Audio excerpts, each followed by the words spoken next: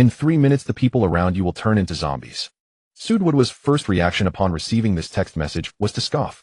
It was a popular meme on the internet lately. Many apocalypse-themed bloggers had already played through this series of scripts. She immediately replied, "Is that you, Jejia? Or Yao Yao? Are you messing with me? It's not even April Fool's Day today." Just as she sent the message, the light above her flickered, making her heart jolt violently. Her colleague Liujia at the next workstation could not help looking up as well. That's strange. How long has it been since we last had a power outage in K-City? What's going on? Duoduoduo was an intern at an internet company 22 years old this year. Overtime was a common occurrence. The time now was 6 in the evening. Early winter nights fell quickly, and outside it was already completely dark. It seemed about to rain. Tree branches outside the windows swayed in the wind, faint and indistinct. They were like shadow monsters from a dark fairy tale, baring their fangs and brandishing their claws, ready to drag people into the abyss. Duoduo had always considered herself rather brave, yet when Liujia at the neighboring desk turned her head toward her, that bluish pallor and stiff, lifeless pupils still gave Duoduo a fright. Her gaze dropped, and she noticed that the edges of Liujia's fingernails were beginning to turn bluish as well. Liujia seemed to find Duoduo's dazed expression a little odd. Leaning closer in concern, she said, "Duoduo, what are you spacing out for? Be careful, or the director will scold you again." The overwhelming stench of rot that rushed at her made Duoduo almost retch. She sprang to her feet. The other colleagues in the office all looked up, not knowing what had come over her. Duoduo swallowed nervously and began packing her things, preparing to leave. "I'm not feeling well. I'm going to head back first. Liujia, please help me ask the director for leave." With that, she snatched up her bag and headed out, her complexion indeed looking rather poor. Behind her, Liujia still looked completely baffled. How come she suddenly doesn't feel well for no reason? She muttered in puzzlement. "Young people these days are so delicate," Liujia continued. "Just yesterday, I got bitten by a dog. I finished my rabies shots and still came to work, didn't I? Hey, you'd better be careful, or the director will get mad and fire you." By the time Duoduo heard the last part, she had already reached the office door. "If he fires me, so be it. I'm quitting anyway." Her heart was pounding wildly. After leaving the company, she checked the message on her phone. 2 minutes had already passed since she received it. Fortunately, this company was not located high up. Their office was on the 3rd floor. After thinking for a moment, she quickly headed for the stairs. When the electrical system was unstable, taking the elevator was out of the question. If she were trapped inside, she would be done for, turned alive into a can of meat. Duoduo practically flew down the stairs. Just as she reached the front of the building, a shrill scream rang out from above. Passers-by around her all cried out in shock and instinctively looked up toward the upper floors. "Whoa, scared me. What's going on? Is someone about to jump again from work stress? Ugh, that's terrifying." Duoduo's hands trembled as she heard the scream. She glanced at her phone. Exactly 3 minutes had passed. She did not dare lift her head at all, and simply swiped her access card to exit the software park. Once she left the office building area, she scanned a shared bike and rode home, unwilling to linger for even a moment. She no longer dared to take any public transportation. No new messages came to her phone, and the signal flickered in and out. Duoduo wanted to send messages to her close friends to warn them, yet not a single one could be delivered. At that moment, she knew something was truly going wrong with the world. The wind and rain were about to break. She rode very fast, and fortunately everyone she passed on the road still seemed perfectly normal. 20 minutes later, she finally reached her residential complex, and only then did Duoduo feel a bit more at ease. Not wasting any time, she headed into the largest supermarket at the entrance, grabbed a shopping cart, and began a frantic shopping spree. Milk, bread, instant noodles, chocolate, and all kinds of high-calorie drinks. Duoduo's mind was still blank, her nerves stretched to the breaking point. Everything she did was purely instinctive. Her survival instincts were steering her every move. After she had piled her cart high, the supermarket stock clerk Andy Wong suddenly spoke up in concern. "Little girl, what's wrong? You don't look too well. Are you in a bad mood? How come you're not working overtime today?"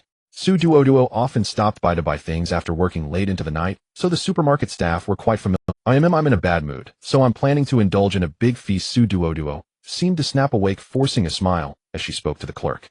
"By the way, don't you offer delivery here? Could you help me deliver 10 boxes of mineral water? Just leave them in the elevator on the 8th floor of Building A." The clerk immediately agreed, though she asked curiously, "What are you buying so much mineral water for, little girl? How long will that last you?"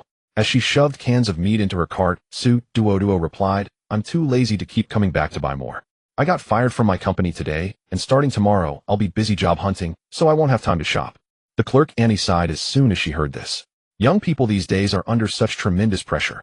All right, I'll write up the bill for you in a moment, and you can come over to pay. But a young girl like you, how can you keep eating all this junk food? Even if you're in a bad mood, you can't binge like this. Do you know how badly this will hurt your stomach?" Hearing this concerned admonishment, made Duoduoduo's heart ache. She had been adopted, and the elderly couple who took her in had already passed away. After their old home was demolished, she had only moved to this area less than a year ago. To suddenly receive such heartfelt concern from a stranger in this unfamiliar place was truly heartbreaking. She opened her mouth several times, yet still could not bring herself to tell the woman about the zombies. After all, she had no solid evidence that the apocalypse and zombies were really about to arrive. Qin Luo gave him a look that said obviously, "Are you foolish enough to let this slip?" Shen Xiaofei quickly shook his head. The elevator. Duoduo then took her emergency supplies and the 10 boxes of mineral water upstairs. Just before the elevator doors closed, she could still hear the security guard chatting idly with the clerk. Yo Wangjie doing another delivery. How come this young girl bought so many things?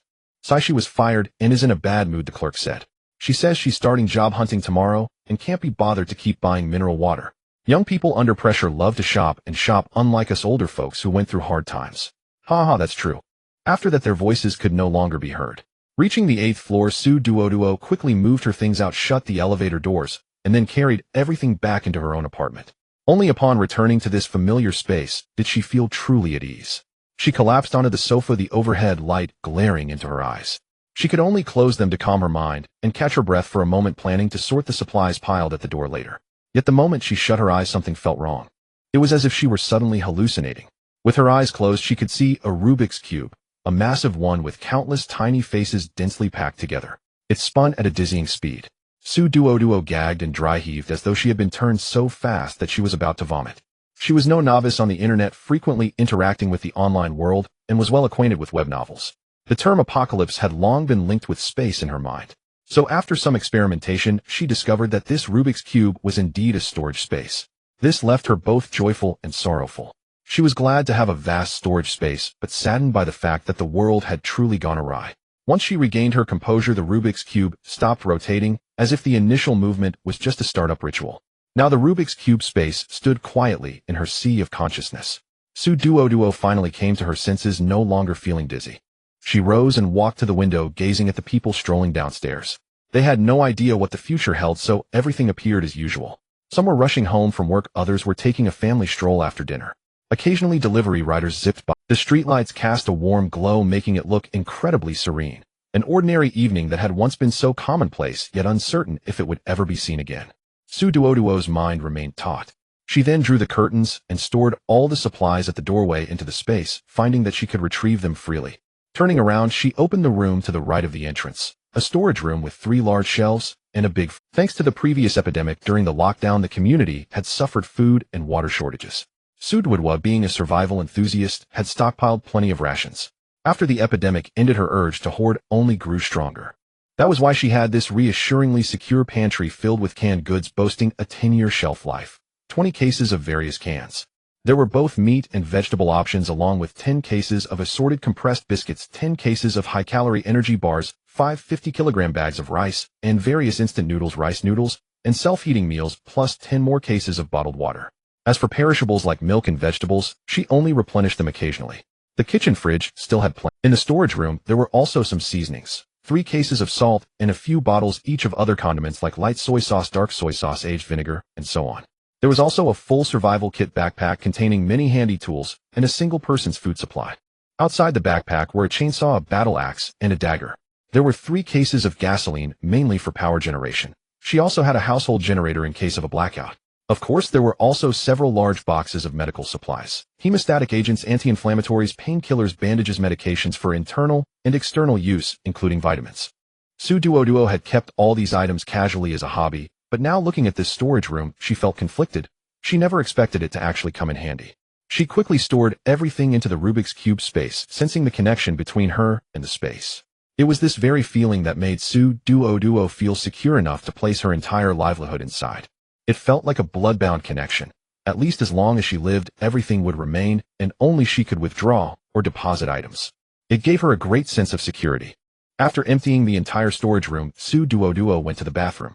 There was a large barrel that always held water. After experimenting, she found that she could store water into one face of the space without a container. She then turned on the tap, intending to periodically transfer the water from the bucket into the space. She planned to use one entire face for storing water. She sensed that one face had about 200 cubic meters of space, and this Rubik's Cube-like space had countless faces. She couldn't even count them. Duoduo suddenly felt much more at ease. She chose not to go downstairs to replenish supplies. Night was always more dangerous than day. She decided to wait and see. So she decided to have dinner. She turned and went to the kitchen. Since she worked at an internet company, but had alternating weekends off, she would prepare some ready-made meals on weekends and freeze them. Now all she needed was 3 minutes in the microwave. Soon a steaming bowl of eggplant and shredded pork rice appeared. Duoduo also washed a small bowl of fruit, super large blueberries good for eyesight. She brought everything to the coffee table in the living room to enjoy and turn on the TV. Although many young people now use projectors, she still preferred the television. It reminded her of watching TV with her grandparents, making her feel at ease. She tuned into the local news channel the three of them used to watch. Welcome to today's latest news in your report. According to a citizen tip, a rabies outbreak occurred at Fakewai Internet Company 3rd floor Building B Phase 2 of the city's software park. The victim was a young woman bitten by her colleague Lu Mumu, who had just received a rabies vaccine last night, but unfortunately the onset was faster. Duoduo had just taken a bite of her meal when she heard this. She froze, then jerked her head up to look at the TV. The female reporter in the video announced the news with regret, then raised the issue of leashing dogs. Today's latest news was a highlight segment at the end of the news program offering a rundown of the day's newest events in the city. Thus events that happened just past 6 in the evening could make it onto the news immediately. While the reporter narrated a video from the office was shown in the top left corner. From the camera perspective, when Sister Lu went berserk and bit colleague A, the filming colleague B was still joking, ha ha, it's over. Sister Liu's rabies outbreak from overtime. Then when colleague A screamed and Sister Lu bit her until blood spurted and violently tore off a piece of flesh, the filming colleague B also screamed in terror. After that, the video became a shaky, blurry shot of everyone fleeing as the onlookers' curiosity turned into panic. Many netizens said this was a zombie bite, but it's actually a rumor. It's just that this Lu Mumu had unusually sharp teeth, which caused the severe injuries. To avoid causing public panic, please do not believe rumors casually. The host smiled and took over after the reporter finished starting the closing remarks. Duoduo lost her appetite entirely. She directly cast her phone screen to the TV and tried to open Weibo's trending topics. Sure enough, her company's incident was trending. K-City Zombie. World End. She connected to her home Wi-Fi and tried refreshing several times before the signal improved. At the same time, as if delayed, a stream of messages began arriving with pings. From colleague C. Damn Xiao Su, you're blessed. The moment you left, Sister Lu went mad. Oh no, it's her rabies. Good thing you left quickly. This colleague C had joined the company around the same time as her, just a day apart. Their relationship was decent. Duoduo had no mood to reply. She couldn't eat any more, cold sweat breaking out all over. So close. If she hadn't left, she would have been the one bitten because she had been the closest to Sister Lu. Fortunately, she believed this message. Ding dong. The phone vibrated again, indicating a new message. Was it the person who had reminded her? Duoduo was almost shaking as she messaged inquiring about who they were. The other party directly ignored her questions and sent a download link instead. If it weren't for the fact that Lu Jie's situation really matched Duoduo wouldn't have dared to click on it. Besides, she had 3 backup phones, so she wasn't afraid of viruses. Her savings card wasn't linked to online banking, so she wasn't worried about being hacked. Thus, she quickly clicked on the website and downloaded it to her phone. Soon a survival guide for the apocalypse popped up. Duoduo read it word for word, almost meticulously.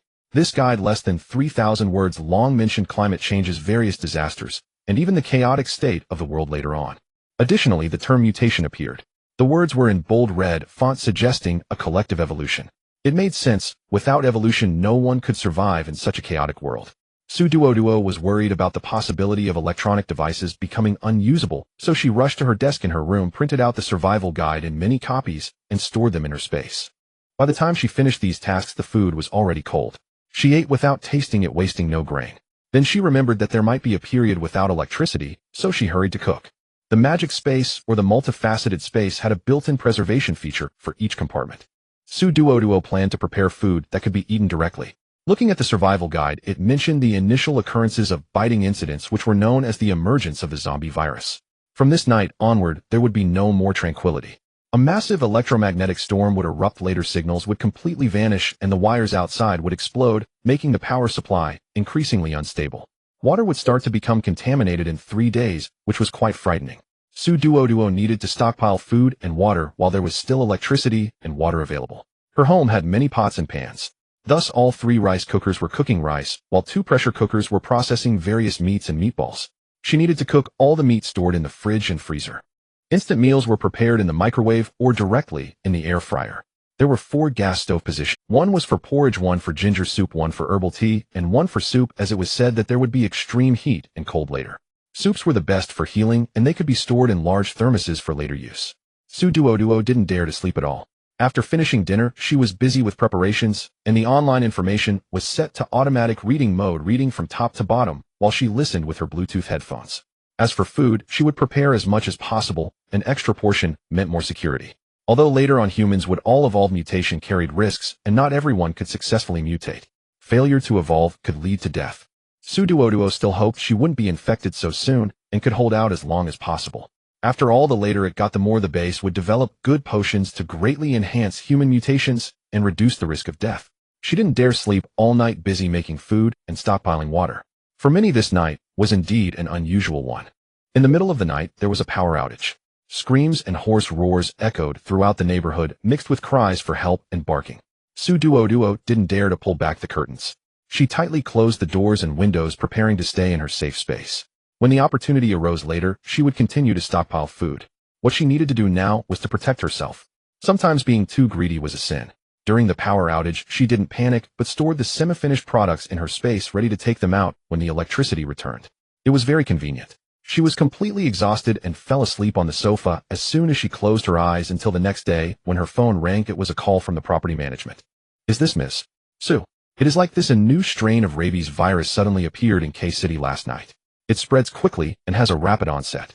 We have received notification from above that starting today no one is allowed to go out without permission." The entire city was shut down. Students were on break. It was similar to what the survival guide had said, starting with a lockdown.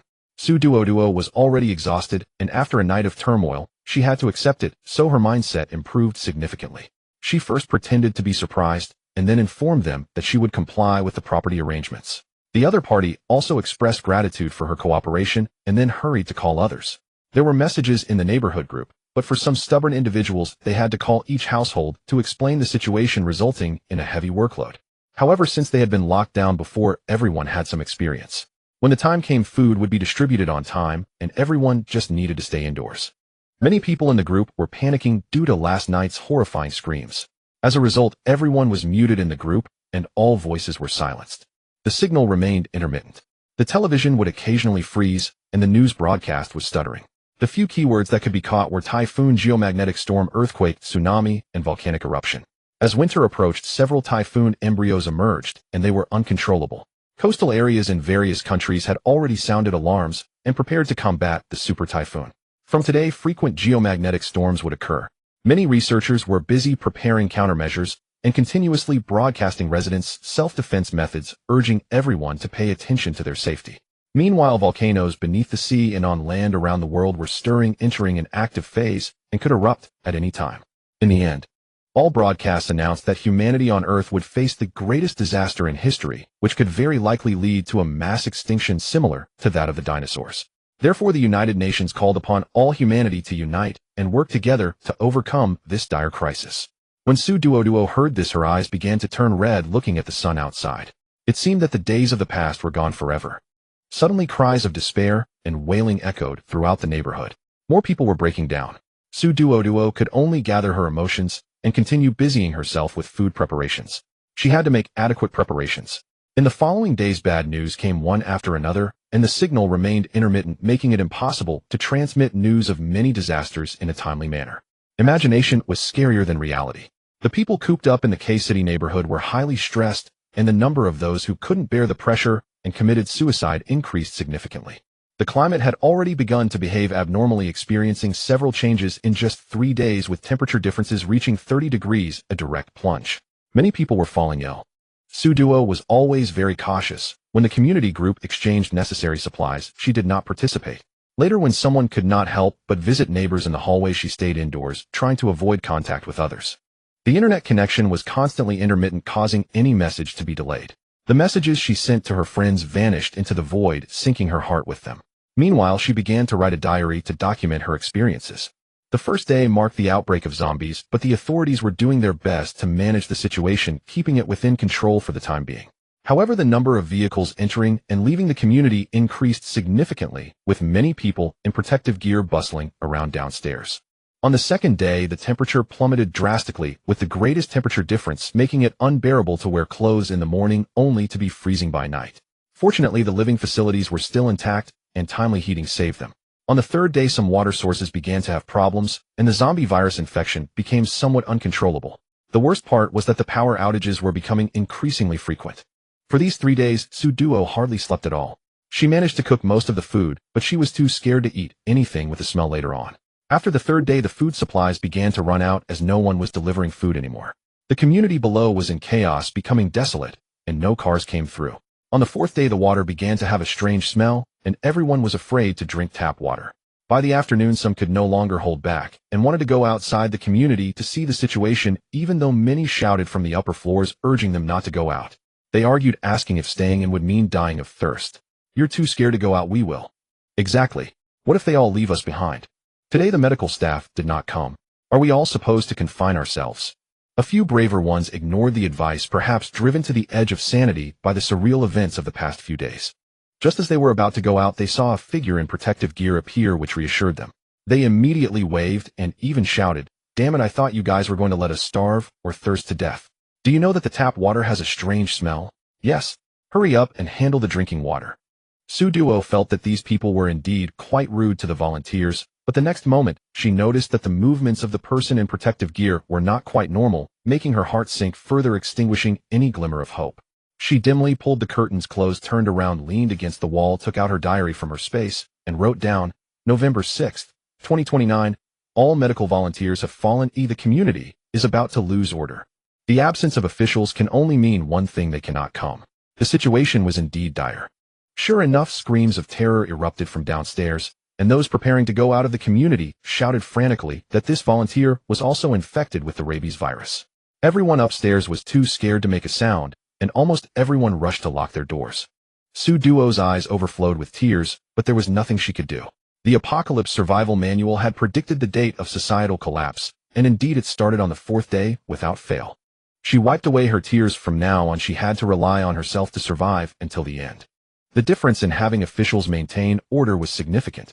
On the night of the fourth day after the apocalypse had descended, the screams within the community grew louder, along with the continuous sounds of heavy objects falling and some roars resembling animals from downstairs.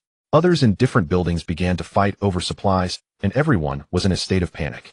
Duoduo also saw the messages in the community group when there was a signal. Despair occupied most of them, and she tried hard to filter out the bad news. She needed to remain calm. The most feared aspect of such situations is a mental breakdown. As an ordinary person, Duoduo felt she was already quite strong, and she still had her space to rely on. Without her space, she might have felt despair too. Compared to others' anxiety over food and water, she was relatively fine. Therefore, when someone knocked on her door, Duoduo remained silent. She had enough food and water, and her small shelter was the best protection for her. 2 days later, the water and electricity were completely cut off, and the community became deserted. Downstairs, there were now wandering zombies scratching at the door every day, but the early zombies did not have the strength to break in, they could only scratch. As long as she did not go downstairs, she would be very safe. However, the competition among survivors for supplies intensified. Duoduo's door had been knocked several times, and some neighbors in the same building murmured that her door was sturdy and they struggled to break it down. Little did they know, if they truly managed to break in, Duoduo, who was waiting by the door, would pull out her chainsaw. Although she was scared, it did not mean she would not resist. Fortunately, her door was indeed very solid. It was not in vain that she spent over 10,000 on a security door. It was indeed very, very sturdy. But even without contact with people, what Duoduo did not understand was that she seemed to be turning into a zombie. Her mind began to slow down, her body grew sluggish, and even her tongue. On the 10th day after the apocalypse descended, she had to admit that she was becoming a zombie, infuriating herself as she lay in bed for a full 10 days. Why did the story start with her turning into a zombie? What was the point of giving her a protagonist's standard space? It was infuriating. She could no longer speak, only making incoherent sounds which made her kick her legs in frustration. Then she discovered that her kicking motion had become more agile, allowing her to flip over from the bed. Next, she noticed that her body had softened from being stiff and regained some agility, although her tongue still did not work smoothly. Perhaps it was due to not having spoken to anyone for too long, or maybe it was psychological. Duoduo still could only mumble incoherently, her cheeks puffed in frustration, as she sat cross-legged on the bed, thinking for a long time before remembering to write in her diary. She then realized that her brain had not fully recovered. It was slower than before, and some things took a long time to think through. Discovering this fact infuriated her for 3 days, and finally, she found out that she could survive without eating, which made her want to cry even more. At the beginning of the apocalypse, she had stocked up on plenty of food and water, but now that she had turned into a zombie, she could not eat. Duoduo truly felt like crying out loud, but zombies do not shed tears. So she silently closed her mouth, took out her food, and chewed dryly, only able to taste 1% of the flavor, leaving her heart feeling cold. She had been frustrated several times in her room, and over half a month had passed since the apocalypse began. Duoduo was completely unaware of the outside world, her community was utterly deserted, and more zombies were gathering downstairs, including some that could climb walls. There were still survivors. She could hear their movements during the day as they searched for supplies, and several times they tried to pry her door open, but they still could not get in. They had to give up. Duoduo could not be bothered to interact with them, who said she was not a person anymore. Originally prepared to continue languishing until the morning of the 26th day of the apocalypse, the once quiet K-City began to echo with the sounds of cannon fire. Rescue operations had finally begun. Duoduo silently touched her heart, feeling no heartbeat, and tears streamed down her face. No one could save her. For the other survivors, the arrival of rescuers represented hope. But for Duoduo, it meant she was nearing the end. She suddenly accepted this with calmness, curling up on the bed, hiding like a mushroom growing in the darkness of the corner. Suddenly, the sound of cannon fire erupted from downstairs, and many survivors above were cheering. Time passed, and the clearing operation for her floor began with the sounds of battle echoing from downstairs. In a daze, she heard a familiar voice. The clearing of Building A on the 7th floor of Qingyuan Community has been completed. Duoduo shuddered at the words clearing completed. Fear washed over her. They were about to reach her floor. Was she going to die? Her whole being. Oh no, her entire corpse. Felt wrong. She wanted to cry, but zombies have no tears. The steady footsteps penetrated the wall and reached her ears. Bang. That sound was gunfire. From next door came the growls of zombies. Tisk, this zombie is too ugly, making annoying noises. I shot it in the head. Xiaobai, how's your side? Hurry up and finish him, hungry, craving hot pot, the kind that has brain matter. This voice was casual, clear, and the muttering carried a sense of familiarity. Duoduo, who had been burying her head in her knees like an ostrich, raised her head in confusion. I'll be done soon, it won't take half an hour. Old Wang is notifying the vehicles to pick up the survivors. Tisk, why is this door so hard to open? Upon hearing this, Duoduo trembled violently.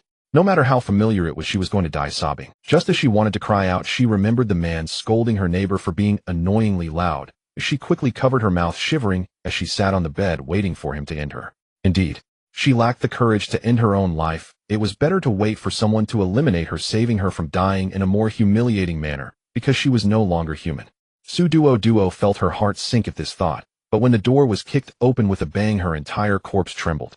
In the next second, she was shocked by the strength of the intruder. How could someone kick open her front door? Damn, this door is really hard to kick. Huh, is this place uninhabited? It's pretty clean, like a model. However, the intruder did not stop searching. Duoduo had begun to act like an ostrich, continuing to hide her head, trembling as she awaited her final judgment. She could hear that the intruder did not go to the storage room or kitchen, but headed straight for her room, the footsteps almost treading on her nerves.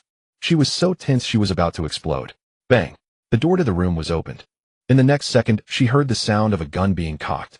Click, the familiar voice rang out again. Do you have any injuries? Were you bitten by a zombie? What is the level of mutation? Please answer the above questions truthfully.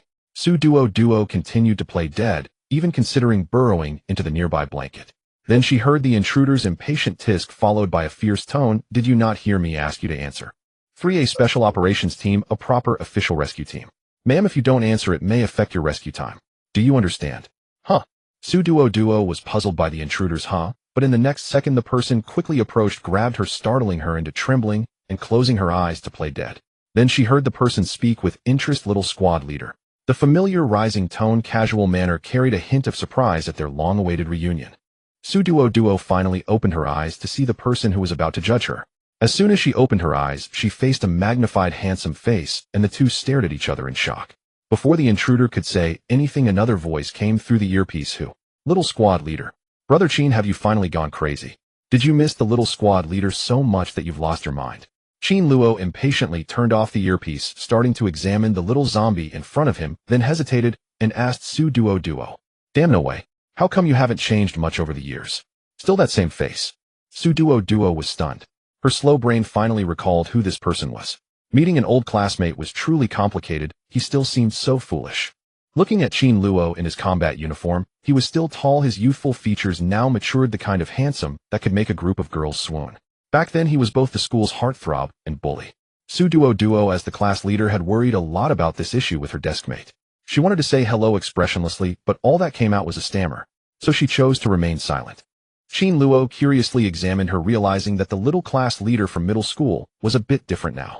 Upon reflection, he noticed subtle differences in Duoduo, such as her icy cold body.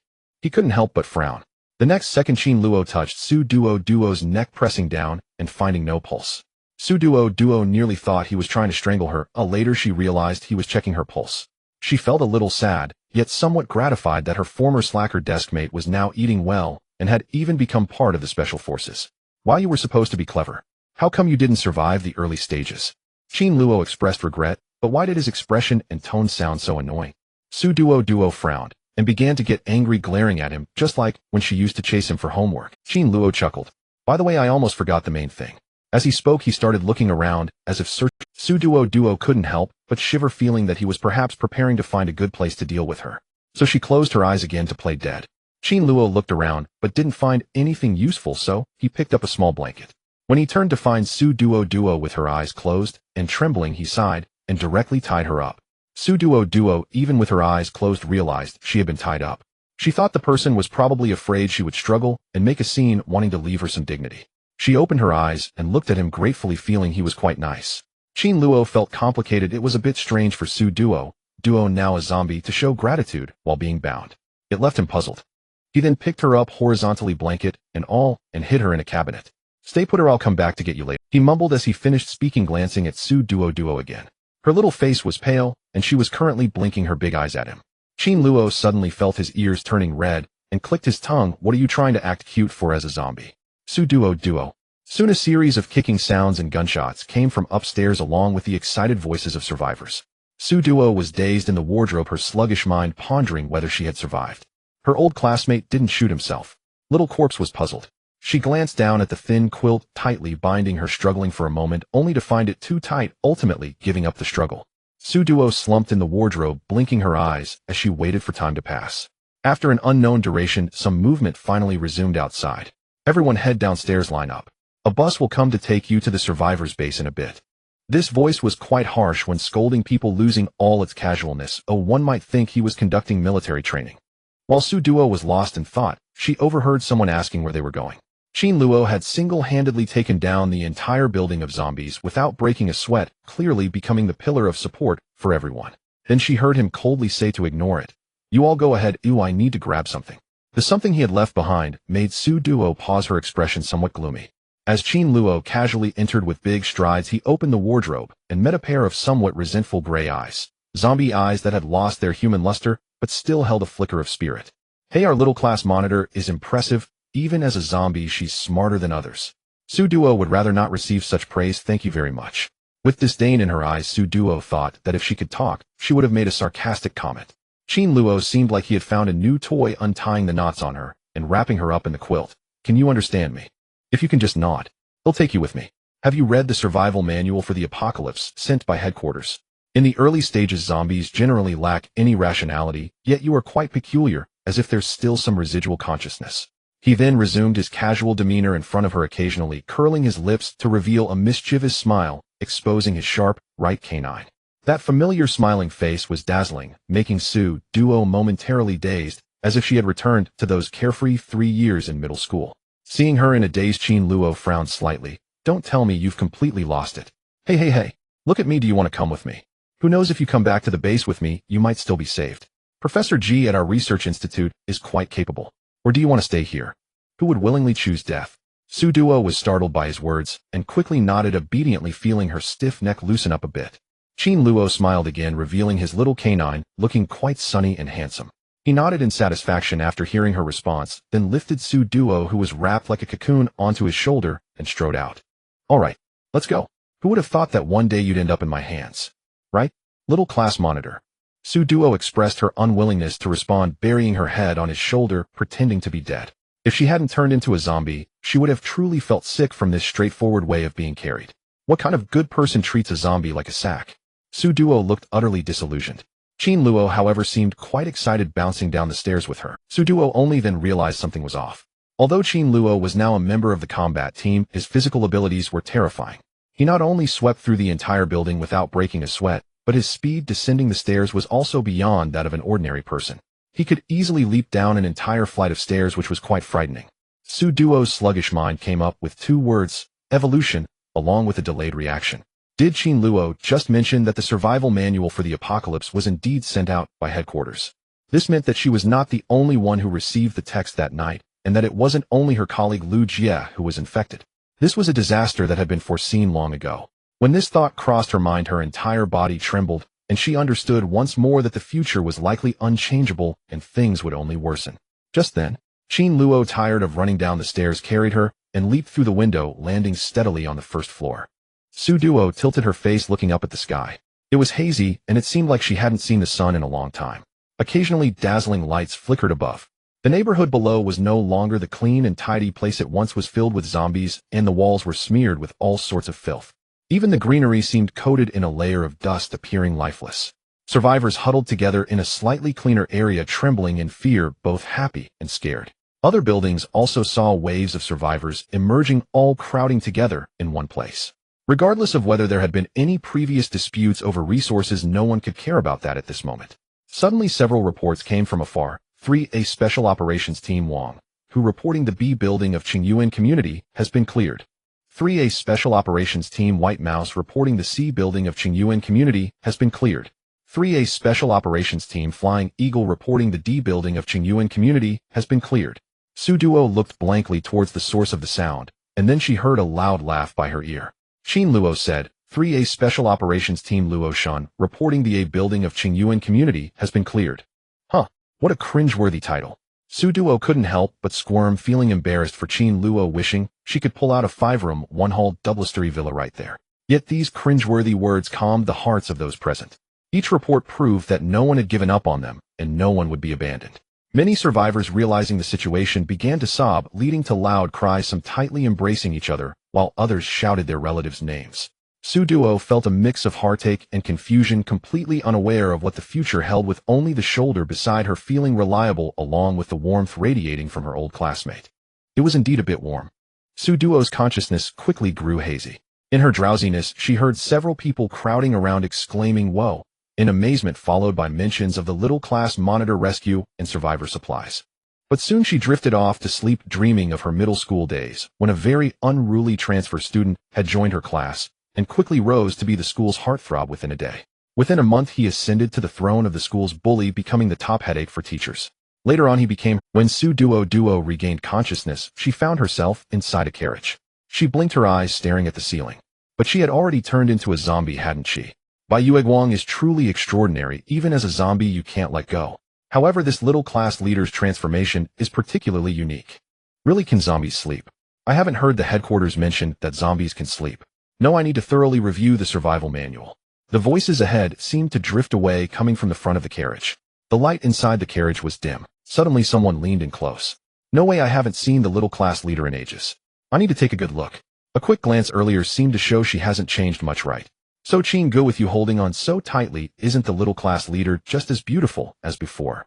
This person was promptly pushed away by Qin Luo, who impatiently said, "Get lost." The others immediately burst into muffled laughter, their shoulders shaking. I told you not to tease too much, right? Our Luo Shan here can't handle your jokes. Speaking of which, Qin Ge, they aren't wrong. Haven't you forgotten? Who is it that always says during truth or dare that the little class leader is your first love? Tisk, are you all annoying, or what? Can you drive properly? Su Duoduo realized she must be held in Qin Luo's arms, wrapped in a blanket. It seemed he got irritated by his companions' teasing and scolded them, then carried Su Duoduo to the back row. He preferred to squeeze in with other supplies rather than stay too close to these troublesome companions. Suddenly, laughter erupted from the front row, and someone teased Qin Luo about his age, saying, "Is it really necessary to be this cute, Luo Shan?" Su Duoduo found it amusing and felt a bit dazed, as if she had returned to middle school. These voices sounded quite familiar. They should belong to the group that used to hang out with Qin Luo. They were Wang Weihua, Bai Shu, and Chen Xiaofei. She never expected that the three of them would still be together with Qin Luo and have such a good relationship. Awake! Don't pay attention to their nonsense. I just said that during truth or dare to deal with them. Qin Luo suddenly lowered his voice to say this to her, murmuring softly, which was indeed a bit cute. Duoduo was even more surprised that he actually knew she was awake. Perhaps her expressions were too vivid. Qin Luo pointed to his own eyes. You understand evolution, right? Have you read the survival manual? I can see in the dark now. It seemed he finally found someone to show off to. He snapped his fingers, and a faint spark of electricity flickered at his fingertips, the kind that buzzed and blew. Look, one of my skill points, but it's not very stable yet. Duoduo was genuinely surprised. Seeing it in front of her was a whole different experience from just reading the survival manual. Just as she was curious, the carriage was suddenly jolted, and a loud elephant's trumpeting echoed outside. If she weren't a zombie now, she would have gotten goosebumps. Wang Weihua, who was driving, cursed, "Damn it, did a zoo elephant escape?" Bai Shu immediately asked, "Any mutations? What is the level of aberration?" He suddenly held up a tablet and began to investigate. Chen Xiaofei glanced at the rearview mirror and calmly reported, "Level 1 aberration, limbs, enhanced hair growth, showing some ancestral traits." Qin Luo rummaged around him, tossed a sniper rifle over, and Bai Shu caught it and opened the sunroof, while Chen Xiaofei held onto his leg to stabilize. A series of gunshots rang out, and the hit elephant let out a mournful cry, but continued to chase the vehicle, even colliding with the bus behind. This caused the survivors on the bus to scream in panic. Fortunately, it was a member of the combat team driving. The mutated elephant veered off course and scraped against the wall for a moment, but managed to stabilize and keep driving. Bai Shu's shooting skills were impressive. He quickly dealt with the elephant, saying, "Damn good thing it was only level 1. Otherwise our cars wouldn't even be enough for it to fill its teeth." Wang Weihua kept driving steadily and replied with a deadpan expression, "In this day and age, even elephants are getting carnivorous." Chen Xiaofei took the tablet and entered some information, saying, "This is just the beginning. In a while, even rabbits will be able to have little ones in one bite." Duoduo felt a chill run down her spine. Beside her, Qin Luo remained very composed, and even the three people in front were calm upon discovering it was only a level 1 mutated animal. This world is truly going insane. There will be a thunderstorm ahead in 10 minutes. Let's find a place to hide. Qin Luo glanced at the data watch on his wrist and suddenly spoke. The other three nodded in agreement, and 8 minutes later they arrived at an industrial area where Wang Weihua and the others went to clear out the zombies. Duoduo was also placed in the back seat by Qin Luo, who instructed her not to run around. The nights in the apocalypse are very dangerous. Don't wander off, understand? If you go out and get caught by a mutated beast, you'll really end up as a little zombie. This tone of scaring a child is just absurd. Inside, she was screaming in panic, wishing she could dig a hole and bury herself. However, the reality was, Duoduo silently watched him turn and leave. Finally, accompanied by the sound of the car doors slamming shut, intense noise erupted outside, along with the startled gasps and screams of other survivors, clearly frightened. There was no way around it. She couldn't make many expressions, but her eyes remained quite agile. 10 minutes later, Qin Luo suddenly flung open the car door, leaned in to hug her, just as her gray eyes were darting everywhere. He paused for a moment, then reached out to pull her into his embrace. "Hey, these little eyes are quite clever. When we get back, let's have Professor G take a look. Who knows, you might turn out to be a new species." He had never seen such a clever basic zombie before, one that didn't bite or scream. Qin Luo lifted Duoduo and cradled her. She could only wrap her arms around his neck, finding it much more comfortable than being carried, so she held on tightly. The factory area had been cleared out. Besides a pile of zombies lying on the ground and some blood stains, the other places were tidied up enough to barely accommodate people. Wang Weihua was over there settling the survivors, helping them find places to rest, and selecting a few who could cook to prepare some food. "Qinggu, there are still a lot of canned goods in the warehouse that haven't been contaminated. Should we notify the headquarters to send someone to retrieve them?" Chen Xiaofei had already finished scouting and approached Qin Luo in a low voice, saying, "In this day and age, supplies are worth more than anything else." They could prioritize acquiring supplies during their missions, but their storage cards were limited. All four of them combined didn't even have 500 cubic meters. They could barely fit anything. Let the headquarters take over. The most they can gain is just that little bit of points. As supplies dwindle in the future, prices will surely soar, and we will be at a loss if our points fall short. Should we contact Jiang Anan from Team B?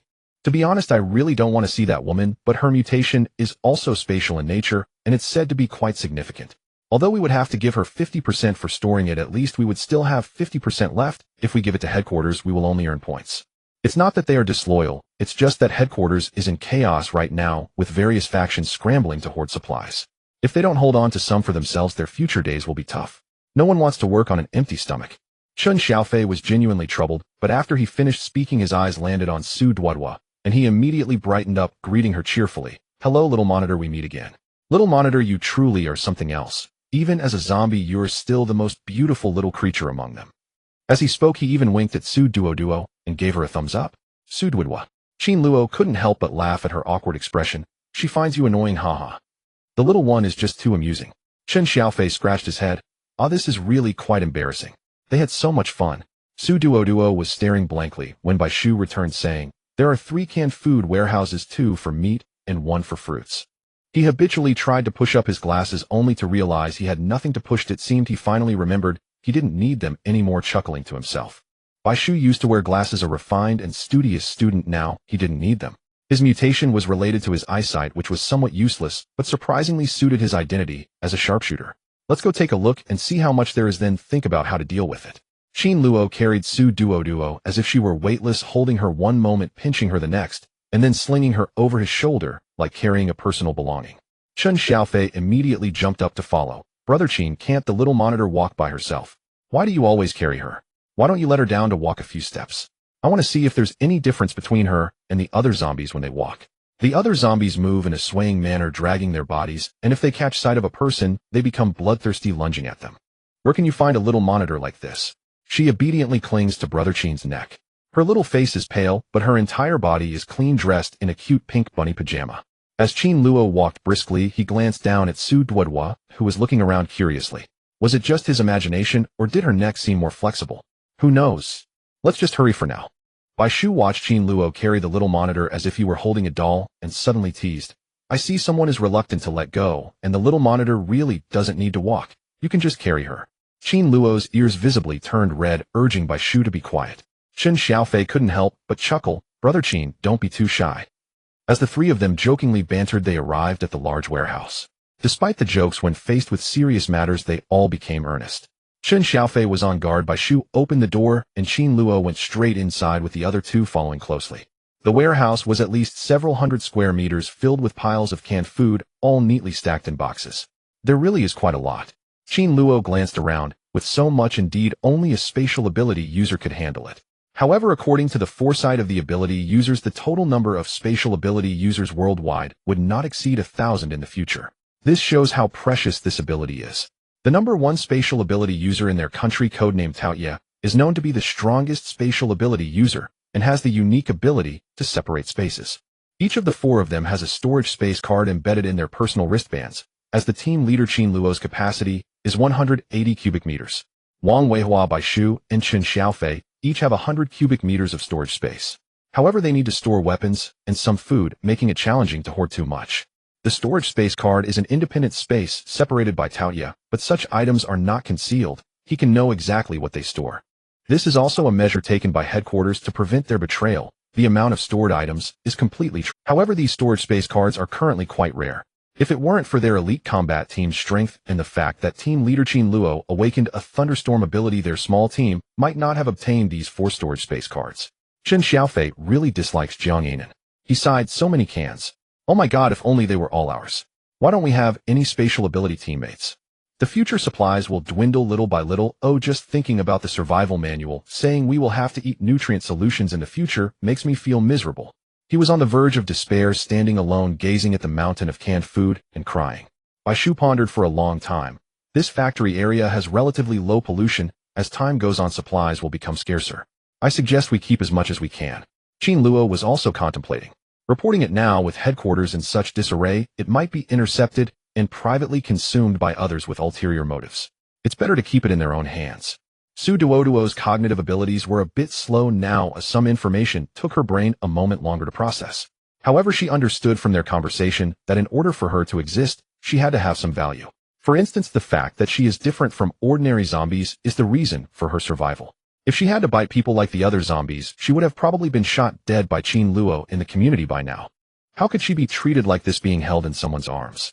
So Duoduo patted Qin Luo and pointed towards the pile of canned food. Oh, oh. As soon as she opened her mouth, she heard her own babbling sound and quickly shut up. Chen Xiaofei was the first to notice her, exclaiming in surprise, "Wow, Brother Qin!" The little monitor spoke. "Oh my god, her voice is so cute." Ouch! Bai Shu directly smacked Chen Xiaofei on the head. "The little monitor is cute. Is it okay for you to compliment her?" Qin Luo didn't want to communicate with the 2 fools. He looked down at the little one in his arms. "What are you doing? Going to the canned food? Can you even eat canned food?"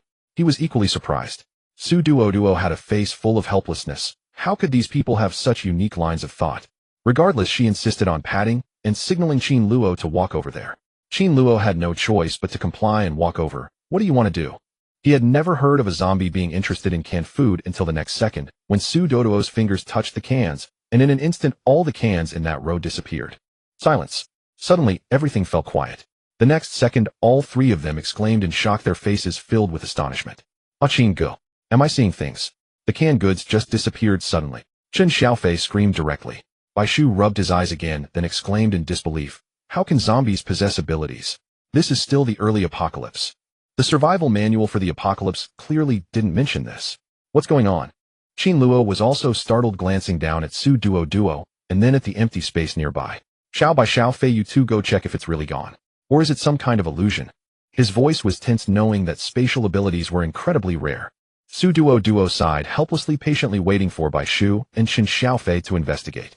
They walked over to the spot where the cans were placed and found that they indeed came and went freely. The cans had truly been stored away. To showcase her skills after they left, she quickly demonstrated the actions of taking out and putting away the cans, leaving the three of them dumbfounded. Finally, Qin Luo covered his face in disbelief and a hint of excitement, saying, "All right, we understand your abilities now that you don't need to demonstrate anymore." Only then did Duoduo stop extending her hands, and instead continued to hold onto Qin Luo's neck steadily. Her current thought was simple: she's clumsy, and with Qin Luo as her mobile tool, she had to hold on tightly. Chen Xiaofei was still doubting life. Heaven, this isn't a dream, is it? Help! With so many resources, the little class leader's space isn't small at all. He suddenly realized something and hurriedly covered his mouth to lower his voice. So should we keep this a secret? Qin Luo gave him a look that said obviously, "Are you foolish enough to let this slip?" Chen Xiaofei quickly shook his head. Bai Shu remained calm. The most urgent task now is to find out how large the little class leader's space is and how much it can hold. Chen Xiaofei's eyes lit up, staring intently at Duoduo. Duoduo leaned closer to Qin Luo, slightly dazzled by Chen Xiaofei's intense gaze, but she also wanted to collect resources, otherwise her space would just be a decoration. She needed to have some value, or they wouldn't want to take her along. Besides, she knew them well, and her character was definite. After all, they had been classmates for 3 years. Duoduo pointed to another pile of cans and patted Qin Luo's shoulder, signaling him to go over. With Qin Luo's long legs, he stepped over in just a few strides. Then came the moment of witnessing a miracle. The little zombie in his arms pointed to a spot, and he obediently moved over, collecting pile after pile. Chen Xiaofei's expression shifted from surprise to astonishment, then to shock, and finally to numbness. Bai Shu nearly burned his CPU from excitement and tried to push his glasses, but they slipped off, so he withdrew his hand and remarked, "We're set now." The little class leader is basically a mobile giant warehouse.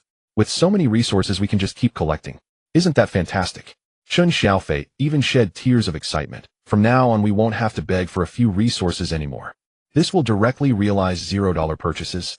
Bai Shu was thinking about the gasoline on this journey. This was the key resource, along with the medicines from hospitals and pharmacies.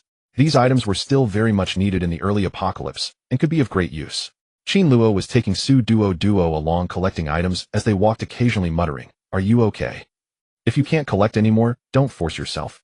The zombie virus will cause you to degrade mentally. Don't overexert yourself, or you'll really become a little fool later on." Duoduo rolled her eyes at him, but still patted his shoulder, signaling him to keep walking. When Qin Luo saw her little gestures, he couldn't help but laugh. He felt unexpectedly happy to see that she still had human awareness. "I didn't expect to run into you. We lost contact after graduation. How have you been since then?" Duoduo paused at this, biting her lip without answering. After graduating from middle school, they had all scattered like dandelions, each going their separate ways. She had actually been doing quite well, busy studying every day. If it weren't for her inability to speak, she would have liked to ask him how he was doing. How did he suddenly end up in the army along with Bai Shu and the others? Unfortunately, she couldn't voice it. Saying anything would just come out as gibberish, which was too embarrassing. Duoduo didn't want that. So she kept silent, quickly collecting various canned goods into her space, gradually filling the small spaces of her multidimensional cube. It seemed that Qin Luo didn't need her to respond either. He muttered to himself for a while, and for the rest of the time, he just held her while walking, while she kept collecting until they cleaned out the warehouse completely. The entire large warehouse became empty, and even speaking echoed in there. Chen Xiaofei was extremely satisfied. Just thinking about how these resources belonged to their team felt great. He then helped to check another warehouse. It was convenient for Qin Luo and Duoduo to collect resources. Notably, this canned goods factory was quite clean, so collecting the cans was effortless. Just as they arrived at the second warehouse, a rumbling thunder sounded ahead, shaking the ground. Duoduo looked up and saw dark clouds gathering in the distance, thick clouds that were frightening, with lightning continuously flickering within. In the next moment it struck down. Then the thunder exploded right by her ear. A large hand suddenly touched the back of her head, pushing her head into his embrace, while covering one of her ears. Don't listen, be careful of going deaf. Oh, Qin Luo, really? Duoduo sighed regretfully. What a good-looking face, so handsome, yet he had to ruin the atmosphere with his mouth. Seeing the thunderstorm ahead, Baishu quickly glanced at his watch, took out a tablet from his storage space, and started snapping photos to upload to the headquarters database. This thunderstorm is getting more intense. Heaven, the lightning protection measures in this factory seem pretty good. I hope they can hold up. Chen Xiaofei also took a look, and then went to help Qin Luo and Duoduo keep watch. Although the factory area had been cleared of zombies, they were still wary of the occasional lone one or some other mutated animals. The four members of their team, despite their usual banter and jokes, were always serious when it mattered. They took things seriously more than anyone else. Fortunately, everything proceeded smoothly afterward. Duoduo's space was immensely large, and finishing collecting from the three big warehouses felt quite easy. The amount of resources was negligible compared to the vastness of her mind space. Seeing the thunderstorm approaching, Baishu raised his voice, urging, "Come over quickly. Qingge, you too, hurry. Let's find shelter in the factory." As they spoke, the three of them dashed towards the factory, the whole experience exhilarating, with people running ahead and thunder crashing behind, the booming sounds never ceasing. Qin Luo directly hoisted Duo onto his shoulders, supporting her waist as he ran, while Chen Xiaofei and Baishu sped ahead. Finally, the three of them hurried into the factory, quickly pulling the main door shut behind them. With a thunderous boom, the loudest thunder struck outside. Lightning flashed down, illuminating the entire factory in an instant. Another clap of thunder exploded, making the ground tremble, startling several survivors into screams. Wang Weiwei shouted, "What are you shouting about? Everyone be quiet. Do not touch anything that might conduct electricity. Be careful not to get electrocuted. Keep quiet, do you all understand?" His furious reprimand made the survivors obedient, quickly covering their mouths and nodding. He was indeed quite fierce. But it was all for their own good. After all, they had endured several days of the apocalypse. The survival manual headquarters had also sent out mass messages, yet these people still screamed from time to time. Didn't they know that screaming in the apocalypse leads to quick death? The factory's lightning protection was still effective, withstanding several minutes of the most intense thunderstorm. Suddenly, a torrential downpour began outside, causing irritation. It seemed they would have to stay here for the night. Everyone silently shared food. This factory was processing fruit cans, and there were quite a few leftover fruits and canned goods that had not been transported to the warehouse in time. Wang Weiwei had warned them not to eat any exposed fruits because they had been contaminated, but the canned goods were safe. Meanwhile, a few people who had been pointed out to cook made a large pot of instant noodles. Remarkably, there were only a little over 100 survivors in the entire community, considering there had been nearly 2,000 before. Qin Luo took Duo to patrol the factory, eliminating potential dangers, such as ensuring all doors were closed and locked.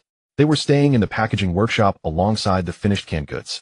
Everyone found a corner to sit and eat, and some mustered the courage to ask Wang Weiwei what the situation was. Finally calming down, Wang Weiwei felt somewhat gratified and took the initiative to briefly educate the group.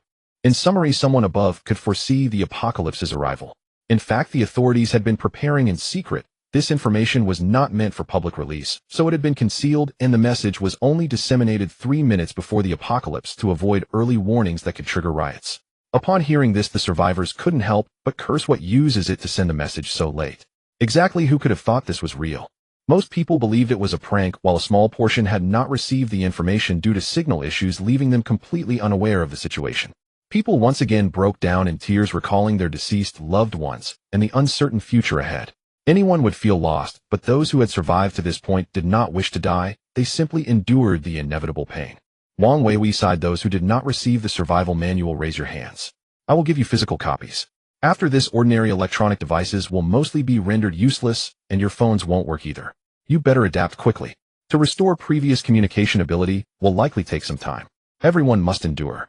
On the other, Chen Xiaofei was also opening emergency rations, tearing open packaging, while glancing at the survivors. Old Wang really is suited for this role. Wang Weiwei took on the role of the father figure in their group, dealing with everything from comforting survivors to sewing clothes for the three of them. Baishu nodded in agreement. It wasn't that he and Chen Xiaofei were inactive. Mainly, he was a tall, slender scholar, while Chen Xiaofei had a baby face. Every time they communicated, others did not listen to them. It was still necessary for Wang Weihui to establish authority. His imposing figure standing at nearly 2 meters tall exuded a sense of deterrence, making ordinary people more receptive to his words. The manager knew how to balance firmness and gentleness perfectly. As for Qin Luo there, Qin Gu, the goddess of Luo, he was the main combat force capable of killing indiscriminately. However, when it came to comforting the masses, he was not suitable, and his prominent face attracted too much attention. This made Wang Weihui resign to being the diplomatic representative of the small team. Su Duo found it quite interesting to watch their 4-person teamwork. She had known they were close, but hadn't expected them to enter the military together. Chen Xiaofei took out the emergency rations, and the 4 of them had bread and mineral water along with a chocolate energy bar for each. I really want to eat something warm. Chen Xiaofei's baby face was filled with sorrow. Having food is already good, after a while there might not even be emergency rations. Bai Shu, while munching on his energy bar, looked at his tablet filling out the information report on the thunderstorm they had filmed earlier, which would need to be uploaded later. Qin Luo suddenly stopped eating as a question struck him: what do zombies eat? Just then he saw Su Duo extend her hand and conjure an 800 milliliters thermos from thin air, then hand it to Chen Xiaofei. Chen Xiaofei was a bit bewildered, biting into his bread. What? Qin Gu, why is the little squad leader giving me a thermos? Should I open it for her? Qin Luo was also momentarily confused. How would I know?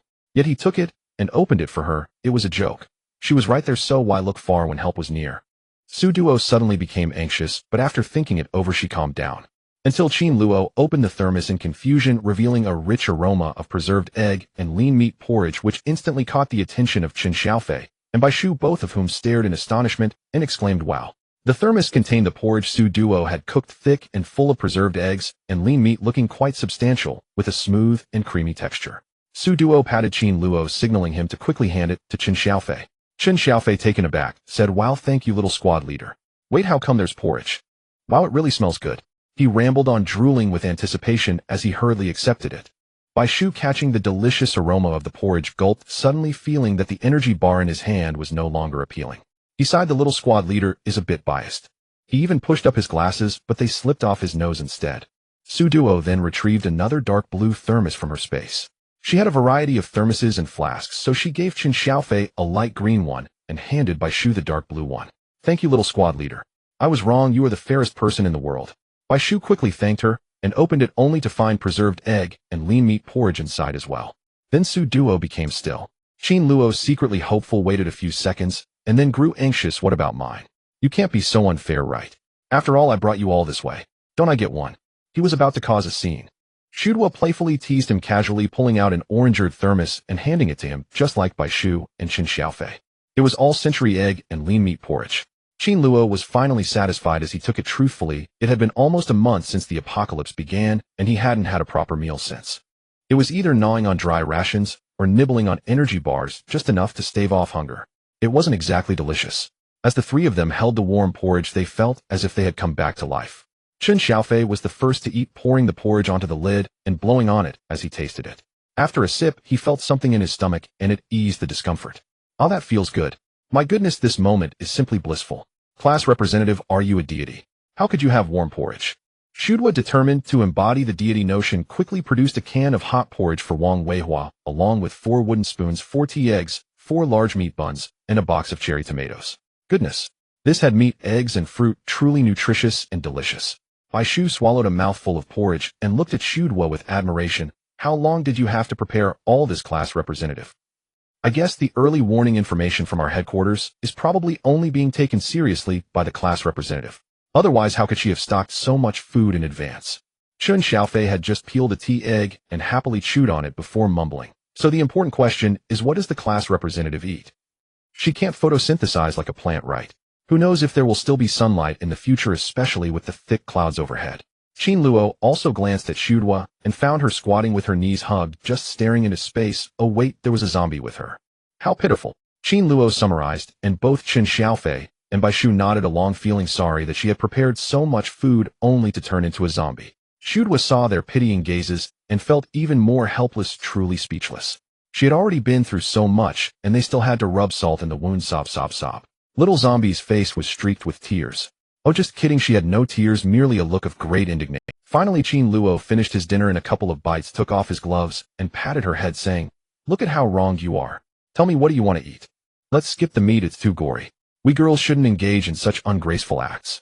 If you want to drink blood, are we willing to sacrifice ourselves to provide it for you? Baishu had just taken a bite of a bun when he chuckled. This is all coming full circle, buddies. The class representative feeds us, and then we feed her back. Hey, doesn't this mean the class representative is eating her own prepared food? Chun Xiaofei chuckled at that, his shoulders shaking with laughter. Duoduoduo looked speechless, raising her hand to wave off Qin Luo's offer. She wasn't hungry at the moment and had no desire for blood or meat. Qin Luo was really focused on reviewing the information, discovering that regular zombies were simply bloodthirsty and craved raw meat, yet there was no mention of special cases like Duoduoduo, where a zombie could have abilities. That was very strange. Even if there were later evolutionary practitioners with different factions, their mutations were still somewhat normal, yet there were no heartbeat cases like Duoduoduo's. Baishu also joined in the data search, as did Qin Xiaofei. Unfortunately, they couldn't find any reliable information. Duoduoduo was quite curious about their tablets and the watches they wore. Wang Weihua, after calming the survivors, walked over and asked, "What are you guys eating? I caught a whiff as soon as I came over. It smells so good." He turned to glance back. Thankfully, the survivors seemed somewhat wary of them and kept their distance, otherwise they might have been discovered. Chun Xiaofei eagerly offered the food that Duoduoduo had saved for Wang Weihua. "Hurry and eat, keep quiet. The class representative prepared this. It's incredibly delicious, I tell you." Wang Weihua was taken aback upon hearing this, nervously glancing towards the survivors. A group was over there eating instant noodles, the smell of which was stronger. Given the distance, they really wouldn't be discovered, but those three were quite bold. "Aren't you worried they might cause a ruckus? What if they say we're showing favoritism?" But Wang Weihua couldn't refuse a warm bowl of century egg and lean meat porridge. He took it and dug. After finishing, he felt much better. It was way better than the dry rations and overly sweet energy bars. Qin Luo and Baishu had studied for a long time, but couldn't find any guidelines on how to raise zombies, so they could only take it step by step and see how things went. Wang Weihua looked at Duoduoduo, thinking more than the other three. Are we really going to keep the class representative with us? What will others think? Qin Luo hadn't spoken yet when Qin Xiaofei exploded. "What? Old Wang, let me tell you, the porridge in your hands is from the class representative. You can't insult her while holding that bowl." Baishu shot them a glance. Qin Luo, however, looked quite fond of her and wasn't at all bothered that Duoduoduo was a zombie, defending her by saying, "What's wrong? Isn't Duoduoduo perfectly fine? She's neither rotting nor stinking. How can you disdain her?" As he said this, he lifted Duoduoduo up again, cradling her like a doll. Wang Weihua was feeling a bit queasy at that, helplessly saying, "I'm not looking down on the class representative. What do you think I am? Aside from her eyes, if you don't look closely, you really can't tell. Oh, let's just say, if she wears colored contact lenses, it would prevent unnecessary trouble. Truly, he deserves the fatherly role." Baishu and Qin Xiaofei both regarded him with respect. That makes a lot of sense. Indeed, that's a solution. Qin Luo even began to ponder where to get colored contacts, looking down to ask Duoduoduo if she had any. Duoduoduo indeed had. She hesitated to pull out a box of colored contacts, but realized she couldn't handle such delicate work at the moment, so she looked at the three of them. Baishu immediately said, "Whoever's first love helps put them on, we won't interfere." Qin Xiaofei nodded in agreement. No choice. Qin Luo didn't bother explaining further, and just took the colored contacts to study. "Wait, how do you put these on?" Baishu and Qin Xiaofei eventually leaned in, the three guys figuring out how to put colored contacts on the little zombie. Wang Weihua watched the three of them acting clueless, but the reason they dared to keep Duoduoduo with them was that they had enough ability to control her if she lost her reason, preventing her from harming other survivors. Moreover, such cases of zombies retaining some awareness were rare. Special cases like this were usually taken back to the headquarters for research to see if they could be saved. So they kept her, which was part of their mission. In the end, Duoduoduo was clumsily fitted with amber-colored contacts by Qin Luo, looking much better than her grayish eyes. The three of them exclaimed in awe, calling her beautiful, truly supportive. All right then, just another day. The night is always filled with danger. Although many have turned into zombies, they still feel weary for some unknown reason, even though they had been able to push through just days before. After finishing dinner, she put away the thermos and found a spot to nestle and doze off. The survivors in the factory also finished their meals and found a place to rest, but no one was alone. They huddled together. Wang Weihua and Baishu were resting, while Qin Luo and Qin Xiaofei were on duty, taking the first half of the night shift, with Wang Weihua and Baishu covering the latter half. The thunderstorm outside had passed, and heavy rain began to fall, mixed with hail pattering loudly against the factory. However, the survivors felt reassured, knowing someone was watching over them. They could sleep soundly. But it could only be said that they were too naive. After nightfall, Qin Luo and Qin Xiaofei became noticeably vigilant, ceasing their banter and idle talk. Duoduoduo also sensed their tense mental state and guessed that the night would be unsafe, so she dared not fall in. The little zombie was resting with her eyes closed. Not far away, Wang Weihua was fast asleep, while Baishu, leaning against the wall, was sleeping soundly. Chen Xiaofei was patrolling keeping watch while Qin Luo found a central point sitting on a container to load magazines, ensuring he could respond promptly to any situation. Due to the thunderstorm, the power in the factory had already gone out, leaving only dim emergency lights. Duoduoduo initially thought the greatest threat came from other entities, whether zombies or other mutated creatures, but unexpectedly it began with the survivors. As soon as an abnormal growl emerged from their side, a gunshot pierced the still night, followed by screams. "Oh, it wants to bite me. Why are there still zombies?" "What? Zombies?" Previously, the survivors appeared no different from ordinary people, and they had checked thoroughly before boarding the vehicle. Only those without wounds could go to the survivor base. Yet there were always small wounds that were overlooked, and some would hide their discomfort, foolishly believing they wouldn't be affected. The result was becoming zombies that bite people, and zombies are far more agile at night than during the day. The survivors fell into panic. "Stop! Anyone feeling feverish or uncomfortable, step forward." Qin Luo put away his gun, jumped down from the container, and surveyed the survivors. They realized that someone among them had been infected with the zombie virus, causing them to scatter in fear, no longer daring to huddle together. Chen Xiaofei's youthful face grew serious as he approached to explain. In the early stages of infection by the zombie virus, one may experience sluggish thinking, stiff limbs, low fever, and throat bleeding, and at night there may be thoughts of bloodlust and craving for flesh. If anyone feels unwell, please step forward, or it could harm your companions. The survivors exchanged glances. Some were terrified, some hesitated, and some bit their lips and clenched their fists. Eventually, 3 individuals stepped forward, one after another. One woman pulled her husband, signaling him not to go out, crying softly, "Don't go out, you just have a fever, not infected with the zombie virus. I beg you, don't go out, you're all I have." Others saw some immediately distancing themselves from the couple, while some couldn't bear to look. Chen Xiaofei was already approaching them, and the woman was almost on the verge of collapse, holding on to her husband and refusing to let go, while the man feared he might hurt his wife. This situation required some calming down. Meanwhile, Qin Luo had the infected individuals stay in a corner where they could be seen having dazed expressions, yet also showing signs of agitation, their skin turning pale. Duoduoduo couldn't help but peek out as she noticed that the body was more agile at night than during the day.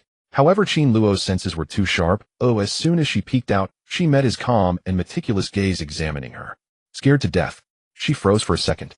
Just from that look, she understood that any move she made that could harm them might result in her being shot, and even her spatial abilities would be useless then.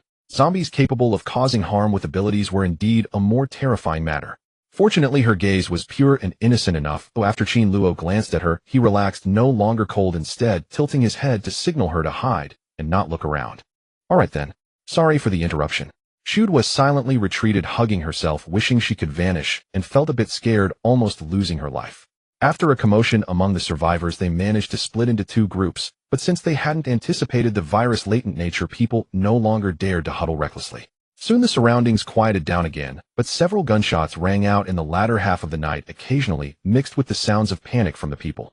The infected survivors were gone, and the others couldn't help but burst into tears again. They had thought they were safe, but it turned out to be not as secure as they had imagined.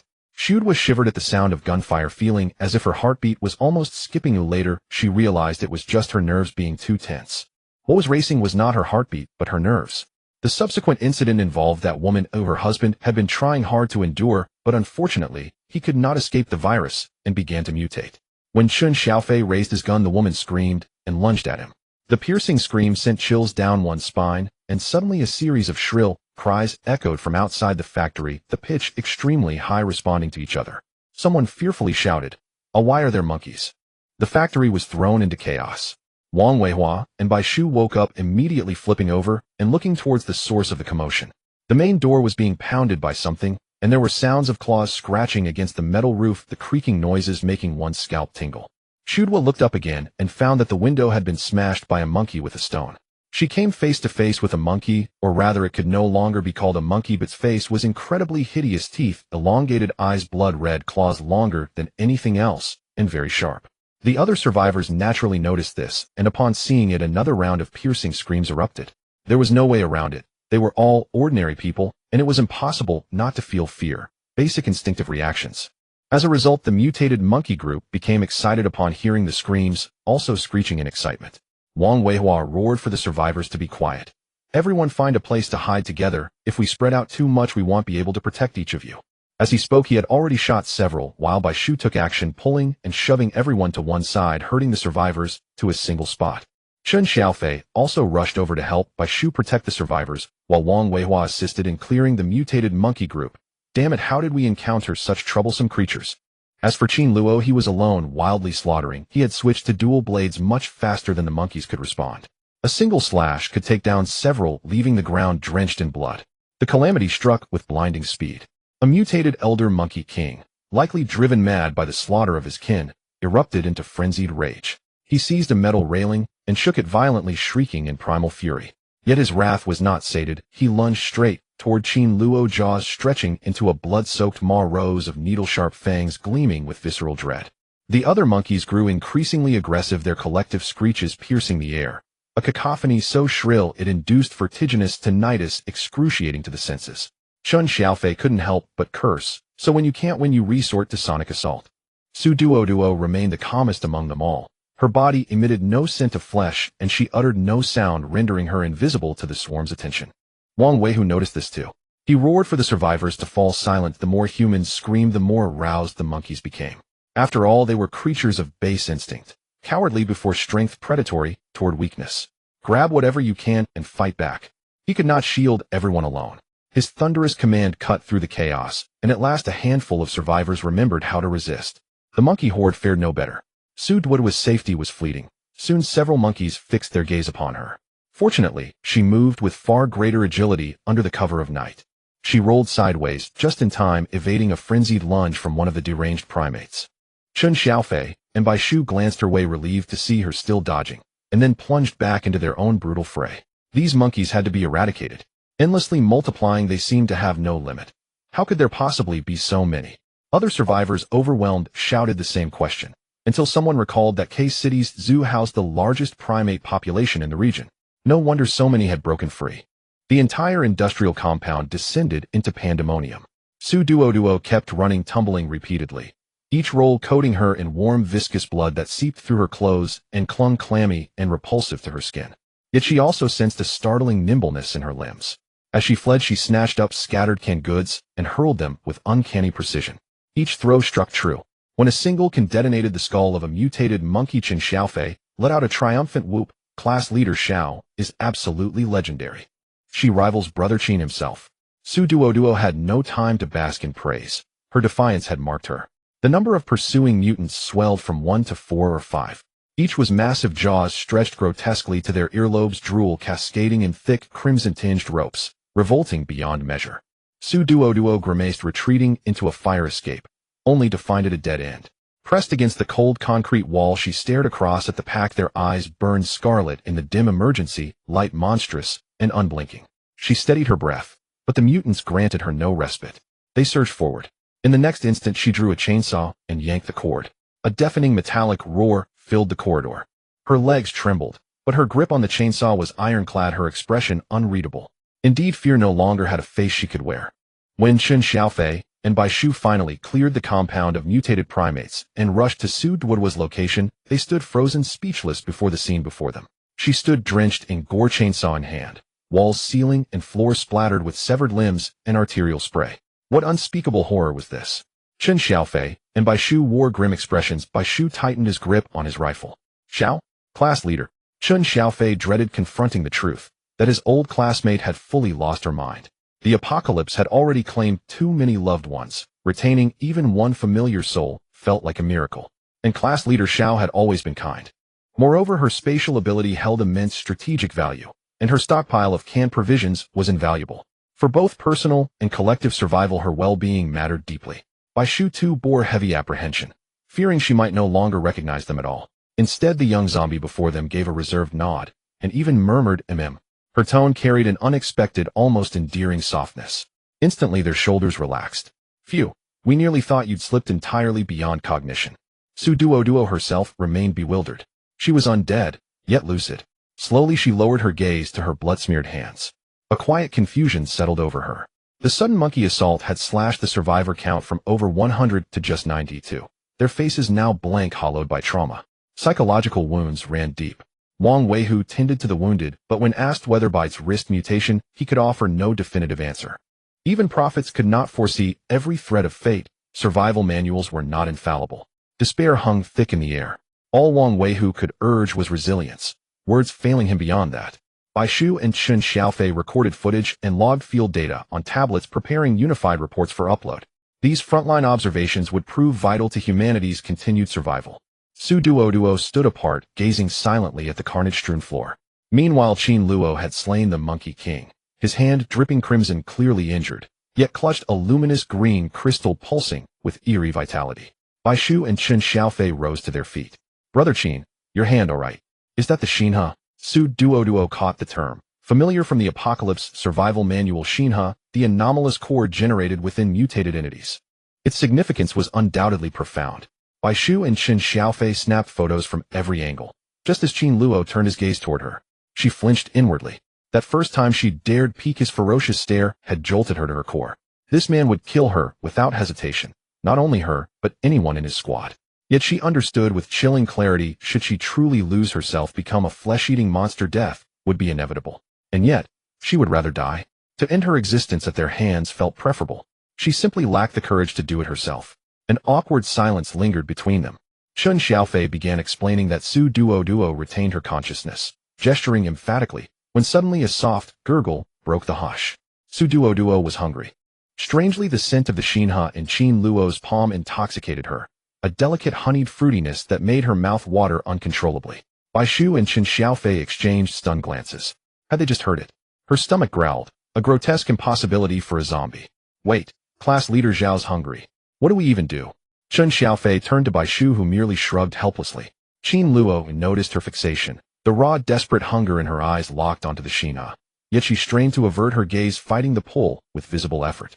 "Whoa, Brother Qin, you're giving that to class leader Zhao." "Why?" Chen Xiaofei blurted, shocked. Bai Shu interjected sharply, "Brother Qin, per headquarters protocol, Xinhe specimens were to be strictly recovered." But as Su Duoduo lifted her eyes, she found Qin Luo already standing before her, holding out the glowing core. His voice was low, direct. "You want it?" She studied his expression, no mockery, no irony. Hesitating, she wavered between nodding and shaking her head. Consuming a Xinhe defied all logic, felt profoundly inhuman. A faint involuntary shame prickled her conscience. Yet the gnawing emptiness in her gut was undeniable. Before Su Duo could respond, an exotic core was thrown into her arms. She held it, feeling a bit dazed as the core felt icy to the touch. On the other side, Qin Luo faced the inquiries of Chen Xiaofei and Bai Shu, and he said, "It's just a low-level exotic core. Let her eat it. Isn't her value worth more than a level 1 exotic core? The headquarters has put the blame on me. Since the captain has to take responsibility, they both listened to him, believing he could handle it well." But Wang Weihua didn't know. He wasn't involved in the scene of collecting cans, and didn't see Su Duo taking the porridge. Wang Weihua was just about to ask something when his loud voice attracted the attention of Chen Xiaofei, who quickly came over and pulled him aside. After a round of explanations, he widened his eyes in disbelief. This old classmate, the little zombie, actually has abilities. A rare space type, and she can eat exotic cores. Wang Weihua was immediately shocked. After all the commotion, it was almost dawn. Traveling during the day would be safer. So they tidied up and set off immediately. If lucky, they could reach the survivor base before dark. It wasn't far. It was just next door in City H. Unfortunately, the entire City K had thoroughly become a devastated zone, uninhabitable. Although there was no sun today, it was still very bright. The vehicle drove along with debris everywhere, mostly remnants left from the eradication of zombies, and some areas clearly showed signs of fierce battles. That's when they encountered mutated beasts. Su Duo still stayed in the vehicle, this time unbound by ropes, snuggling in the back seat, while Qin Luo sat beside her, fiddling with his knife. This guy was quite adept with both knives and guns. However, after last night's fierce battle, the four of them and a zombie were all dirty. But there was no time to clean up. This was the apocalypse, not the past. Qin Luo stole a glance at Su Duo, who had been a bit scared of him since last night. It was not surprising, as he had almost extinguished her life. The reason he brought her along was partly duty and partly the emotions of youth. The moment she lost her sanity, he would have to obey orders to kill her, just as he would need to personally finish off teammates or survivors who had been infected. The apocalypse is always cruel. Fortunately, she hadn't lost her sanity. Qin Luo was actually relieved she was alive, for this disaster had taken far too many lives. Bai Shu and Chen Xiaofei had also stopped their commotion. After experiencing last night's attack by mutated beasts, everyone felt a bit exhausted. Fortunately, the remaining journey was quite smooth. Before they reached their destination, they could see a massive wall in the distance, truly very tall. It was at least 20 to 30 meters high. Su Duo was somewhat shocked. It had only been about a month since the apocalypse began, and they had managed to build such a high wall. The top seemed to be electrified, and no birds dared to enter. Not far from the survivor base, they finally saw other rescue vehicles honking to greet each other. Duoduo pressed her face against the window, observing that the vehicles of other teams were not in better shape. They were battered with dents caused by unknown creatures or stained with colorful grime. Some even had bizarre mutated animal carcasses tied to them resembling sheep, yet not quite. When the vehicles stopped at the entrance of the survivor base, everyone had to get out and undergo inspection. Qin Luo exited the vehicle, casually grabbing an old blanket and gestured for her to come over. He waited quietly for her. Duo suddenly understood what this meant. If she wasn't bound, others might be afraid, as she herself didn't know what she was. Yet her consciousness leaned more towards humanity, as she didn't want to harm humans. In the past, it was her warm grandparents who brought her home. She liked warm-hearted people. Although humanity had its flaws, there were always good individuals. So to stay among humans, she had to cooperate. Duo voluntarily moved closer, allowing Qin Luo to bind her up. Then he lifted her, letting her sit on his arm as he carried her. This position was much more comfortable. It looked better than being carried awkwardly. Other survivors were left dumbfounded, gazing blankly at the massive city gate. The announcement at the gate was a familiar horn: welcome to the H-City survivor base. Outsiders must enter the passage for a 24-hour quarantine. After the quarantine, personnel information must be registered. Those with wounds should take the left passage. Everyone felt a bit as if they had returned to another world, yet they felt grateful to be alive. One by one, they voluntarily lined up for quarantine, without Wang Weihua needing to shout. After getting out of the vehicle, Chun Xiaofei stretched and said, "Finally back, I'm exhausted." Bai Shu reached for his glasses, only to find nothing. "I need to hurry and wash up and sleep. Ooh, I have to find new glasses. I can't get used to it without them." Their vehicle was also being inspected by the city gate staff. Qin Luo took Duo to a nearby little house, knocked on the window, completed the registration, and made a special call inside before stepping aside to wait. Duo was left staring blankly at the staff, who was a young woman. After she signed her name and stamped at the staff, gently reassured her, "Everything will be all right. Once you arrive at the base, you can rest assured. The base will provide you with suitable work." Unfortunately, she still couldn't speak, possibly due to psychological reasons. The young staff member felt a bit awkward. Just then Qin Luo returned after making his call, and the other party seemed quite familiar with him, asking Qin Gu, "Whose little sister did you bring back?" Qin Luo clicked his tongue, telling her to mind her own business, and turned to find Duo waiting for someone to come and pick them up. The person behind mumbled something about being fierce, then called out, "Qin Gu, remember to go to the hospital for the ability data monitoring after you go in." Qin Luo casually waved his hand as a farewell. Duo noticed the nameplate on her, which read, "What a nice name." She turned back to glance at her a few more times, thinking how wonderful it was to still be considered human. Qin Luo also happened to catch sight of her small gesture, not missing the envy in her eyes, feeling a pang of bitterness in his heart, without knowing why. Duo didn't wait long. Just as Qin Luo brought her to the city gate, a cultured man in a white coat came. "Is this the Su classmate you mentioned?" "Hello, MG, and you can call me Teacher G." Perhaps his demeanor was gentle enough that Duo's originally tense heart calmed down a bit. She pursed her lips and nodded, behaving obediently like a human rather than a zombie. Professor G had never seen such a case before. He gently asked her if she could walk on her own. Duo nodded. Professor G glanced at Qin Luo, who awkwardly scratched his face. "Since you can walk, let's take this off. I can see that Su classmate does not have aggressive tendencies, but to avoid causing panic, you still need to wear this collar. Don't worry, it won't hurt you as long as you don't show any aggressive tendencies." To reassure Duo, he cited recent cases of increased mutated individuals, many of whom had physical mutations, even grotesque appearances, but still retained their human consciousness, and were thus harmless. The headquarters has specific agreements for such individuals. As long as they do not lose their sanity, they can live in the survivor base like normal people. Duo glanced back at Qin Luo multiple times. Seeing him nod, she put on the collar, which had an electronic screen. It seemed that if there was any aggression, it would deliver an electric shock. A green display indicated emotional stability, orange meant slight fluctuations, and red represented loss of control. At that moment, her electronic screen displayed green, indicating that she was completely stable. Professor G was very gentle, signaling Duo to follow him for some physical examinations. To avoid making her uncomfortable, he even had 2 female researchers accompany her. Duo frequently looked back at Qin Luo. In this unfamiliar environment, she instinctively wanted to find him. Fortunately, Professor G noticed and spoke up. "Xiao Qin can come along too. It's just right, since you also need to have your abilities monitored." Qin Luo nodded obediently and followed behind them. Duo felt a sense of relief. As she stepped into the survivor base's passage, she heard the broadcast within the city, currently looping through the disaster situations in nearby cities and the number of rescued survivors. What moved her the most was when a young woman with a broadcasting tone said, "We will never compromise with the apocalypse. We will not abandon any human being." Upon hearing this, Duoduo looked up at the broadcast and heard the subsequent list of sacrifices made by the rescue teams. Each name represented a life that could have been spared, but they charged to the front lines to rescue others and perished there. By the city walls there were over a dozen individuals whose bodies resembled rock formations, extremely robust, with their upper bodies covered in a layer of rocky material. They are all rock mutants with their mutation leaning towards stone. One of their skills is solidification. Our entire wall has been constructed by them day and night. Doesn't it look very secure? Researcher A said this, winking at Duoduo. Don't worry too much, you are not an aberration. As long as you have human consciousness, you are still you. Our protective measures for mutants are quite comprehensive, and most people will accept you. Researcher B quickly added, the base will also arrange a suitable position for you. We now use chip cards, and the currency is points, which are not too different from the previous currency. They can still be used to purchase various items. The survivor base in H City is quite large, and many shops have been retained, providing a stable life. Points can be earned by contributing labor. Combat teams can earn points by taking on various tasks. The harder the task, the higher the points. Other support personnel can also earn points through their work. For example, the rock mutants building the walls earn 80 points daily. You should know that now it only costs 3 points to have a breakfast and fill your stomach. Therefore, their wages are considered high. Not only Duoduo was bewildered by this, but even Qin Luo was shocked.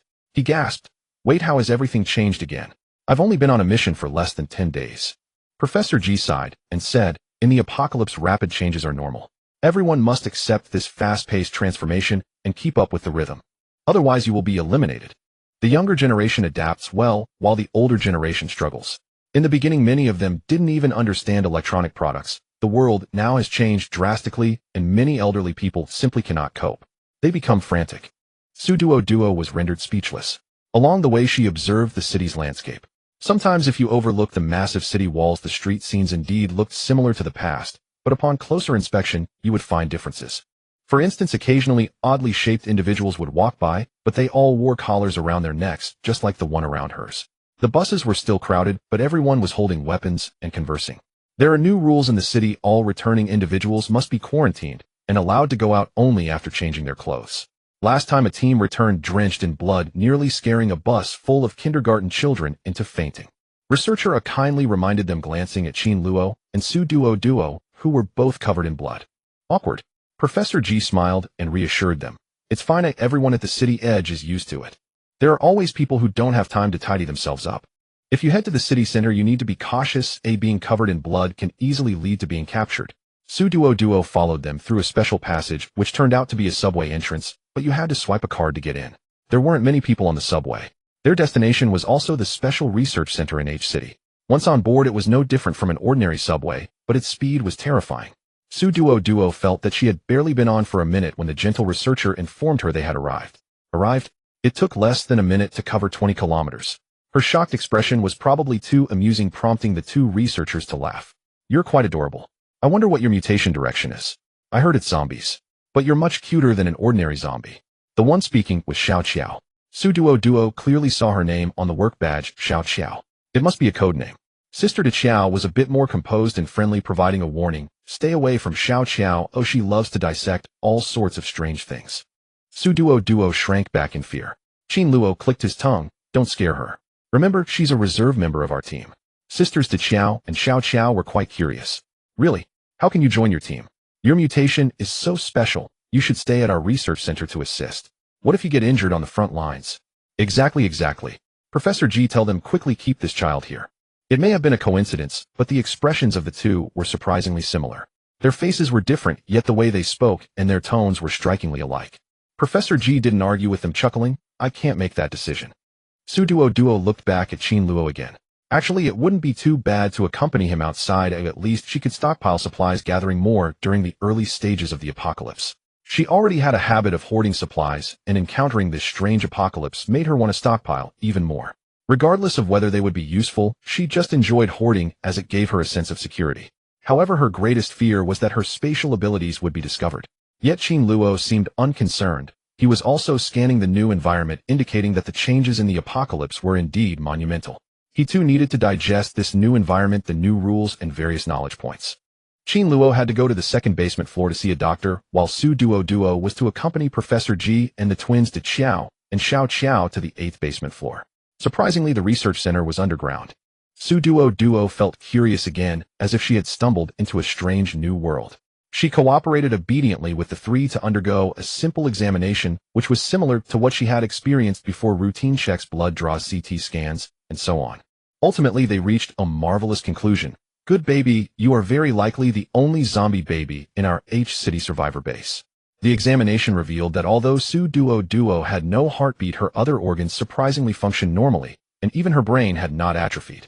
In the era before the apocalypse, this would have been very strange, but in the apocalypse it seemed quite normal. Xiao Xiao laughed as she told Duoduo, "I've seen a person who only had a brain left, and he could still talk." Duoduo's silence was deafening. So scary. A talking brain. This completely defies science. But as Duoduo thought about it, a zombie without a heartbeat, who could still walk and jump with a very clear consciousness, was also quite unscientific. Alright then. The apocalypse is indeed bizarre, as if this world had collapsed. Later, Professor G helped her investigate the reason for her inability to speak, and in the end found nothing unusual, concluding it might be a psychological issue. This could be a bit troublesome. However, Professor G was very gentle, saying not to worry. When you feel ready to speak, it might just happen naturally. Finally, they recorded a series of her physical data and used a strange device to check her abilities, ultimately filling in none for her abilities. The current instruments can't detect spatial abilities. Duoduo breathed a sigh of relief. She liked to hoard things, but she didn't like others knowing what she had hidden, as that made her feel insecure. Hoarding things became unenjoyable. Fortunately, it couldn't be detected. Later, they tested her agility and found it to be 1.5 times that of an average person. They concluded that she was merely a little useless zombie who might achieve immortality, which was also quite. Professor G and the twins only asked Duoduo to come to the research institute every month to donate blood, which left them somewhat disappointed. Yet they remained gentle with Duoduo, asking, "What job did you do before the apocalypse? We can arrange a similar job for you, or you could help out here at our research institute. It would just be a bit tiring." Duoduo felt a bit confused, and then typed a line on the tablet, "I want to be with Qin Luo." Then she showed it to the three of them. De Qiao and Xiao Qiao immediately expressed their regret, saying, "Oh no, isn't it better to stay with us at the research institute?" Yes, although you have no abilities, you are the only human who has turned into a zombie. Going to the front lines would just make you cannon fodder. Why follow Qin Luo, that battle maniac? Stay with us." Duoduo still shook her head, stubbornly wanting to follow Qin Luo. She felt quite uneasy in the research institute, and was still scared of the people in white coats moving around. Professor G did not press the issue, but asked De Qiao to bring over a wristwatch, or rather a wristband. This is the latest communication tool. Most previous electronic products are no longer functional, but this one works. This device is a combination of mobile Wi-Fi and various functions. The tablet needs to be connected to its wristband to work, otherwise there's no signal. Ordinary people at the base cannot even connect to the internet with the wristbands. Currently, only those with abilities can possess them, as the base heavily relies on the capabilities of those with abilities. Rescuing survivors and recovering supplies depend on those with abilities. Ordinary people cannot face various mutated creatures at all, as even the most common zombie virus could kill an ordinary person. Therefore, the best resources at the base are prioritized for those with abilities. Those with abilities and those who have mutated are two different things. Those with abilities are normal people with enhanced physical capabilities due to the ability buff. In contrast, those who have mutated no longer have normal human bodies. For example, the rock mutated person repairing the wall had muscles that manifested as rock material. Currently, many phenomena cannot be explained by science, but researchers still need to work hard to understand them. Those who could stand here and converse with Duoduo, this little zombie during the early apocalypse, must have excellent psychological qualities, otherwise they could not maintain stable work. Xiao Xiao gave Duoduo a sensory key for a new room. Since she was to be a reserve member for Qin Luo, she naturally needed to live in the same building as him. The room card is also implanted in your wristband. You can use it to enter and exit the compound and your room. Qin Luo should be done soon, or just sit here and wait for him to take you around. De Qiao and Xiao Qiao each left a remark before confidently leaving to continue their busy work. Professor G also had new personnel to attend to, so Duoduo sat alone on a bench on the second basement floor waiting for Qin Luo to take her away. There were indeed people around her. Due to genetic mutations, whether they were ability users or mutated beings, their bodies had changed to some extent. For example, ability users also tended to grow taller and stronger. Accordingly, the benches at the research institute were designed to be wider. Next to her, a big guy was sleeping soundly, snoring loudly. He fit perfectly in the chair. Duoduo found herself able to swing her legs a bit in the seat. As she looked around, not many people noticed her amidst the crowd. Everyone was busy with their own affairs, though occasionally someone would glance at her collar. She felt a bit uneasy as she touched the icy collar, lacking a sense of security. Until Qin Luo's figure appeared in the corridor, emerging from a consultation room, his upper body bare bandages wrapped from his waist to the other arm, having sustained injuries while fighting a group of mutated monkeys. But afterward he acted as if nothing had happened, and Duoduoduo forgot about it. Although her brain had not atrophied, there were times when her thoughts indeed became sluggish. For example now, it was Qin Luo who swept his clothes over her head, indicating her to follow. Only then did Duoduo come back to her senses, jumping off the bench to follow him. She walked in step with him. Qin Luo glanced at Duoduo's feet, noting that when she had turned into a zombie, he had directly carried her out of her room without giving her shoes. Her feet were now covered in blood, which had splattered on her, while she used a chainsaw to kill the monkeys, and her pink rabbit pajamas were stained as well. De Xiao and Xiao Xiao, considering Duoduo was a zombie with tough skin and flesh, had not thought to give her a pair of shoes, thus she had been barefoot all along. Qin Luo found it unsettling, so as they passed the consultation room, he went in to greet someone and snagged a pair of disposable slippers, thin but better than nothing. He lowered his head and helped her put them on. Duoduo felt her feet warm up a bit as she looked down at the shoes and smiled slightly. Qin Luo glanced at her, but said nothing, turning back to continue walking. Duoduo followed him. The two felt a bit awkward near the mutated monkeys, as Qin Luo had almost shown murderous intent towards her. While it was a reasonable reaction, it was still awkward. Qin Luo felt uncomfortable unilaterally. Duo was somewhat indifferent after contemplating many things. Although she feared he might kill her, she understood that as long as she did not lose consciousness, he would not harm her. If there ever came a day when she lost her sanity, she would no longer be herself. She would merely be a walking. If he were to kill her, so be it. After all, whether it was the instinct to protect a fledgling or the bond of being old classmates, the first person she would see when she turned into a zombie would be him. If he were the type to kill without hesitation, the first shot would ring out bang. And that would be the end of her. How could there be so many things happening now? Duo believed he would not mistakenly kill her, so she stopped being timid and just wanted to follow him. She truly disliked the research center. The cold-toned lights and the hurried white-coat researchers made her feel as if she would be tied to an operating table for dissection at any moment. Duo would rather go out to fight, to gather supplies, and to rescue other survivors. That held much more. After leaving the research institute, they took a special subway to their destination, eventually arriving in front of a huge new residential community. Qin Luo led her through the community by swiping his wristband. They arrived at Building A, which was quite a coincidence since Duo had previously lived in Building A as well. In front is the Activity Center building. The first floor is the cafeteria, the second floor is the supermarket, the third floor contains various shops, and the fourth floor has a cinema and a gym. The community consists of 7 residential buildings arranged in a circle labeled A to G. The Activity Center building is the focal point. Upon arriving at the community, Qin Luo automatically became the guide, explaining everything to her. Their residences were both on the 19th floor of Building A. My room is 1900, yours is 1901, Old Wang is in 1905, Old Bai is in 1906, and Xiao Fei is in 1907. Their 3 rooms are right next door.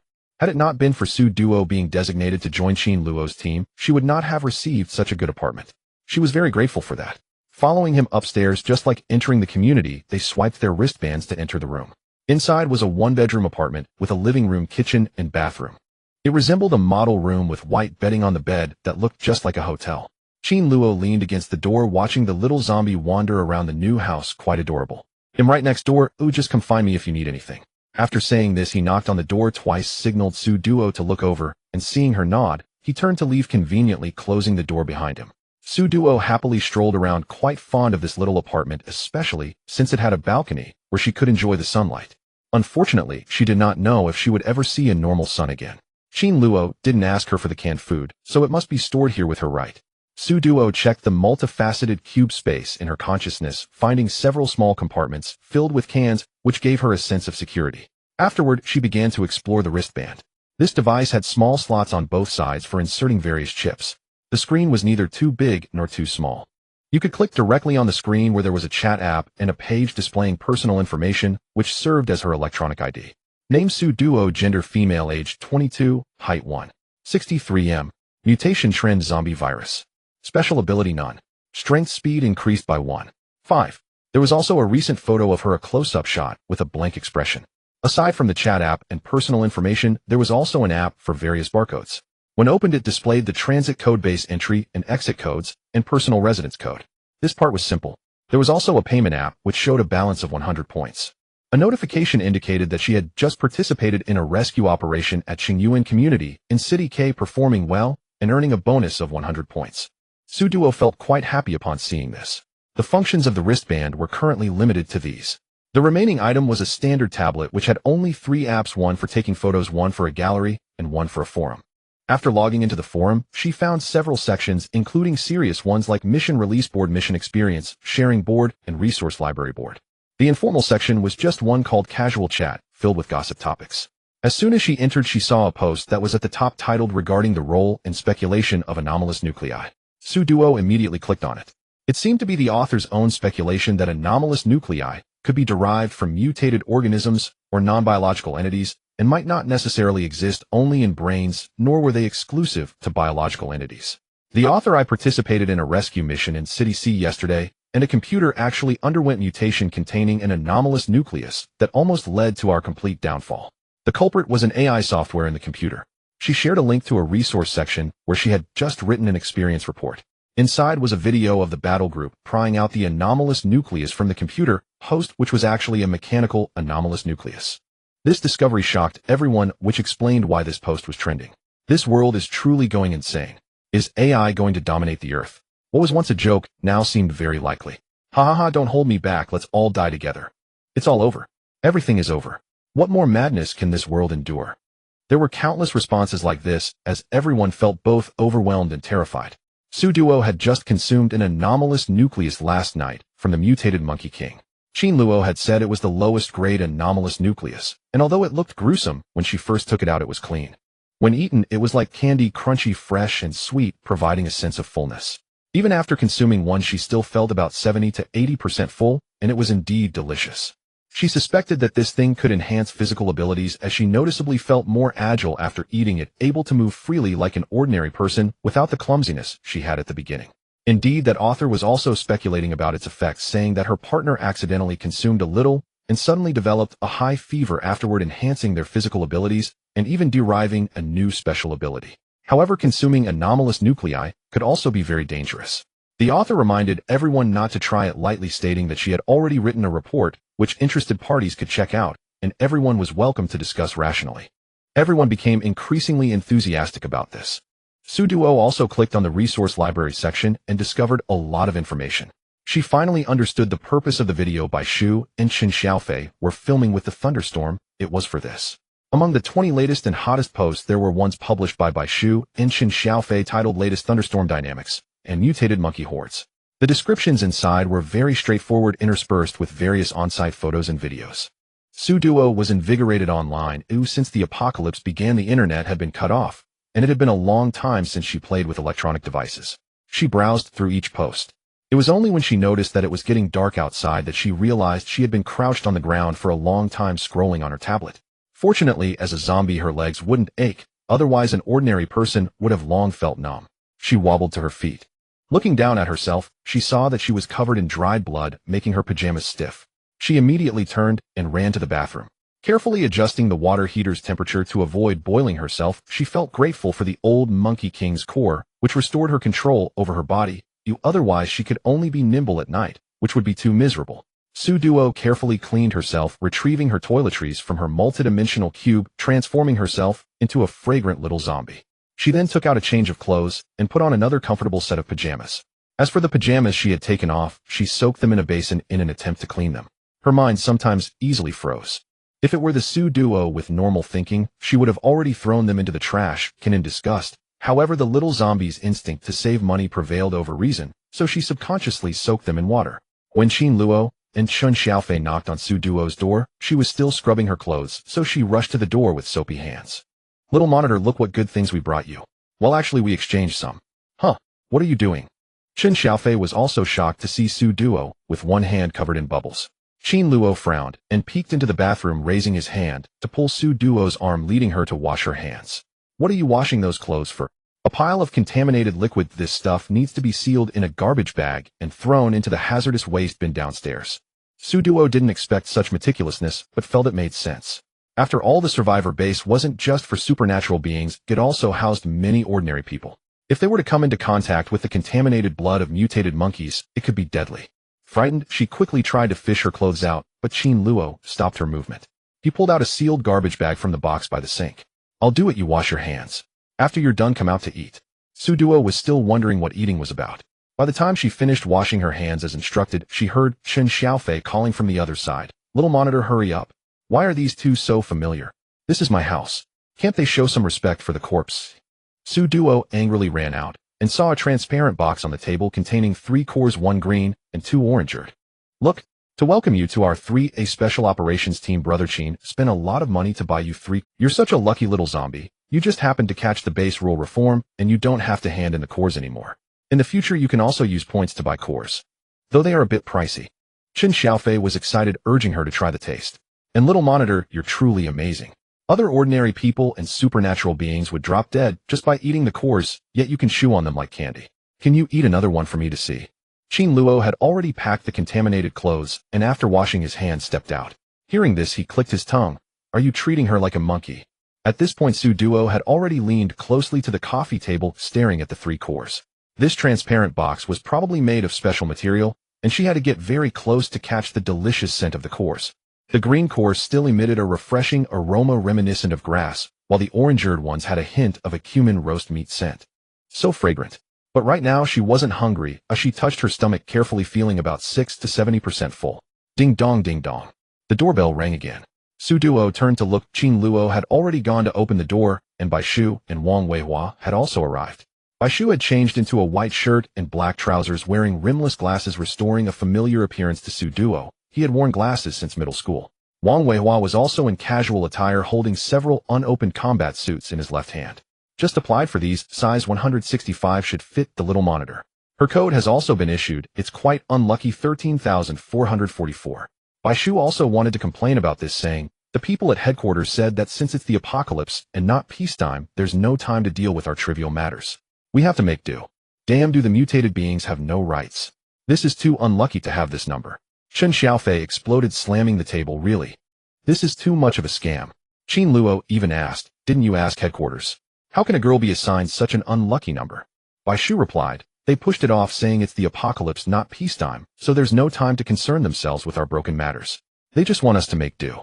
They just talk. The guy next door has connections and can pick numbers. There's a clear difference in treatment. If it weren't for the huge walls outside, she would still have no heartbeat. Duoduo watched the 4 of them chat, and in a daze, she felt the apocalypse was just a dream. But unfortunately, the apocalypse was real, and she was truly just a conscious corpse. So she pulled out her tablet, typed a message, and then showed it to them. It doesn't matter, I don't mind. Just a code. After they 4 read it, they fell silent. Qin Luo turned to make a call, saying, no way, I'll ask. I need to at least change to a luckier number. I want to know how others with connections can change theirs while we who are fighting hard in front can't. This is unreasonable. Chen Xiaofei also expressed discontent, saying, exactly. Even in the apocalypse, they're still playing favorites.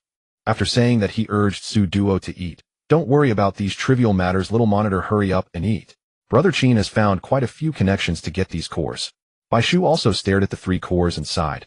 How did Lao Qin manage to get these?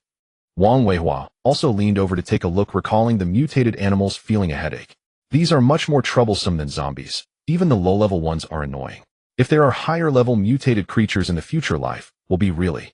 This topic was getting a bit heavy. So the 3 of them immediately fell silent.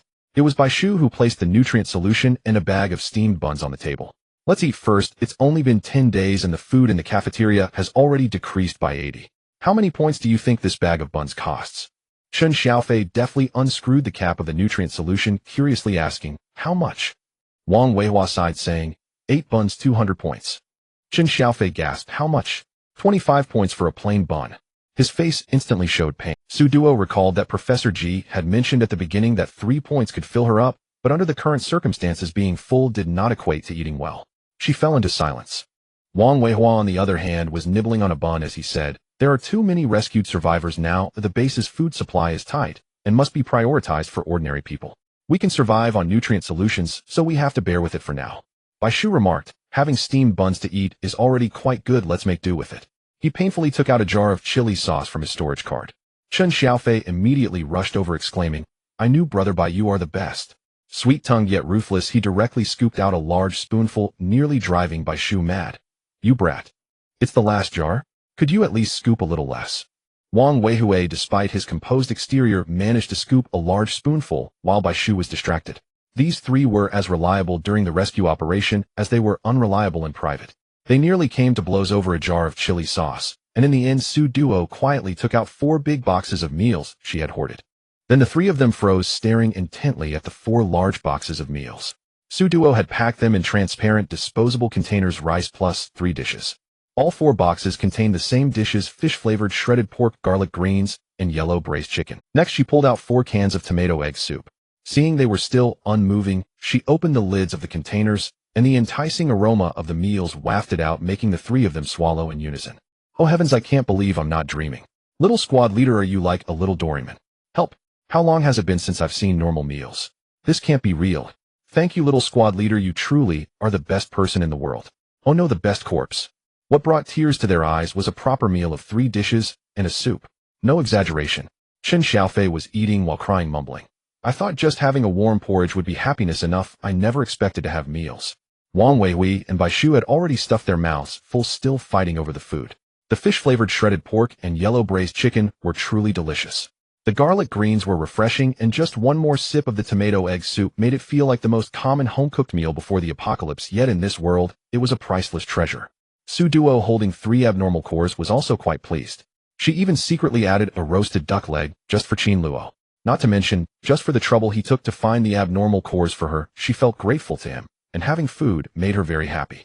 When Luo returned, he found the 3 team members missing, now resembling 3 pigs devouring the fragrant meals with their cheeks puffed up. Chen Xiaofei pushed his box over while eating, mumbling, so good, go quick. Luo. Not that it mattered. Duo's cooking was indeed impressive. The fish-flavored shredded pork was flavorful, and the chicken in the yellow braised chicken was extraordinarily tender. Just the sauce mixed with rice could fill up a whole pot of rice. In an instant the living room fell silent.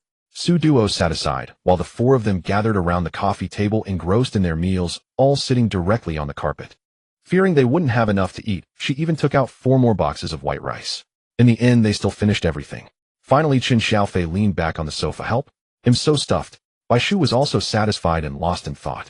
Wang Weihui was still cleaning up the battlefield, ensuring not a single leftover was left behind. Luo, meanwhile, was looking down at his messages. Finally, he shook his tablet. Done. Duo's code is 13,613, a much better than 13,444. Chen Xiaofei and the others were already too stuffed to speak, so they all gave him a thumbs up.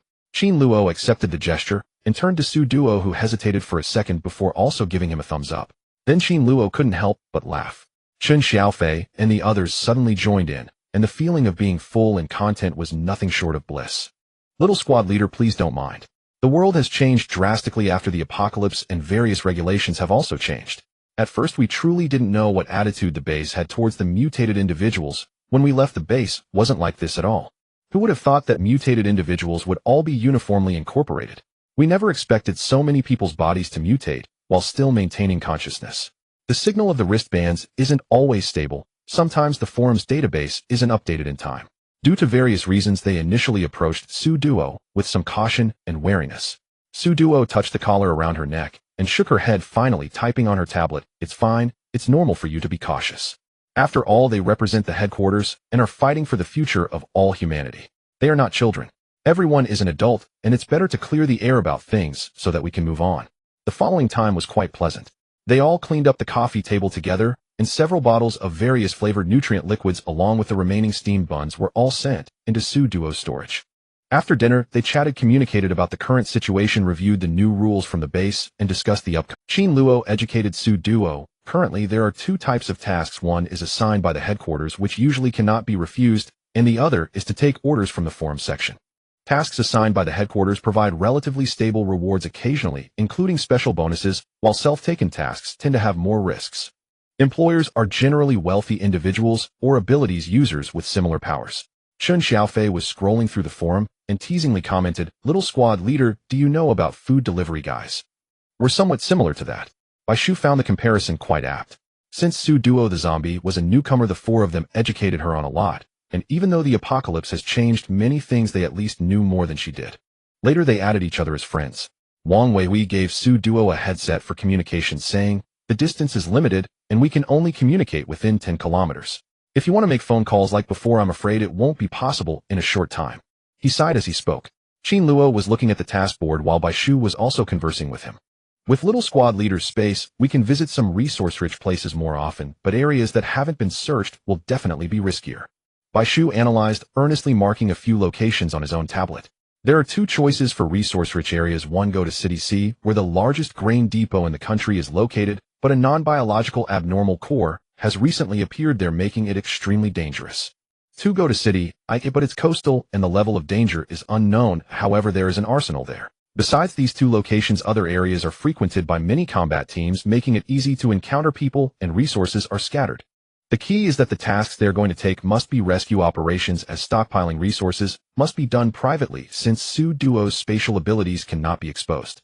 Otherwise, it would be very dangerous for her if people knew that their entire team had troubles. It's not that they can't protect her or that the headquarters would harm her, but being monitored is inevitable, and she would completely lose her freedom.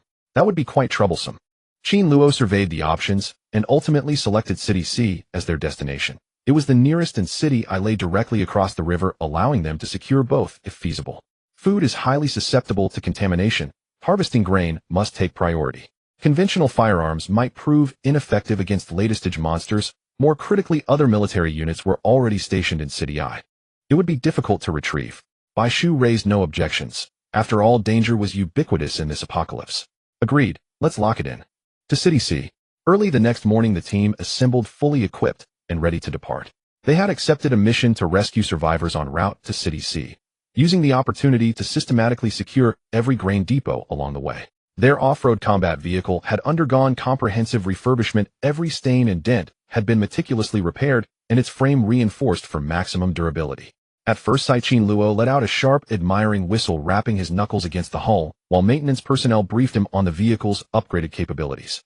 Team Leader Qin, your vehicle has received top-tier authorization from HQ. Its full-seal interface allows instant transformation into submarine or tank mode. This button activates the integrated telescopic optic. Chun Xiaofei stood agape beside him, running his hands over the gleaming chassis and exclaiming, "Absolutely incredible. How stunning, black and gold." Bai Shu kicked the massive tires twice, nodding appreciatively. "Solid. These wheels mean business." Wang Weihu surveyed the imposing silhouette with evident satisfaction. "No more cramped crouching. We finally have room to breathe."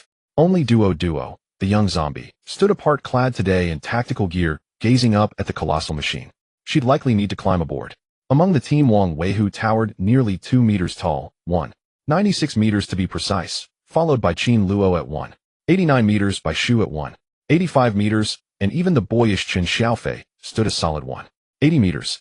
Only Duoduo, just 163 meters, stood out starkly among them. As Qin Luo completed the handover, he spotted Duoduo attempting with endearing clumsiness to scale the vehicle unnoticed. He nearly burst into laughter, then stepped forward, effortlessly lifting her by the waist and setting her gently inside. "If you can't climb up, just say so. Why exhaust yourself? Do you think your teammates are mere decoration?" Once aboard, Duoduo ignored him entirely. Even a young zombie could feel embarrassment. She slipped into the rear seat, curled up with knees drawn tight, and fixed wide, curious eyes upon this new vantage point. The modified off-road combat vehicle sat exceptionally high, offering sweeping visibility. Comfortable. Inside, 7 spacious seats stretched across the cabin, while the cargo bay brimmed with essential supplies, from gasoline to ammunition, and an assortment of unpalatable nutrient solutions and compressed biscuits, none of which anyone particularly relished. Soon the others boarded too. Qin Luo took the driver's seat, Wang Weihu the front passenger, and Chun Xiaofei and Bai Shu settled into the second row. Duoduo claimed the last row for herself, and was promptly handed a soft, fluffy blanket. She clutched it, rubbing its plush surface with quiet delight. Bai Shu chuckled, "Just acquired it. Consider it your commander's privilege, little squad leader." From the driver's seat, Qin Luo instructed everyone to fasten their seatbelts. Duoduo gave Bai Shu a quick, earnest nod before hurriedly securing her own. Then she reached into her pack again, pulling out a thermos for each of them, filled with cooling, throat-soothing herbal tea. She nudged Bai Shu, who passed them forward. Chun Xiaofei unscrewed his lid and inhaled deeply. "Whoa, little squad leader, you're amazing. Herbal tea. How do you manage to have everything? Got any snacks?" Bai Shu, having just handed the remaining 2 thermoses to the front, swatted Chun Xiaofei's head. "Are we on a school picnic, Chun, 3-year-old? Snacks?" Wang Weihu added gravely. "Though these windows feature anti-spy film, remember, the apocalypse breeds endless anomalies. Vigilance remains paramount." Duoduo nodded solemnly, then withdrew a wooden whistle from her multifaceted Rubik's base. As agreed, she gave it a brief, clear toot. All four instantly turned toward her. Clutching the whistle tightly, Duoduo's contactless-enhanced eyes darted nervously between them. Was the sound displeasing? Just as she hesitated to tuck it away, all four simultaneously raised thumbs. Clear approval. Qin Luo flashed a grin. Excellent. Our little squad leader never fails. Solutions always outnumber obstacles. From now on, one short toot means yes. A longer one means we need help. As Chun Xiaofei chattered, the vehicle surged forward, gliding past checkpoint after checkpoint. A series of electronic chimes echoed softly. Welcome to the first exit inspection of the H-City Survivor Base. Beep. Status normal. The entire H-City Survivor Base wishes you safe travels. They cleared 3 automated checkpoints before reaching the final gate, manned by personnel. Wang Weihu presented their mission card displaying assigned tasks and departure coordinates. Team Leader Qin, heading out again. You're relentless. Barely spend a night back home. The staff member smiled warmly as he accepted the card and logged their departure. Qin Luo grinned lazily, teasing, can't afford to slack off. This world shifts daily. Fall behind and you'll vanish without a trace. Indeed, the staffer side moved. Thousands still suffer in darkness. Your courage uplifts us all. On behalf of every citizen of H-City, I salute you. May your journey be safe, and your return swift.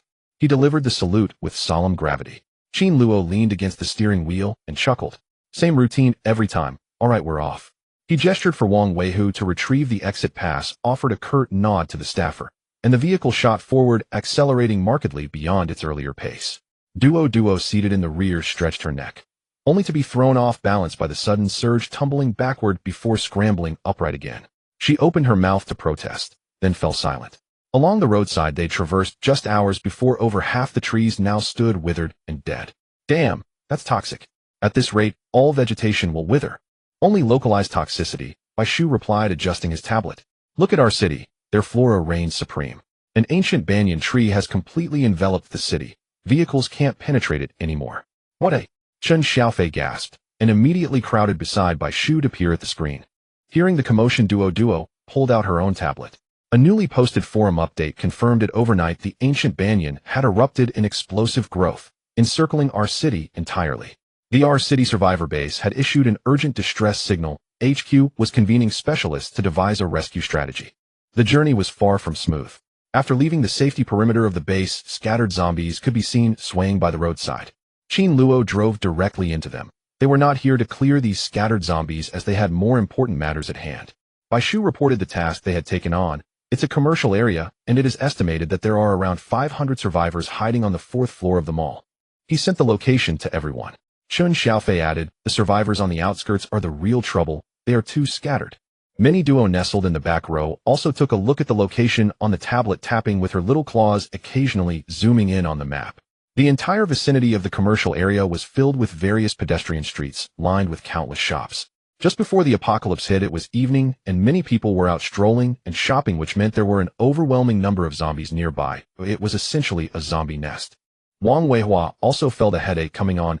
This kind of place is the most troublesome. The zombies are numerous and dense, making it hard to rescue people. Heavy firepower can't be used, so we can only rely on guns and small explosives, estimating that the clearing will take a long time.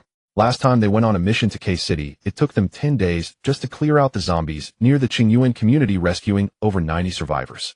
After the last mission, each member of their team earned 3,000 points along with some weapon rewards, and the refurbished vehicle was also part of the mission benefits.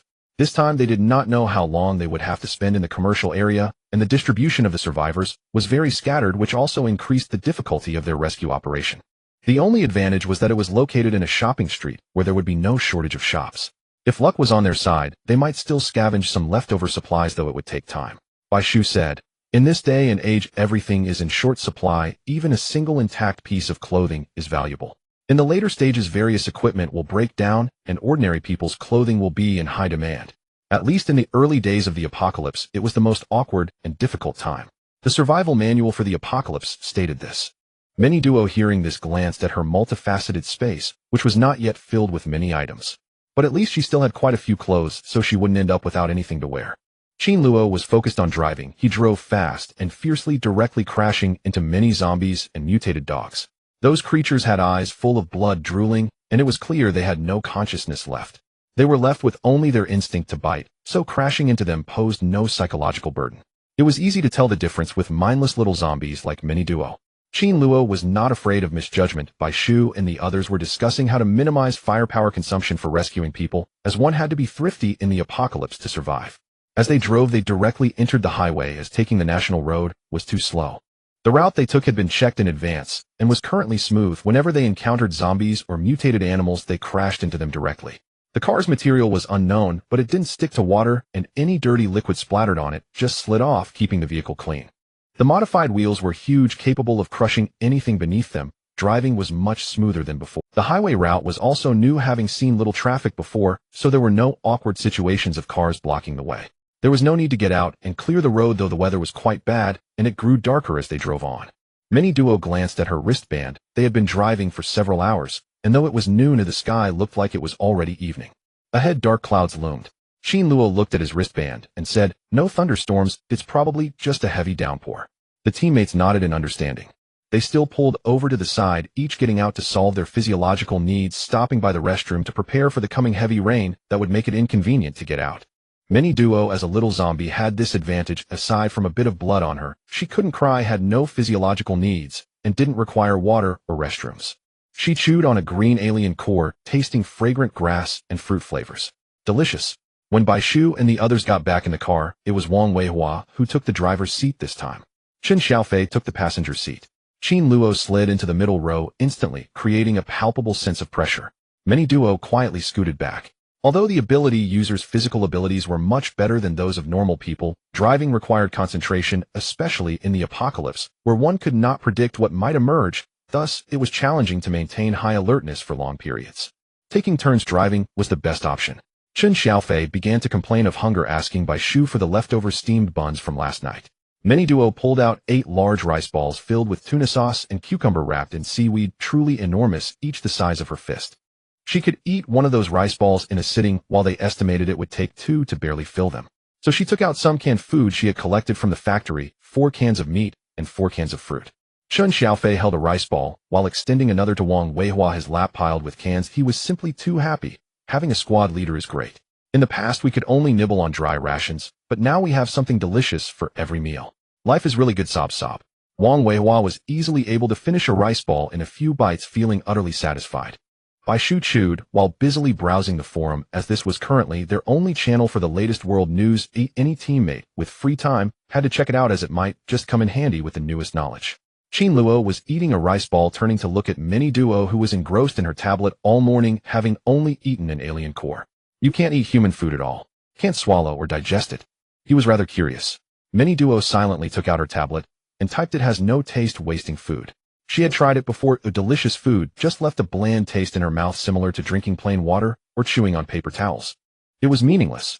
Not being able to enjoy food was also her pain, yet someone kept asking. Mini Duo turned her body away, ignoring him, hugging her tablet and continuing to scroll. She had just seen a shapeshifter who had turned into a snake person, but not with a snake lower half, rather it was the upper half that was a snake. It made her feel both nauseated and uncomfortable. The most troubling part was that he had betrayed humanity, consuming his own kind, and even eating zombies, devouring all sorts of filth.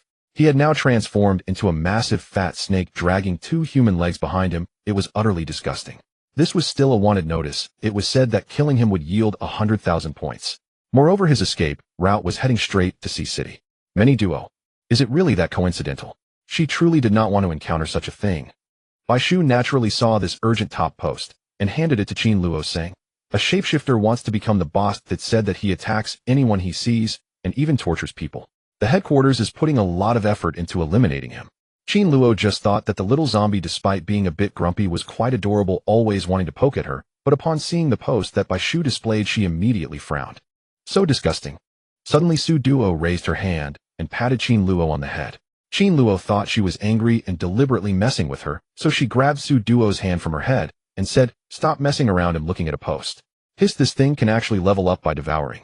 However, looking at the trees outside the right side of the car window, a gigantic snake body stood upright. Only then did Su Duo realize that this thing didn't lack a face. It was just a mix of a human face and a snake head, as disgusting as it could get. Her sand value plummeted. She reached for the whistle, blew at once, and then patted Qin Luo, finally drawing their attention as they all looked over. Su Duo pointed outside the window, her body nearly stiff with fright. This world was too fantastical. Qin Luo and Bai Shu turned to take a look and successfully spotted a mutated snake person in the nearby woods writhing like an earthworm, occasionally lifting its snake head to glance ahead, then continuing to squirm. Notably, when it squirmed, its tail curved upwards like two legs. The two fell silent.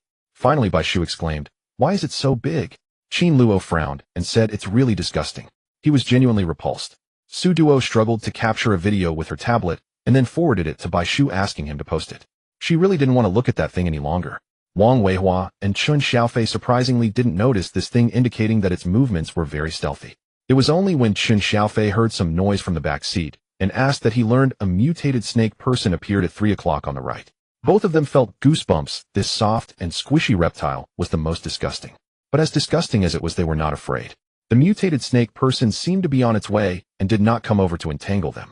They merely brushed past each other at a distance. Its direction is City C, and we are also headed to City C, so the chances of encountering it are higher. According to the official post, the snake's weak point is at the 7 inches mark. This thing has the same weakness except for its head. After Bai Shu finished speaking, everyone acknowledged, but no one was in a good mood. As the car moved forward a bit, they entered a rain curtain. On that side it was gloomy, as if it were a different world. Though it wasn't sunny here, at least it was a clear day, while the opposite looked like hell with a sense of darkness. But they still had to go. Almost instantly as they stepped into this place, the rain poured down heavily. Wang Weihua frowned. The visibility is less than half a meter. He turned on the hazard lights. Qin Luo could only ask him to slow down. The cloud cover here hasn't cleared up. There's no choice but to drive slowly and assess the situation. If it doesn't work, we'll find a place to stop for a bit. Wang Weihua replied, "Understood." Chun Xiaofei also focused intently, helping to monitor the road conditions around the vehicle. The sound of the rain was so loud that it could be heard inside the car. If it weren't for the sturdy off-road vehicle, it would probably be shaking from the impact of the rain. Su Duo looked up at the roof of the car, then leaned against the window to see outside. Even with her eyes wide open, she couldn't see clearly. Suddenly something thudded against the window, startling her and causing her to jerk back. Only then did she realize it was a mutated frog about the size of a human, head pressed tightly against the window, its tongue covered in spikes, scraping the glass with a screech. The little zombie was angry. She wanted to kill the thing that had startled her. After becoming a zombie, Su Duo had retained a bit of childishness and wanted to retaliate. Unfortunately, the rain was so heavy outside that she couldn't open the window, so she could only glare at it angrily. Chun Xiaofei also complained that it blocked his view. Why is this frog so big? It hasn't been washed away by this heavy rain. Bai Shu checked the data and said, "This thing is afraid of fire, a low-level mutated frog, brainless, without an abnormal core and non-toxic, but it eats meat and will use its tongue to attack people. Those spikes can scrape off a chunk of flesh." Chun Xiaofei grimaced, full of disgust. "Just hearing about it hurts my flesh." Su Duo stared at it for a while, her mind filled with thoughts of it being afraid of fire and its propensity to attack. If it kept clinging to them, it might ambush them when they got out of the car. So before anyone could react, she quickly opened the window with insecticide and lighter, and in the split second the mutated frog tried to jump and she swiftly ignited it, directly scorching it black, causing it to thud and fall under the car, ultimately being crushed by the rear tire, shattering into pieces. Su Duo took less than 3 seconds from opening the window to spraying fire and closing it. The mutated frog was burned away, but the back seat was also soaked by the rain. Su Duo was even more drenched, with her hair and clothes soaked, turning into a drenched little zombie, staring blankly for a moment. The three in the front were equally dumbfounded. Wang Weihua quickly glanced at the rearview mirror and, seeing this situation, was shocked and dropped his jaw. Su Duo looked at their silence and then at the soggy back seat, suddenly feeling like a child who had done something wrong, pouting and about to cry. But zombies don't cry. However, they didn't let her cry. Just as her lips began to pout, Qin Luo already called out, "Hey, don't cry. There's no need to cry, you did great, really." He immediately flipped over to the back seat, hugged Su Duo towards the cleaner side, and picked up the half-dry blanket to wipe the seat. Bai Shu and Chun Xiaofei immediately reacted, opening their mouths to praise. Yes, yes, yes. Little monitor, you did well. If that thing hadn't been dealt with, I wouldn't have been able to see the road conditions behind us. Great job. Excellent work. Exactly, your skills are impressive. No wonder you're a little zombie with a speed boost of 1.5. Isn't that right? Which teammate reacts so quickly? Just like that, it was gone. It's all this rain's fault, it's too heavy. They sang in unison, and Wang Weihua couldn't help but say, actually it could be. Chun Xiaofei immediately interrupted. Aha, kids need encouragement. Old one, what are you doing? Seriously, little monitor is amazing. He winked at Wang Weihua. Su Duo's report came out last night, and now her intelligence was unstable. Sometimes she could act like an 18 or 19-year-old, and sometimes regress to 7 or 8 years old. Why bully a child? Moreover, it wasn't a big deal. This mutated frog should indeed be dealt with early. Who knows if it would suddenly mutate again the next second. Duoduo watched them flustered, trying to comfort her, and suddenly froze again, not crying.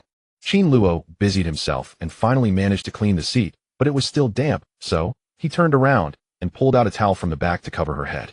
Quick dry off, and after you're done, change into dry clothes. Is there a curtain in the space? Take one out, and we'll help shield you a bit. Baishu took out a piece of green cloth from his storage space. This will do. Let's each hold one side. Luo and Baishu each lifted a curtain, with one hand blocking the back row seats. Duoduo changed into her spare combat outfit behind the curtain they had pulled up, and once ready, she blew the wooden whistle hanging around her neck. After Luo and Baishu put the curtain away, Luo asked, "Are you ready? Come over, I'll carry you to this side. The back row is damp, don't stay there." As he spoke, he directly picked Duoduo up and brought her over. The middle row had plenty of space with 2 separate seats, enough for 4 people. Duoduo moved from the spacious back row to sit side by side with Luo. Baishu didn't react much. He folded the curtain and began editing the video of the mutated snake man that Duoduo had just sent him, preparing to post it on the forum. The little zombie had changed into a new outfit, looking much fresher, though her hair was still damp. Seeing this, Luo couldn't stand it and took a clean towel to wipe her head, one hand rubbing her head while the other swiped on the tablet. "There's a service area 20 kilometers ahead. Oh, let's check it out and stop there for a while." After saying this, Luo tossed the tablet into the storage space card and focused on rubbing the little zombie. His hands covered with a towel pressed against Duoduo's head, massaging her, looking rough, but actually applying just the right amount of strength. Duoduo felt drowsy from the massage, her body swaying a bit. Luo told her not to move her. Wang Weihua and Qin Xiaofei received the order and immediately agreed. Their 4-person team had always been in sync. When Luo asked them to stop, it was undoubtedly for a good reason. His ability was storm-related, making him particularly sensitive to the weather. Before they even reached the service area, hail began to fall, pounding down with a crackling sound. If it weren't for the modified off-road vehicle with shatterproof glass, it surely wouldn't withstand hail the size of basketballs. Duoduo's eyes were almost glued to the car window, watching the hail fall, which seemed like it could really kill someone, making a constant clattering noise. The vehicle wasn't easy to drive, either swaying slightly, but all 4 of them had military backgrounds, and this level of road condition was a piece of cake for them. Wang Weihua even accelerated through the hail-covered stretch, crushing the ice beneath the wheels. On the way, they encountered a few cars parked by the roadside, so they slowed down to take a look, honking the horn. As they got closer, they discovered that the vehicles were filled with zombies. Qin Xiaofei casually tossed a few small bombs, flipping the cars over, and they sped off. The latter half of the journey was bumpy, but they managed to arrive at the service area smoothly. By the time they got there, the hail had stopped, and it wasn't raining, but the darkness was frightening. There were zombies in the service area who swayed over upon hearing the car. Wang Weihua directly ran over a few zombies and headed straight for the gas station. "I'm going to check if there's any fuel left." "Luo, you check the fuel tank." Luo replied, "Okay." He leaned over to the driver's seat and operated the side fuel tank cover, which popped open. Duoduo, stay in the car. Once we finish fueling, press this switch, understood?" Duoduo nodded and blew the whistle again. Luo ruffled her hair before turning around and with a bang, the car door closed and all 4 of them got out. Qin Xiaofei followed Luo towards the main building of the service area to eliminate the zombies. The 2 moved swiftly, and soon a gunshot rang out. Wang Weihua and Baishu were outside refueling the car while checking how much fuel was left at the gas station. Everyone was doing their part. Duoduo waited for Wang Weihua to signal her before closing the fuel tank cover. She then pushed open the middle door and jumped out of the car, fortunately not falling. This startled the 2 of them. "Little class leader, why did you come down? Stay in the car, wait until it's safe before getting out." "It's not safe here, listen, stay in the car. You're more valuable than us right now." It was a joke. Having space abilities with vast storage was undoubtedly very valuable. Although they had witnessed Duoduo use a chainsaw to kill a group of mutated monkeys, they still couldn't let her take any risks and wanted to coax her back into the car. However, Duoduo wouldn't listen. Baishu, who was troubled by her disobedience, thought it would be better if Luo were here. Duoduo had no time to pay attention to the 2 of them. She saw Wang Weihua coming out from the gas station with a fuel barrel, pouring fuel into the tank, and she reached out. Baishu shouted, "Ancestor, you can't touch that with your hands." Duoduo had already touched it, directly storing the gasoline into her space. She only gestured with her remaining hand slightly. Taking out a can from her space, she put it back and pointed at the fuel barrel. Wang Weihua understood. "Little class leader, are you directly collecting this gasoline?" Duoduo nodded modestly, her expressionless face looking cool and aloof, though with her messy medium-length hair, she appeared slightly silly. After explaining, she focused on collecting the gasoline. Baishu exclaimed, "That's impressive. Directly collecting it is indeed satisfying. Little class leader, keep it up. We'll be on guard." Duoduo nodded again, like a little chick pecking for grains, earnestly collecting gasoline. She only needed to lightly touch the gasoline with her fingertips, just like when she collected water in her own kitchen. Because they were at the gas station, they couldn't use fire nearby, so when zombies approached Wang Weihua, and Baishu dealt with them, forcefully kicking one away. Baishu even took the time to find a few more barrels to store the gasoline. Duoduo only needed to keep rotating and collecting, though running back and forth was a bit troublesome. After collecting all the gasoline from the bottom tank of the gas station, both she and the zombies showed satisfied smiles. Duoduo washed her hands clean while Baishu and Wang Weihua kept watch over her. "Little class leader, are you tired? There are still many items in the supermarket inside the gas station, as should we collect them together?" Duoduo nodded, almost immediately heading in that direction. She loved hoarding supplies more than anyone else. Hoard. Collect everything that could be gathered. Thinking about the supplies still in the service area made her feel very good. Baishu and Wang Weihua also felt that having a giant mobile warehouse was incredibly satisfying. The two of them and the little zombies started coordinating. Wang Weihua swept everything off the shelves against the supermarket wall into a pile, waiting for Duoduo to collect it. Baishu followed closely beside Duoduo to protect her, while Duoduo directly stored the items from the shelves into her space. In less than a minute, she had emptied the small supermarket of the gas station, most of the goods being instant noodles and drinks in barrels. The various flavors of instant noodles were quite tempting, along with some biscuits and snacks. Wang Weihua exclaimed, "It's uncertain if instant noodles will be produced in the future. Hoarding them means that when we're hungry, we can still enjoy some." Baishu fully agreed. When they had just joined the army, having a big bucket of instant noodles after training was the most satisfying. After Duoduo finished collecting these items, seeing the multidimensional space filled with several small compartments, she felt a bit more secure, especially with gasoline being such an important resource, which was quite valuable during the early apocalypse. The three of them were so engrossed in collecting gasoline and supplies that they didn't realize the entire afternoon had passed, or perhaps the sky had darkened, making it hard to tell the time. Baishu looked down at his wristband in shock. "Have we really spent until 6 o'clock? Time passed too quickly." Wang Weihua stretched his shoulders and neck. Zombies had occasionally come by in the afternoon, and he had to take the time to eliminate them, leaving him feeling sore all over now. Just then a sudden explosion echoed from not far away, accompanied by a flash effect, as electric currents danced wildly in the air. Duo looked up, instinctively feeling a bit scared.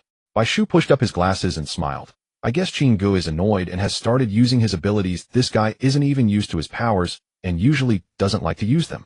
Wang Weihua muttered, "I don't like using mine either. It's hard to control with too much effort." Among the four of them, Qin Luo had the rare thunderstorm ability. Baishu enhanced his eyesight. Wang Weihua had strength, and Qin Xiaofei had speed. Since the apocalypse had just started about a month ago, everything was in chaos, and the headquarters had yet to devise a good manual for using abilities. Everyone could only explore on their own. They hoped to understand these abilities better through their cooperation with the Research Institute, but the road ahead was long. It was not easy. After a whole afternoon of extermination, they finally eradicated all the zombies in the area. The smarter ones had likely fled, as there were no zombies in the parking lot now, though the ground looked a bit unpleasant. It was all a mess. Duo followed by Shu and Wang Weihua to find Qin Luo and the others. The dark night sky, turbulent with wind, brought an unsettling feeling. Wang Weihua and Baishu had already contacted Qin Luo through their wristbands. "Qin Xiaofei, where are you? Please respond, please respond." With sounds coming from the earpiece, Duo vaguely heard them say they were in the cafeteria. Wang Weihua said, "Got it, well, come over in 20 minutes. Let's gather some supplies first." Duo looked at a specialty store on the first floor, eager to reach out and collect supplies. Qin Luo's voice came through the earpiece. "All right, there are still about 10 survivors here." He meant to alert them about outsiders, and that they needed to be cautious. Baishu replied, "Received." Duo opened the door and slipped inside, starting to collect items. This specialty store was filled with dry goods, valuable mushrooms, ginseng, and some snacks like flour cakes. Everything she could touch vanished into thin air, which felt particularly satisfying. Duo was also thrilled at items that used to be sold by weight, like morels and dried mushrooms, were now taken for free, and it was pure bliss. These were highly nutritious dried goods that could be used to make soup next time. Wang Weihua had his eyes on a whole shelf of cigarettes and alcohol, shouting, "Xiao Banzhong." Duo turned around and dashed over, directly collecting the cabinet. Wang Weihua, this big guy, couldn't help but clench his fists in excitement. "Xiao Banzhong, if you have any orders in the future, just say them. As long as there are cigarettes and alcohol, anything is negotiable. Feel free to command me." Baishu, looking at the medicine shop across, teased, "Weren't you just very upright earlier?" The kind that never indulged in personal favors, and now anything goes. Didn't I see Qin Xiaofei flattering Su Duo from the very start? So much, so that whenever he said he was hungry, Su Duo would immediately take out food for him. Wang Weihui, slightly embarrassed, scratched his head, only able to chuckle awkwardly. Su Duo was completely focused on stockpiling, in her zombie brain, not paying attention to their conversation. She collected everything she wanted, occasionally stepping over the mess on the ground, as if she hadn't seen it, and finally cleaned out the entire specialty store. Such a valuable shop. When Baishu called her from across, she dove back into the pharmacy on the opposite side. It was filled with nutritional products and common medicines like motion sickness pills and cold medicine. Su Duo collected everything, emptied this small pharmacy, and then, accompanied by her 2 bodyguards, raided the food shop. The food from before the apocalypse was still displayed at the front counter, but the exposed food had already been contaminated. It couldn't be taken. Su Duo headed straight to the kitchen and began collecting the inventory from the fridge and storehouse. Baishu noticed some prepackaged meals and shook his head repeatedly. Tisk, even the bridge rice noodles are prepackaged. Oh, what about food safety? Tsk. Wang Weihui took it lightly. Once the apocalypse hits, does it matter if the meals are prepackaged? As long as there's food to eat, it's fine. Oh, just take it all. Baishu watched Su Duo, the zombie lady, weaving through these small shops and began to marvel at just how large her space was. How could it seem like a bottomless pit? He lowered his voice and said to Wang Weihui, she had collected 3 large warehouses of canned goods before, and now she's still stockpiling gasoline. Collecting, without even batting an eye, Xiao Banzhong is truly exceptional. Wang Weihui also became respectful and told Baishu not to mention it again. The more powerful she is, the more we need to keep it a secret. Be careful of eavesdroppers. Strange abilities often appeared in the apocalypse, and they always seemed to forget that. Baishu immediately fell silent, nodding to show he understood, and then accompanied Su Duo to finish raiding the shops. She even cleared out the inventory of small snacks and fried skewers, and also managed to obtain several large barrels of cooking oil. These are good items too. When the 3 of them arrived at the cafeteria where Qin Luo had mentioned, they saw a dozen survivors standing, and sitting inside the glass doors. One girl was tightly hugging Qin Xiaofei, crying, I'm so scared. Qin Xiaofei, looking pained and helpless, said, Comrade, I know you're scared, but it's safe now. Oh, please don't cling to me so tightly. Several girls were trembling, wrapped in thick clothing, and one girl, crying like a pear blossom in the rain, tried to pull Qin Luo. Qin Luo stepped back and dodged, speaking without raising his eyes. If you can't stand, go sit down. Stop crying and be strong. He then asked the male and female survivors who could still respond. So according to you, at the beginning of the apocalypse, you 2 felt something was off, so you closed the door and relied on the cafeteria's food to survive until now.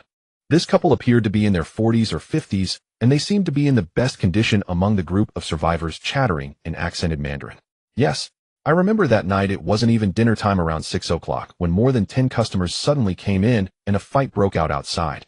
I was so scared that I quickly told my husband to close the door, and just as he shut it, chaos erupted outside. Yes.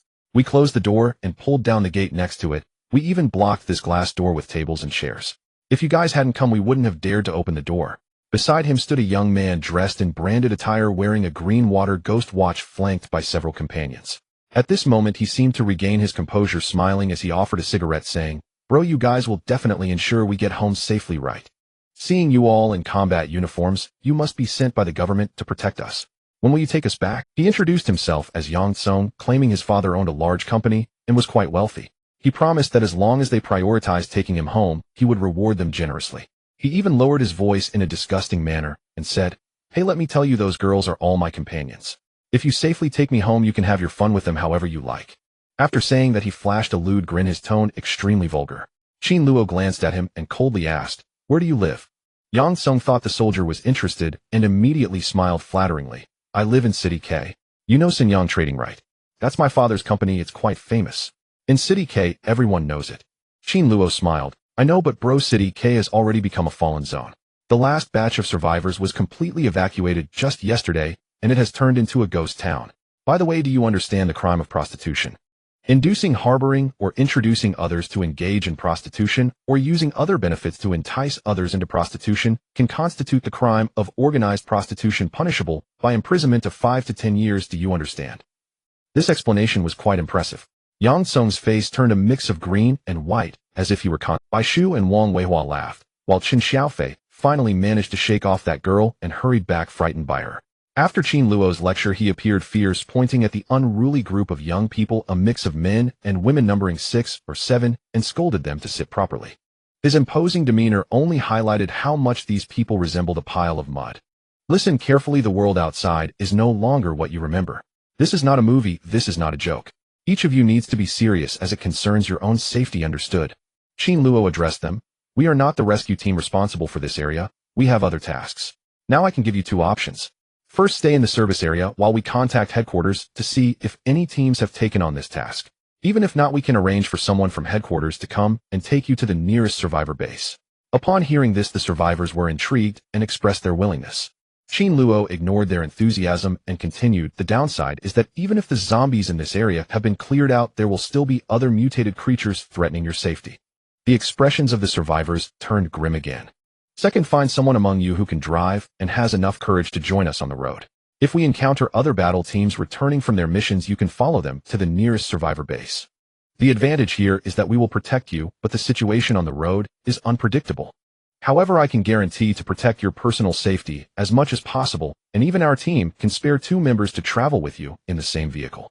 Qin Luo warned them that if they chose to accompany them, they must behave themselves, otherwise before the zombies or monsters could kill them, he would take them out himself. His fierce demeanor frightened the survivors into hesitation. There was no alternative. The first principle of headquarters and all bases is, never compromise with the apocalypse, never abandon any human being. They did not come specifically for the rescue, they originally intended to find a place to rest. However, upon encountering this situation, they could not ignore it, they were bound to intervene. If someone sought death, Qin Luo had no intention of intervening, there was no need for bad seeds to exist in this world. Duoduo looked at these people. They were all conflicted and the atmosphere had become somewhat tense. It was Wang Weihua who stepped in to distribute survival manuals for the apocalypse in paper form, as ordinary electronic devices were completely unusable. Qin Luo decided to leave the matter to Wang Weihua, as he was tired of dealing with such trivial issues. With the survival manual in hand, they would at least have a clearer understanding of the apocalypse. After all, they had been locked inside since the onset of the apocalypse, and the service area was well lit with several doors closed and no internet. These people genuinely did not know what was happening outside. It could be said they were quite lucky thanks to this middle-aged couple's quick reaction. Qin Luo was quite polite towards the couple and asked for some details. The couple was originally from City L, having come here to run a cafeteria for profit, but unexpectedly encountered the apocalypse, which was truly lamentable. The man was named Zhao Gang, and his wife was called Lu Chunhui. Both were honest, down-to-earth, and warm-hearted individuals. They expressed their eagerness to follow them. I can drive. My wife can too. We used to drive large trucks for freight. If the vehicle breaks down, I can repair it. As long as you are willing to take our family of 3, that girl is my daughter named Xiaoya. She just turned 8, and we have no other relatives left. Zhao Gang expressed that it was good for their family of 3 to be together, stating that staying here was too dangerous, and they did not know when the team would come to collect them. Lu Chunhui also nodded. I can cook and do any work. I can also fight off those crazies.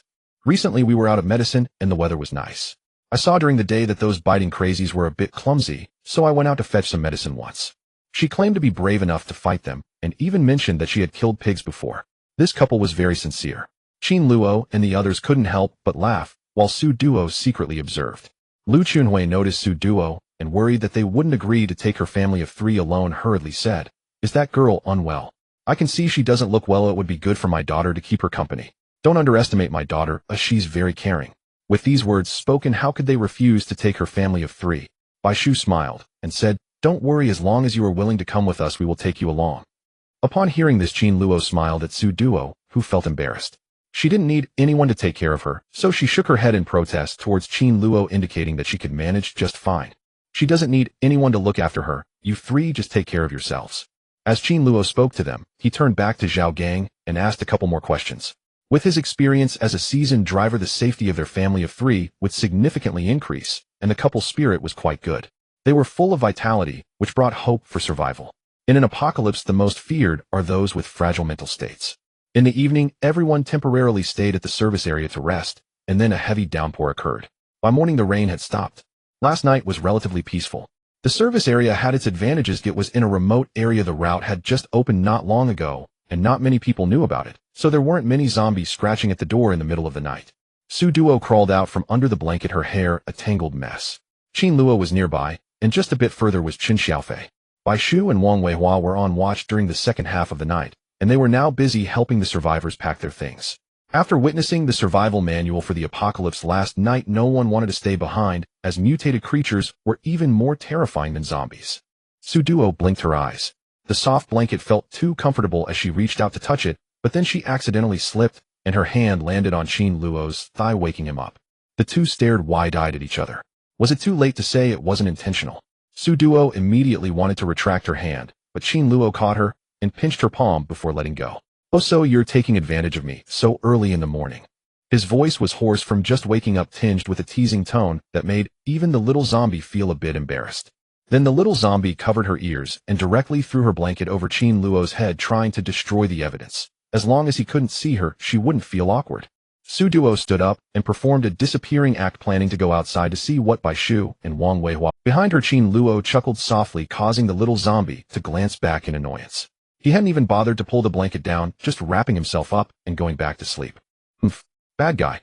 Duoduo knew they loved to tease her, finding amusement in this little zombie, treating her like a child. Though her mind sometimes felt a bit slow, she wasn't a fool. She simply had delayed reactions, and she turned to walk towards the parking lot. Baishu and Wang Weihua were with Zhao Gang repairing the bus. They had chosen a brand new bus, and the survivors were cleaning it with rags and buckets while the three of them modified the vehicle. Lu Chunwei was in the kitchen with her daughter, cooking the leftover food. She had kneaded all the flour into dough for steamed buns, staying up all night to do this. Duoduo watched them modify the vehicle for a while. The service area had a repair shop with all the tools, and they were busy working energetically early in the morning. The little zombie stood on the damp ground pondering.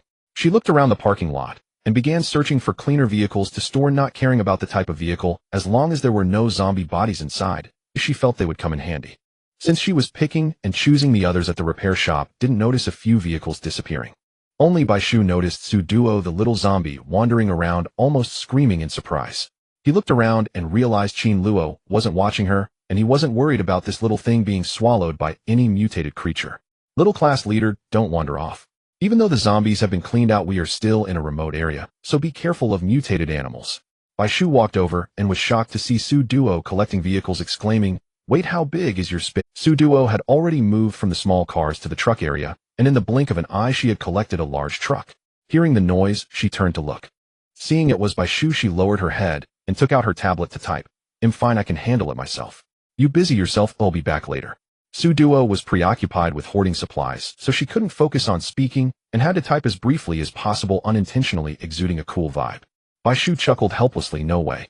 If something happens to you, our team's food supply will be at risk. You collect your things, and they'll find Luo."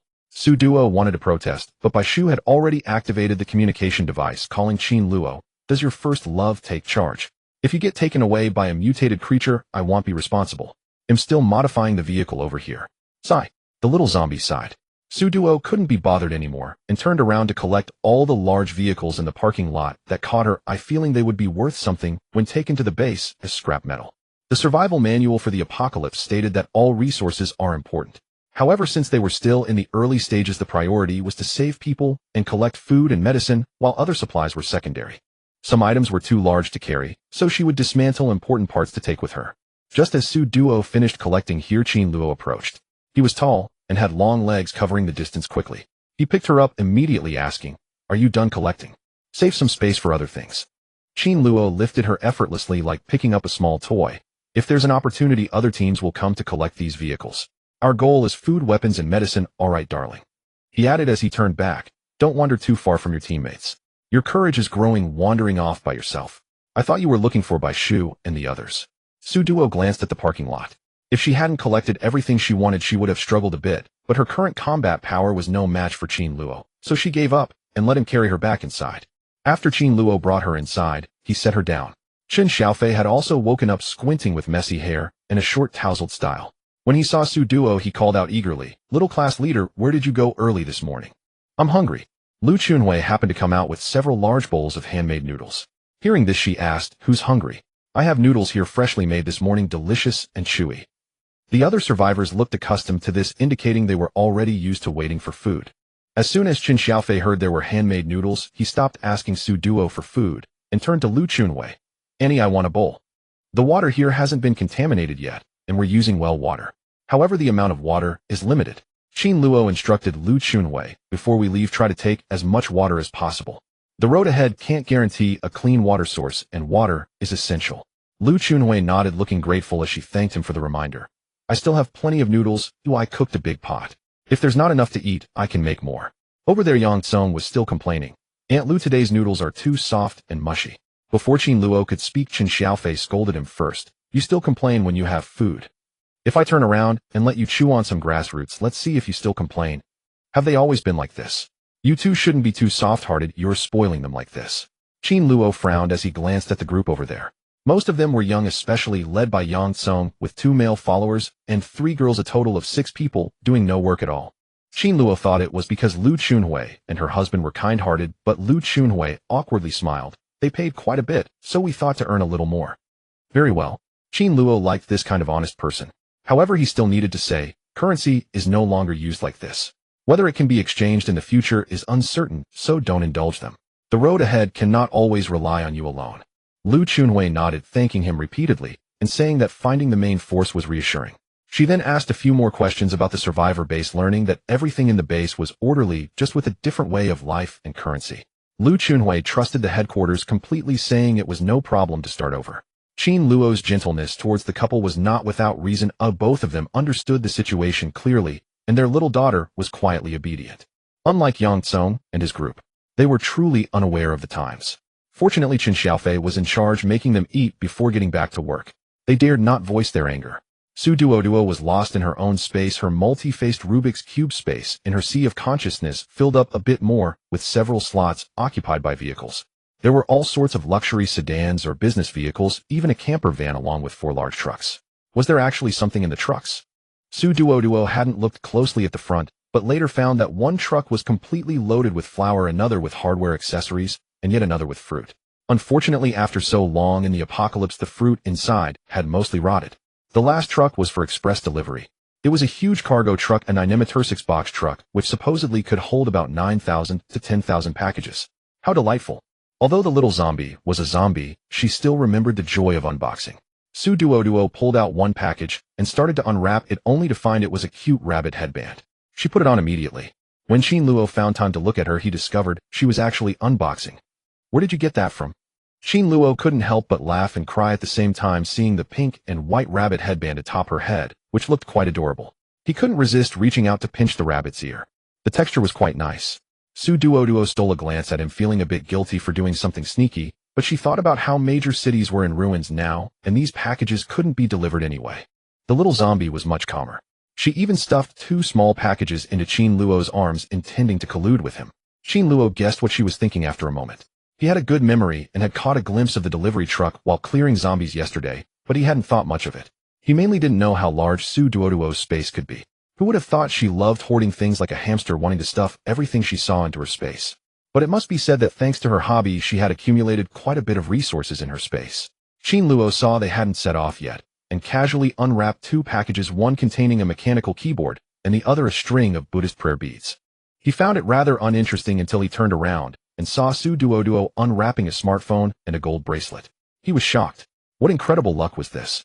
Duoduo's eyes lit up at the sight of the gold bracelet, and she raised her hand, wanting to wear it on her wrist. Qin Luo quickly stopped her, saying, Hey, don't wear it. It's too flashy and wealth shouldn't be exposed, you know.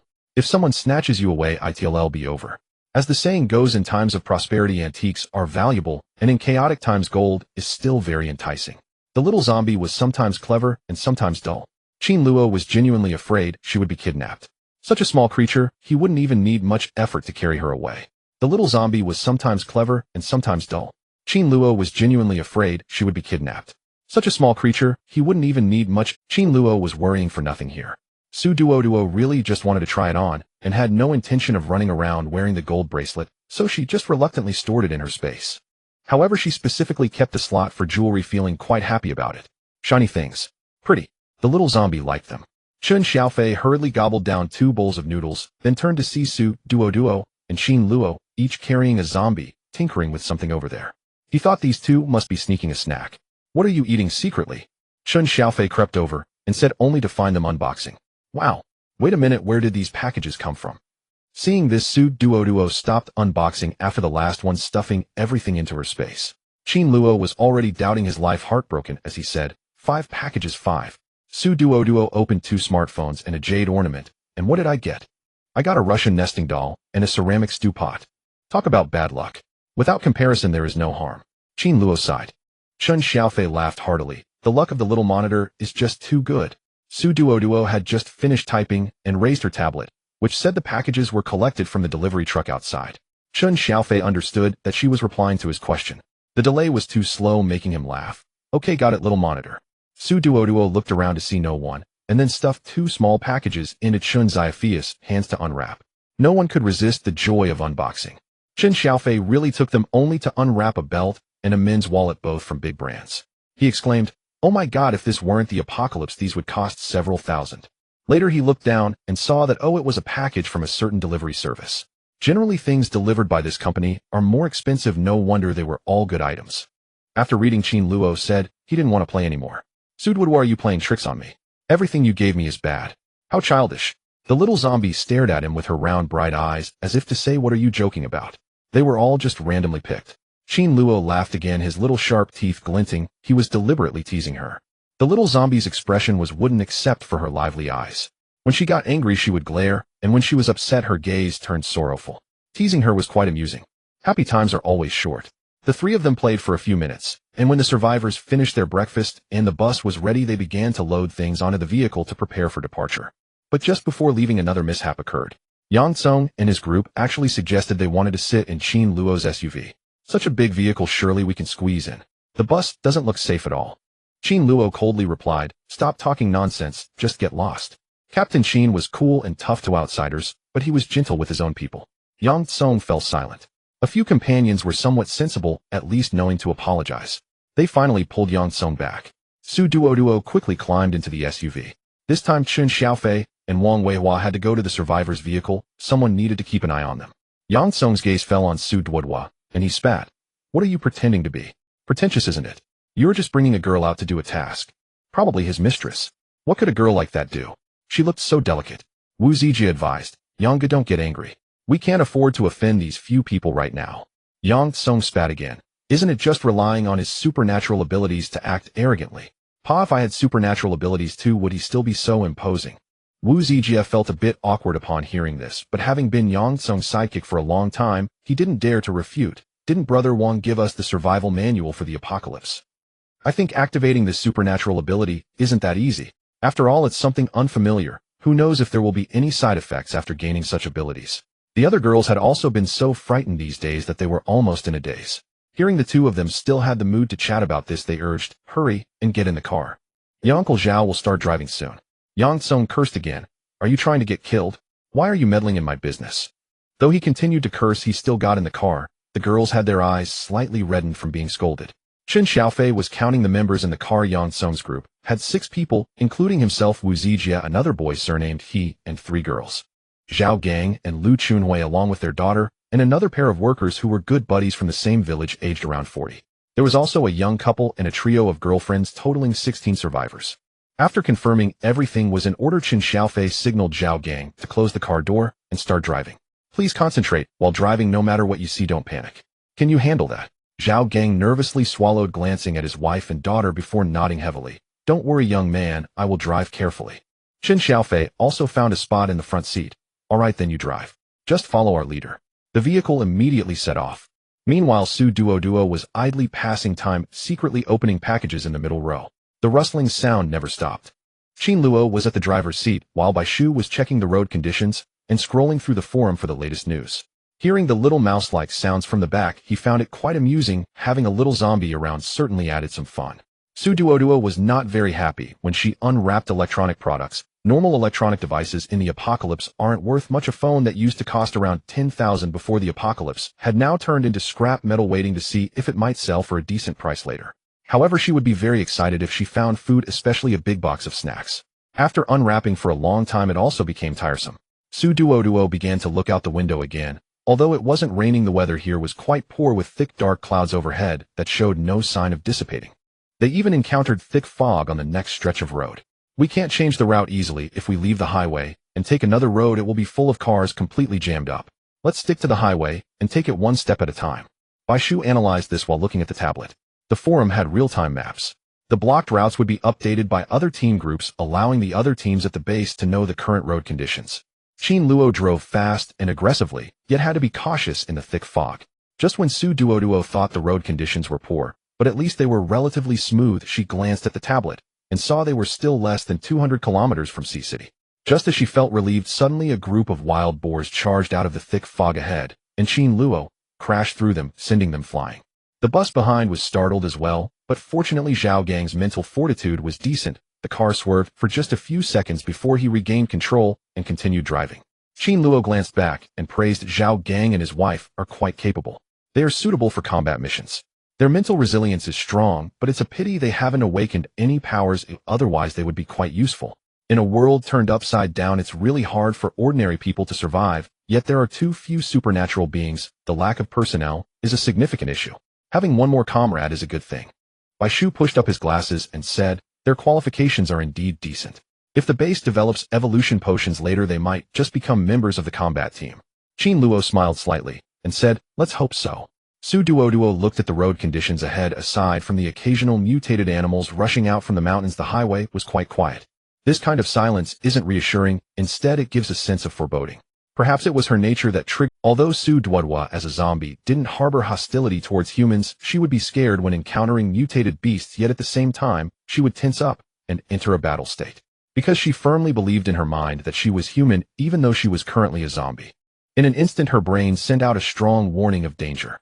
She abruptly turned her head and saw a huge figure approaching from the left at the 8 o'clock position. It was that snake person. Su Duoduo immediately took the wooden whistle from her chest and blew it once, successfully alerting the two people in front.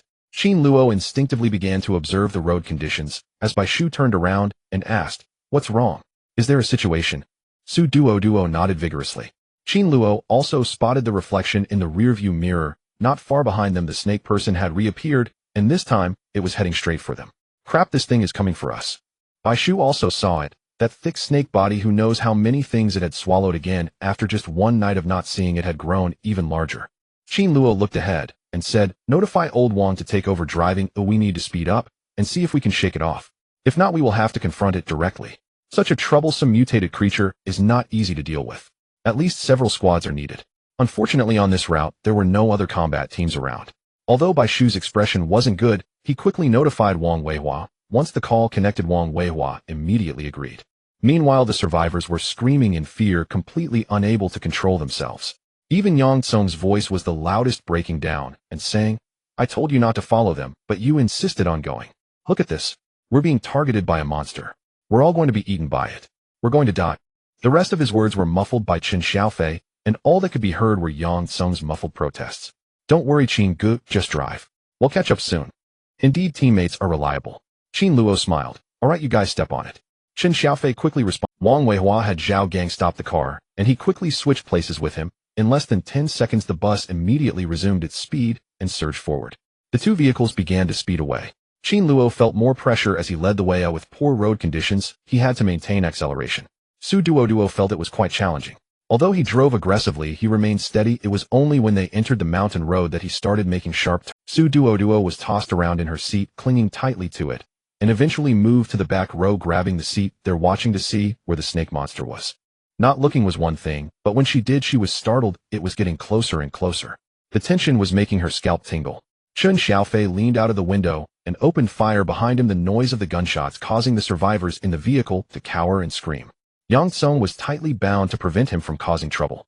Zhao Gang was anxiously pacing, while Lu Chunhui held her little daughter closely, their family of 3 anxious yet quiet, without screams or chaos. Wang Weihua drove fiercely, closely following behind Qin Luo's off-road vehicle. When Qin Luo signaled to stop, he immediately understood that it was time to prepare for a fight. There's no way around it. Zhao Gang, take the wheel and lead the others forward. You should encounter other rescue teams once you reach City C. Wang Weihua shouted to Zhao Gang. This bus was full of fuel, with several boxes of gasoline scavenged from other vehicles stored in the back. It was more than enough for them to reach City C. You must continue on your own from here. Listen carefully. No matter what mutated creatures or zombies you encounter, don't hesitate. Stay calm and ram through if you can. Although Zhao Gang was nervously shaking, he nodded repeatedly. I understand, but what about you? Can you handle this big guy? Lu Chunhui said with a pale face. There are only a few of you. How can you fight against this monster? Why don't we all go together? Drive faster. Wang Weihua replied that there was no time left. If this drags on, none of you will escape. We need to buy some time, and if it comes to worst, we can still flee. If we take you with us, we won't be able to fight properly, and it will be distracting. He stopped the vehicle right there. Zhao Gang didn't dare to delay any longer, and immediately switched seats with him. Since Wang Weihua had successfully distanced the snake man, he gritted his teeth and said, "All right, we won't hold you back. You all must be careful. If we run into any people, we will have them come to assist you." Wang Weihua smiled and patted his shoulder, urging him to run faster. Their little daughter snuggled in Lu Chunhui's arms, wide-eyed, said, "Uncle, you are heroes. Uncle, please be safe." Wang Weihua reached out and patted the little girl's head. "Be sure to listen to your mom and dad." The little girl, Chen Xiaofei, immediately retracted from the window. After firing several shots, he only managed to graze the big fat snake with a few minor wounds. "Damn it, this thing is truly agile. I can't hit it at all." Wang Weihua jumped out of the car. "Xiaofei, hurry up." Chen Xiaofei responded and jumped down, turning back to add, "If you want to survive, you better not let go of that dog thing, or it will cause chaos." The others trembled in fear, all glancing at Yang Tsong. If it weren't for him being tightly bound and gagged, he would have been cursing loudly. He struggled in terror, but couldn't move an inch. Others nodded repeatedly, knowing that he was the most likely to cause trouble. Wu Zijia flatteringly asked, "Do you need us to take your little female teammate along with us?" Wang Weihua switched weapons while Chen Xiaofei did the same. Suddenly reminded of the scene where Su Duo was wielding a chainsaw to kill mutated monkeys, he shivered and said, "Our teammate doesn't need to." Setting aside everything else, it was too dangerous for Su Duo to go alone in this apocalypse. No matter what, it was just a mutated snake man, or it should be manageable. Worst case, they could trade injuries for its life. Even if Su Duo couldn't help, protecting her would be less worrisome than protecting these ordinary people. Wang Weihua waved them to hurry, and Zhao Gang immediately stepped on the gas. In less than 2 minutes, the bus raced past the nearby off-road vehicle, speeding ahead while honking in acknowledgement. Qin Luo also responded with a gesture, and then he and Bai Shu quickly exited the vehicle. Su Duo didn't need to be reminded. She realized she couldn't stay in the car. Even if the vehicle was sturdy, it wouldn't hold up against mutated creatures. Staying behind would easily turn them into canned food. So she swiftly jumped down from the car. Zhao Gang glanced in the rearview mirror and saw several young people buying them time to survive. Even though he understood it was their duty, it was hard not to be moved. The big man's eyes turned red. Lu Chunhui prayed silently, hoping these young people would be okay and wishing for her family's escape from it. Wu Zijia saw the little girl jump out of the off-road vehicle and surprisingly did not run away. She neither cried nor panicked. Just this alone proved she was not the delicate flower Yang Tsong described.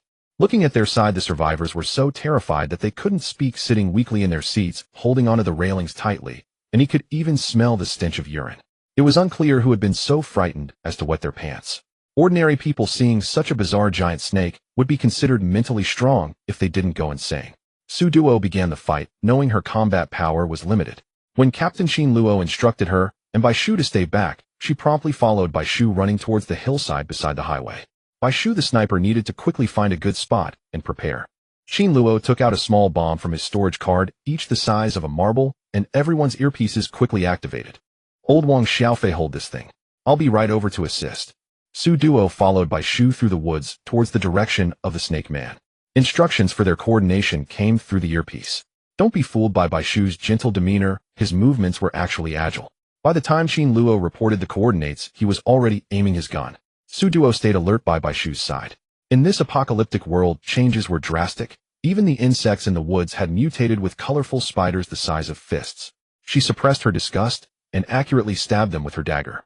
Bai Shu in battle mode spoke very little, but he noticed Su Duo was actually helping him clear the obstacles. Everything that might disturb him was silently cleared by her. The little squad leader truly lived up to her title. They stopped by a rock surrounded by many trees very discreetly. Once Bai Shu was in position, he informed the three of them, position secured. Then the battle officially began. The commotion was immense. Su Duo squatted beside him, dealing with mutated insects. These creatures were starving and killing each other in the woods, finally finding fresh flesh, all crawling towards Bai Shu, only to be sprayed down by Su Duo with insecticide. After discovering it was effective, she simply dumped 2 bags of insect repellent powder onto Bai Shu. The effect was excellent. Bai Shu had complete trust in her, not even questioning what she was doing. He entered a flow state. With every shot he created a wound, but he couldn't hit the snake man's vital spot. He had to constantly change positions to avoid being detected by the mutated snake man.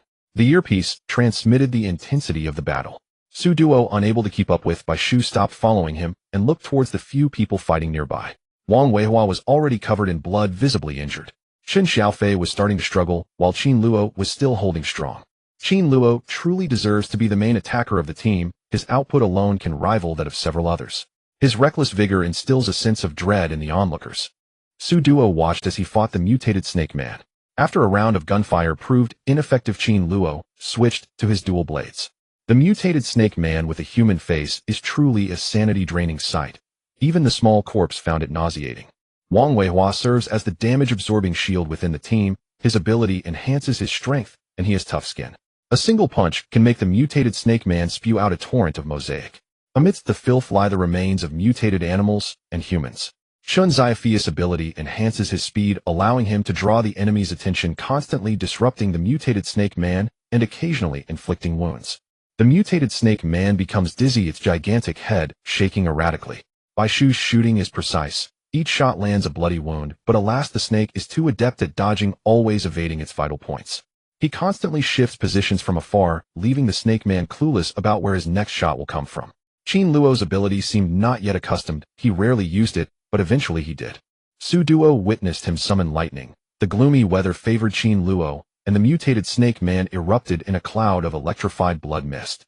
Yet this mutated Snake Man was too enormous. She couldn't even ascertain its level. Despite their relentless attacks, they failed to kill it, provoking it into a berserk state that sent Wang Weihua and Chen Xiaofei flying. As time passed, Qin Luo and the others gradually began to fall behind. Su Duo felt anxious. She watched as Chen Xiaofei and Wang Weihua were knocked away, blood pouring from their mouths and noses. Qin Luo was also injured. The mutated Snake Man's attacks were accompanied by sonic waves, causing unbearable pain in their heads. When Su Duo saw Qin Luo being ensnared by the mutated Snake Man, she could no longer hold back. Her mind buzzed, and she instinctively rushed towards them, her heart pounding in that moment. The multifaceted cube in her mind was spinning wildly, making her head spin. Su Duo, run, little class leader. When Su Duo regained her senses, she found herself standing before the giant serpent. So small she was, she couldn't even fill a gap in its teeth. The creature emitted a sharp, mocking laughter. Oh, a zombie has come to join the fun. Great, come here. Let me have a bite, crispy with a chicken flavor. As it tightened its grip around Qin Luo, his face darkened, and he shouted, "You mutt, I am your father. Try saying that again. Who do you want to eat, you mutt?" He roared and unleashed a massive lightning explosion, shocking the mutated Snake Man from head to tail. The legs of two humans attached to its tail trembled. The mutated Snake Man was electrocuted, its body riddled with numerous small wounds, blood gushing forth as it seethed with rage, hissing, "So painful. He'll kill you, he'll kill you." Qin Luo was flung away, crashing against the mountainside beside the highway. "Brother Qin, Captain Ch, little class leader." Su Duo's ears buzzed, and the cube space in her mind kept spinning, making her dizzy and nauseous. At that moment, a foul wind suddenly swept past her, as if the world slowed down. The mutated Snake Man opened its bloody maw, its enormous fangs glistening in front of her, its blood-red mouth and dark throat. Su Duo instinctively raised her hand to shield herself, and suddenly words echoed in her mind, prompting her to silently recite them. Space suddenly solidified and compressed. Then she saw the mutated Snake Man freeze for a second before her, its eyes wide, its throat uttering the words, "No, impossible." In the next moment it exploded, its massive body shattering. Blood splattered all over Su Duo, drenching her. The chunks of exploded flesh flew about with the scattered snake meat twitching on the ground, blood red. The scene fell into eerie silence. Wang Weihua and Chen Xiaofei were left dumbfounded for quite some time before they silently chuckled, collapsing to the ground astonished. "Incredible, little class leader is amazing. Ha ha ha, oh my." The feeling of being alive was simply wonderful. Wang Weihua and Chen Xiaofei couldn't help but express their amazement while laughing. Su Duo didn't know how long she was dazed. Her head buzzed as she slumped in the blood, feeling as though the whole world was red. When she regained some clarity, she noticed a large hand wiping her face, cleaning the blood from her cheeks before lifting her up. "Wake up. Are you stunned?" Qin Luo, battered and bruised, was the first to stand up, barely supporting himself as he walked over to lift Su Duo. There was no choice. The poor little thing sat in the blood, looking pitiful. Qin Luo noticed a red mutant core that had fallen by his feet and picked it up, placing it in the small corpse's hand. Su Duo instinctively reached out her small paw to grasp the mutant core, her entire self still in a daze. Wang Weihua and Chen Xiaofei remained sprawled on the ground, grimacing in pain. Even though their bodies were strong as mutants, they still felt pain, and recovery would take time, but thankfully they were mutants. If an ordinary person faced this monster, they would only end up being eaten. Bai Shu suffered the least injury, having only been hurt in the ears by the snake's sonic attack. When he drove over and saw this horrific scene, he was rendered speechless. Wang Weihua and Qin Xiaofei couldn't get up while the little corpse remained frozen. Captain Qin Luo was also severely injured. Bai Shu sighed. He wanted to help Qin Luo, but Qin Luo waved his hand and said, "No need, I can walk. You go help old Wang and Xiaofei." Bai Shu had no choice but to turn to help Qin Xiaofei while Wang Weihua was still lying on the ground gasping. Qin Luo propped himself up, hoisted Su Duo onto his shoulder, and staggered back to the vehicle, crawling into the back seat with her. Soon Qin Xiaofei was assisted back to the middle row, lying on the seat and gasping, "Hiss, hiss, it hurts so much." Bai Shu was equally exhausted, slowly helping Wang Weihua back. The car was filled with the smell of blood. Damn, that was intense. What level is that mutated snake man?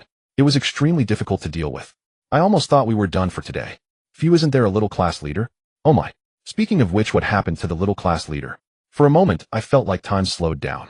I heard that if a spatial ability is strong enough, one can develop a killer move. Qin Xiaofei and Wang Weihua exchanged a few words, trying to divert their attention. After all, their bodies were in too much pain, and they sometimes trembled from it. Bai Shu returned to take a few photos and videos, then quickly drove away from the area. If they delayed any longer, who knows what else might come their way. The mutated snake man, named Liang Yong, is 40 years old and the general manager of a listed company who was recently arrested for embezzling funds. In his youth, he had a penchant for wild game, but after the country imposed restrictions, he developed a taste for snakes. Just before the apocalypse, he was bitten by a snake, and on the day the apocalypse began, Liang Yong transformed into a snake man, immediately devouring the police officers sent to arrest him, along with many bystanders and even zombies. The common skills after mutation are bind and kill, knockback, and devour, with the derived skill being sonic attack, which can cause dizziness, hallucinations, and vomiting. He upgrades by devouring others.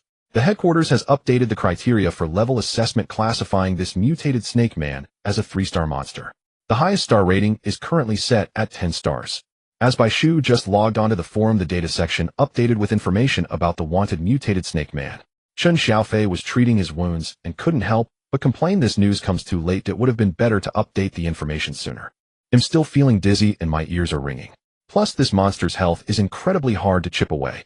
Later, Xiao Bai should also add the characteristics of its attacks in the report. "That's just how it is," Wang Weihua said as he bandaged his own wounds. The group had stopped on an emergency lane, and Wang Weihua poured disinfectant over his wounds, flinching at the pain. There was no other choice. It was a physiological reflex. Both of them had considerable external injuries, but fortunately the physique of ability users was excellent, and their bleeding had already stopped. They just needed to disinfect and bandage their wounds. Finally, after taking some medication, they would be fully recovered in a week at most. If this had happened to ordinary people, they would either die or be bedridden for several months. Bai Shu nodded after hearing this. His left ear was even bleeding from the sonic attack, but he had no time to worry about other things. He uploaded the data on this mutated snake man to prevent other teams from encountering the same type of monster. Since no one is taking the mission, the bounty for this wanted task has been upgraded to 200,000 points. It just arrived, and I'll allocate 100,000 points to the team leader, while the remaining 100,000 will be split among the 4 of us. Is everyone okay with that? Sure, Bai Shu said, adjusting his glasses. But at this moment, everyone was too preoccupied to care about such matters. Wang Weihua replied, "That works for me." "I'm fine with that too," Qin Xiaofei said while wrapping bandages around himself, grinning as he added, "If it weren't for her last-minute hidden ultimate move, the 3 of us might have really ended up here today." Wang Weihua also agreed wholeheartedly, then looked at his injured fist, clenching it involuntarily. "We are too weak. I mean, have we really classified these monsters by star ratings now? This is only a 3-star monster. Just a 3-star monster almost wiped out their team. Previously, when they went on missions, their teamwork was flawless, yet today they nearly perished." Qin Xiaofei fell silent, uncharacteristically downcast, and sighed. Bai Shu quickly finished the report, allocated the points, and transferred them to their respective accounts. "If you guys are feeling disheartened right now, I suggest you check the forum. It's still the early days of the apocalypse, and the highest level monsters appearing are only 5 stars. Also, because we successfully took down this 3-star mutated snake man, the headquarters said there would be additional rewards, so we have something to look forward to." After all, the 4 of us plus a little zombie managed to take down a 3-star mutated monster. His point was that they had done something commendable. Wang Weihua and Qin Xiaofei paused, leaning closer to Bai Shu, looking at the trending post on their tablet where a crowd was praising them. What? Which brave team took on this task that no one else would dare to? Oh, it turns out to be the 3A Special Operations team. Alright, I'm on board with that. Wow, a 3-star mutated monster. Which team is so powerful? What kind of team is the 3A Special Operations team? Newcomers from ordinary backgrounds are seeking answers. With the onset of the apocalypse, many new internet slang terms have emerged on the forum. For example, combat teams that were previously composed of military personnel would refer to themselves as organized units, while the ordinary people who gained abilities during the apocalypse refer to their combat teams as civilian newcomers. The discussions became lively. No matter how difficult the world became, gossip could not be absent or else one would go insane. People always needed a way to unwind. The water forum is a great way to relieve stress. When someone asked about the 3A Special Operations Team, other friends from different units enthusiastically shared their knowledge. The 3A Special Operations Team is nothing special, it's just a combat team that has been rated A for 3 consecutive years for a total of 36 months. Bitter sorrowful, I really didn't cry. Don't listen to the nonsense from above. The members of this team are all quite formidable, otherwise they wouldn't be part of the legendary A group. I've heard that the A group has 7 teams, and the 3A is still very strong. They're just a group of people at the top of the pyramid. Ordinary people like us shouldn't compare with them. They are like beasts. They fear neither death nor fatigue, and can go 10 days without food and still survive. Other comrades agreed, each one sounding quite weary and pained, likely having been compared to them by their own. As a result, the civilian newcomers expressed their admiration, feeling awestruck. No wonder they are so strong. Our team found it terrifying when we encountered a 1-star mutated animal before, and we almost faced total annihilation. This is a 3-star mutated monster. It was once human, and it's not even an animal. Oh, it feels like an immense pressure. Ha, you must be a civilian newcomer who hasn't killed anyone, right? For us organized units, we've dealt with real combat before, so the pressure isn't too bad. Mainly, it's just disgusting to face something that's neither human nor beast. The members of the 3A Special Operations Team, well, you've seen the pictures and videos from the scene, right? My God, it was all big chunks of meat. Gross. How strong must they be to chop a 3-star mutated monster into chunks? While the one above is right, those chunks still have snake skin on them. It looks just like pieces of snake meat. It looks like pieces of eel. I'm getting hungry. Don't go too crazy, the one above. People shouldn't, at least not supposed to. In short, everyone was discussing happily and idolizing the 3A Special Operations Team. Only they knew it was a bit. Chun Xiaofei scratched his nose and said, this time I truly feel undeserving. If it weren't for the team leader, we might not have been able to defeat this guy. Wang Weihua also felt quite guilty. Bai Shu turned to look back at the rear seats of the vehicle where Qin Luo and Su Duoduo were asleep. As soon as they got in the car, Qin Luo hurriedly wiped the blood off himself, casually applied some medicine, and wrapped a bandage around it, before grabbing a small blanket to wipe the blood off the little zombie, then hugged her and fell asleep. The little zombie had closed her eyes and fallen asleep as soon as she got in the car. Chun Xiaofei hesitated and said, should we wake them? At least Qin Guess wounds need to be properly bandaged again. The team leader hasn't changed her clothes yet. Wang Weihua peeked inside and saw the two of them sleeping soundly next to each other. Bai Shu shook his head and said, let them sleep for now. I'm not sure about the team leader's situation, but it's common for Qin Luo to sleep right after a fight. Recent studies have shown that sleep can help mutants quickly recover their strength and heal their wounds. If you two can fall asleep, you should also take a nap. Brother Bai, how do you manage to know everything right away? Chun Xiaofei admired him greatly. Wang Weihua, who had just gotten into the car, nodded in agreement, saying, indeed, Bai knows everything. Bai Shu returned to the driver's seat, adjusted his glasses, and replied, because I love learning, and learning loves me. Someone has to keep an eye on the news for us. The world is ever-changing. If you don't keep an eye on the forums, it's easy to fall behind the times. Chun Xiaofei and Wang Weihua exchanged awkward chuckles. They couldn't help it. All of them had their own areas of expertise, and they were quite biased, only interested in things they liked, making it difficult for them to study anything else. In this aspect, Bai Shu was indeed much more attentive. A few hours later, when Su Duoduo opened her eyes, she saw 2 figures swaying in front of her, her vision still blurred, as if seen through red gauze. Once she rubbed her eyes, she realized that the figures in front of her were actually Lu Chunwei and her daughter. Su Duoduo was momentarily stunned. After a few minutes of daze, she slowly began to recall something. Was this a dream? Hadn't they parted ways with their group? The survivors had gone ahead while their small team followed behind, and then they had fought a fierce battle, everyone getting injured. Injury. Su Duoduo remembered. She frantically looked for someone and discovered she was in an old warehouse, quite empty, surrounded by many survivors resting. She scanned the area and fixed her gaze on their silhouettes. Qin Luo had already awakened, standing tall, accompanied by Wang Weihua, Chun Xiaofei, and Bai Shu, who were conversing.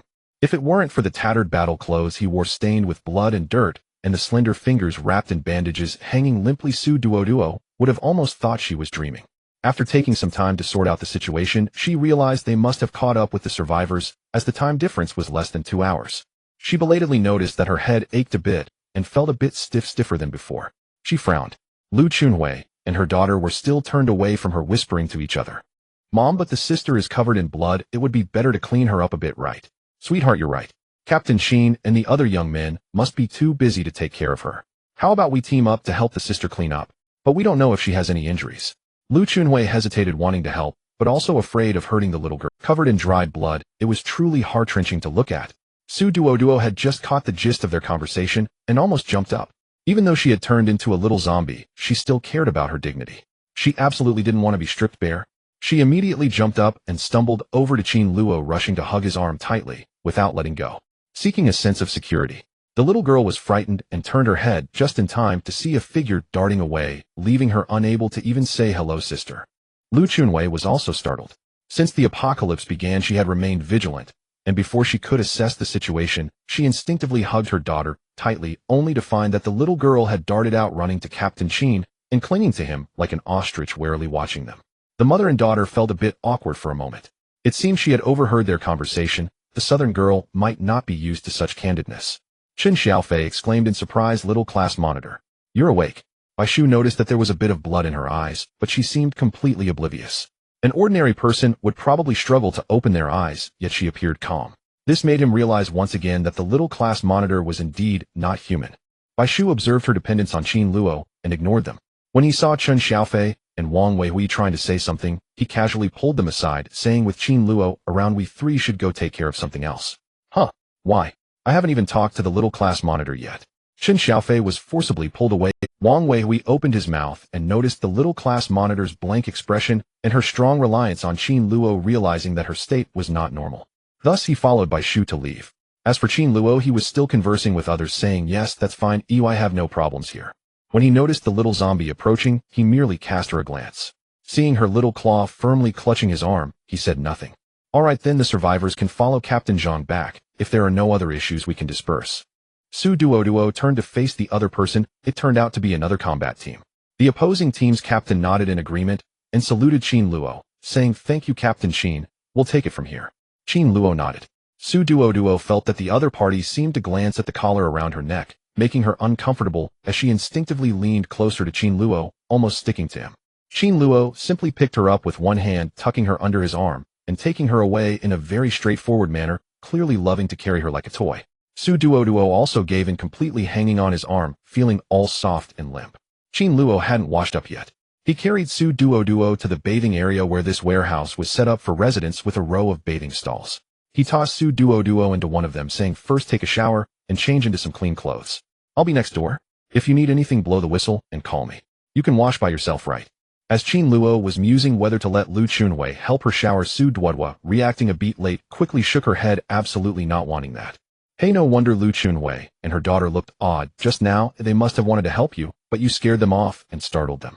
Su Duoduo had just woken up, and he had noticed that too, just catching a glimpse of the expressions of the mother and daughter. Qin Luo's logic was sound, quickly connecting the dots. How could he not understand? "You, a little zombie, have quite a thin skin." He lowered his head to tease her. The little pitiful one looked rather tragic, dressed in combat gear with jet black hair, a snow-white face, all covered in dried blood. In short, it was quite a sight. He felt quite frustrated for not being able to protect her, yet she had inadvertently saved him. Qin Luo noticed that the little girl seemed even more dazed, regressing to the state when he first met her. Her reactions slow, delayed for quite a long time. He reached out to pinch the back of her neck to help her relax, saying, "All right, don't overthink it. Your head might explode from overthinking. Just wash up and rest for a bit." Qin Luo took out a blue water storage bucket from his storage space. It was left over and just right for Su Duoduo to fit inside.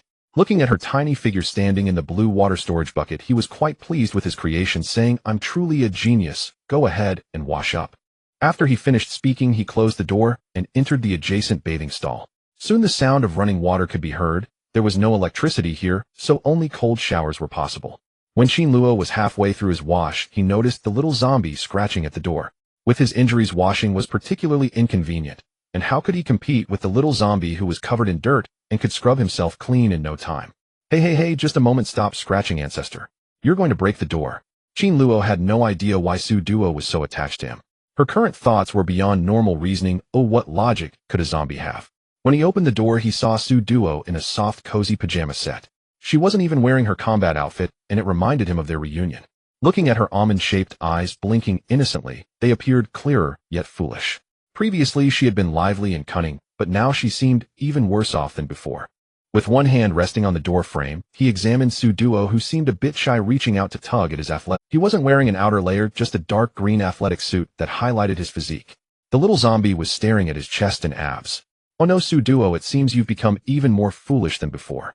What will happen if someone tricks you away one? Sighing, Luo raised his hand to comb through her damp bangs, styling them into a slicked-back look. Fortunately, Duoduo had a small face with delicate features, and exposing her forehead gave off a different vibe, which intrigued Luo. He would occasionally sweep her bangs aside, then pull them back up again. Hey, it's quite magical how different it feels, completely two sensations. Just then a few young members from another team passed by and spotted Captain Qin flirting. Their faces flushed with embarrassment, regarding him with a look of disbelief. Luo froze, locking eyes with Duoduo. The beauty lens in her eyes, splattered with blood, had turned red. He wiped her eyes with his finger, but it didn't clean up properly. Deciding to lift her under his arm, he said, "Tisk, your eyes need some attention. Let me ask them how to fix it." 3 minutes later, Duoduo was sitting on the floor covered with blankets, while Luo sat behind her drying her hair. In front of them sat Bai Shu, Chen Xiaofei, and Wang Weihua. The four of them wore serious expressions as they studied her beauty lens. "Shouldn't we take it off?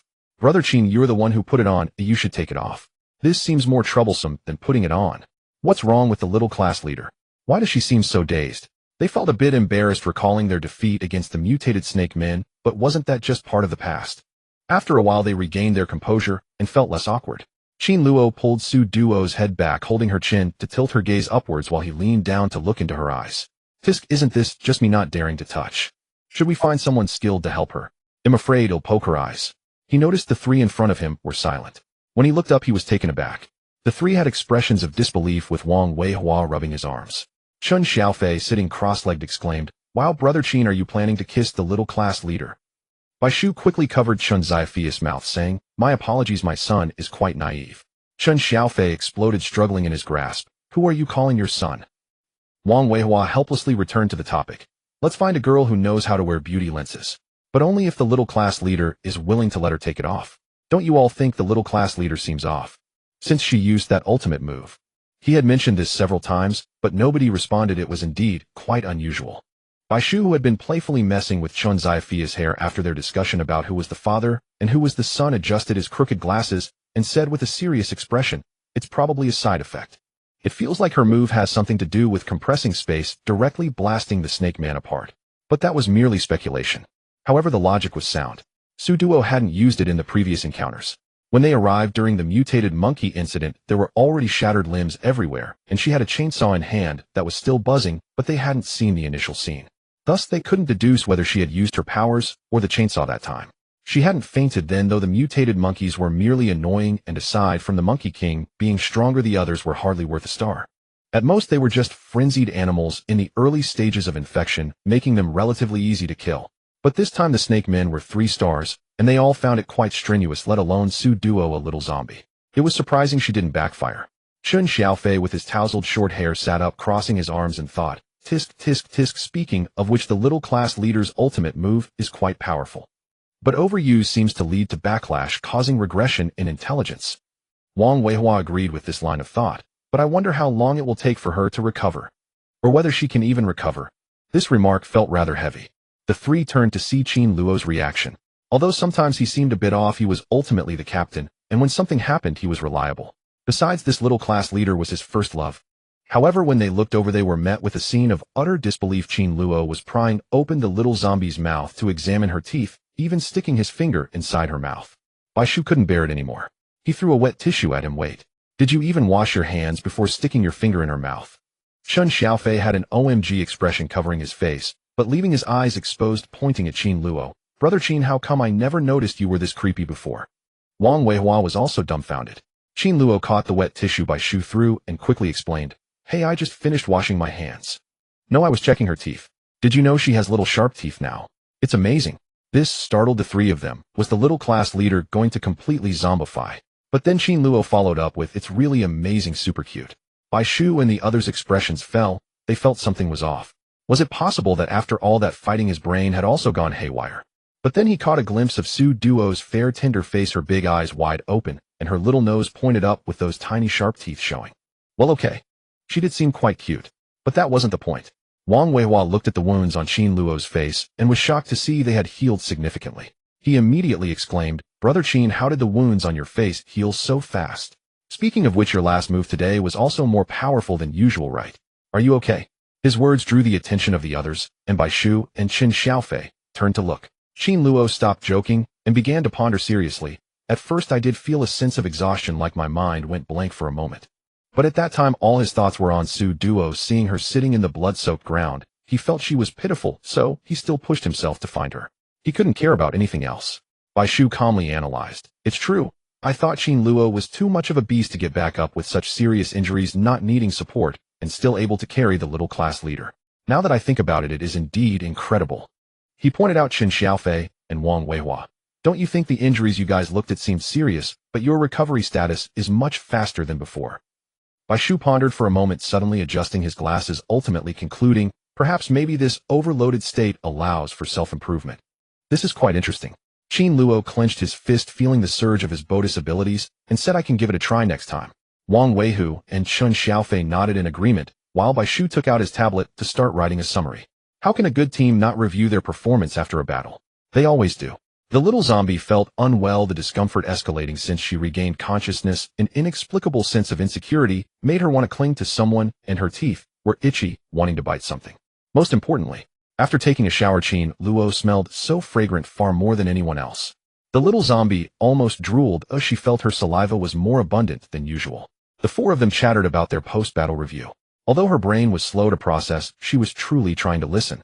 Qin Luo smelled too good. He had her in front of him, drying her hair occasionally, making her look up at his eyes, then asking her to open her mouth to check her teeth. The little zombie's mind was clouded by Qin Luo's fragrance, going along with whatever he asked, being very obedient. She felt a bit warm, which was very strange. Since becoming a zombie, she had only felt her body cold, rarely experiencing this warm feeling, and she also— While the four of them were talking, Su Duoduo stealthily leaned against Qin Luo's embrace, sneakily looking at his neck and the moving Adam's apple. I want to bite. A sound of her stomach growling interrupted their review. The four of them turned to look at the little zombie, blinked her eyes, feeling a bit guilty as she lowered her head. She was guilty because she was craving Qin Luo's body. Qin Xiaofei patted his thigh and exclaimed, the little monitor is hungry. The exotic core. Is that the shiny thing? In the little monitor's space, can you check? He gestured. Su Duoduo still stared blankly at him, instead wanting to shrink back into Qin Luo's arms. Qin Xiaofei looked sad and said, oh no, the little monitor doesn't recognize us anymore. Bai Shu patted his shoulder, feeling complex emotions as he thought that it was for their sake that the little monitor became like this. Wang Weihu also spoke up, she can't take it out herself. Can she eat something else? Will she take the nutritional liquid? Qin Luo took out a nutritional liquid from his storage card, but Su Duoduo didn't even glance at it. Headache. Their strange behavior had long attracted the attention of others. Suddenly, a bizarre post appeared on the forum with the title, Did the 3A Special Operations Team take a mission to escort a wealthy young lady? The main post included several candid photos and a shocking statement. On the mission encountering the legendary 3A team, they were indeed all very handsome, but when they saw them, they were all injured. Even the 3A team struggled against 3-star monsters. However, the fact that they could still stand after the fight was impressive, but it was strange that they brought along a girl. Everyone was being so attentive to her that the 3A filter must be shattering. Image. Besides the 3 images from the main post, 2 more candid photos were attached. The first 3 photos showed the backs of Qin Luo and his 3 companions, all tall and handsome, with Wang Weihu being exceptionally strong. There was also a frontal shot of the captain of another battle group. The last 2 images were taken sneakily, capturing Qin Luo holding a girl in his arms, while Bai Shu, Qin Xiaofei, and Wang Weihu leaned slightly forward to look at her, the atmosphere being both ambiguous and strangely harmonious. Then this post exploded in the gossip section. The awakened ability users who had just finished their battles were exhausted, and those who could browse the forum were resting and in need of some mental nourishment. Suddenly they saw a big scoop, and everyone became alert, the heat rising rapidly. Wow, no one told the ordinary new recruits that the 3A Special Operations Team was this good looking. This physique is so solid, and those long legs, I won't say who envies me, sob. This battle damage outfit is too sexy. Gasp. I'm breaking down, dude, can you talk nicely? What photos are you posting, OP? Angry. Does 3A lack healing type ability users? I can heal super well. I can save 4 with 1 bite. Brothers, quickly recruit me into the team, sob. Don't think about it. Upstairs, the 3A team doesn't accept new members. At the beginning of the apocalypse, the headquarters suggested we bring in newcomers, but their group was the only one that refused. However, after seeing the ambiguous photos afterwards, everyone's tone became strange. Who is that girl? So beautiful. Can I flirt with her? I'm envious. I also want a soft girl lying in my arms sob sob. Hiss, why is the relationship so subtle? Hee hee, those who understand understand. How many women rely on their looks to rise to power these days? It's nothing strange. Reported, don't be too disgusting upstairs, she might be the sister of the goddess of Luo. What dream are you dreaming? The goddess of Luo has no sister. No way. Such a powerful team, yet they're all simps. This girl's identity must be very noble for them to revolve around her. Such comments were not uncommon. Unfortunately, at this moment, Bai Shu and the others had no time to check the forum. They were busy. Qin Luo found a girl from another battle team to help Su Duoduo change her contact lenses. There was no way ordinary people wouldn't know about the mutated beings, and seeing her as a little zombie might scare them, even though she really wasn't scary. The girl from the neighboring battle team was a support type with a very charismatic personality, but her movements were gentle. Su Duoduo was more cooperative than she had imagined. Oh, my little sister, you're so obedient and cute. I feel that amber-colored contact lenses really suit you. After Mu Inya finished changing the little zombie's lenses, she couldn't help but pinch her soft fair face, amazed. Wow, it's actually soft, so amazing. I've never seen a mutated being that is a zombie. Little darling, you must try to live longer. Following 3A straight to the front line is too dangerous. Do you want to join my team? Hey, we're still here, aren't you, openly trying to poach our little monitor? Exactly. There's no way you can take our little monitor. Mu Inya clicked her tongue, putting the contact lens box lid on. I was just saying, but if she's willing, I could really take her in. By the way, why do you all call her the little monitor? What is your relationship? Looking at their reactions, it was evident they had no idea about the gossip on the forum. Unfortunately, when Mu Inya was called over, she happened to be eating dry food while browsing the forum. So with the idea of enjoying gossip from the front lines, she directly stood up and followed, hurrying over to see the adorable little zombie, and oh, her heart melted immediately. Chun Xiaofei opened a bottle of nutritional liquid and drank it, saying the little monitor is just the little monitor. She was our class monitor in middle school for 3 years, and we were all in the same class. Isn't that amazing? Her grades were excellent. She was always in the top 10 of the grade. She did a great job as class monitor, and our whole class respected her. She's really a great person. Just that she's a bit short, she was only 1.53 meters back then, haha. Mu Inya couldn't help but laugh, finding the 3A team quite amusing, and ultimately reminded them of what happened. The faces of the four turned dark instantly, with one little zombie looking completely confused. After reading the forum post, Qin Luo and his 3 companions gasped, deeply puzzled about why anyone would think Su Duoduo was their lover. Is it really that absurd these days? Chun Xiaofei was so startled, he stuttered. 3 certainly didn't have that intention towards the little class monitor. Never. The pressure from the little class monitor during his youth was too great, leaving him filled with nothing but respect. Wang Weihua emphasized that he had no ulterior motives either. He hadn't even figured things out in middle school, and later, he was full of passion, fighting on the front lines, never thinking along those lines. Besides, he preferred mature women with hot bodies. Bai Shu was even less likely. He pushed up his glasses and said, I'm asexual. Moreover, every time they gathered with others and played truth or dare, when asked about their first crushes, Qin Luo blushed deeply during his first time being asked, held back for a long time, and finally said that his first love was Su Duoduo, their little class monitor from middle school. The others would go oh and make all sorts of teasing noises. Once Qin Luo opened his mouth, he could answer anything they threw at him. When asked why he liked her, he said she was pretty and her serious expression was lovely, even her fierce look was cute. Over the years, he had murmured about nothing but Su Duoduo. As the heartthrob of his buddies, his white moonlight, and his youthful crush, who could compete with him for that? However, Qin Xiaofei and the others truly had no feelings for the little class monitor. It was absurd that this photo could lead to rumors on the forum. Chun Xiaofei exploded with anger. Who the hell is such a jerk to take candid shots?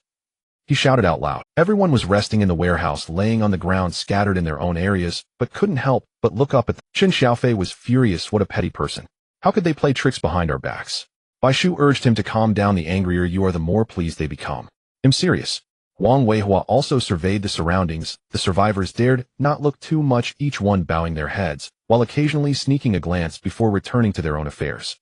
Currently, the only ones who could connect to the internet were the combat teams from various bases. This warehouse was not small, housing 5 teams. Mu Inya's team was unlikely, as they had interacted with her team, and all 7 members were quite nice. Zhao Gang and his group of survivors were handed over to Mu Inya's team, with the one who coordinated with them earlier being Mu Inya's captain Zhang Qi. Excluding them, there were 3 other teams which were less familiar. How could one always encounter acquaintances when venturing out? There would always be other survivors from different bases. When Wang Weihua looked over, he couldn't discern anything. Those who could come out to carry out missions had strong psychological qualities and naturally wouldn't hide things like ordinary people. Qin Luo was quicker, directly clarifying on the forum and also introducing their 3A team's new member. Mutant Su Duoduo. Everyone exploded with excitement. Wow, the Luo god actually logged in. And is personally confronting someone. A mutant. They actually recruited a mutant. What's the background of this girl? Are mutants no longer under base control? Shouldn't they be working at the base? A teammate accepted by the 3A team must be quite powerful, right? Is she a healer, or does she have space abilities? Currently those two abilities are the rarest.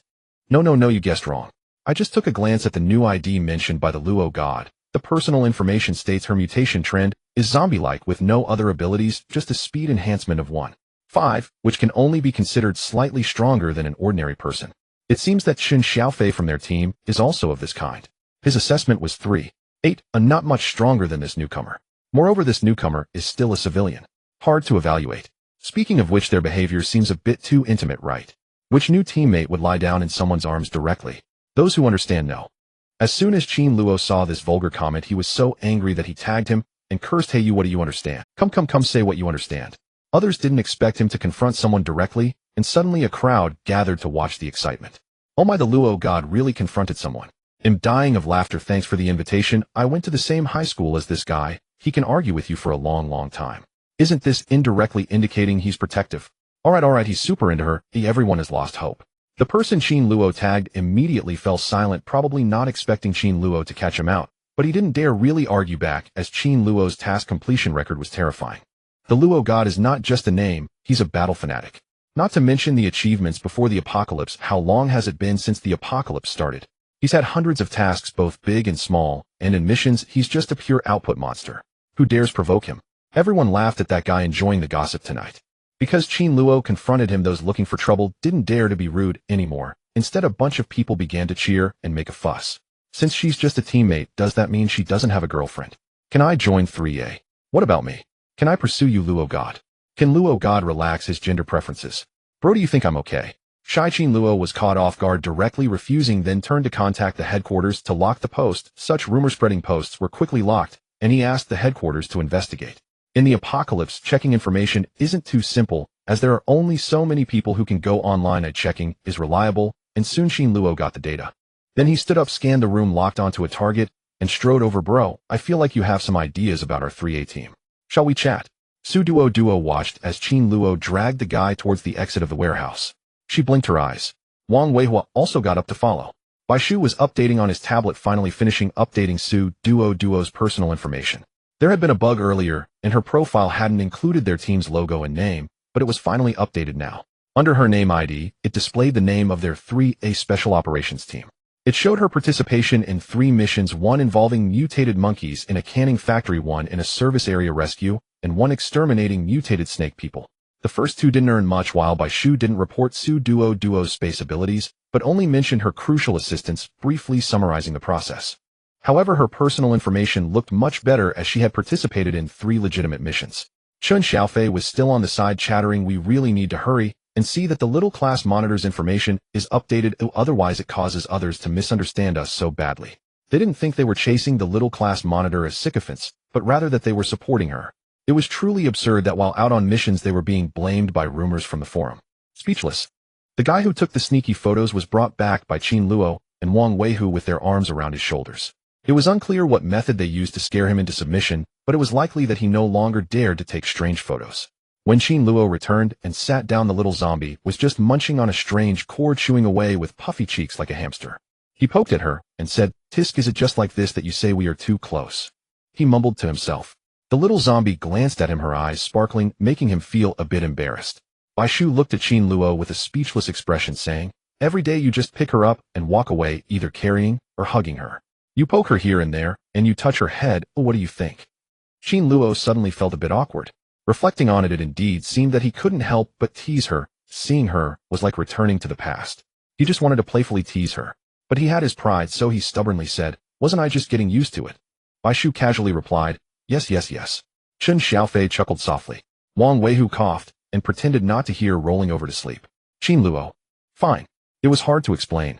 After chewing on the strange core for a long time, Su Duo finally remembered that she was supposed to get them food, but by the time she thought of it, the 4 of them had already laid down. She was confused for a second, then wrapped herself in a small blanket and lay down, hoping to recover sooner, otherwise the delay in her brain was too annoying. The angrily puffed up little undead looked at Qin Luo's neatly trimmed hair and his back. She crawled over like a caterpillar, snuggling up next to the fragrant food reserves and falling asleep, hoping for a beautiful dream tonight. As dawn broke, everyone in the warehouse gradually got up. Those on night watch went straight to the truck to catch up on sleep, while the others were packing up preparing to set off. Aside from the sporadic sounds of a few zombies being taken down during the night, everyone had a good sleep, which was quite rare in the apocalypse. Chen Xiaofei stretched his bedhead and sighed comfortably. I slept so well last night. I must thank Team Zhang and the others for taking over the night watch and letting us have a good rest. Bai Shu also got up, squinting as he searched for his glasses. As soon as Chen Xiaofei opened his eyes, he saw 4 thermos cups neatly lined up in front of him, their familiar colors. He turned to Duoduoduo and exclaimed in surprise, "Wow, class monitor, you did this for us." The little zombie's eyes had already regained their sparkle, no longer looking dazed like yesterday. She even nodded coolly at him and handed him a can of side dish, which was crispy and spicy radish cubes meant to go with congee. Chen Xiaofei was almost moved to tears holding the can of spicy radish cubes and saying, "Woo-woo class monitor, you are like my reborn parents. This is great, I can enjoy these delicious foods again, woo-woo." Bai Shu simply slapped Chen Xiaofei's head and scolded, "What are you doing so early in the morning?" He was a good person overall, but he had a bit of a morning temper. As long as no one bothered him, he was fine, yet Chen Xiaofei made such noise early in the morning which annoyed him. Chen Xiaofei immediately perked up holding the can of radish cubes and said, "If you have the ability." Bai Shu finally saw what he was holding. A glint flashed in his eyes, and after calmly getting up he said, "Oh, if you don't eat, then don't eat." In the next second, he quickly snatched the can of spicy radish from Chen Xiaofei, declaring, "I'll confiscate it." He then hid it in his storage space card. The 4 of them also had space abilities, but the space wasn't large and the headquarters personnel could see what was inside, so there was no personal privacy. Chen Xiaofei was stunned by Bai Shu's shameless tactics sitting on the bed. Bai Shu had already run to the bathroom. Wang Weihu sighed helplessly, saying, "All right, stop fooling around, eat up, and get on the road." He also rolled out of bed. True to his role as the father, while the others got up and ran, he immediately started collecting the blankets, folding them into neat blocks before putting them in his storage card. Duoduo squatted nearby, enjoying the show. She found their playful bickering very amusing, and seeing Chen Xiaofei looking pitiful, she gave him another can of anchovy.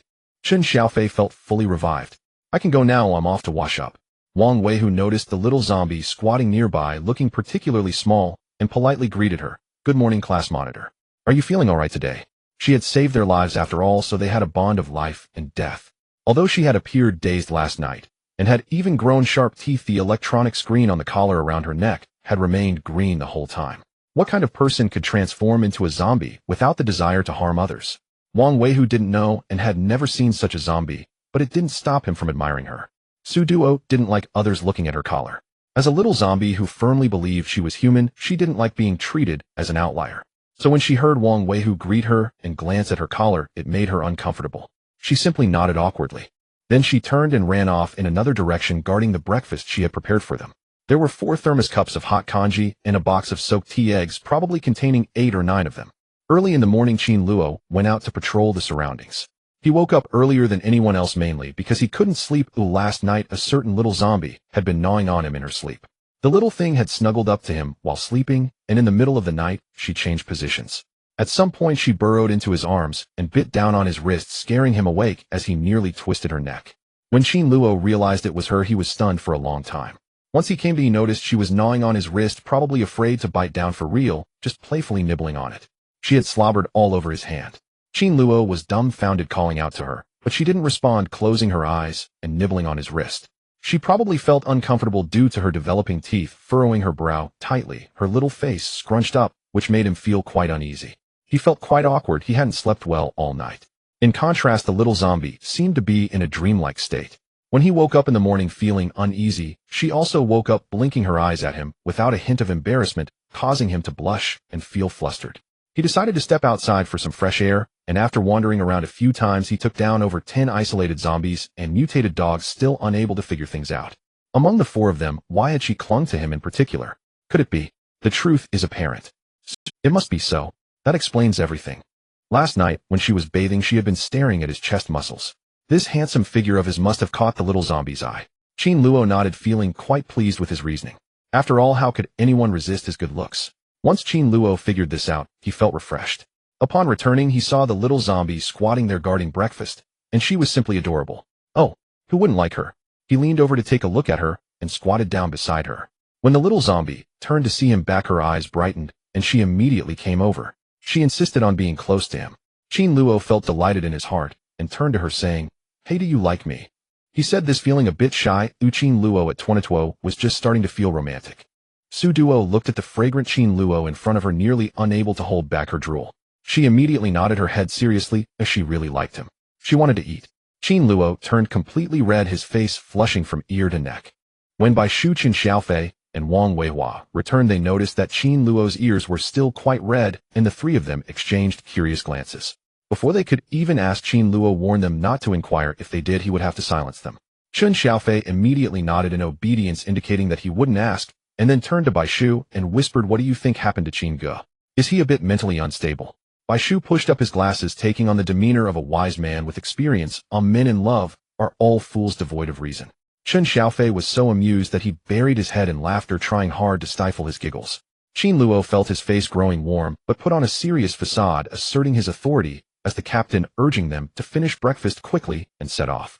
Others evidently noticed the situation on their side, as items appeared and vanished into thin air. Apart from the shocked expressions of ordinary survivors, the other ability users looked on with envy. They knew how valuable storage space cards were, yet the 3A team had one for each member. Oh my. As Mu Inya passed by them, she couldn't help but exclaim, "You guys are too enviable. Do you really each have a storage space? In our team, only our captain has one, and it's only 50 cubic meters. This item requires approval from headquarters to be granted, matching abilities with resources." Mu Inya just mentioned it casually. She had heard that the 3A team was quite dedicated, rescuing so many survivors, and that their good treatment was well-deserved. After all, some dangers they wouldn't dare to face, but the 3A team always charged to the front lines. After she finished speaking, she swallowed hard. "And your food is too good, right? You actually have porridge. Did you buy it at the base or cook it yourself?" With this kind of energy, when I return to the base after a mission, all I want to do is lie down. Mu Inya sighed as she spoke. Qin Xiaofei looked up and muttered, Our little squad leader cooked it." Just after he said that, Bai Shu swiftly snatched the egg from his bowl, infuriating Qin Xiaofei. The four of them were busy snatching food, wolfing it down, and only Wang Weihua could pause to reply to her, "How about I share half my porridge with you?" Mu Inya really considered agreeing, mainly because she was so tempted. How long had it been since she had eaten normal food? Her mouth was filled with the dry taste of rations and the overly sweet flavor of nutrient solutions, making her crave it deeply. Then the next moment, a bright red thermos appeared in front of her. Mu Inya looked down and saw the small zombie expressionlessly handing it over, but its eyes were sparkling. She was immediately stunned. "This is this for me?" I was just too tempted to stop and say a few more words. I didn't really intend to ask for food. Mu Inya struggled for a moment. Isn't the food supply quite expensive now? The base's rice was selling for who knows how many points, and this porridge had meat, mushrooms, and vegetables. She swallowed hard as she spoke. Qin Luo said to her, "Take it, it's meant as a gift for you." Hearing Mu Inya describe the porridge ingredients so accurately, he knew she was truly craving it. Everyone was a bit amused. Bai Shu also took out some spicy radishes from his storage space card. "Take this, as well, it goes well with the rations. It has some flavor. Thanks for last night. With you on night watch, we all had a good night's sleep." Mu Inya ultimately couldn't refuse. She quickly thanked the small zombie while accepting the items. It's okay. We're returning to the base, and you are heading to the front lines for rescue. You need to keep your spirits up, our return will be quick." This is indeed true. Many routes have been cleared by combat teams, and there aren't many zombies on the road now. Even if there are, it's only a few scattered ones. As long as they pay attention to special mutated monsters and mutated animals, the return journey will be much faster. Upon hearing what Mu Inya said, Su Duoduo turned to look at her teammates. There were 7 of them. She pondered for a moment and pulled out a bag of steamed buns to give her. Mu Inya was so touched, she was almost on the verge of tears. "Help. I almost forgot what steamed buns taste." She knew how precious this item was, so she quickly expressed her gratitude, hugging the items and whispering, "Great kindness is unspoken. When we reach the base, let's gather properly." Since I can't salute with my hands full, and seeing the adorable small zombie squatting beside me, I couldn't help but give Su Duo's face a kiss. "Thank you, little darling. You are truly the best little zombie in the world. When we return safely, let's make an oath at the base. This cooking skill is simply too impressive. Having such a friend is just pure happiness." She understood why the 3A team treated this little zombie so well. The little zombie deserves it. Mu Inya happily returned while holding her things, leaving Su Duoduo in a daze along with the shocked faces of Qin Xiaofei, Bai Shu, and Wang Weihua. "Is this how girls say thank you? Just kiss like that?" Qin Luo exploded in anger. "No, how can you just kiss someone?" On the other hand, the little zombie seemed quite happy after a moment of daze, squatting on the ground and swaying. Mu Inya reminded her of several good friends. Being treated like a person feels so good. The little zombie was very happy. Qin Luo was still grumbling, feeling a pang similar to watching his pet flower being plucked. This was too unreserved. How could she just kiss someone? Duoduo was also very happy. So happy that she pulled out a teething stick and began to gnaw on it. The crunching sound was quite eerie. Bai Shu and the others were rare spectators to Qin Luo's jealousy, a scene rarely seen in a millennium, but the next moment hearing the gnawing sound gave them goosebumps reminiscent of nails scraping against the blackboard. Chun Xiaofei gasped. Is it okay for the little squad leader to gnaw like this? Wang Weihua shook his head. Maybe it feels better this way. It reminded me of my little niece when she was teething. Bai Shu had already finished breakfast and was swiping on his tablet. Old Wang, what you said reminds me of a post I saw before which seemed to talk about some people's abilities being overused, leading to some regression issues. He thought for a moment and then proposed a new hypothesis. Do you think for the mutated beings this evolution is a new growth period? If my guess is correct, then the little squad leader is entering a period of oral fixation. If applied to animals, it's simply the teething phase. If this is not regression, but evolution, then that would be interesting. What will mutated beings evolve into? Will they still be human? Chun Xiaofei suddenly rubbed his arms and said, can you stop making such terrifying assumptions? Bai Shu calmly pushed up his glasses. Curiosity is the source of human progress. Wang Weihua also recalled the scene where Duoduo killed the mutated snake man. The four of them spent an unknown amount of time to whittle down 3/10 of the mutated snake man's health bar, yet Duoduo defeated it with a single move. This disparity. If what Bai Shu guessed is true, then wouldn't ability users be weaker than mutated beings? Qin Luo saw their serious expressions and spoke up. All right, why overthink it? In the end, there will be results. What they needed to do was to hone their strength and collect resources. After everyone took away the items in the warehouse, the entire warehouse was emptied once again. This place was located right next to the toll station on the highway in City C, and after a brief encounter, everyone was set to part ways. Muenya held on to Duoduo, reluctant to let her go, insisting that she must come find her to play once she returned to the base. I live in Building B, which is very close to you. Duoduo nodded, happy to have made her first friend in this post-apocalyptic world, and even slipped her a peek. Muenya was pleasantly surprised. She had nothing to give in return, so she gifted the protective talisman around her neck to the little zombie. Zhang Qi urged Muenya to hurry into the car, and she rushed over. Duoduo didn't have the chance to refuse. She couldn't accept that talisman. Zhao Gang shook hands with Qin Luo and the others, expressing his gratitude. Thank you so much. If it weren't for your rescue, my family of 3 might still be hiding in the service area. Moreover, there were even mutant snake people passing through that area. Had they hesitated for a moment and not followed, they would have inevitably encountered those mutant snake people. Even without the mutant snake people, they couldn't stay in the service area forever. Now, keeping up with the main group and understanding how this new world worked, Zhao Gang felt more at ease. Once we settle down at the survivor base in City H, I will definitely treat you all to a meal, so please don't be polite then. Lu Chunwei also brought her young daughter over to thank Qin Luo and the others. They replied that it was nothing. If it weren't for us, there would have been other rescue teams. The current guideline from headquarters was to never give up on any human. Zhao Gang was deeply moved upon hearing this guideline and got into the car with that feeling. Qin Luo watched as vehicles drove onto the highway toll station. They were also about to begin their mission.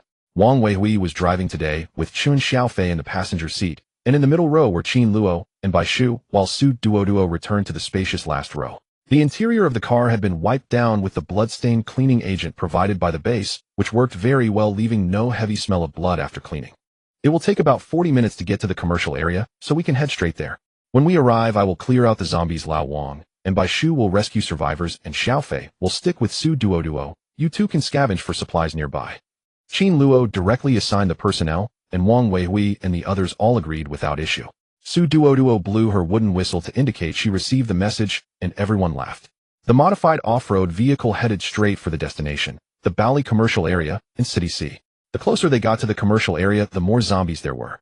Bai Shu and Qin Luo opened fire from the sunroof, hitting each zombie with a headshot. During the daytime, the zombies moved more slowly, some even hid in shady spots. Their eyes were sharp, and no matter where the zombies tried to hide, they couldn't escape their gaze. Duoduo sat in the back row, leaning against the window, watching the street scenery outside.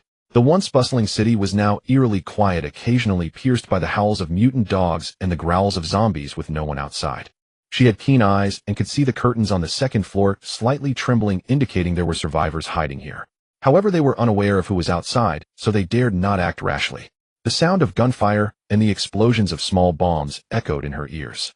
After making a round, they could effectively eliminate 90% of the zombies until the car reached the main entrance of the large shopping mall, which was Gate 1.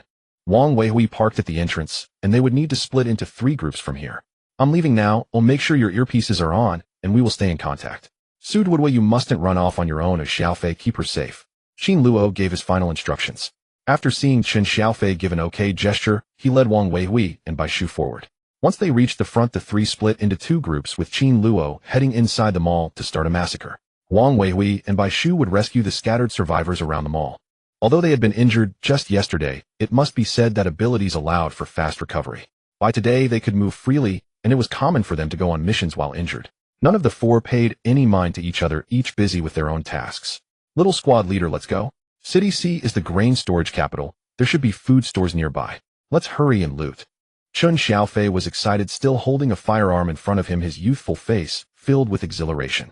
The little zombie nodded modestly, then turned to dart into the nearest shop, which happened to be a grain store. Most of the shops here indeed sold food, but more goods were stored in the warehouses. They still needed to patiently search the warehouses. That's where the real treasures were. However, there was a high-rise residential area nearby, so there were quite a few shops. As soon as Duoduoduo entered the grain store, she saw a zombie stuck in front of the cash register, which should have been the cashier, still wearing an apron from the store. Unfortunately, it had rotted to the point where its face was unrecognizable. She didn't look too long. Chen Xiaofei shot it dead with 1 shot, and the young girl could finally rest in peace. The store indeed sold various grains, mostly coarse grains, which might have been a tourist spot, as it also offered various local specialty pastries. The little zombie even knew to look at the expiration dates. She reached out her little paw, took a look, and found them all to be 6 months old, so she happily started to gather them. There were plenty of sweet, sticky, old-fashioned pastries, as well as jars filled with various grains on the shelves. In the middle of the store, there was a pile of bagged rice and other items. Duoduo stretched out her little paw to take what she passed. She only collected sealed bags and quickly cleared out the entire store. Chen Xiaofei watched, inexplicably feeling great pleasure, and he just followed her closely. Duoduo was quite accustomed to collecting items moving quickly. Next door was a spicy hot pot shop. She went inside and headed straight for the refrigerator. The ingredients displayed openly had long since rotted, but the freezer was still fine. There had been no power outage here, so everything was still in good condition. She collected 3 large freezers worth of hot pot ingredients, including various meatballs, beef lamb, and the seasoning packets from the shop. There weren't many zombies in the shop, and the doors of the nearby stores were open. The zombies had long gone outside, leaving only a few stuck at the front counter. Next was an outdoor sports specialty store where they collected many tents, fishing gear, camping supplies, backpacks, and waste bags. Chen Xiaofei was very satisfied with this, especially since there were many suitable clothes and shoes for outdoor wear. This store was enormous and incredibly comprehensive. Little squad leader, how big is your space exactly? Can you take all these men's clothes? I really like them. Chen Xiaofei loved wearing this kind of sportswear. It was particularly comfortable, and this brand was one he really liked, but had never been willing to buy. Duoduo immediately nodded, coolly wandering over and using her little paw to take everything. Chen Xiaofei couldn't help but grin widely, following behind her with his firearm. Wow, this is just too satisfying. Little squad leader, your space is truly vast. Aside from the glutton of headquarters in City B, he had never heard of anyone else having such a large space. Previously, he had already collected 3 full warehouses of canned goods, and yet there was still a lot of miscellaneous items to collect. It genuinely felt fantastic. Next to the outdoor sports specialty store was a huge snack store, which had been the most popular type of store in the past decade, with an incredible variety. This chain snack store had the most complete selection, even having a dedicated childhood snack section, from various spicy strips to dried fruits to meat snacks, all sorted into different areas. However, the inside was a bit dirty, bearing the traces of the chaos from the day the apocalypse began. Ignoring the blood and some messy spots on the ground, 80% of the store's goods were still good, indicating that the level of contamination wasn't very high. The combination of Chen Xiaofei and Duoduo was just right. They both loved snacks, and upon entering this snack store, it was like mice in a rice bin. Little squad leader, hurry up. Come over here. I've picked up all the scattered snacks and thrown them onto the shelves. You just collect the whole shelf. Duoduo heard the commotion and went over to collect. The shelves were filled with various gummy candies that looked delicious. She realized her multidimensional space was getting filled up, yet there were still many remaining slots. It couldn't be filled up at all, not even close. The beverage section in the snack store was truly dazzling, filled with both common and uncommon drinks alike. Duo gathered everything that seemed clean without hesitation. If she didn't take them, others would, or they might be destroyed by mutated monsters. Either way, collecting them brought her peace of mind. Having supplies in her own hands felt secure. The snack store was quickly scavenged. The two of them then moved to the neighboring dessert shop, where the cakes in the display case were of course no longer usable, having gone completely bad. However, the baking area in the back still had plenty of leftover ingredients, such as flour, milk powder, and sugar. There were many eateries along the way. All they needed to do was take the usable stock. The most exciting place was the gold shop. The store was filled with gold shining brilliantly, and both the little zombie and Qin Xiaofei exclaimed in awe. My goodness! How much would these be worth before the apocalypse? Little class leader, quickly, let's collect everything. It seems there's a liquor store next door. Old Wang's favorite. Once we finish here, we'll go next door. Su Duo nodded, waiting for Qin Xiaofei to eliminate the few zombie ladies behind the counter, then smashed the glass and started collecting everything. The liquor store next door was equally impressive. Qin Xiaofei was left speechless. If Old Wang were here, he would be overjoyed. Su Duo remained silent, directly packing all the liquor and cigarettes from the wall. The duo hoarding supplies was quite happy, while on the other side Wang Weihua was sneezing and looked rather disheveled with Bai Shu. Everyone follow me this way. Don't fall behind and don't shout too loudly. Wang Weihua instructed the survivors behind him as he led them towards a convenience store arranging for them inside. Bai Shu was covering for them. Even in broad daylight, the zombies became unusually agitated upon encountering a group of fresh flesh. They lunged at anyone they saw. Bai Shu kicked a zombie that lunged at him, quickly dispatched it with a shot. Ugh, these things are really annoying. Endless and impossible to finish off. He looked up and saw many zombies lurking in the shadows re-emerging. Despite having wiped out about 90% earlier, how could there be so many now? The sky was almost dark. Wang Weihua threw a marble bomb at a small group of gathered zombies. This device could explode with a controlled diameter of 5 meters, and it was very precise. With a loud bang, it exploded, instantly eliminating a small pile of zombies. Xiaobai, you guard the survivors. I'm going to rescue the others and bring them over here. The scent of fresh blood was attracting the zombies. It was not feasible to leave the survivors here alone. They might scream out of fear and draw even more attention.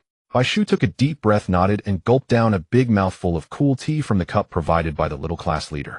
They each had a large bottle, and he couldn't help but wonder where she got so many thermoses, likely collected on the go. Wang Weihua patted Bai Shu on the shoulder and quickly ran ahead, eliminating zombies along the way, turning into the next street to rescue others. As Bai Shu eliminated zombies, he swiftly changed the magazine and occasionally glanced at the survivors in the convenience store, each covering their mouths in fear. Sigh. He let out a deep breath. On the other side, Qin Luo was like a zombie slaughtering machine. There were so many zombies in the big mall. The big bombs couldn't be used, so he had to rely on marble bombs. He couldn't use too many marble bombs, either, fearing that they might detonate electrical appliances and cause a series of explosions. Even if they didn't explode, they could start a fire. Thus, aside from the spacious hall in the mall, he had to resolve issues with his gun or knife in other areas. Qin Luo charged into the throng of zombies, slaughtering relentlessly. One moment, he would take down a large group, and the next another. Most of the time, he was a numb killing machine, but occasionally he would wonder what his teammates were doing. Everyone was acting separately until nightfall. Qin Xiaofei became vigilant. Little class leader, don't stray too far from me, stay right behind me. Although he knew the little zombie had a killer move, he was unsure about the side effects. If it could be avoided, he wouldn't. Su Duo understood and gave a short blow on her wooden whistle, indicating her comprehension. She looked up at the sky. The overcast sky seemed to part, and tonight there was actually a moon, a rare sight. She was momentarily stunned. When Qin Xiaofei called her to catch up, she hurried to follow him to collect supplies. The two had thoroughly scavenged the shops around the mall, filling the multi-faced cube space with plenty, which made Su Duo feel secure. After finishing the last pharmacy, a voice came through the earpiece. Hey, is everything done? It's dark, hurry back. Their agreed resting spot was the mall, and it was evident that Qin Luo had already secured it alone. Qin Xiaofei excitedly replied, Received. Little class leader and I are on our way back. Su Duo also blew her wooden whistle. They encountered Bai Shu and the others who were escorting survivors into the mall. Wang Weihua called out to Qin Xiaofei, there are still a dozen survivors at the convenience store at the front intersection. They'll go get them, you two help escort them inside first. Qin Xiaofei agreed without hesitation, and Wang Weihua hurriedly rushed back. Su Duo looked at Bai Shu and Wang Weihua, both covered in blood, zombie blood, and then glanced at herself and Qin Xiaofei, who were only dusted with dirt and a few bloodstains, making them look relatively clean in comparison. It wasn't easy. Bai Shu smiled when he saw Su Duo. Little class leader, you really are impressive. Everything you have is useful. With your cool tea, Old Wang, and I have felt so much better today. Otherwise, every time they called out to the survivors, their throats would get hoarse, which was too difficult. It had been the same last time. As a sniper, he could never allow anything to distract him. Thus, every time he executed a mission, he would often get bitten by insects. Last time, the little class leader gave him some insect repellent powder, which spared him from suffering. Though it wasn't a big deal for a man to endure some hardship, avoiding it was certainly comforting. Qin Xiaofei readily agreed. The little class leader is like a little gadget. She really has everything, and it's all very useful. It's quite pleasant to go on missions with her. Bai Shu laughed upon hearing this. You can't let Qin Gu hear that. He would get jealous. Chen Xiaofei, realizing this, later chuckled. I'm not afraid. Ooh, I'm open-minded. The battle team and the doctor had a similar charm. When the person protecting you could joke and laugh, it signified that the current environment was safe enough. Therefore, as the survivors listened to their playful banter, they felt more relaxed. Su Duo noticed many people staring at her neck, and she awkwardly tried to cover it with her collar. She really disliked others looking at her collar. It made her feel like an outcast, even though she was indeed a little zombie. The people in City C were all quiet. Among the survivors, everyone stood tall and sturdy. As they looked at her, such a small girl, they wondered how she could be out on a mission. There was more surprise than anything else. This rescue operation was much faster than expected. Ew, I thought it would take a long time. Qin Luo also noticed an improvement in his physical abilities, although his powers were still difficult to use, causing him sharp pains throughout his body, likely due to excessive strain. He needed to take good care of himself. There were over 600 survivors gathered together, a daunting sight. After counting heads, their team needed to notify a nearby logistics team to come and pick them up. The survivors were overjoyed to see someone come to rescue them, crying tears of joy. Thank you. We thought we were going to die here. We can't thank you enough. The leader, a young man, kept saying this, holding on to Qin Luo's hand and not letting go. He was said to be the manager of a hot pot restaurant on the 4th floor who, like Zhao Gang and his wife, had gathered people into the restaurant during the emergency. I will never forget that day. It happened just after 6 o'clock during a bustling time in the shopping district when many people were out shopping. Suddenly, someone inside the mall fell ill, and news spread rapidly among the staff. The young manager handed them a video on his phone showing the initial zombie attacks where a man suddenly bit his. At first, there were kind-hearted people trying to persuade him, but they too fell victim to that man. Fortunately, I received a warning message. I am naturally a bit paranoid, and after reading this message, I felt uneasy all over. Since then, I couldn't stop thinking about it. The young manager recalled, his hands trembling as he reminisced. It wasn't until I heard the screams from downstairs that I snapped back to reality, quickly telling my colleagues not to go outside, and then I called all the customers on the 4th floor into the restaurant. Soon customers from the 2nd and 3rd floors followed suit. Those of us who survived are this group. We did our best to save everyone we could. They were fortunate that the 4th floor was filled with restaurants, and they managed to survive by rationing their food supplies. The young manager successfully sent a distress signal to headquarters after reading the survival manual for the apocalypse. It said that phone signals could fail, so I kept trying to send messages and eventually managed to contact the rescue department. Wang Weihua praised, you are truly impressive and composed. Because you gathered everyone into the restaurant at the first opportunity, over 500 people were able to survive. You have done something remarkable. The young manager scratched his head, feeling a bit shy. Everyone would do the same. I merely acted out of convenience. As an ordinary worker with no special qualifications, I never expected to become a pillar of support for so many people after the apocalypse. I helped them live frugally and worked hard to improve their quality of life, trying various self-rescue methods. He even comforted other survivors, which is why they managed to stay alive. Bai Shu, while writing a report, suddenly noticed an issue. Since the foot traffic is the same as usual, how can there be so many zombies in the mall? When they first arrived, they could see that the mall was crawling with zombies. The young manager quickly replied, because there are zombies outside and people thought they could find refuge inside the mall, only to realize. People outside thought they could find safety in the mall, not realizing that the mall was a hellish trap. The zombies at the revolving doors wouldn't leave. They were all trapped inside. Everyone sighed, but there was nothing they could do with the apocalypse upon them. Survival of the fittest sometimes depended on luck. Qin Luo patted the young man's shoulder. We will report the situation truthfully. For someone with such outstanding performance like you, headquarters will reward you. The young manager felt quite embarrassed. I really haven't done much, but it's people like you who are cool. At first I thought a large rescue army would come like in the movies with a grand show of force. Instead, only a few people showed up, but seeing the ability users in person made him admire them even more. The young manager introduced himself as Ding Xingjie. How can I become an ability user like you guys? The survival manual for the apocalypse didn't mention how to become one. He expressed his desire to be cool like them and save more people. Qin Luo smiled and told him to wait. Perhaps the base will research this in the future. Wang Weihua placed his hand on Ding Xingjie's shoulder, smiling as he said, all right, young comrade, you should rest now. Thank you for your cooperation. We have understood the situation. Tomorrow a bus will come to take you to the base. The nearest base was the H City Survivor base, with the A City base a bit farther away and B City even further. Currently, these three major bases were holding up, while other cities remained very dangerous. Bai Shu looked at so many people. H City is almost at capacity. This group likely won't all go there. Qin Luo agreed. A city has fewer people. They might distribute some there. While they were discussing serious matters, they hadn't noticed Chen Xiaofei and Su Duoduo were over there trying to comfort the children with candy. A bunch of kids looked numb and timid, hiding in their parents' arms. Even worse were the children without parents. Over 20 kids were left unattended. They were all quietly crying. Chen Xiaofei couldn't bear to see this and discussed with Su Duoduo pulling out some candy and giving each child a handful to stuff in their pockets. The air inside was truly not pleasant. Some survivors were clean, while others were quite dirty, but everyone accepted each other without complaint.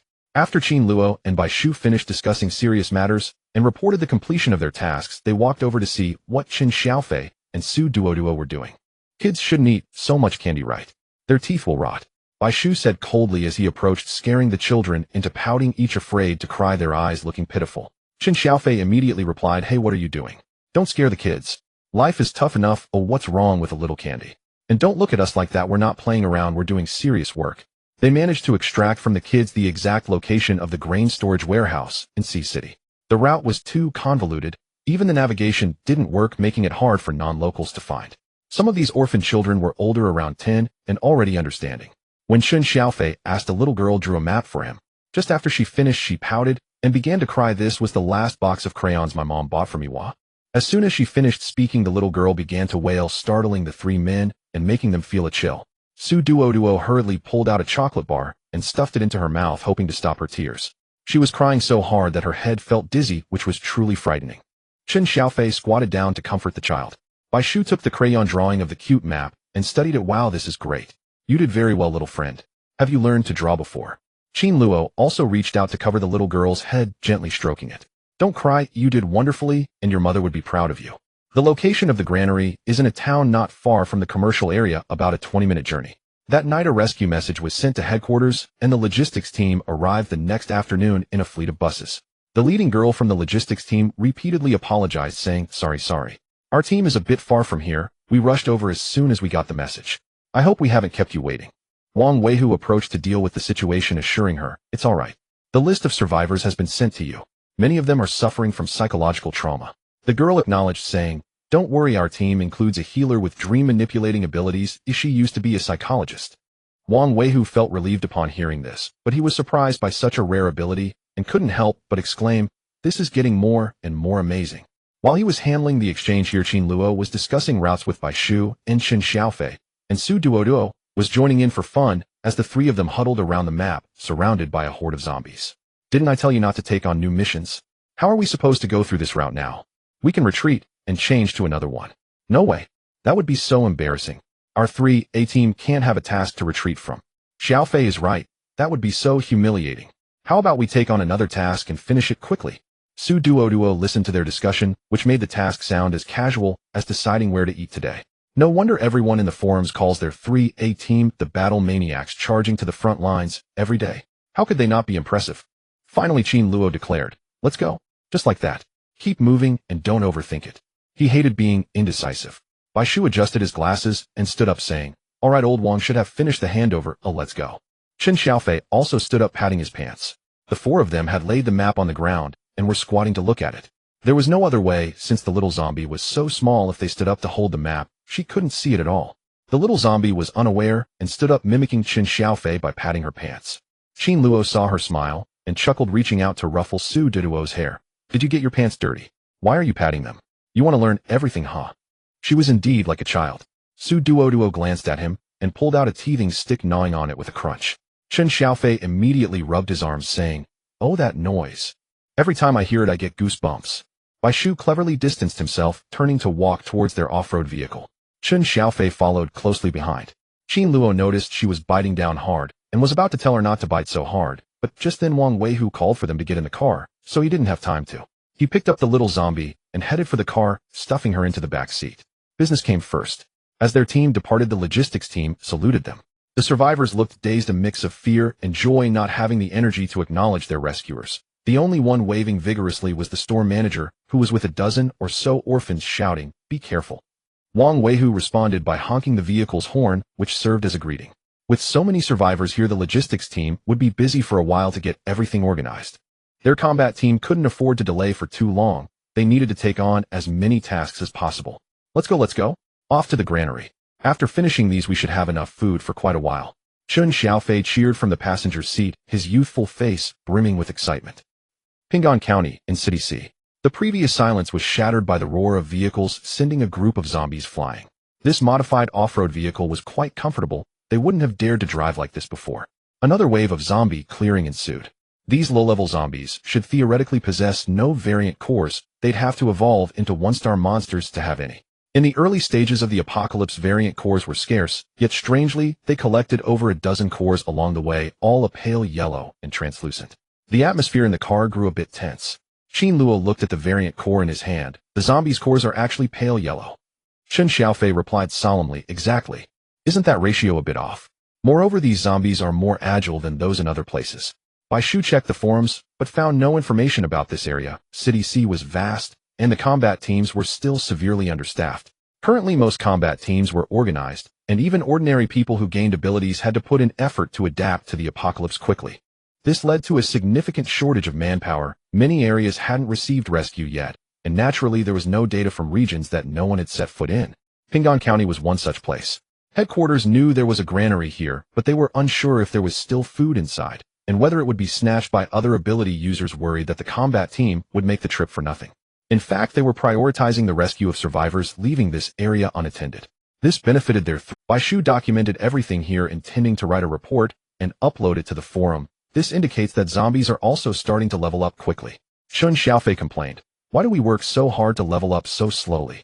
These zombies stroll around and can reach 1 star. His complaints lightened the mood in the car, and everyone couldn't help but chuckle. But the little squad leader's rations are sorted. These dozens of cores would last her quite a while. Chen Xiaofei said, turning to look back with a grin. Qin Luo held the variant core.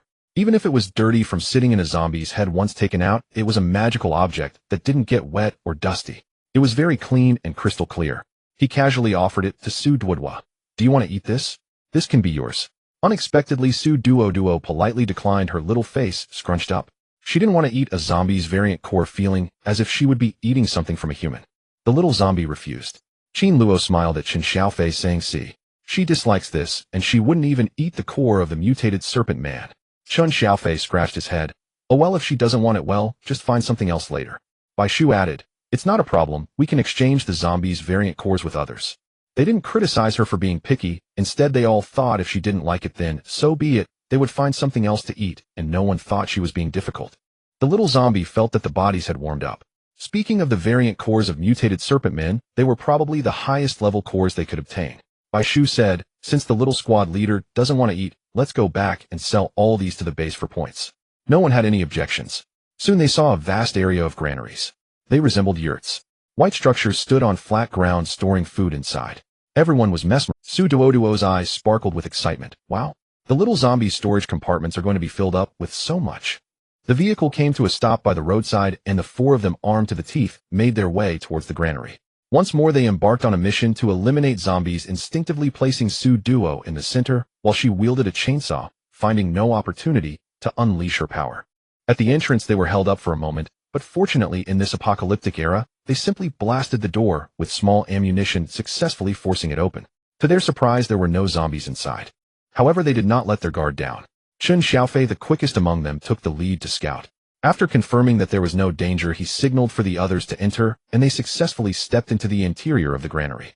As soon as they stepped inside, they noticed the area was exceptionally dry, explaining why the food could be preserved so well. Rows of neatly arranged granaries filled the space, and Chen Xiaofei quickly scanned the area, discovering as many as 32 of them. Wow, this place is huge. Can our little team leader handle it? Qin Luo crossed his arms and tilted his head to indicate to Chen Xiaofei to take a look, saying, I think she can manage.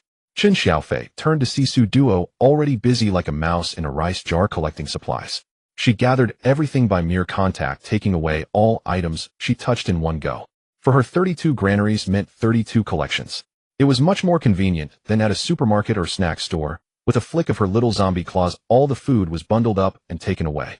It was simply delightful. Su Duo, idly sitting around in the granary, even checked the quantity of stored food. To her shock, the amount was staggering. A nearly cylindrical granary could hold an astonishing 7,500 tons of food. With 32 of them here, Qin Luo couldn't help but exclaim, we've secured enough food for a lifetime, and we can even support many more people at our base. Bai Shu nodded in agreement, clearly pleased. Wang Weihua was so shocked he could hardly speak, exclaiming, our little team leader is amazing. The little zombie was blissfully unaware, only knowing how enjoyable it was to hoard supplies lost in this joy, though the 32 granaries disappeared in the blink of an eye. Yet her dimensional space was filled with numerous small compartments, and she felt a sense of fulfillment and overwhelming happiness. It was all food. Various grains. Among them rice was by far the most abundant, and it seemed to be of After Duoduo finished collecting the supplies, she was in high spirits, dazed and sparkling in her eyes. Finally Luo picked her up, saying, "Why do you look like you're drunk? Are you drunk on food?" He chuckled, his voice low and joyful. Everyone's mood was lifted. Including Wang Weihua, Bai Shu, and Qin Xiaofei, they all felt a profound sense of security after successfully collecting so much food. Although it was just a drop in the bucket for the base, it was better than letting it spoil here. Since the apocalypse began, every day has been abnormal, and no one knows what will happen next, hence it is best to gather supplies as early as possible. They even asked Duo for some food, as they couldn't return to headquarters empty-handed, especially since someone saw them asking the children for a map. To avoid trouble, they sold the food stored in their dimensional storage card to the base for points upon their return, allowing them to earn points for personal use and alleviate the base's urgent needs. After successfully leaving the granary, they set out to rescue some other survivors and also gathered various supplies from the area. There were quite a few shops and malls in the town. However, there were no rescue teams nearby, so they prepared to head back. Thus, they took the survivors with them. The vehicles Duo had gathered at the service area came in handy. A large truck was used to transport the survivors' belongings, and a bus was for their own group. The modified off-road vehicle led the convoy, with other vehicles following closely behind. It had been several days since they had ventured out, but the events they encountered were far more numerous than in previous months. Each day was more colorful than ever, quite unlike the days spent in school or at work. They had been going back and forth along a straight line every day. Duo felt like she had been out for a long time, though it had only been 3 days. They spent some time on the road and finally returned to the base on the 4th day, feeling an inexplicable sense of relief upon seeing the tall walls from afar. Next came the routine procedures. They parked to undergo inspections while other survivors queued for isolation to enter the base. Many survivors, upon seeing the familiar sight of the staff at the city gate dressed in red jackets and wearing name tags, couldn't help but burst into tears. Finally escaping death, the days since the apocalypse began were truly unimaginable. The staff were very patient, offering a few comforting words and guiding them inside. Luo and the others stood beside the vehicle waiting for the staff to review and inspect it. They would take the vehicle for cleaning and maintenance, and it would later be returned to the parking area of their residence. When it was time for a mission, they could simply drive it away. Qin Xiaofei stretched out lazily and yawned, saying, "I'm exhausted." Bai Shu also looked tired as he rolled his neck and sighed, "Let's go home, take a shower, and get some sleep." He didn't even want to eat. Wang Weihua found a spot to smoke. When out on a mission, he was too tense to smoke, but once back at the base and relaxed, he couldn't be separated from cigarettes and alcohol. As the team leader Luo approached the staff at the edge of the city to hand over the supplies, registering, "We passed by the granary and brought back quite a bit of food. We'll keep 200 pounds of rice for ourselves, and you can take the rest." Miss Du Chunjiang couldn't help but be amazed, saying, "Oh my, really? You guys are incredible. It's one thing to take on several missions, but this time you even faced 3-star mutated monsters. Not only did you complete the mission, but you also brought food back. Luo, your team is truly my heroes. By the way, the forums have been buzzing about your exploits lately. You're incredible." While others struggle against obstacles to complete a single mission, even the best can only manage 2 at a time. Yet your team of 3 A-grade combatants is unmatched. What other ability users can compare to your 4? And now you've added an adorable little one to your ranks. Du Chunjiang couldn't help but glance at the little zombie, whispering, "She's really beautiful and well-behaved, just a bit aloof." She didn't seem to care much for conversation. Luo stepped back, saying, "Tisk, what's with the closeness? Just say what." Du Chunjiang rolled her eyes, saying, "Come on, if we're talking family, I should call you cousin. Why are you so flustered? I just want to get to know her." Luo chuckled, saying, "If you want to know her, just go ahead and do it. Why whisper? Besides, she's not aloof, but she just can't speak right now." As he spoke, he mumbled a few words. "How cute is the little zombie? Where's the aloofness?" Duo stood by waiting for Luo for a long time. Initially, she wanted to leave, but the enticing scent from him made her decide to linger a bit longer, hoping to savor it more and sleep better at night. The little zombie, easily distracted, didn't find her behavior strange. When Luo approached, the little zombie hurriedly stuck close to him, while the more aware corpses kept their distance, following behind. As he got closer, he could smell a refreshing scent from him, sweet and fragrant, without being cloying, reminiscent of mint and fruity hard candy. The little zombie began to feel the urge to chew, pulling out a teething stick to gnaw on, which was originally meant for The material was made from flour, sweet potato powder, and carrot puree baked to a particularly hard texture. It was unclear where it had been sourced from, but as long as she had something to use, it was fine. Having sharp little teeth was truly uncomfortable. The roots of her teeth itched. It was manageable when she wasn't paying attention, but when the itchiness struck, she wanted to bite something. Duoduo felt a bit down, and a normal person would never chew on such a thing. Therefore, she lacked the joy of growing up, and instead felt an unusual sense of frustration. What's wrong with you? Are you so absorbed in teething that you're sulking? Luo found it curious. He had been keeping an eye on her, and the little creature seemed happy when he approached, yet she started gnawing on the teething stick as they walked. He was worried that her short legs might not keep up, so he deliberately slowed down, thinking that strolling along with the little zombie was quite nice. Otherwise, when he normally returned to the base, he would have rushed back to rest in his room. How could he accompany her at such a slow pace? However, she seemed to get angry while chewing, which puzzled Luo. But when the little zombie looked up at him, a trickle of blood suddenly flowed from the corner of her mouth, leaving him in shock. What the hell? What's wrong with your mouth? Injured. Internal injury. Did your space not accommodate too much and backfire? Luo hurriedly pried her mouth open and leaned in to take a closer look, discovering that it was just bleeding from her teeth while teething. Yet Duoduo still stared at him with wide eyes, sniffing the air. Oh my, the stored food smelled even better near her. Although she didn't plan to eat him, that sweet aroma was simply intoxicating. Seeing her unresponsive made Luo anxious, so he quickly picked her up and ran towards the subway entrance. Within 2 minutes they arrived at the research center, and upon seeing Xiao Qiao, he shouted, "Quick, quick, quick! Her teeth are bleeding, can you stop it?" Xiao Qiao thought something serious had happened, and quickly responded, this way to the emergency department." A minute later, Xiao Qiao, hands on her hips, burst into laughter. "Xin team, are you ridiculous? The little zombie merely had new teeth. The latest research report can be checked, the data hasn't been uploaded yet.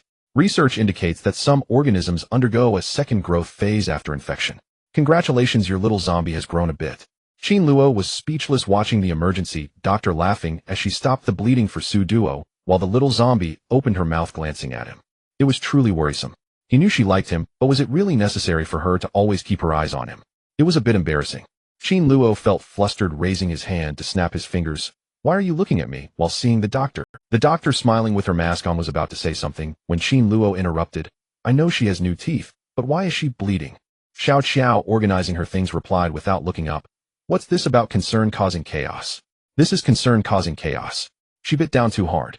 The newly grown sharp teeth are hard, and the teething stick is also hard. How could there not be bleeding from such a hard impact?"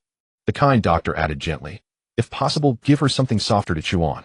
We aren't rodents after all, it's better not to bite anything too hard."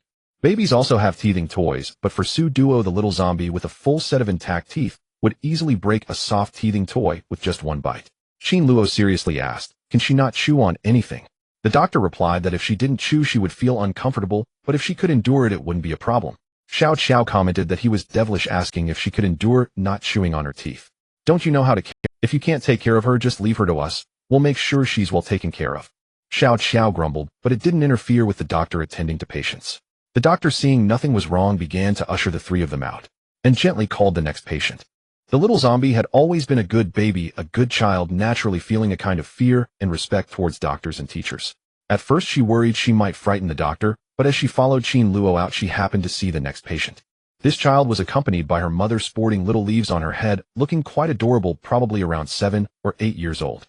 However, when the doctor asked her to open her mouth, good heavens, her mouth could practically split down to her ears. Her mouth was filled with countless sharp teeth. Xiao Qiao laughed and explained, "How about this? This child is also very cute, right? Her mutation is that of a man-eating flower. She possesses devouring abilities. If properly nurtured, her ultimate move can swallow a whole bunch of mutated monsters in one bite. Although her food choices are a bit mixed, she often ends up in the hospital." Xiao Qiao was very pleased with this. "And you know, this little newcomer has an interesting seed. The little leaves on her head can bloom and bear fruit, and the fruit inside contains seeds. Once planted, these little man-eating flowers can guard the home. The only downside is that sometimes they can't recognize their owners and are a bit clumsy." Oh dear, this world has completely gone mad. Alright, Xiao Qiao's explanation ends here. You two should go about your business. By the way, the new research report is very important. You both must take a good look at it. Now go do an ability assessment. Luo and Duo were packed off into the elevator by Xiao Qiao, who sent them up to the second floor and smiled and waved goodbye before turning to leave. Xiao Qiao, bouncing about in her white lab coat, looked quite happy, clearly enjoying her work. The little zombie was envious. Luo also forgot about that little boy who had lost his sanity earlier and turned to look at Duo. Seeing her biting her lip again, he realized she was still feeling the itch in her teeth, so he tentatively offered his wrist to her.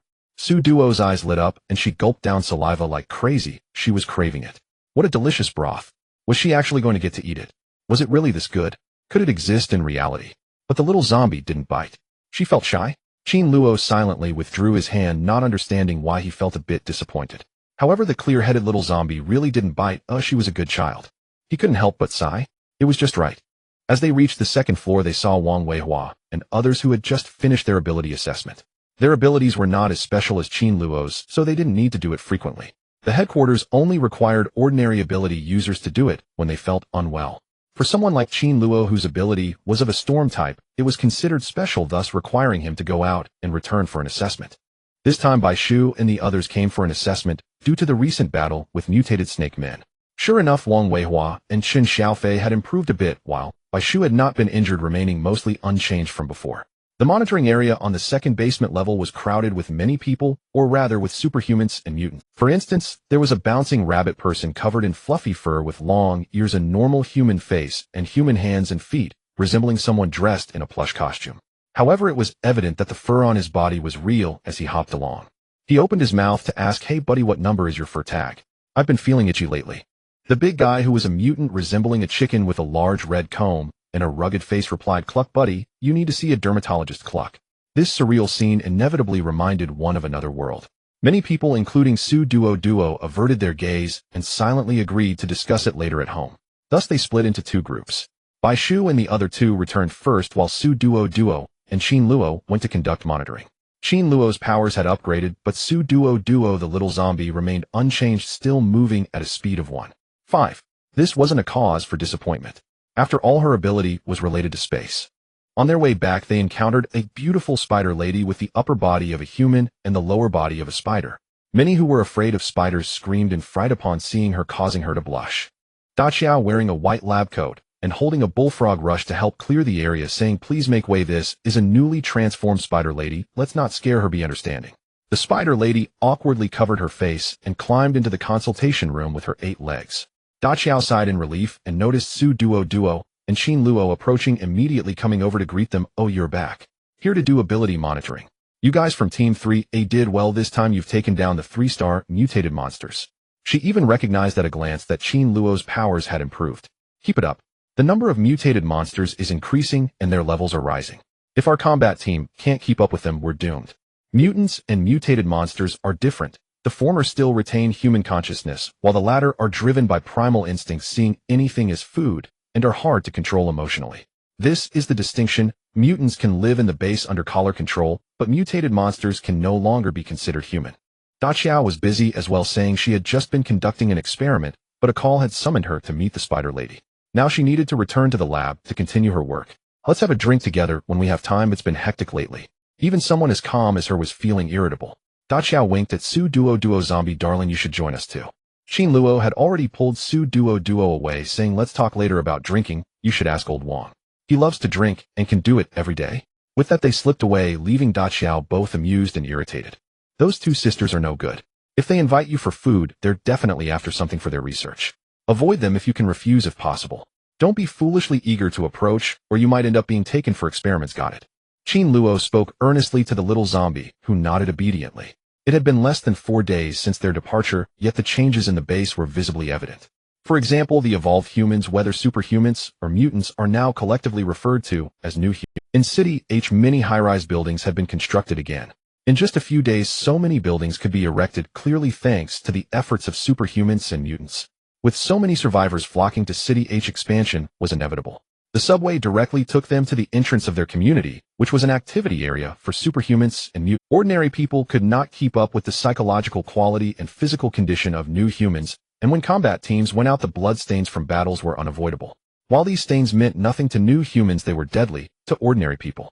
Dividing areas for separate living was beneficial. The base's broadcast was still announcing nearby collapse situations, the number of rescues, and lists of the fallen. Zizi. Good evening, everyone. We have an urgent announcement. According to meteorological monitoring, Typhoon No. 1 Tyrannosaurus and No. 2 Shizi are approaching our maritime territory and will make landfall within 24 hours. The routes have been sent to your combat team's email accounts. Please check them. All personnel outside in the typhoon's path must ensure their safety and protect the survivors. All personnel in the H City base are prohibited from going outside and all operations production and classes are suspended. The broadcast featured a female announcer's warning report, her voice slightly trembling and tense. Other superhumans nearby could not help but complain, damn, I was planning to take on a few more tasks, and now it's all over. My points are barely enough to pay rent. Others remarked, this typhoon seems fierce, the announcer's voice is shaking. Just think about those coastal cities that were nearly flooded last time. If we're ceasing all operations here, those cities ahead will surely be. Damn. In this chaotic world, it was hard not to curse, but no one could stand it. Duoduo kept listening to the broadcast, the silver metal collar around her neck glinting. The little zombie appeared very obedient. Luo reached out to pat her head, saying, let's go, stop listening to this, we're heading back. There's also information on the forum. This is meant for ordinary people. Ordinary people do not have the special wristbands of the base, making it impossible for them to go online. It was as if they had returned to an era without the internet, and only combat team members could use it. Moreover, living in the community was not free. To avoid fostering a complacent combat team, renting a good apartment required payment. Without points, one could only stay in dormitories shared with several others. The buildings here were labeled from A to G, representing the quality from good to bad, with Building F being the worst 8-person dormitory. Luo's team resided in Building A, the best single apartment, and they had ample points to comfortably pay the rent. Chen Xiaofei was cooking hot pot, this time from the team battle against the mutated snake people. Each had earned an average of 250 points, enough for a lavish meal. They had sent a message ahead instructing the two of them to head directly to Chen Xiaofei's room, just a short distance away on the same floor. Leading Duoduo, Chen Luo turned right and arrived at Chen Xiaofei's door, opening it and walking in hot pot with both broth types. How many points did you spend? Not much, not much. Tonight I'm treating. I also bought a lot of unique ingredients. Oh, just wait to eat well. Chen Xiaofei busily served dishes while cheerfully greeting class monitor, make yourself at home. Since we're all friends, I won't be overly formal with you.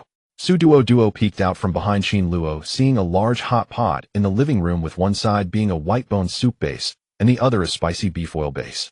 On the table, they had prepared some dishes ahead of time. In actuality, it was Wang Weihai wearing an apron in the kitchen preparing the food, while Chen Xiaofei was busy serving and arranging the ingredients. Baishu was browsing the forum database, occasionally adjusting his glasses.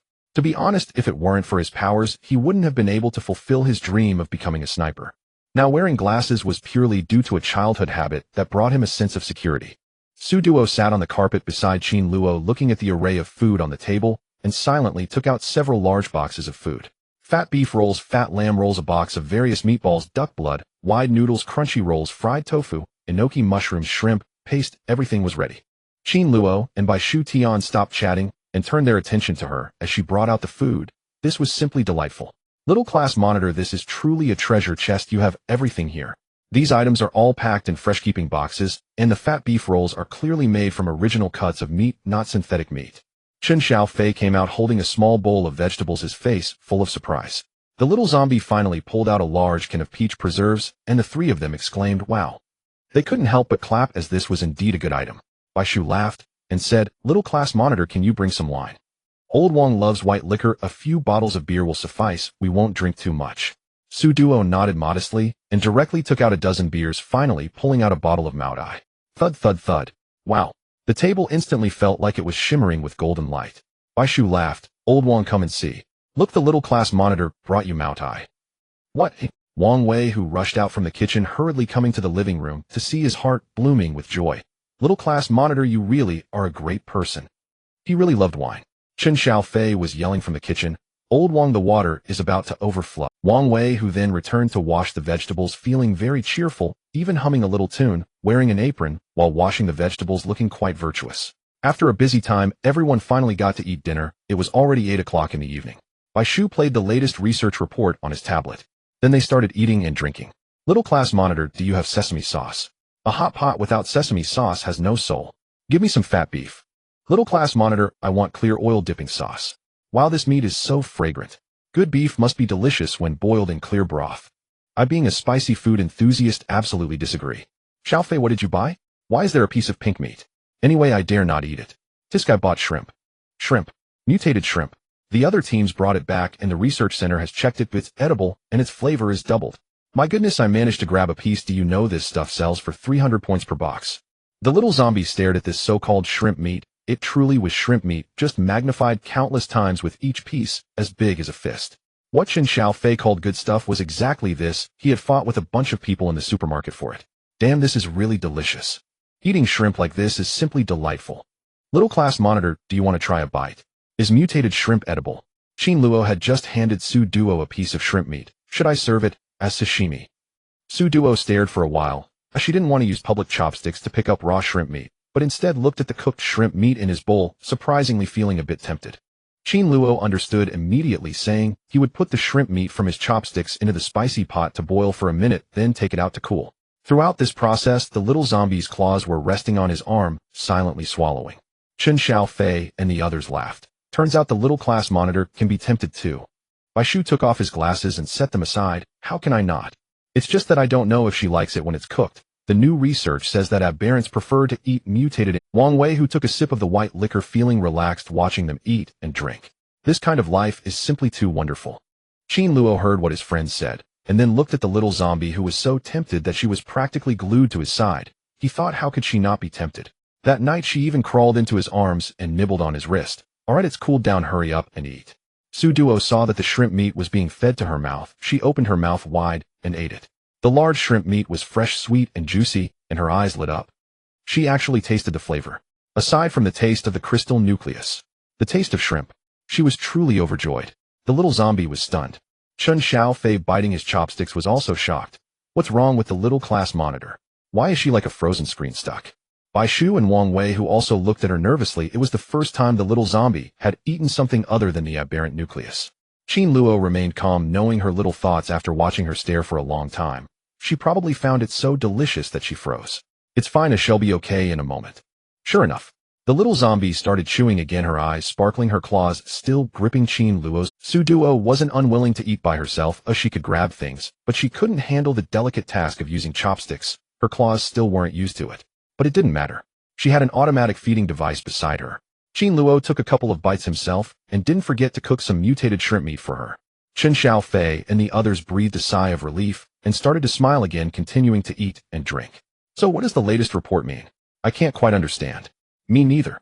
Baishu helplessly said to Wang Wei, Hu, and Chen Xiaofei. Did you two listen carefully? This report has turned into background music. Wang Wei, Hu, and Chen Xiaofei chuckled. They indeed hadn't listened. Baishu looked at the two of them, then at the captain next door, who was playing the feeding game with the little zombie. None of them could be relied upon. So, he simply cleared his throat, leaned back on the sofa, took another sip of beer, and began to explain. What it means is one of the latest findings from the research center: the use of aberrant nuclei. This substance is the key to the evolution of biological and non-biological entities worldwide. The source of infection for the entire Earth has not yet been identified. But infected biological or non-biological entities rely on devouring to evolve, which is why zombies want to bite humans, mutated animals want to eat humans, and aberrant monsters indiscriminately consume everything. The goal is to accumulate enough energy to evolve and become stronger. Infected entities contain this energy element within them. Lower-level energy elements are scarce, but the higher the level, the more energy elements there are. For example, ordinary zombies and ordinary mutated animals do not possess aberrant nuclei, but they continuously rely on devouring to gain enhancements through consumption. Eventually, aberrant nuclei will grow on them. Devouring is also one of the main skills of all aberrants, quite a common one. The second latest research finding is that the dilution agent for aberrant nuclei has been approved and is being mass-produced. Abilities users can enhance their abilities by using the dilution agent of aberrant nuclei, but whether they can digest and utilize it depends on themselves, and breaking through oneself is also a method to speed up enhancement. The use of the dilution agent for aberrant nuclei is akin to spirit stones in cultivation novels. Without the agent, one relies on the world's infection source for self-absorption. After the abilities are exhausted, one can achieve breakthroughs. Using the agent allows for quicker upgrades, but it's just a hollow shell built up. Abilities are like blades. They must be forged through countless trials to be sharp. Levels obtained through medication are quite superficial. They were all shocked. Everything in this new world demanded readaptation.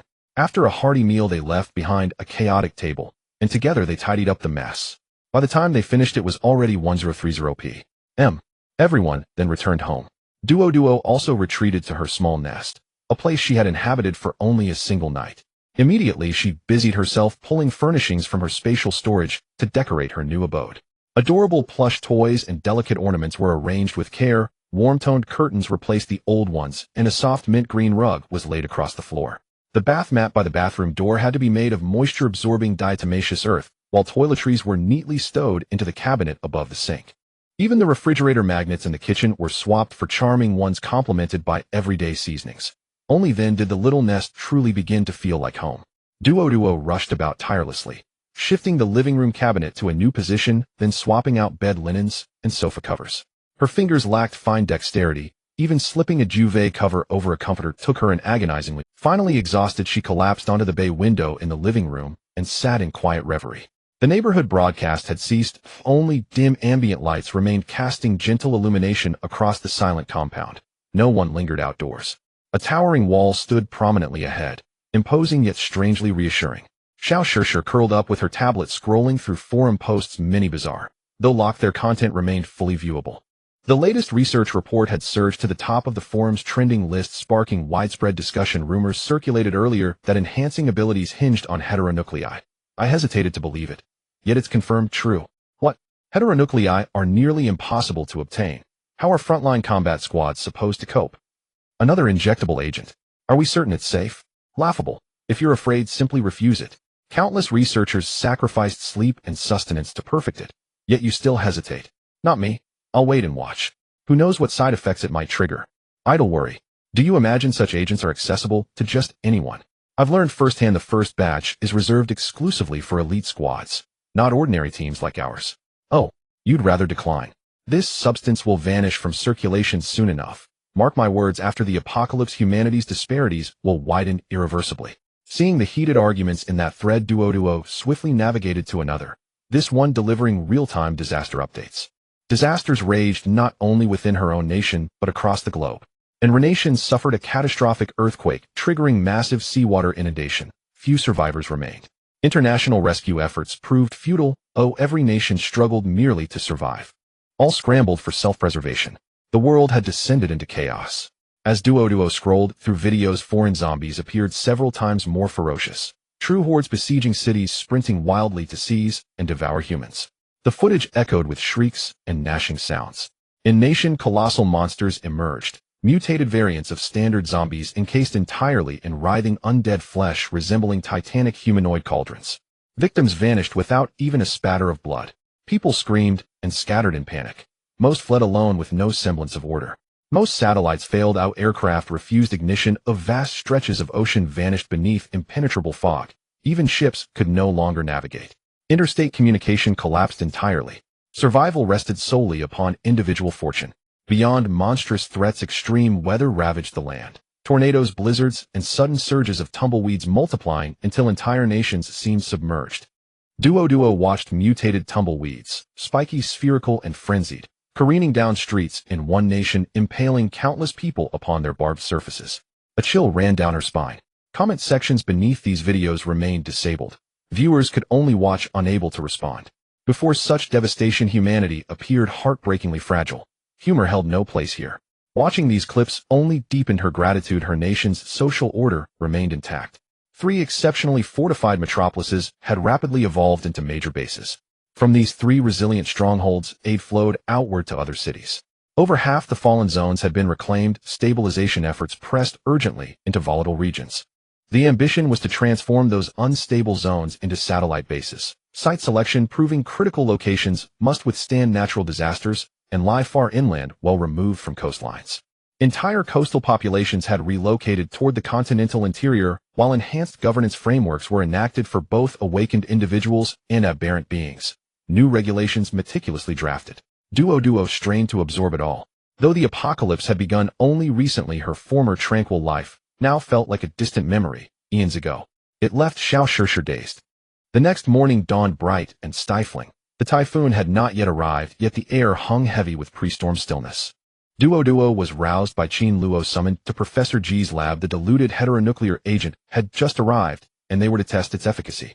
Upon arriving at the research center, they found Professor G briefing other combat squads on administration protocols. Spotting them, he immediately beckoned the 5 forward. Come here. I'll brief you on the situation first, then you may decide whether to administer the agent. They entered a conference room, where Professor G began with a presentation.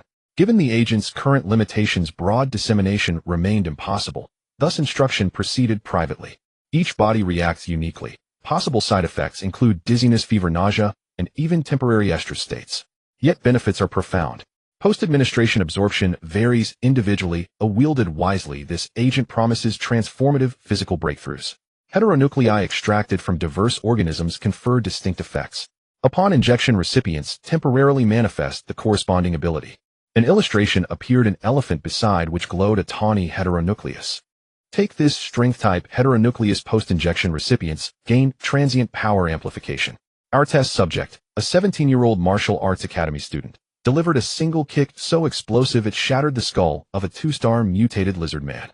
Remarkable force, wouldn't you agree? Such cases abounded, each validated through relentless round-the-clock experimentation by the Institute. Qin Luo and his teammates stood speechless. Duoduo gaped wide-eyed and stunned. Wait. Why do that girl, that middle-aged man, and that young man look so strange? Are they cosplaying? Elephant tails. Leopard ears. Qin Luo pointed out. Shen Xiaofei and the others nodded vigorously. Professor G cleared his throat awkwardly. As mentioned, the agent induces certain side effects, including partial bestial mimicry. Manifestations vary widely, some pronounced, others subtle. These morphological shifts fade as the agent metabolizes. No permanent alteration occurs. A heavy silence fell. Unnervingly, they found this particular side effect deeply unsettling. What if a grown man sprouted cat ears? The mental image was too vivid, too grotesquely comical. All 4 men turned ashen, faces slack with existential despair. Xiao Shishi's eyes sparkled. She darted furtive glances back and forth among the 4, a mischievous, barely concealed anticipation shimmering in her gaze. Sensing their awkward masculine pride, Professor G reassured them it's perfectly fine. When properly harnessed, the beast-merged body parts can even grant supplementary abilities. For instance, manifesting claws enables slashing attacks. Possessing feline-like paw pads allows one to leap from great heights unharmed, just as cats do. A tail can stabilize balance, or even serve as a weapon like an alligator's powerful tail.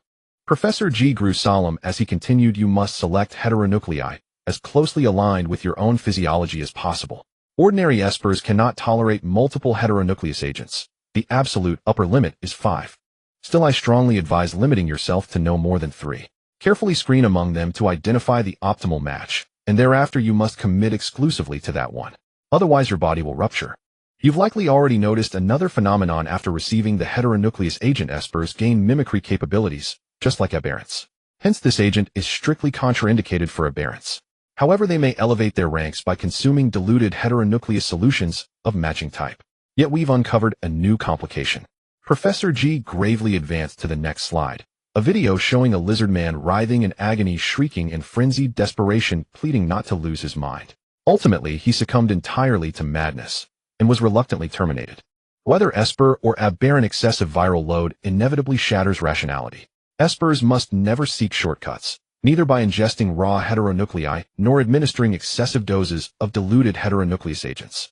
This issue is grave. I urge you all to engrave it into your memory.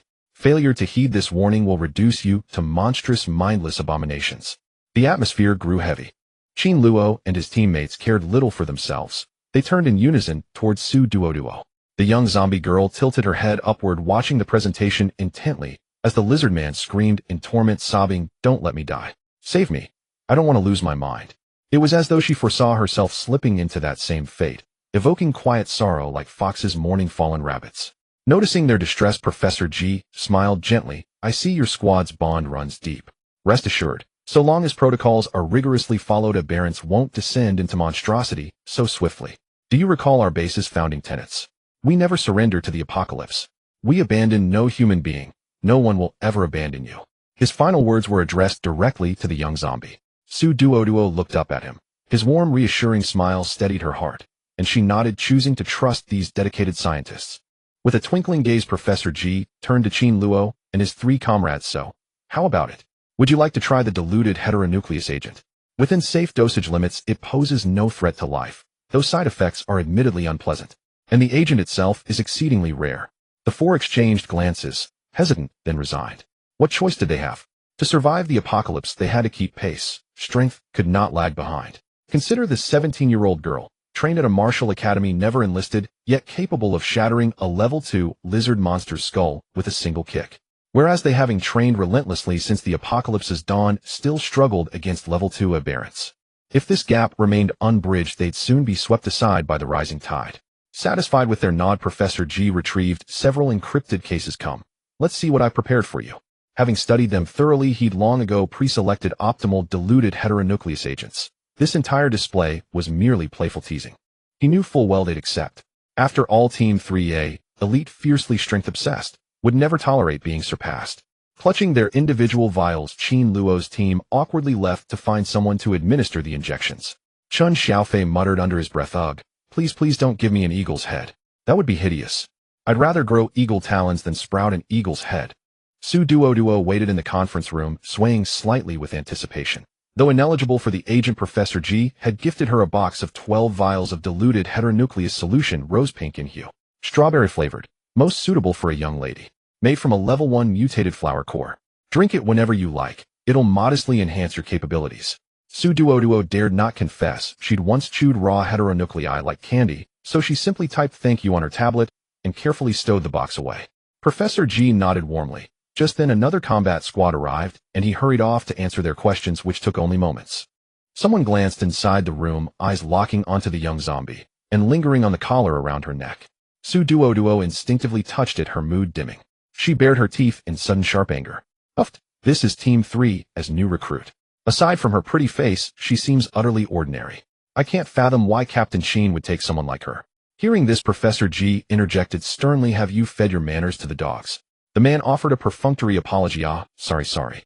I'm just bluntly honest." The young zombie bristled, ready to storm out and pummel the insolent fool, then finish him off with her chainsaw. In the next instant, the burly man flew backward, literally airborne. A faint crackle of electricity shimmered through the air, accompanied by a familiar scent. Su Duoduo's eyes widened. Crisp, minty fruit candy. Outside, Qin Luo's voice boomed, arrogant and commanding. "What stray mongrel dares point fingers at my squad? And just who the hell do you think you are?" Professor G exclaimed in delighted astonishment. "Well done. You've achieved mimicry far sooner than expected. Less than 10 minutes. Most require 2 or 3 hours. Even the slowest take up to 10. Impressive. Let's test your Esper rating immediately." Qin Luo gestured for the professor to go ahead. "You head over first. I'll join you shortly." Understanding his glance toward the conference room, Professor G chuckled and clapped him on the shoulder. "All right. I'll wait for you there. Hurry, don't waste time." He strode briskly toward the testing chamber, radiant with excitement.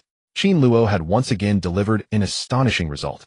Earlier mimicry signaled superior absorption capacity, promising an extraordinary future. As for the man who'd been kicked, Professor G paid him no mind. Beyond his rudeness, the lesson might do him good. And espers aren't so fragile. A kick may bruise, but won't kill. Look at you, sulking when insulted. You should have snapped back. I'll settle things later. Beat him however you wish. Qin Luo had barely entered the room when he launched into a scolding tirade. Still dizzy and feverish from the injection, he'd emerged from the clinic overheated, only to hear that contemptuous jab aimed at her, and charged in within seconds. The young zombie pouted. She'd been preparing to strike back herself. But the moment she saw him, all her unseasonable heat had prompted him to wear only a black sleeveless undershirt beneath his jacket. He'd removed the jacket for the injection and, feeling flushed, hadn't put it back on, carrying it instead. Now his physique stood fully revealed. At 189 centimeters tall, he possessed a lean, statuesque frame, broad chest, sculpted arms, taut abdomen, and strong legs encased in camo combat pants and black boots. His waist was powerfully defined. His face was striking. Bold brows, starbright eyes, high nose, crimson lips. When impatient, he exuded arrogant magnetism. When relaxed, he radiated charming, roguish charm, accentuated by a single distinctive fawn. Yet, astonishingly, perched atop his head now sat a pair of gray, furry, upright dog ears. Frowning, he grumbled at her, "You're already petite. If you let others bully you, you'll seem pitiful. Fine, stick close to me from now on. Wherever I go, you follow. Understood?" He spoke with sober seriousness. Had his cheeks not flushed crimson, he might have convinced her. Then he noticed she'd gone utterly slack-jawed again. "Comrade Su Duoduo, your captain is addressing you. Dare you daydream?" In response, she tugged his undershirt, forcing him to bend low lest it tear into a plunging neck. In the next instant, she seized his ear, her excitement bursting forth in a delighted yowl. Qin Luo's face flamed scarlet as he jerked upright. His newly manifested wolf tail unbidden swished behind him. She lunged forward, wrapping both arms around it. And he shuddered violently, a jolt racing from his tailbone straight to his crown. Damn it. He'd completely forgotten about the mimicry. The little zombie didn't even ow anymore, but instead wong wong. Her tiny paws were secretly touching his tail. Qin Luo's face turned red, wanting to pull out his tail, but feeling a bit weak in the legs. "I am a wolf. Wong wong. You are a big dog." Qin Luo looked at the little zombie hugging his fluffy tail, even tilting her head, and rubbing against it her face full of affection, and he couldn't help but grit his teeth. Eventually he tearfully said, "I'm not a wolf, I'm a wong wong. Even if the sky collapses, the sea explodes, and the earth is destroyed, I am still a dog. No one should stop him." Just based on her blinking eyes and her adorable wong wong head tilt, it was too cute. Help! Whose zombie is this cute? Qin Luo's inner self couldn't help but pound his chest in frustration, but he couldn't touch the gray wolf's tail. He was being touched to the point of weakness and numbness, feeling hot all over, as if smoke was rising from his head.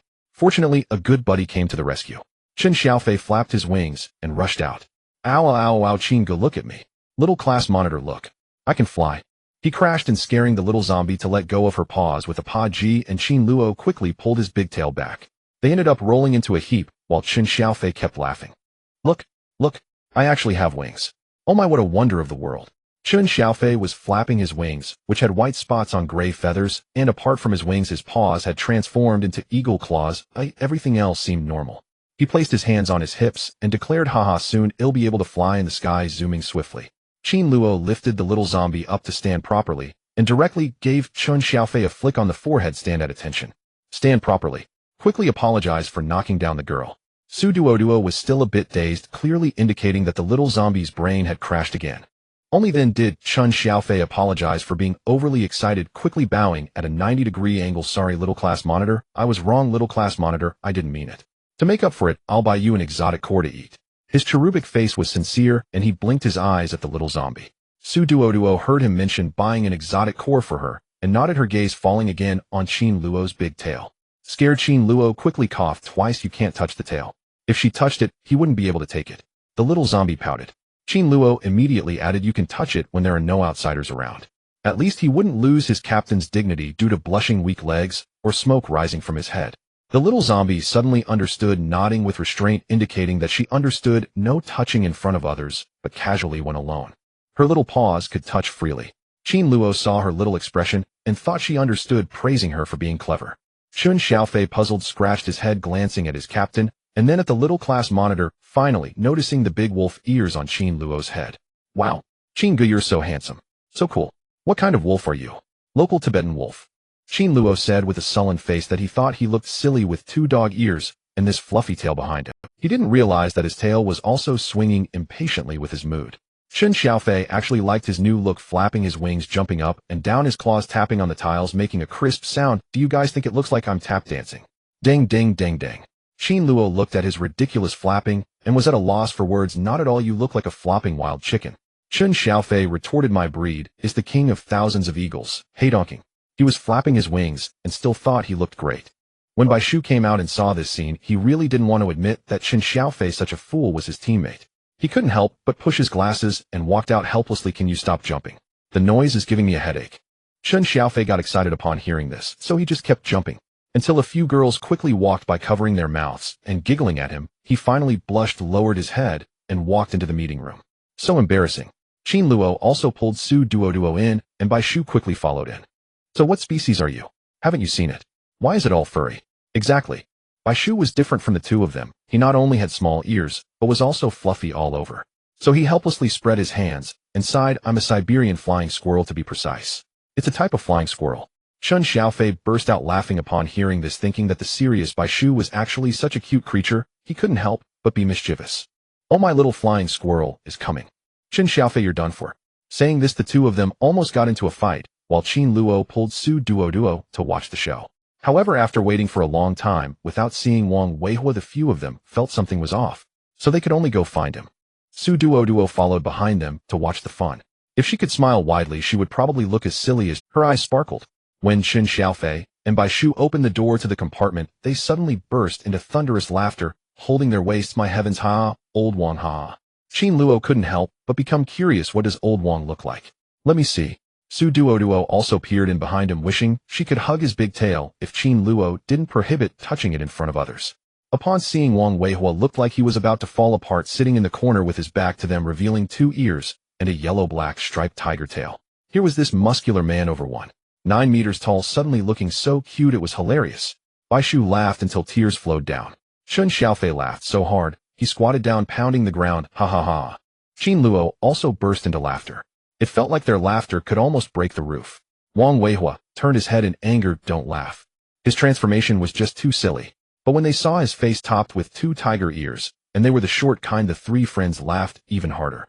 In the end, Wang Weihua was coaxed out by his teammates. Bai Shu was so stifled, he almost bit his lip, and Chun Xiaofei spoke with a trembling voice, cough cough, actually this is pretty good. Looking at him, he seemed honest and simple. In the future when he negotiated with survivors, it would definitely be easier. His transformation didn't need guessing, purebred Northeast tiger, and a chubby one at that. So silly. Qin Luo was also trying to maintain his composure, but occasionally his shoulders would shake from stifling laughter. Su Duoduo followed behind the 4 of them, watching Wang Weihua's tail swish back and forth. The round fluffy tail was also very cute, but he looked like he was about to fall apart, feeling like the little zombie would cry if she pulled his tail. So the little zombie thoughtfully didn't touch it, just staring at Qin Luo's big tail, still preferring this tail. It felt good, such a big fluffy tail. The gray color was also nice to look at. As Qin Luo walked, he inexplicably felt a chill on his back. When he turned around, the little zombie was once again blinking her eyes and tilting her head at him, causing his ears to heat up. He awkwardly swallowed, and then he pretended to be serious and lectured Su Duoduo, zombies can't always act. The little zombie is unaware, yearning to embrace the big tail, but it cannot at the moment. Many things are enticing. It seems the other party has become a bit more fragrant. Professor G just returned to find Qin Luo, only to discover all 4 of them had already completed their transformation. He exclaimed in delight, "You all. Quick, come with me, let's conduct an ability assessment. Are you feeling very uncomfortable?"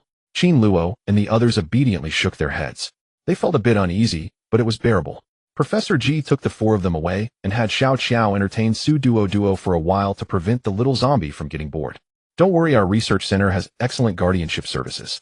Your little zombie teammate won't get lost, nor will anyone bully her." Professor G, concerned they might feel uneasy, specifically reassured them before ushering the 4 into the ability assessment clinic, smiling cheerfully. Xiao Qiao indeed bounced over upon receiving the command, wearing a white lab coat and with her hands behind her back. Upon seeing the little zombie, she smiled and said, "Little darling, you're back again. Come on, let's play for a bit." The little zombie actually didn't want to move. She sat on the bench in the waiting area, swinging her legs. Her expression was a bit conflicted. Seeing her in trouble, Xiao Qiao simply plopped down beside her, saying, "Hey, it's okay if you don't want to wander around, we can just wait here for them." She was quite considerate. The little zombie happily shook her body, and Xiao Qiao felt her heart melt. "How is it? Is it tough going on missions with Team Qin?" When Qin Luo and the others came out, they saw Xiao Qiao chatting animatedly with the little zombie. Basically, it was Xiao Qiao doing all the talking. Yes. So that old bald donkey was transferred away, and Professor G came in. "Our Professor G is really super gentle and nice. You haven't been to the city center yet, right? It's quite lively over there. If you have time, you can go take a stroll. Just as long as you abide by the base rules, it'll be fine. I heard they are going to hold a commendation ceremony for your team, and they even plan to have the TV station record news about it. Later it will be played on the big screen in the city center, but it got delayed due to the typhoon.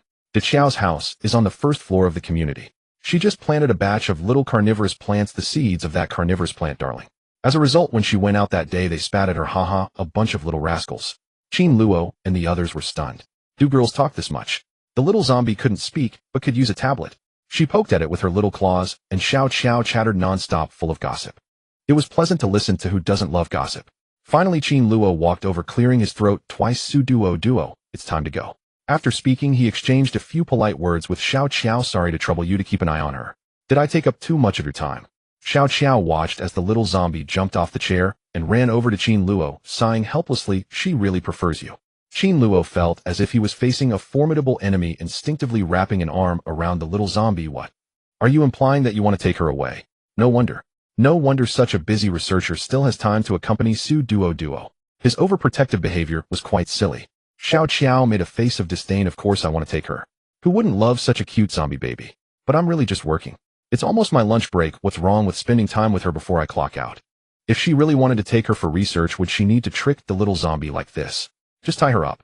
Her ability is vines. Baby, if you ever don't want to stick with Team Qin, come find your sister, okay? Love you." Xiao Qiao made a heart gesture towards the little zombie, and then glanced at Qin Luo, clicking her tongue. Sometimes these guys had quite the unique way of thinking. After she finished speaking, she walked away. Qin Luo, he felt like he had been played. Chun Xiaofei also ran over. "The little class leader is too popular, everyone wants her." Wang Weihua asked in confusion. "Baby, although the little class leader looks small, she definitely has nothing to do with being a child." Bai Shu understood well, and pushed up his glasses. "Just a term of endearment among girls, but calling the little class leader that isn't wrong. Isn't she effectively a baby with an indefinitely long lifespan? If you consider her current lifespan, she is indeed still in her growth phase. Wang Weihua understood. Qin Luo then poked the little zombie's cheek. Why are you so adored? The little zombie didn't understand. Her eyes were focused on the gray wolf ears trembling atop his head. She wanted to pinch them. Seeing her staring at him, Qin Luo felt a bit shy. I know you like me the most. Don't look, if someone sees they'll laugh at you. Chen Xiaofei and the others let out a yuck sound, truly hard to watch. After the health check, they prepared to go. Professor G has already given them the diluted ability core serum, one small box for each containing 6 vials of serum. For now they will take 1 vial every 3 days. Duoduo was unaware of this as she hadn't entered yet. Qin Luo spoke to her as they walked. The current evaluation system for ability levels has been perfected. We use ranks to represent them, distinguishing abilities from level 1 to level 10, corresponding to the mutated monsters, which range from 1 star to 10 stars. Bai Shu added currently in our team. Qin Luo's level is mid-stage 3. Both Lao Wang and Xiaofei are latest stage 2, and I just broke into stage 2. He was slightly slower because he was previously focused on ranged attacks and hadn't been severely injured by the mutated snake man, which put him behind a bit, but after taking the serum today he broke through. This shows how powerful the mutation serum is. It significantly enhances levels. Wang Weihua also said after taking the serum, I'll understand what Professor G meant by hollow frame, feeling full of energy, but not knowing how to utilize it. The transformation is not yet fully adapted. Professor G asked them to explore their own advantages in transformation and adjust their training. For example, Qin Luo's lightning-type wolf core is the most unique. The serum he received is highly compatible with him, with a genetic matching rate of 95%. Here the gene refers not to one's own genes, but the compatibility of gene fusion between them. Taking the serum not only enhances the intensity of the thunderstorm, but also adds a buff to increase speed. Wolf claws can also serve as a weapon. Professor G said that if he could achieve full transformation without losing control in the later stages, he would be invincible. However, such special ability cores are quite rare. If Qin Luo needs to take the serum in the later stages, he can only find a way to exchange for a lightning type. Chun Xiphias EC Blue Core is also speed-oriented, but he is very fortunate. It also comes with wind-type abilities allowing for mutual assistance to achieve faster speeds, and it means he can also research his own killing moves. Professor G said that wind can be gentle or fierce. For instance, a tornado can attack a wide area. He even joked, isn't this just like the group attacks in the games you young people play? In short, he encouraged them to explore their abilities and develop techniques, adding that this should not be difficult. The little flying squirrel illuminated by Bai Shu possesses a mental ability that grants it brief moments of flight and enhanced jumping power. Coupled with its previous eye evolution, it is truly suited for assassinating enemies. It has also inherited a frenzy ability which allows it to enhance its body to a certain extent against enemies, though the duration is not sustainable for long. This is a skill of the little flying squirrel with an anomalous core. The headquarters spent a great deal of time to eliminate it, and in the end it unleashed frenzy, costing its own energy, resulting in its immense power during the frenzy. With a single claw strike and ability, user was left with a wound deep enough to expose the bone. Ultimately, it was subdued. Professor G allowed Bai Shu the opportunity to try activating this skill point, emphasizing the importance of timing. As long as the enemy is dealt with within the duration of the frenzy, it would be absolutely no problem. Wang Weihui activated his earth-based ability. His anomalous core in Northeast Tiger crushes numerous people and zombies with formed earth balls, and it enjoys pursuing people with these earth balls, terrifying them half to death before crushing and devouring them. Mutated animals lack rationality. They only possess the instinct to devour. Although this ability is quite repulsive, Professor G thought that if Wang Weihui could inherit this ability, it would be good, or if he could modify it to practice creating earth walls and earth spikes, it would depend on his own research. In summary, their team's overall level has improved, and the rest will rely on their own exploration. If the headquarters has the capability, they will also assign teachers to them. It feels truly amazing. But it's only been a little over a month. The changes in this world are quite significant, Chun Xiaofei said with a smile. Wang Weihui nodded. It feels like a dream. The Earth is gradually becoming unrecognizable. The Earth is still the same Earth whether during the Cambrian period, the Ice Age, or modern times now in this apocalypse. It is merely our living environment that has changed. Bai Shu calmly adjusted his glasses.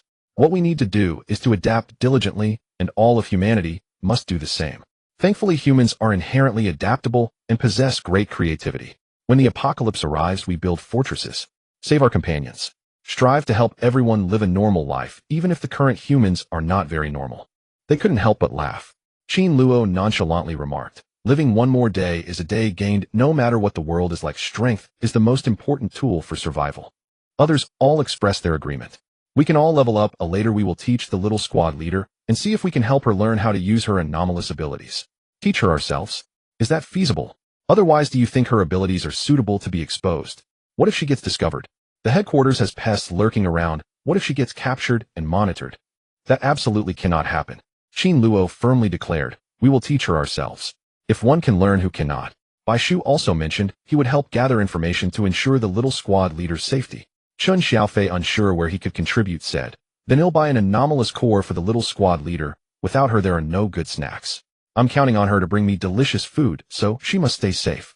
Wang Weihui scratched his head, his tiger ears twitching. Then I'm just like Xiaofei. His favorite cigarettes and alcohol are all in the little squad leader's space. If they were in his storage card, they would have likely been confiscated long ago. It's better to have the little squad leader around. They genuinely trust her, not the slightest bit worried about her running away or dying. If that happened, their resources would truly be lost. The little zombie observed the four of them whispering and quietly discussing strategies. The body felt warm. Su Yuduo suddenly remembered something. Since her grandparents passed away, she had been all alone. In fact, the 3 years of middle school were her most relaxed and happiest period. The 3 years, she was carefree. All she needed to do was focus on studying. Unexpectedly becoming the class leader, she was well loved by everyone, and everyone treated her well. After entering high school, her grandfather began to fall ill. She was busy with school, while also helping her grandmother care for her grandfather. Initially, her grandmother didn't want her to worry and encouraged her to study well, but later her grandfather passed away, and her grandmother fell ill as well, depleting her savings. Su Yuduo started to work part-time while attending university, but ultimately her grandmother didn't leave anything behind. In the end, that area was developed as she was forced to move away from that small home and relocate to a new apartment in K City, only to find herself in an apocalypse shortly thereafter. After her grandparents were gone, she felt perpetually lonely with very few friends she could truly confide in, only occasionally contacting a few roommates from university. Living like this, constantly engaged in tasks, the feeling of being bound together was quite novel. Their team felt like a cohesive unit. Su Yuduo felt very secure being with them. Although their first encounter was a bit chaotic, everyone was genuinely kind. Indeed, people who are inherently good remain, so even after many years, and she felt fortunate. Little squad leader. Little squad leader. Hurry up, the weather is not good, a typhoon is coming. Su Yuduo, are you daydreaming? The little zombie's rare moment of clarity was suddenly interrupted, and she exclaimed, huh? What was I just thinking? I can't remember. What was it? I'm stuck. Qin Luo saw her suddenly zoning out, and was both amused and exasperated. He turned back, picked her up under his arm, and said, why are you suddenly spacing out? Chun Xiaofei laughed. I see the little squad leader puffing up in anger. The little zombie was indeed angry, because she forgot something, all because of them. The feeling of being unable to remember what she was just thinking is terrible. The little zombie couldn't articulate. She could only puff up in anger, struggling a bit, but was pinned down by Qin Luo. Stop squirming. Do you see the plastic bag flying above? If we waste any more time, we five will meet in the sky. The little zombie was stunned and hadn't responded yet when Qin Xiaofei foolishly asked, huh? Why? Bai Shu replied with a sigh, because the typhoon will blow us into the sky soon. Wang Weihui suddenly burst into laughter, not knowing what struck him as funny. Qin Xiaofei. They all boarded the subway and quickly exited the subway station. The sky had noticeably darkened, becoming ominously oppressive, and the wind started howling. They needed to move quickly. Fortunately, the subway station was extremely close to the community entrance. They successfully entered the building just as the rain began to fall. Suddenly, the lights flickered and went out, replaced by dim emergency lights. The base was starting to lose power. At this moment, the broadcast began to blare, and the entire base sounded the alarm. A super typhoon is approaching. Please do not stay outdoors. Do not stay outdoors. Due to the super typhoon, the disruptors on the city walls may be affected, and the uncertainties have increased. Mutated birds or insects may attack at any moment. All ordinary citizens are advised to close doors and windows and maintain silence. All combat squads should be ready for immediate rescue with assigned rescue areas. Please refer to the email notification for specifics. Upon hearing this, Qin Luo said, oh no, we won't get any sleep tonight. Oh, everyone be careful. Bai Shu and the others nodded. Su Yuduo also picked up a wooden whistle and blew it. This time, they were gearing up for a defense battle. Protect the home. Though it was midday, the sky had blackened as if night had fallen. An uncanny sense of unease seeped through outside. Humans are instinctively afraid of the dark. The wind grew fiercer. Tall buildings began to sway, and everyone in the base felt an inexplicable. City Survivor Base was already one of the largest in the country. Under normal circumstances, it could withstand most threats, protected by massive walls and monster disruptors, and the city gates were secured by many checkpoints. The civilians living within the city were largely safe. If this was a natural disaster, there was little to be done. Moreover, the disruptor's failing signaled the possible arrival of mutated monsters. The on-duty staff were still preparing for the typhoon. Gradually, people thinned outside until the entire base fell into absolute silence.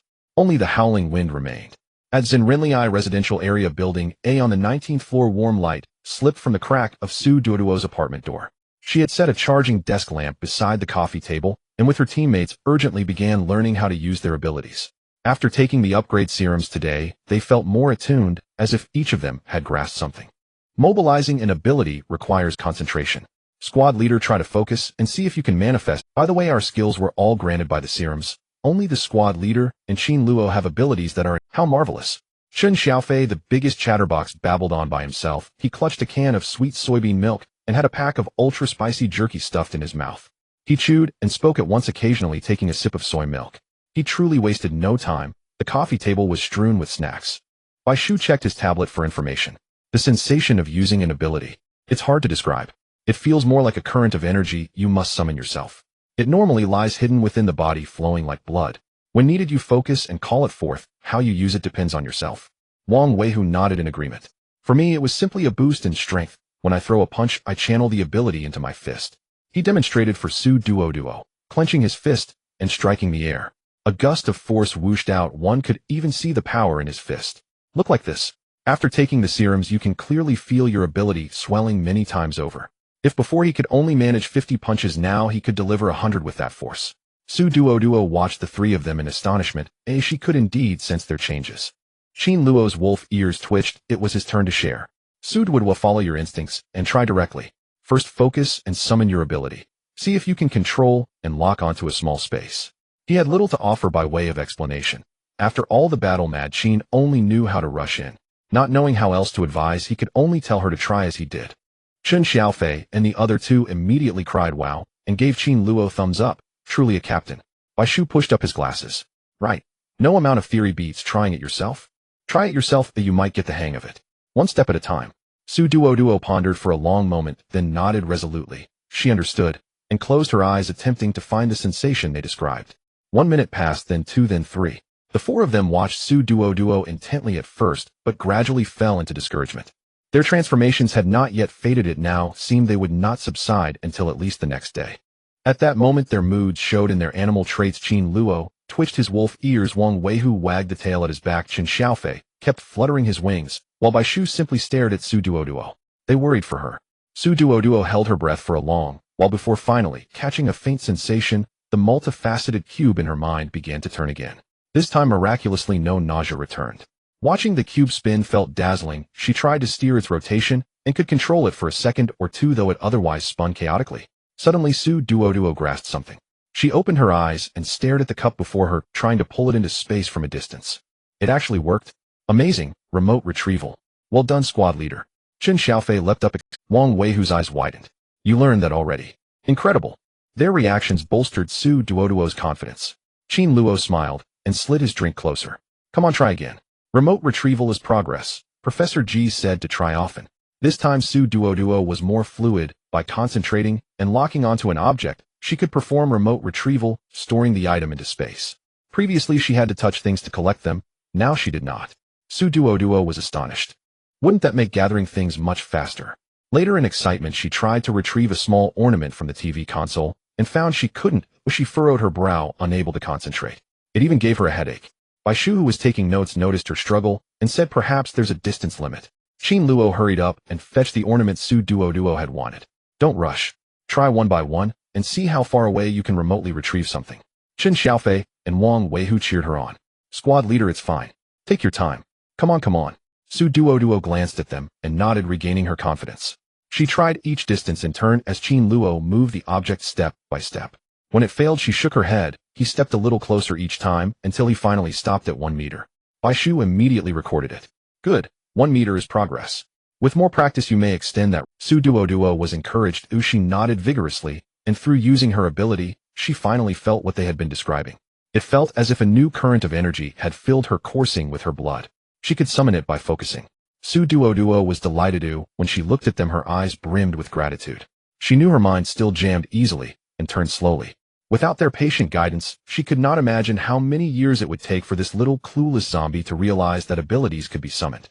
She was so happy she wriggled and fed the four of them a heap of food, marinated snacks, fried chicken, and beer, while she gnawed on a chew stick. Whether happy or upset she chewed, she truly loved gnawing. It eased her stress. Qin Luo and the others laughed, finding her endearingly simple. The relaxed atmosphere did not last long.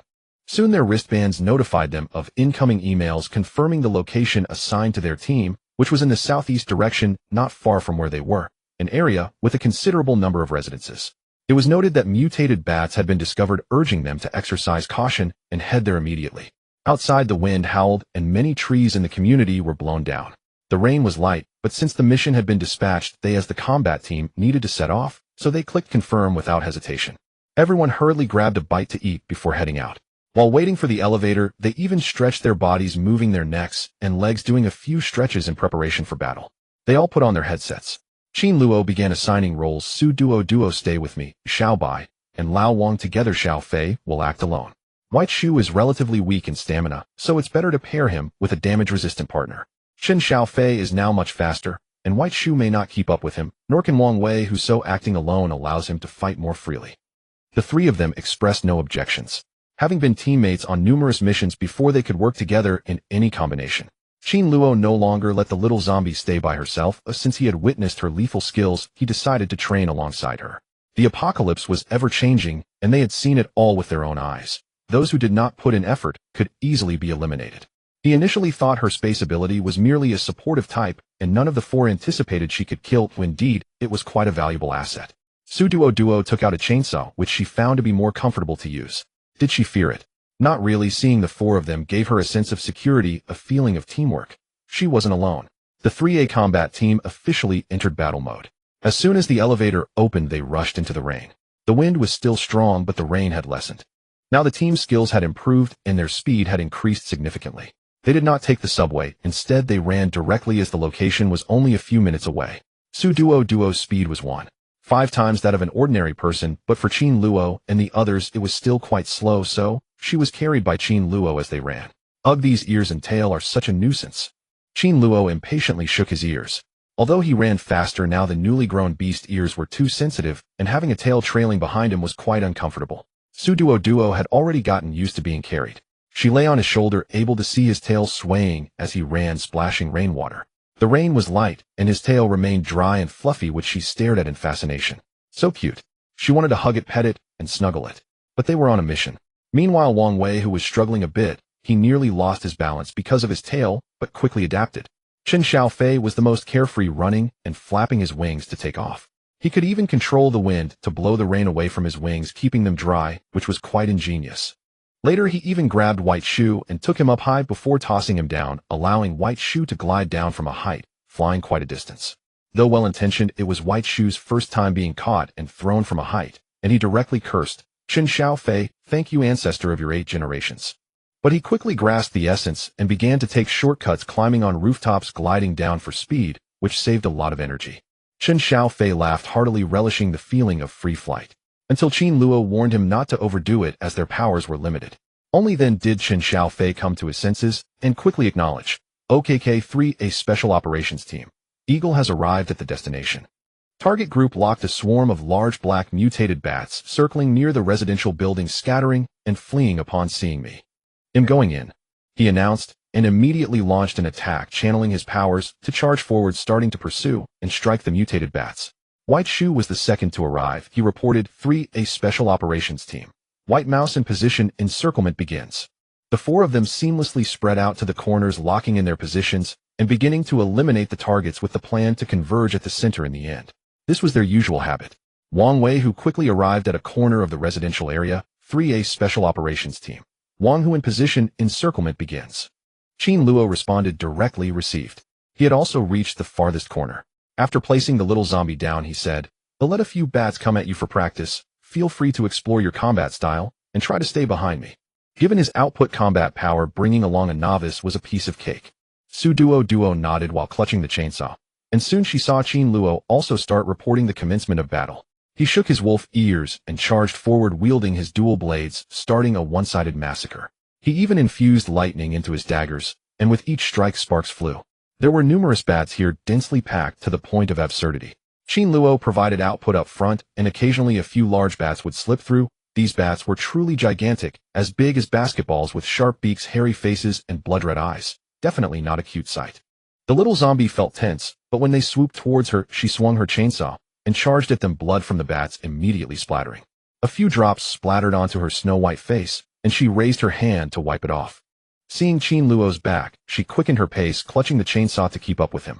Noticing she had taken down her first bat, he gradually widened the gap, letting more mutated bats come towards the little zombie for her practice.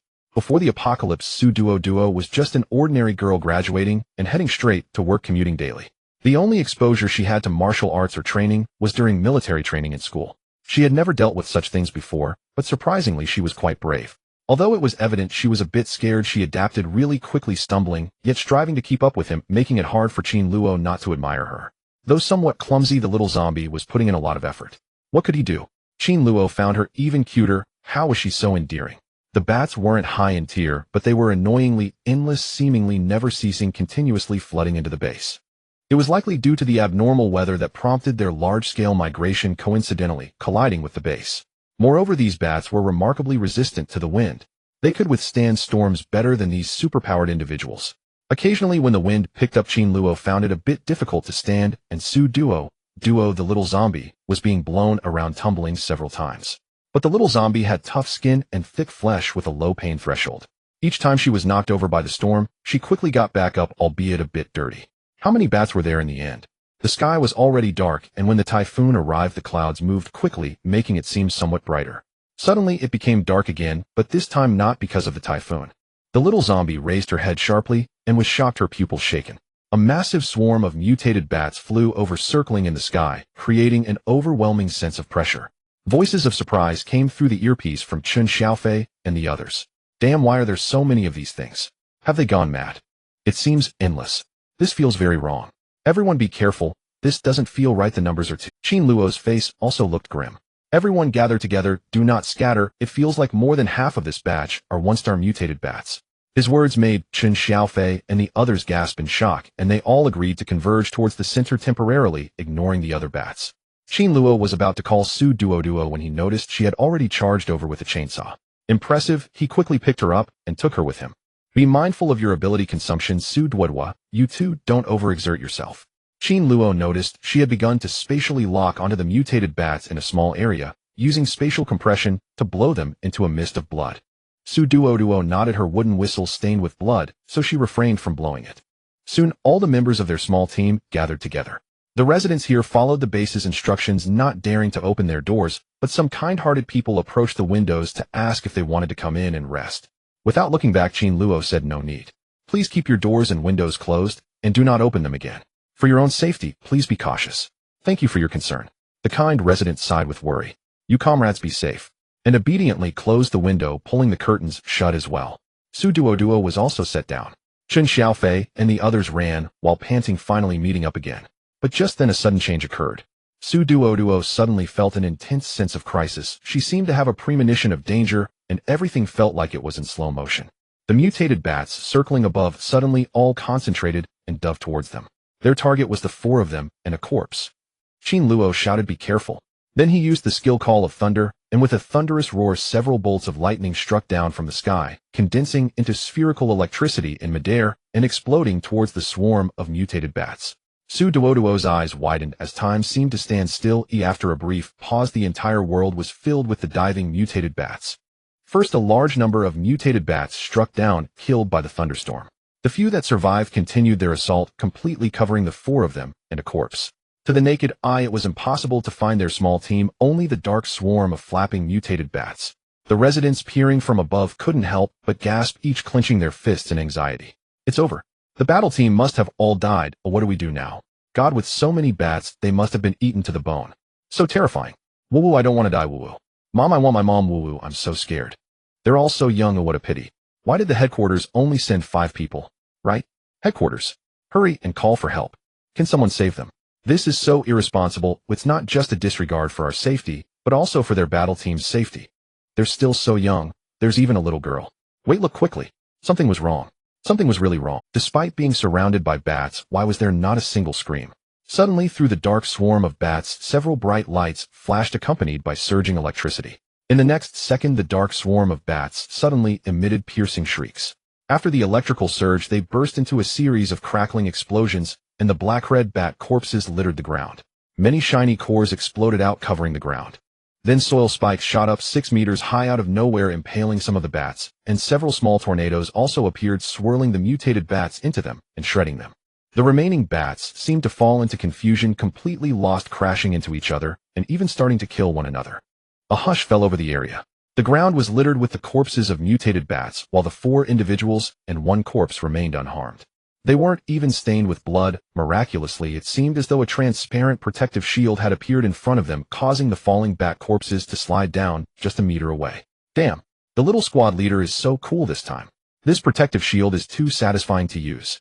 Chen Xiaofei couldn't help but laugh heartily. Duoduoduo felt dizzy at this moment, or just now in a critical moment. She had thought to ensure the 4 of them wouldn't be hurt. Absolutely not. In that urgent moment, she suddenly had a flash of inspiration, activating her new skill, spatial shield, which provided a protective shield for a locked target. She had just generated 5 shields, exhausting the little bit of energy she had stored in her body. Now she felt nauseous and dizzy, her face pale. It was Qin Luo who noticed something was off. After using his ability to eliminate the remaining mutated bats, he quickly picked her up and let her rest her head on his shoulder. Is the little squad leader okay? Oh, my bad, I didn't notice that the little squad leader might have overexerted herself. I was too busy being happy. Didn't Professor G give the little squad leader a core dilution agent? Tell her to drink some quickly. Bai Shu responded quickly, reminding them in time. Qin Luo supported her waist, looking at the little zombie who had slumped on his shoulder, almost falling asleep as soon as her head touched him. Forget it, let her sleep and recover her strength. First, we need to clean up the battlefield. They couldn't even enjoy the many cores scattered on the ground.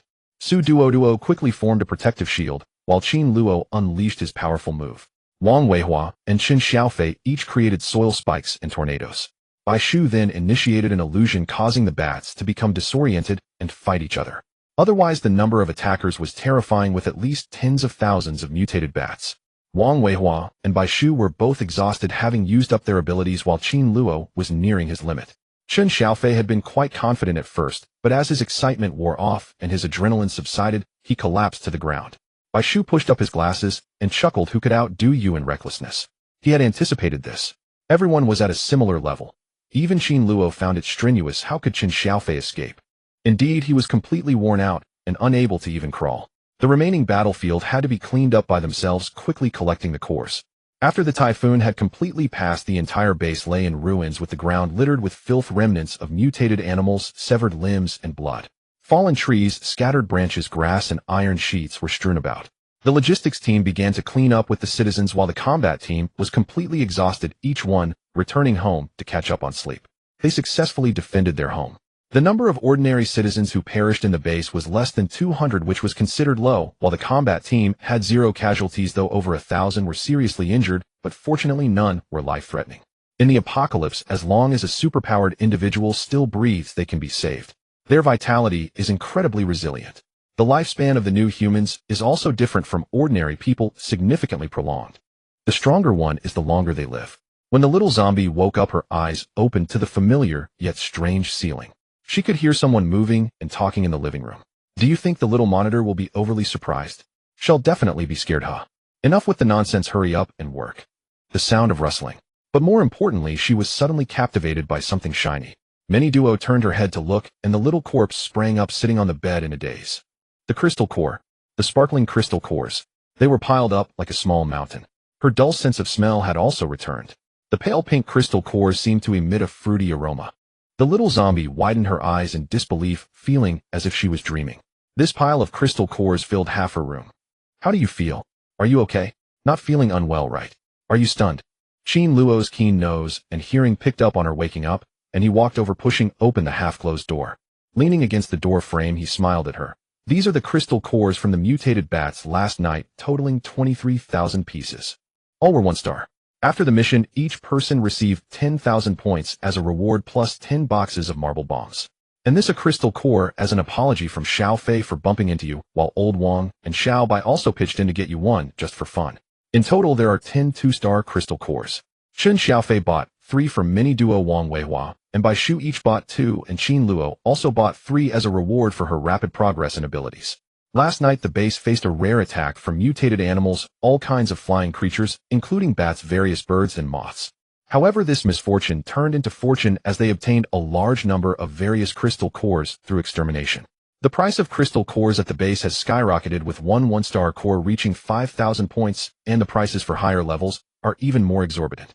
Especially due to the emergence of potions, the utility of crystal cores has been greatly uncovered. They are worth more than gold. Qin Luo told her to collect them all. We decided to save them all for you after our discussion. The little zombie needed nourishment. Mini Duo was still in disbelief that they truly gave her all these crystals. Were all 23,000 of them really gifted to her? So many fragrant crystal cores given to her. But they also killed a lot of mutated bats last night. The little corpse was dumbfounded. Qin Luo could tell what she was thinking. What are you thinking? Just accept what is given to you. Opportunities like this don't come often. This time we were lucky, and it's just right for you to eat. Later the zombie crystal cores can be used as currency, since you won't be consuming them. It was rare to encounter food suitable for her, and the 4 of them unanimously decided to leave it all for her.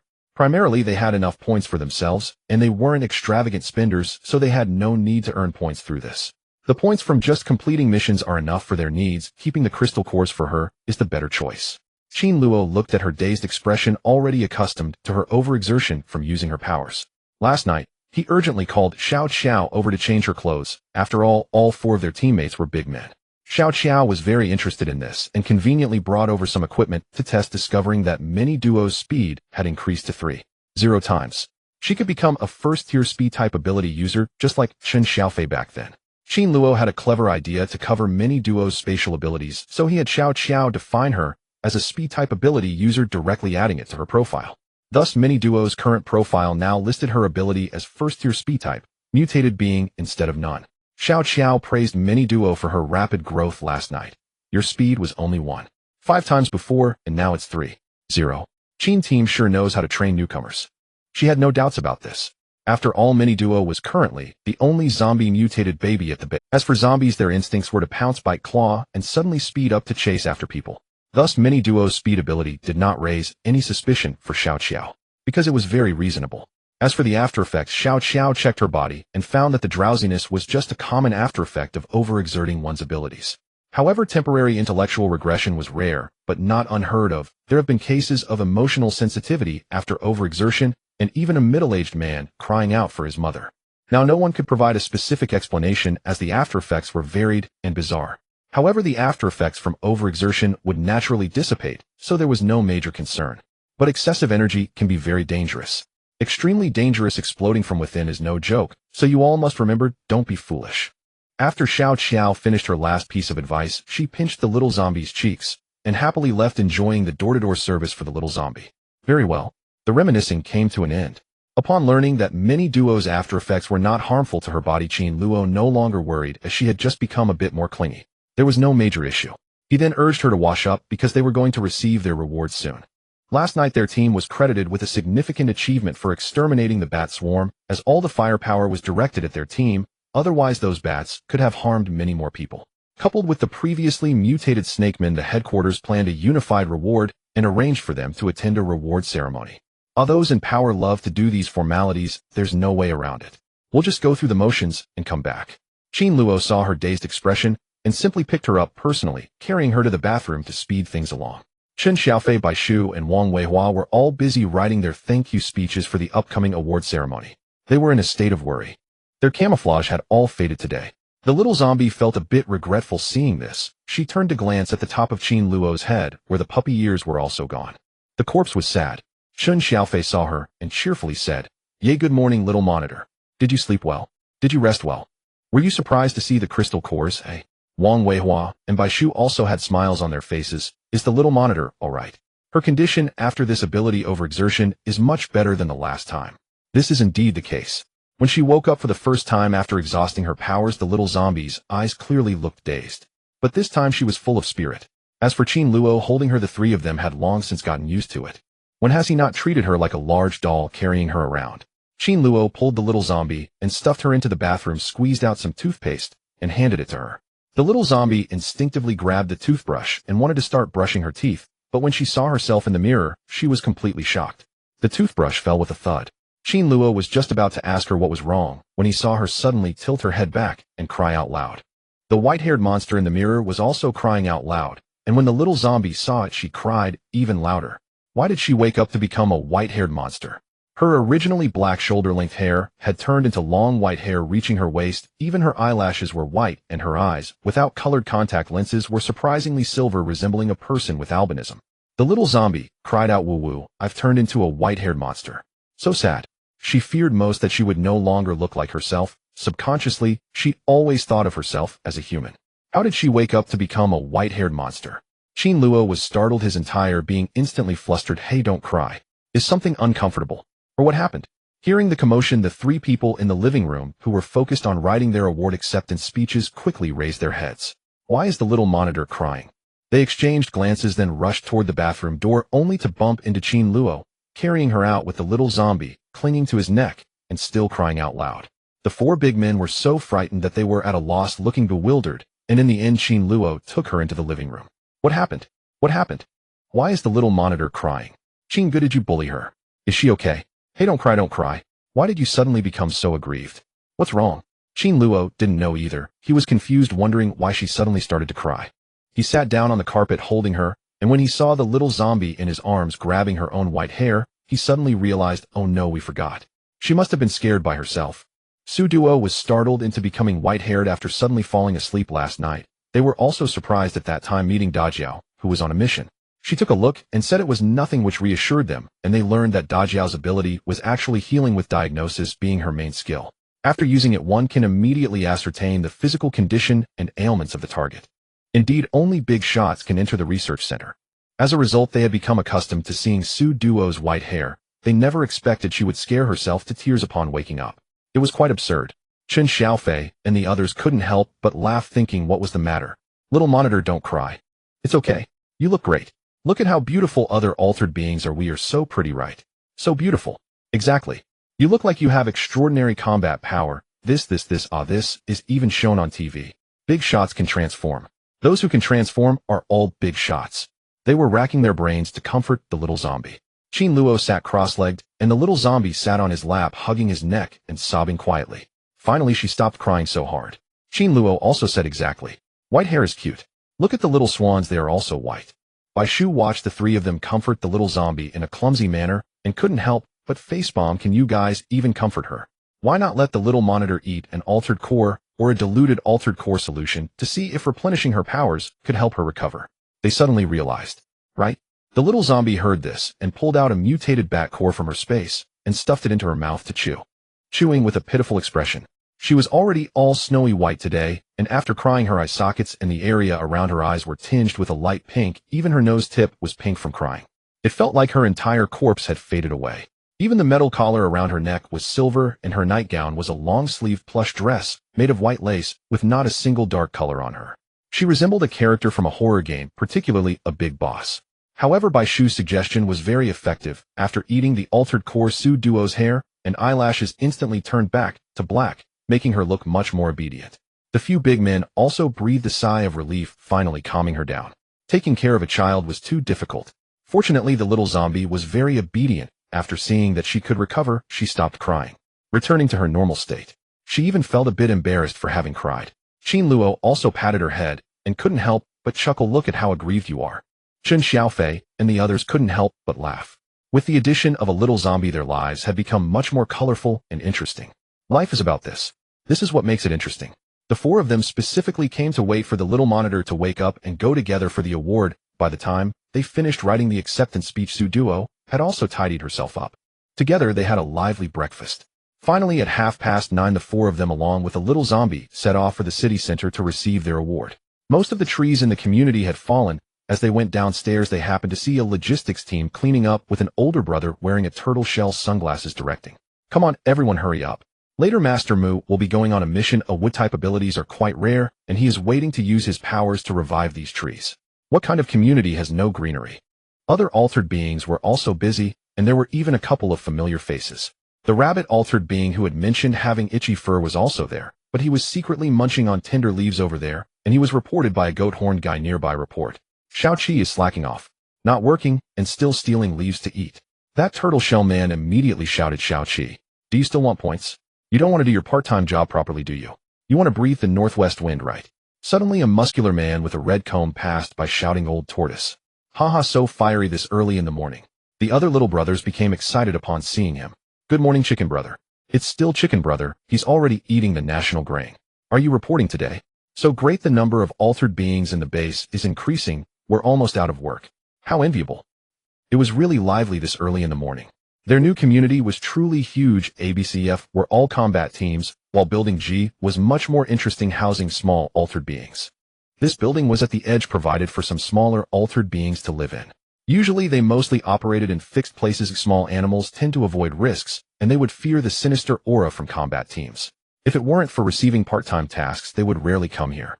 It was also the first time for Qin Luo and the others to see it, and they couldn't help but frequently look back. Duoduo kept staring, feeling like they had stumbled into some strange theater early in the morning. Later the four of them and the little zombie were all wondering what job Chicken Brother had applied for. So the headquarters put special effort into this award ceremony, even hiring a filming team to ensure that it would be broadcast on the major screens at the base. Currently there are no televisions in the base, and ordinary people do not have access to the internet. It's rather bleak. Only a few electronic screens are set up at fixed locations, occasionally displaying important information, while most of the time they show some news. When Qin Luo and the others arrived, they discovered that it wasn't just their small team being honored. There were also 5 or 6 other combat teams, with the other teams numbering between 7 to 12 members, making their team the smallest. What's more important is that the 5 of them casually dressed in regular outfits to head out, only to find that the other teams were dressed quite extravagantly, especially formal. One team even wore suits. Qin Luo was taken aback, and Chen Xiaofei and Bai Shu almost burst out laughing. Wang Weihua also felt embarrassed for the suit-wearing combat team. It was truly cringeworthy. However, these things were not that important. They felt like mere tools having to rehearse for better video effects. The new officials seemed overly serious and treated the combat teams with a bit of rudeness. Chen Xiaofei couldn't help but ask, Bai Shu, what is the background of this new official? He seemed to have quite... Although they trusted the headquarters and believed everyone was working hard for the future of humanity, there were always a few bad apples. Bai Shu pushed up his glasses and whispered, those who do evil will ultimately meet their end. Even in the apocalypse, such people will eventually be ousted if the public would never accept them. In this era, everyone respects the strong. Combat prowess is the true skill.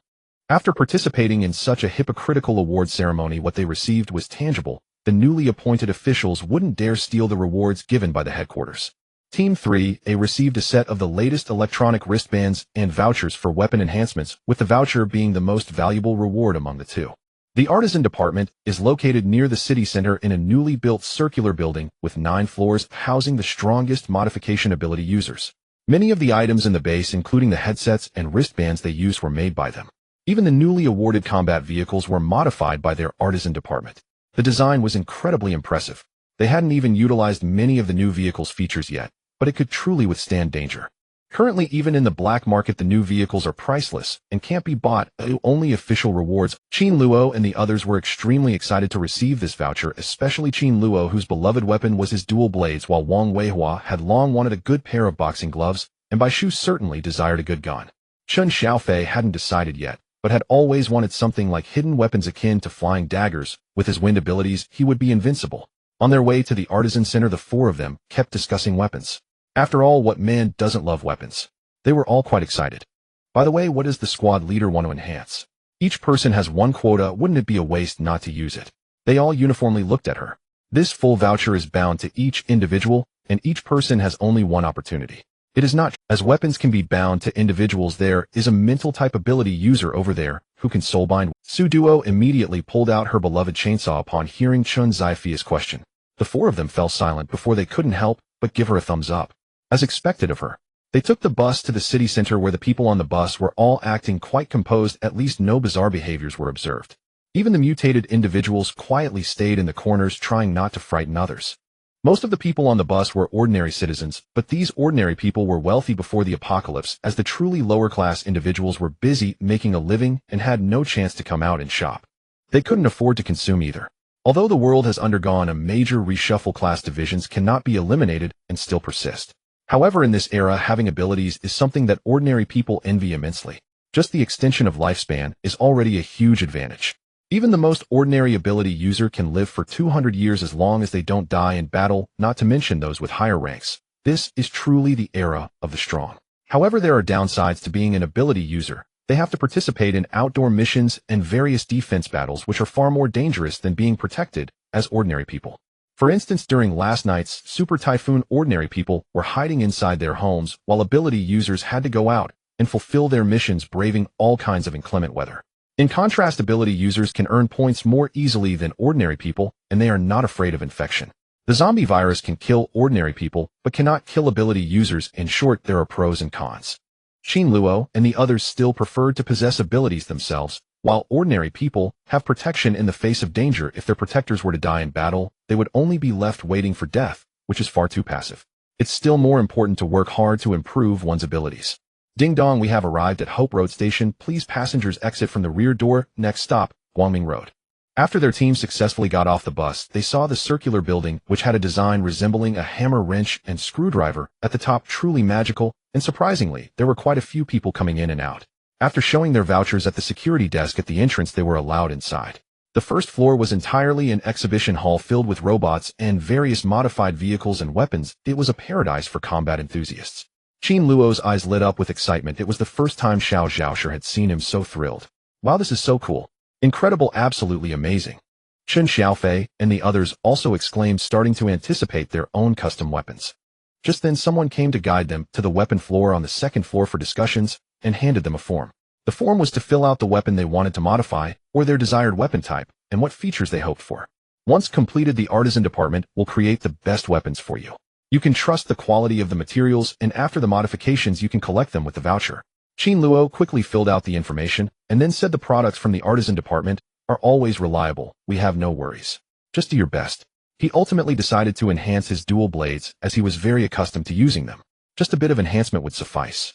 Wang Weihua wrote down that he wanted boxing gloves, Bai Shu wanted a good gun, and Chen Xiaofei wanted hidden weapons. The service desk lady looked at the only girl on the team.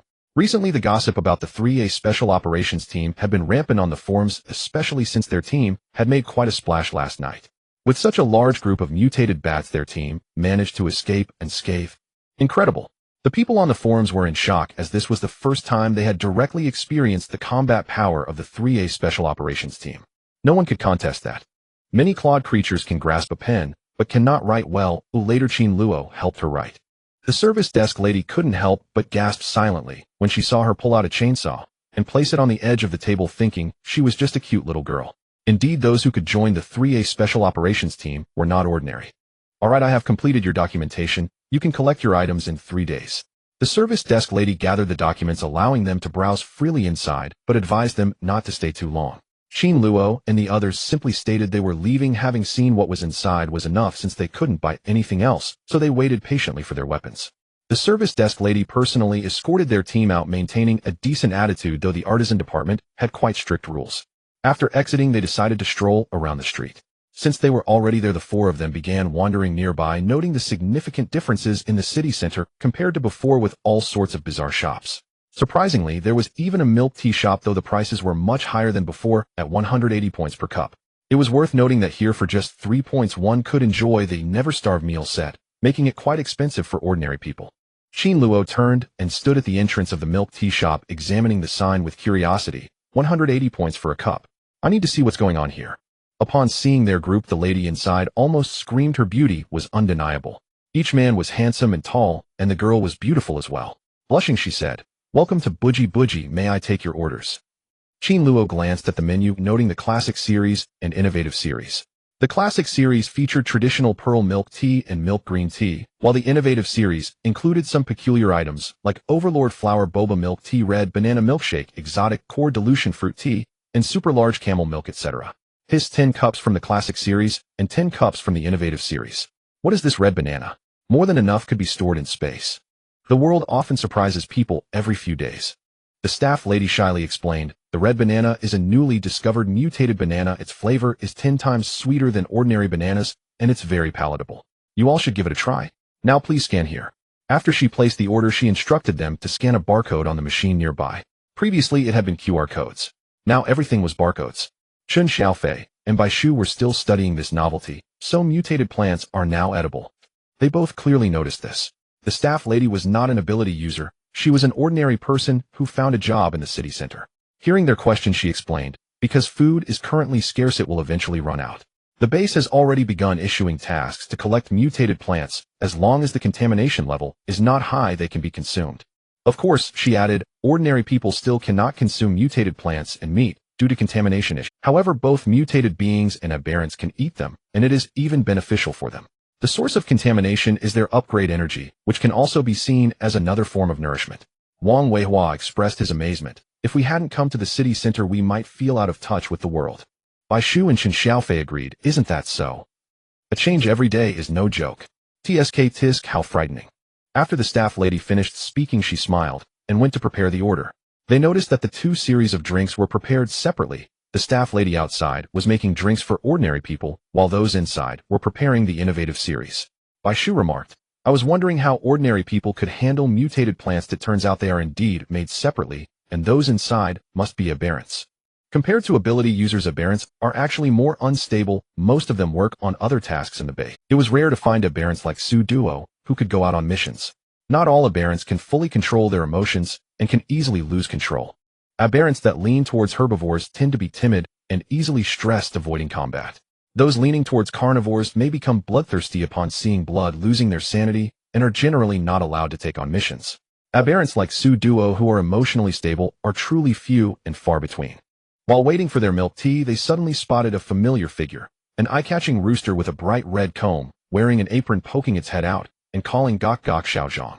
Xiaozhong, there are no boba pearls. Where are they stored? Gok gok. The lady who was taking their order was startled and hurriedly shoved it back into the kitchen. Brother Chicken, don't come out. It's easy to scare the customers. The boba pearls are in the small ingredient box. I just prepared them not long. Qin Luo and the others. Duo peeked and looked again. The riddle they wanted to know in the morning was answered at this moment, and the feeling was truly very subtle. When they finally received their milk tea, Qin Luo couldn't help but ask, are all the milk tea shops now officially? The staff lady paused, not daring to look at him, and blushed as she nodded. Currently, the materials for making milk tea are very limited. Basically, all dining establishments are officially operated since only the officials have access to so many materials. How could ordinary people possibly have the resources to open shops? Unless they were extremely wealthy, they would still have to buy ingredients from the officials. Thus, it really is a state-run grain supply, a guaranteed job. Please don't mind, Brother Chicken is very nice. Although aberrants may seem intimidating, they are quite similar to ordinary people. He works very hard, even doing part-time work in the civilian area to Crow, just to make life a bit easier for the elderly who have lived in the countryside for most of their lives, helping them transition and adapt. The staff lady was genuinely gentle. She feared they might be among those who discriminate against aberrants. Qin Luo smiled and said, no, aberrants are quite adorable. Bai Shu and the others also chimed in with a sound of agreement. Chen Xiaofei, holding the remaining 10 cups, cheerfully asked, is it that all aberrants are cute, or just our little class monitor?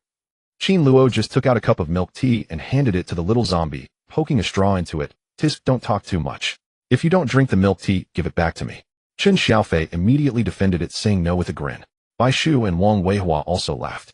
The little zombie held the super large cup of milk tea, with its claws tilting its head to glance at them, then fixating on the milk tea. It had indeed been a long time since it had drunk freshly made milk tea. There were materials for milk tea in the space, but they were definitely not the same as freshly made ones. The little zombie slurped down a big sip, and the more it drank, the brighter its eyes became. It could taste the milk tea made from mutated plants. So happy, the little zombie shook the milk tea, feeling exceedingly blissful at this moment. The staff lady watched them playfully leave, only then realizing the girl hiding behind the super handsome guy was also an aberrant. See, she had just found out that there was a collar around her neck. No wonder they didn't discriminate against aberrants. How wonderful.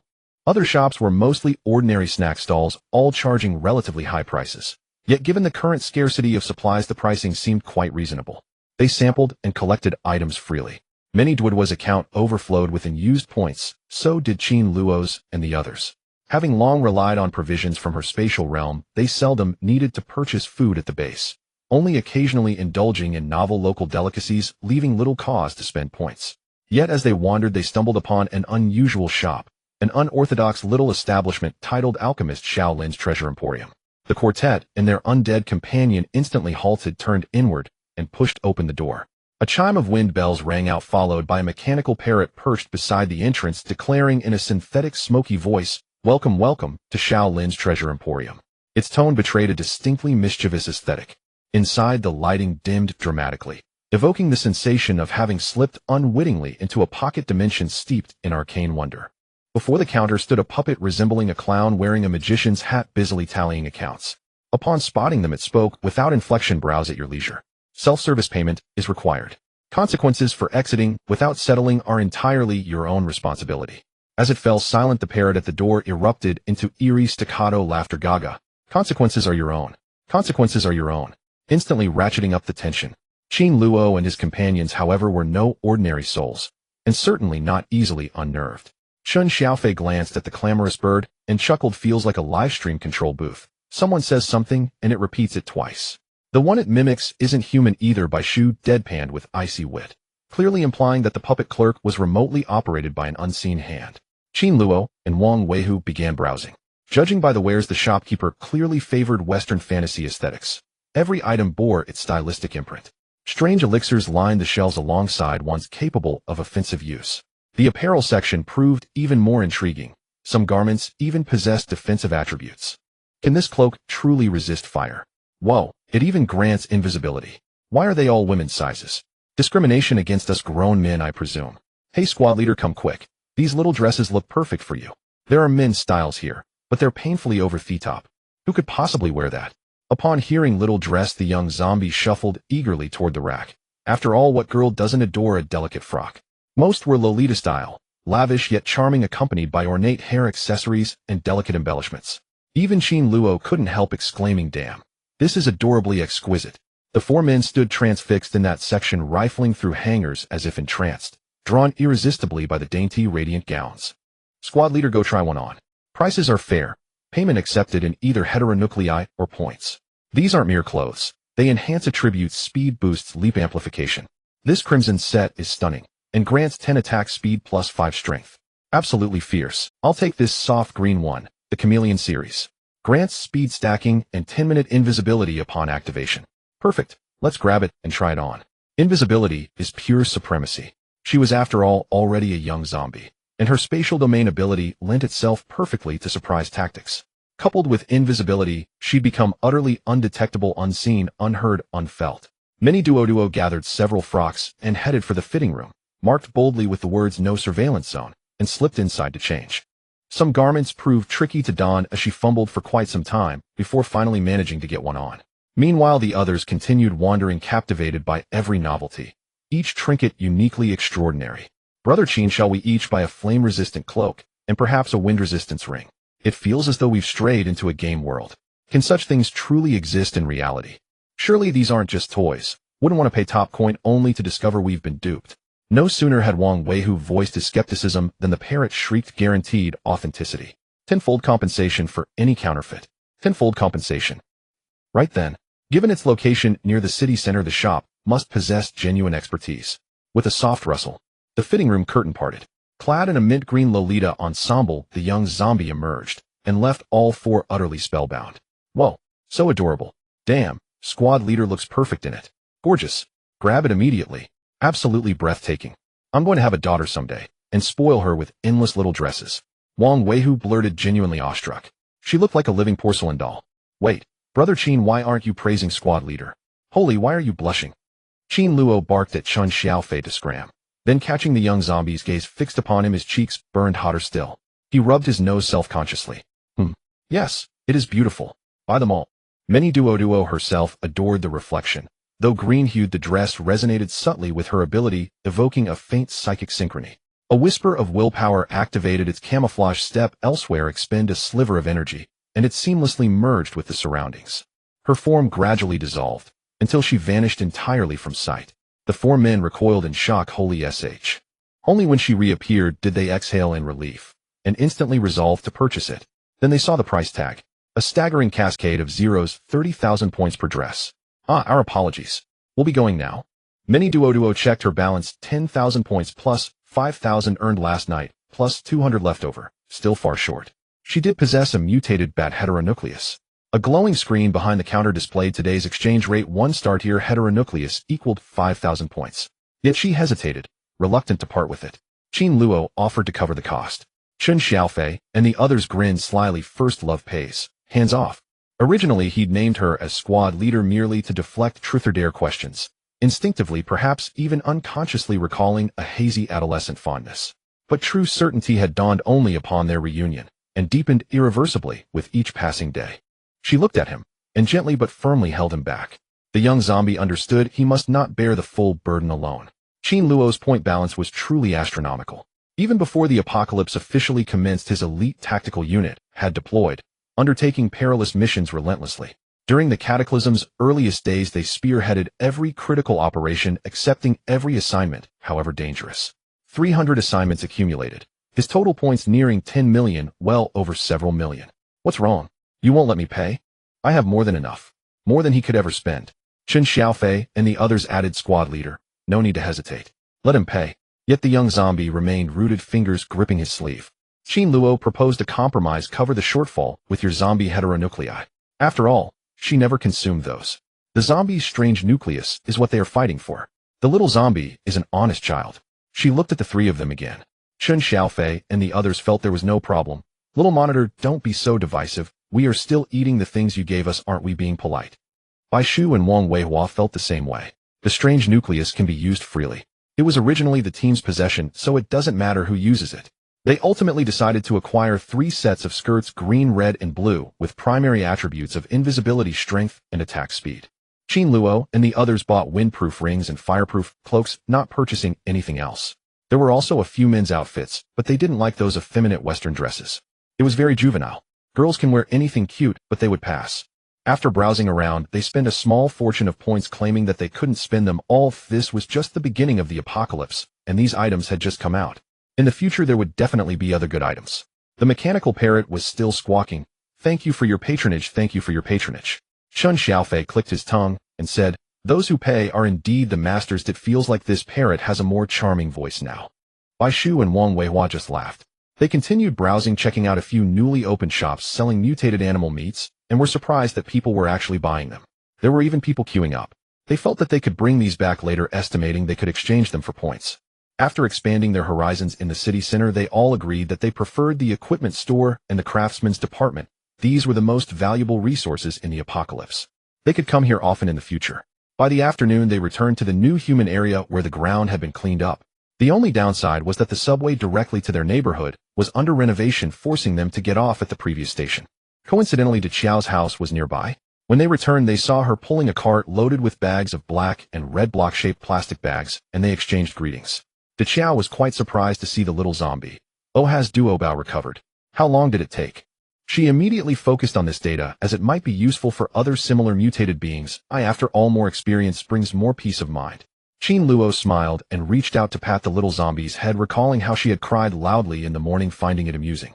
Before she could recover on her own, Xiao Bai thought of a way and made her drink a dose of diluted strange nucleus liquid. It's better for many things regarding directly consuming the strange nucleus to be kept under wraps. Otherwise, she could easily be kept under surveillance. Deqiao laughed and said, you guys have quite the tricks, huh? Not bad. She turned to take notes. The diluted strange nucleus liquid was indeed very useful. It could accelerate the recovery speed of overdrawn powers. Chen Xiaofei and the others crowded around Deqiao's little cart. Aren't these chunks of mutated bat meat? What are you doing with this? Deqiao glanced at the large cart of meat chunks and calmly said, feeding the kid. By the way, you guys are still on vacation, right? Want to come over for a drink? Qin Luo immediately became defensive, about to refuse when she interrupted. It's about a mission. Are you taking the job in City Inn? It's a bit far from here, but a good friend of mine is trapped there. Moreover, she is in the research institute with a group of researchers, all stuck there. They were studying the source of pollution. However, they didn't expect to be trapped there by a horde of zombies while collecting pollution samples. It is said that there is also a new type of giant zombie there. Qin Luo and the others immediately put away their playful smiles and said seriously, let's go talk about it with you. Deqiao smiled. She knew that this battle team really loved to challenge themselves. They were truly a team of battle maniacs. Qin Luo meant that strength is paramount. Hiding in the base every day without taking on missions just equates to waiting for death. Especially when new types of monsters appear, it's even more necessary to go out and hone their skills. When the captain spoke, the others naturally had no objections. Deqiao said she was going to use these chunks of mutated bat meat to feed the kid, which made people curious. Chen Xiaofei couldn't help but say to Bai Shu, when did she have a kid? I haven't heard about this. Aren't Deqiao and Xiao Qiao both workaholics? They practically lived in the research center. Bai Shu shrugged, indicating he didn't know. However, when they arrived at Deqiao's house, they found out what kind of kid she was feeding. Her house was on the first floor of Building A in the West District community with a small courtyard. Inside, besides some strange plants, the most eye-catching were the carnivorous flower babies on either side of the path, each opening wide to reveal sharp teeth, while making loud, wah-wah sounds, creating a cacophony. Without even opening the plastic bags, Deqiao directly tossed them into their mouths, and they happily wriggled their bodies, frantically snatching and chewing. Those that didn't get any were still crying out, wah-wah. The scene was very bizarre. 3A team. Deqiao's preferences are still so perverse. Xin Luo couldn't help but complain, wait, why are you raising these creatures? Deqiao still wore that smile. These are the seeds of the carnivorous flower babies. This is the second batch. I want to see how they grow and what they look like when mature. She enthusiastically shared with them that according to research, every time these carnivorous flowers grow a little, their intelligence also increases. At least they now recognize their master. Xin Luo and the others expressed their lack of interest, especially when they walked inside. These carnivorous flower babies still wanted to come at them, and Qin Xiaofei was bitten by his clothes and screamed. Xin Luo was so startled that he quickly scooped up the little zombie to protect her. When a carnivorous flower baby tried to get closer, it was scared back by the current in his hand. Deqiao told them to stay calm. I've given the order not to harm anyone, just don't stare at them. They are just a bunch of naughty kids right now. The more you interact with them, the more excited they get. And indeed, Bai Shu and Wang Weihua remained calm, and those carnivorous flower babies didn't dare to provoke them. After Deqiao finished speaking, she opened her house's front door and cheerfully said to them, "Welcome to my home." It was also their first time visiting her place. Previously, they had only been nodding acquaintances and had dealt with each other, but they weren't very familiar. Researchers probably all have some degree of OCD. Deqiao's house was spotless, the floor clean enough to see reflections, and there were disposable shoe covers by the entrance. The little zombie happily stepped in, putting on 2 shoe covers. Xin Luo was constantly distracted watching her. After a while, he picked her up and brought her to sit on the sofa. Deqiao even went to brew them some tea. Xin Luo got straight to the point. Let's talk about your mission, the specific location, the number of people, and the details about the new type of zombie monster. The communication about mission details and their team was decided by Xin Luo, as he was the main damage dealer. He felt confident that as long as he was on the team, they would basically avoid death. Unexpected events were another matter, but compared to other teams, their team's chances of encountering trouble were relative. Deqiao began to explain the specific situation. 10 days ago, the survivor base in City B dispatched 10 combat teams to various dangerous locations to collect pollution samples. My friend is in one of those teams. The team heading to City N consists of 11 ability users and 3 researchers, with the destination being a local research institute that houses 22 researchers. The original plan was to conduct rescue operations while collecting pollution sources. They did not anticipate encountering a new type of zombie, one that is enormous and capable of summoning other zombies to surround them, even displaying a sense of playfulness. As Deqiao spoke of this matter, her brow was furrowed, and she handed them a tablet to view. This is the zombie in question. The combat team has already lost 3 members, and the remaining personnel are trapped in the research institute. Although there is currently no imminent danger to life, their food supply will not last much longer, putting them in a dire situation. Xin Luo and the others leaned in to take a closer look, while the small zombie also stared intently. It was a video that started with the roars of zombies outside, and then the camera panned up to reveal a gigantic head appearing at the window. It startled everyone. This creature perhaps should not even be called a zombie, it ought to be termed a zombie. With bulging eyes and dark greenish-black skin, its face was still rotting flesh, even infested with maggots, utterly disgusting, and it was baffling how it had grown to such a massive size. Then Deqiao turned off the short video and opened the latest data regarding it. The zombie monster was originally a very tall individual diagnosed with gigantism at the age of 10, which led to numerous hospital visits. This is also why it is afraid to enter the research institute. It fears such places. After becoming a zombie monster, its size continues to increase rapidly, especially since it evolves by devouring its kind. Zombies are its constant source of food, and it can command other lower-level zombies to trap the people in the research institute. Currently, its height is 4 meters 2, with average mobility, capable of maintaining a steady speed in pursuit of humans. The headquarters has classified its threat level as 3 stars. It has also activated a common ability of mutated monsters, the sonic attack. Due to its massive size, it is difficult for it to conceal its movements. Its footsteps are heavy. The only advantage is that one need not fear it appearing silently. Qin Xiaofei immediately rubbed his arms and complained, but it was really scary when it suddenly poked its head out. Where did it make any sound? He was quite frustrated. He wasn't afraid of difficult enemies, but was terrified of those who could sneak up on him like a ghost. Qin Xiaofei was very afraid of ghosts. Deqiao also sighed with regret. This is what I wanted to say. This creature can set traps and it's certain it does not possess human consciousness. Its actions are purely instinctual, yet it is truly cunning. The zombie monster's footsteps are indeed loud, but if it were to stop moving nearby and crouch down, it could still give one a fright unexpectedly. It enjoys catching one off guard, and being scratched by it would be a certain death. Duoduoduo also pointed to the tablet, urging them to pay attention to the dangerous aspects. The bacterial concentration on its body is very high. A friend of mine extracted a bit of its blood for research. Contact with ordinary people would definitely be fatal, and it poses a significant threat to ability users as well. So one must not allow it to break the skin, otherwise even those who have mutated would be in life-threatening danger. Wang Weiwa couldn't help but exclaim, this thing is just a mobile superbacteria. Bai Shu also frowned. Then should we try to avoid close combat? Have we tried using heat weapons? Duoduoduo expressed her regret. All the weapons have been exhausted, and we can't finish off the ordinary zombies. This creature dodges when it encounters heat weapons. It is truly very cunning.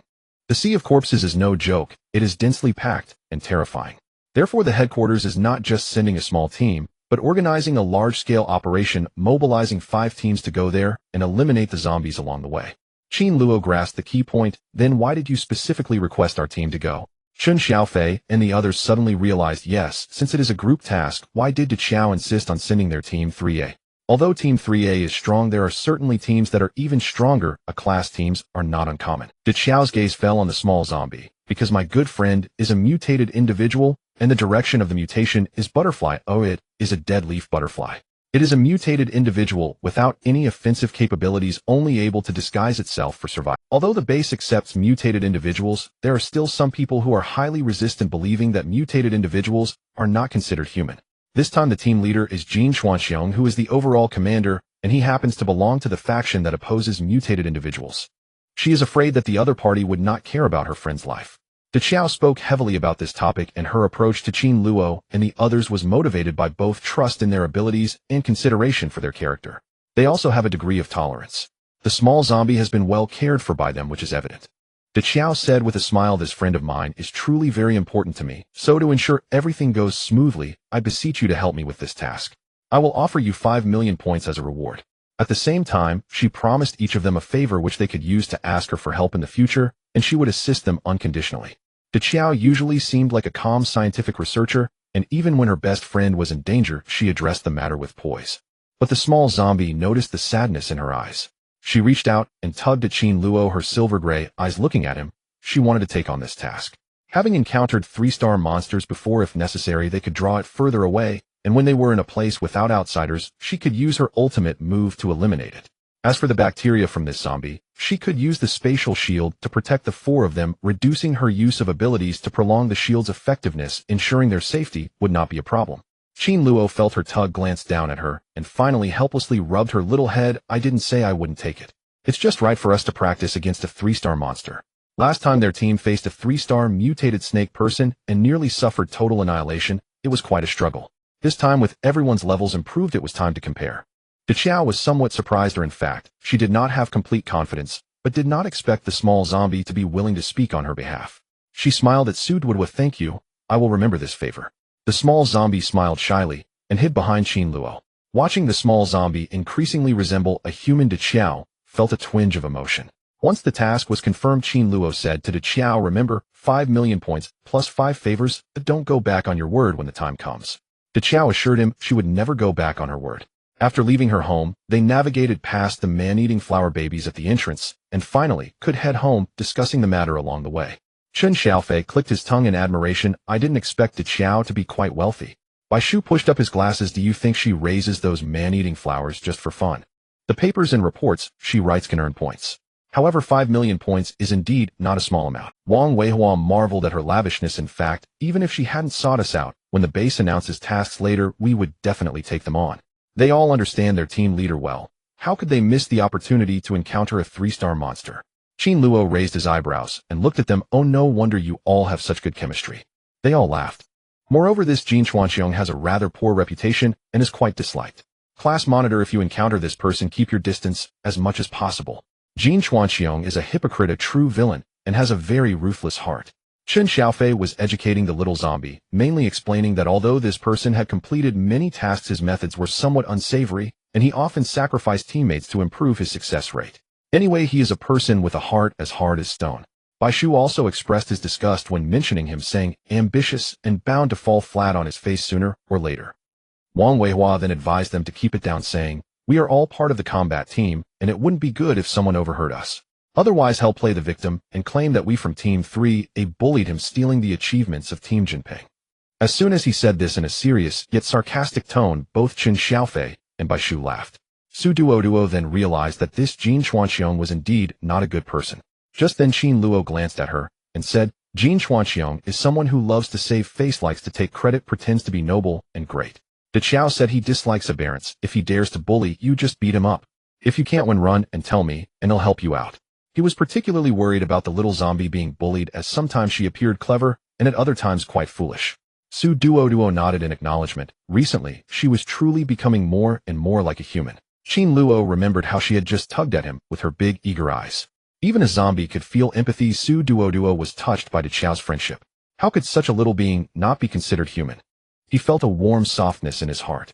Chen Xiaofei continued to criticize Jin Xuanqiong's misdeeds, saying, damn it, he's just a poser acting like he's something special. His real name was Jin Dapeng. He named Team Jinping after himself. Later he was ridiculed by the captain of Team Rose for his name being so tacky after he betrayed them, so he forcibly changed it to Jin Xuanqiu. A petty person remains petty no matter the name. His character remains the same. It's just that the headquarters is currently short on people. Otherwise, how many times has Jin Xuanqiu crossed the line? The most significant incident cost 2/3 of his team. He doesn't care about the lives of his teammates. Yet he is very skilled at PUA, always managing to brainwash some teammates into serving him. He is also a talent. They continued to vent their frustrations until they reached home, which was Wang Weihua's place. Despite being a big muscular guy, he was actually a good family man. His house was clean and tidy.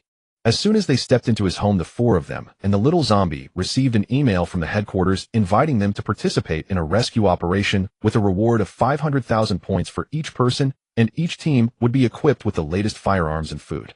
Qin Luo checked the departure time. 3 days later, just in time for us to finish picking up our customized weapons and leave. Bai Shu reminded everyone, tomorrow we need to make the second batch of aberrant core diluting agents. They could just as well make the third batch on the way. Additionally, it would also enhance their abilities, which was great. Once they got there, they would need to enter combat mode. Wang Weihua went into the kitchen to get them something to drink, while Chen Xiaofei took Su Duoduo to sit on the sofa, and the two of them started gossiping. Qin Luo turned his head and noticed that the little zombie had run off, so he said, starting today we will arrange special training for Su Duoduo. No one can slack off in these 3 days. Since the little zombie had already regained her agility, she could not afford to relax. It was time to train. Chen Xiaofei, on the other hand, lamented, on my rare vacation. Who's teaching whom about first loves, eh? Bai Shu chuckled and looked at his captain Qin with interest. Are you sure you want us to teach her? Qin Luo was speechless. He would never get jealous over such trivial matters. He'll teach the fighting techniques myself. Xiao Bai will teach her sniping, Lao Wang will teach her boxing, and Xiaofei will show her how to conceal herself. In the apocalypse, having an extra skill means extra safety. They couldn't keep an eye on her all the time. The best way was to help her improve her skills. Joking aside, everyone expressed no problem. The little zombie tilted her head and looked at them, finally tapping out a few words on her tablet, raising it for them to see. Teach me, I want to learn. Qin Luo and the others laughed. It was just like her to show that she wasn't a weak zombie. As long as the class monitor was given the opportunity, she would strive to earn it.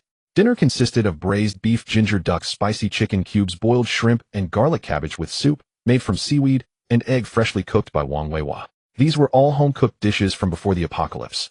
Most of these were made by Su Duoduo herself, except for the soup, which was prepared on the spot. Everyone ate to their heart's content. The braised beef was savory and delicious, the ginger duck was fragrant and tender, the spicy chicken cubes were very appetizing, the boiled shrimp was sweet, and the garlic cabbage was quite refreshing. Finally, a bowl of seaweed and egg soup brought a sense of comfort to their stomachs. Su Duoduo couldn't eat too much of these, as she could only take a bite of each. She could now taste a bit of flavor, but compared to before, it was still worlds apart. Now she could only eat mutated plants or mutated meat. For example, the mutated shrimp that Chen Xiaofei bought that night was very delicious, but unfortunately such things were in short supply. Currently, the consumption of mutated flora and fauna had only just begun. The numbers should increase in the future. In the end, Su Duoduo still chewed on a mutated bat's core, tasting a sweet hint of raspberry. I'm so full. I feel so happy. Having the class monitor is really great. Every time we eat, I have to praise the class monitor 100 times. Chen Xiaofei was truly good at giving compliments. He was the one who provided the most emotional value in the team. Bai Shu also felt a bit dizzy from overeating, leaning back comfortably against the sofa lost in thought. Wang Weihua diligently cleaned up the dishes. Qin Luo was busy arranging a special training plan for the little zombie, filling up a schedule. The devil training was about to begin. Su Duoduo suddenly remembered something and followed Wang Weihua into the kitchen. She noticed that his kitchen was well equipped and thought of preparing some food. The appetites of ability users are really large. Everyone left the course for her to eat, but she couldn't let them go hungry. It was time to stock up on some cooked food. Seeing her wandering in the kitchen, Wang Weihua said, "Class monitor, you should rest. I'll do the dishes." He was already used to this. Su Duoduo wanted to speak, but couldn't, so she took out her tablet to type space ingredients need to prepare cooked food. She found it easier to keep her speech concise since her mind often went blank. As long as she could express herself clearly. Wang Weihua immediately agreed, saying, "Although my cooking can't be called delicious, it shouldn't be a problem to fill you up. Class monitor, just bring out the ingredients. I'll stock up on some cooked food when I have the chance. Just listen to Qin Luo and study hard." The little zombie nodded modestly and took out many instant products from the cube space, as it was easy to prepare these. You just cook them directly. She also pulled out 4 air fryers and 3 pressure cookers, handing them all over to Wang Weihua. Wang Weihua's head felt heavy. He couldn't imagine how much effort the class monitor must have put in before the apocalypse to prepare so much food, but he still nodded with difficulty. Okay, I'll try to get them all cooked." Only then did the little zombie feel reassured. Qin Luo called her, and she swayed out again. 3 days later, in the craftsman department of the survivor base in H City, they were slightly excited with their new weapons. Qin Luo glanced at his double-edged sword, which had indeed been modified according to his expectations. The overall length of the blade was increased, and its hardness and density had undergone a qualitative leap. Moreover, it was particularly electrified. Qin Luo could effortlessly slice through the air and generate massive electric currents. It looked incredibly cool. Additionally, it increased the critical hit attribute with a certain probability of dealing 10 times the damage. Bai Shu received a specially made gun capable of both long-range and close-range shooting, looking exceptionally stylish. The key feature was that the magazine contained an embedded 10 cubic space, allowing it to store a bunch of bullets, directly reducing the time needed to change ammunition. Wang Weihui received a pair of gloves which were thinner than he expected, but the power exerted was greatly enhanced, and they could protect his fists without causing discomfort. So comfortable. He clenched his fists to try them out, and swung them to feel the satisfaction. The gloves were waterproof and fireproof, and would not be easily torn, remarkably durable against the claws of ordinary mutated monsters. Chen Xiaofei received a set of hidden weapons, which were wrist crossbows with an ancient design. They also contained a 10 cubic space filled with various small blades that would automatically return after hitting a target, made from a special material that did not stain with blood. Just like their modified off-road vehicle, any blood splatters would slide off the exterior. This small flying knife was the same. Being able to recover made it invincible. Chen Xiaofei was thrilled, exclaiming, "So awesome. No wonder they are the big shots."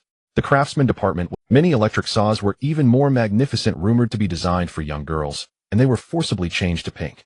The power was fully charged with the latest discovered power stones, which could provide self-sustaining electricity. One piece could last for 100 or 80 years, and they provided her with 2 spare stones. The gears of the electric saw were terrifying, featuring double wheels. With a single swing, it could cut through anything, perfectly embodying the phrase "slicing through iron like mud." The little zombie adored it, holding the electric saw and fondling it affectionately.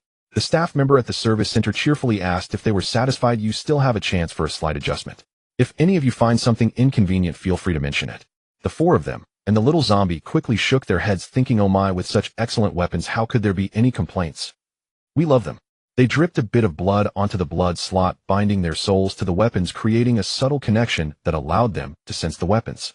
"Is it pretty good?" The staff member at the service desk also pulled out 10 sets of combat uniforms. "These are also newly released by our craftsman department. Compared to ordinary clothing, they have increased protective attributes, allowing them to withstand attacks from mutated monsters below 3 stars. They could even withstand 3 hits from 3-star monsters, but anything beyond that would be insufficient." Still, it was quite impressive. Qin Luo quickly urged Wang Weihui to take them. "Look, you guys are too generous." Although he spoke politely, he was overjoyed inside, and Chen Xiaofei and the others felt the same. But the staff member also gifted them 5 machine guns, which were new products, saying that after they used them, they just needed to write feedback. Being part of a combat team had its perks, especially for those who had gained some recognition. The base prioritized providing the latest equipment to their team. Qin Luo accepted everything. Wang Weihui distributed them to everyone, each storing them in their spatial cards to change into later. Many didn't need them, as her 3 skirts were slightly better than these combat uniforms. After bidding farewell to the polite staff, they changed into new combat uniforms in the craftsman department's changing room, which were all black. They fit particularly well. It made their figures look fantastic, and their long legs were especially eye-catching. When the four of them emerged, even the little zombie was stunned. There was no need to mention Qin Luo. Having just taken the mutation suppression potion, his hair had grown a bit, turning into a wolf tail style. Handsome, yet wild, and very rebellious. His gaze was usually very cold. However, when he looked at Minnie the little zombie, it instantly softened. He remembered previously scaring her. Since that incident, Qin Luo had not given her another cold stare. He always smiled at her. Bai Shu wore frameless glasses and had a neat short haircut, appearing quite refined. His build was not as robust, making him seem more like the strategist and clerk of the team. But his combat strength was not low. One shot one small monster down. Shun Xiaofei was the shortest, but still stood at 1 meter 80 with a good body proportion, a solid frame, and a baby face that was always smiling. His hair was cut short. Wang Weihui was very muscular, but not fat. He was a strong man, filled with muscles.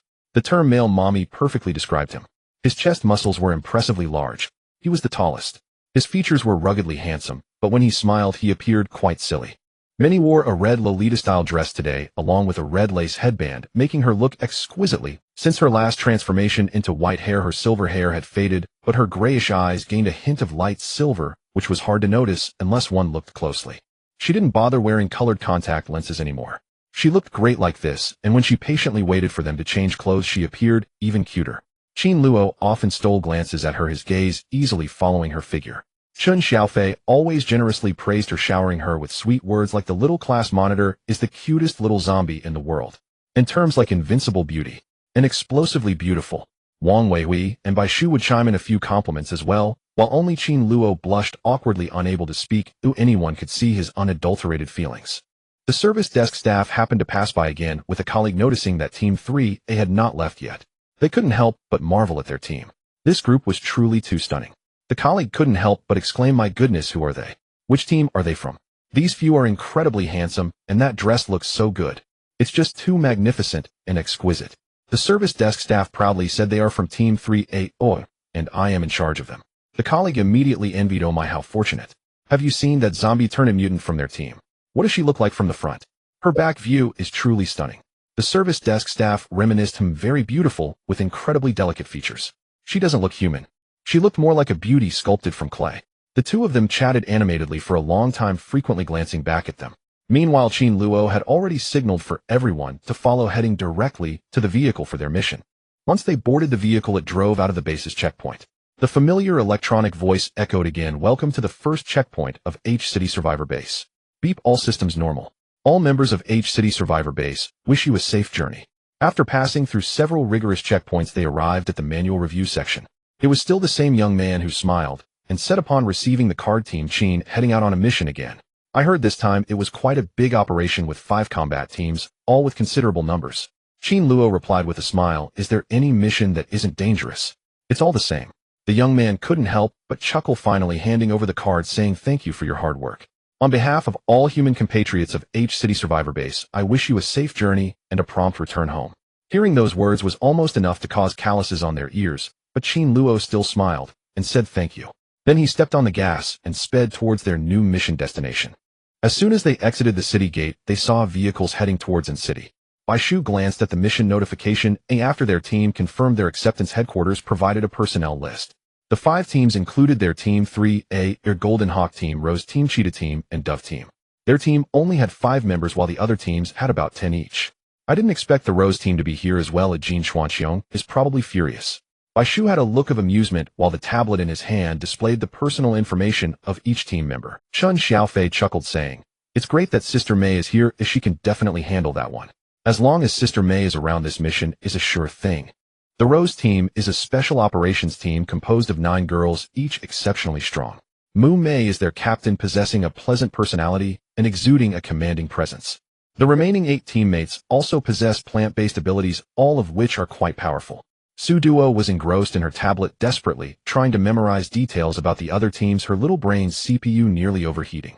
Finally, she leaned back in her seat to admire the surrounding scenery. After leaving the base, the outside world had turned into a barren landscape. All the trees were dead, and the road was extremely dry, kicking up clouds of dust as the vehicles passed. The wind had swept through, revealing the extent of the dryness, and the external environment was deteriorating. We haven't been outside for just a few days, and it feels like we're already in a desert. The base and the outside world are like two different realms. Chen Xiaofei sighed in agreement, and everyone else nodded in acknowledgement. Even after experiencing a typhoon, the base quickly regained its vitality. Various altered beings collaborated with the logistics team to restore their home, reviving plants that could be revived and repairing what needed fixing. The base was like a paradise. In contrast, the outside world was brutal and terrifying, losing its life force. Qin Luo was listening to the latest report from the zombie monster and remarked, "That's why we can't stay at the base for too long. It's easy to lose our sense of urgency." For ordinary people, as long as they don't leave the base, they can live almost as if it were before the apocalypse. The base specially designated several areas for ordinary humans where altered beings would not go, arranging jobs for them and constructing many factories. They gathered various supplies from expeditions and built new factories. Ordinary people continued to work and attend school. Aside from lacking internet access, their lives were much safer than outside. However, this situation was extremely unstable. In the face of danger, they couldn't defend themselves and were at great risk of dying. Qin Luo didn't like this. He preferred that the team members hone their skills, or else they would eventually perish beneath the wave of evolution. Wang Weihua and the others wholeheartedly agreed. This trip to N-City also allowed them to gather resources along the way. The subsequent journey was quite rushed with little to no stops. The 5 teams proceeded without exchanging greetings, focused on moving forward. They had received a distress signal from the N-City Research Institute 3 days prior, and the time spent organizing personnel, preparing weapons, and discussing rescue routes had delayed them. Now that they had set off, they needed to accelerate their pace. During the journey, Qin Luo switched seats with Wang Weihua and returned to the middle row to rest while Wang Weihua drove. Chen Xiaofei also took the passenger seat. The areas around the base have already been scavenged several times. Not even the iron roofs were spared. Look at that factory over there. Everyone glanced over. Su Duo also spotted it. The original factory had lost its roof, stripped bare, along with the steel framework, all sent back to the base. After taking a sip of water, Qin Luo said, "The process of going out to rescue is like this. First rescue people, then gather food and medicine, and finally collect anything usable. One item after another, round after round. If the base runs low on supplies again, they might even take bricks from houses, leaving no waste." From this, it's clear that if the outside world continues to develop like this, resources will only become scarcer. To acquire more resources, we must venture farther and stockpile while we still have the chance. As soon as Qin Luo finished speaking, Su Duo enthusiastically whistled and nodded in agreement. She ventured out to stock up. Even though there was plenty of space, everyone was scrambling to gather supplies. Delaying even a little could risk contamination or destruction by other mutated monsters. Rather than that, it would be better to gather things into her space. It would be more secure. Qin Luo also turned his gaze towards her, feeling shy for several days at the sight of the little zombie in her skirt. He couldn't bring himself to look at her. He was getting somewhat used to it now. "Wow, eating the alien core has changed you. I look at that clever little gaze." Qin Luo habitually teased her. The little zombie puffed up her cheeks and glared at him, annoyed by his constant jokes. Qin Luo couldn't help but laugh heartily. However, everyone's mood was rather heavy, especially after witnessing the outside world. There was a terrifying sense of desolation. Human traces of life were fading, all retreating within the massive walls. Chen Xiaofei in the passenger seat exclaimed, "It's terrifying. Doesn't it feel like a scene from a movie? Yet this is the reality. Oh, no one knows how many people have died out there. It's no surprise that the outside appears so empty." Bai Shu pushed up his glasses and said, "The satellites that were just restored yesterday. If you look at the current satellite imagery, you'll see that the world has gone dark. Past aerial shots were filled with lights representing households illuminated. Now there's only a vast expanse of darkness. Only the base still shines, which is truly lamentable." Qin Luo pulled out the remaining milk tea from his storage card, stuffing it into the little zombie's arms, and asked if anyone wanted more. "There are 14 cups left. Who wants one?"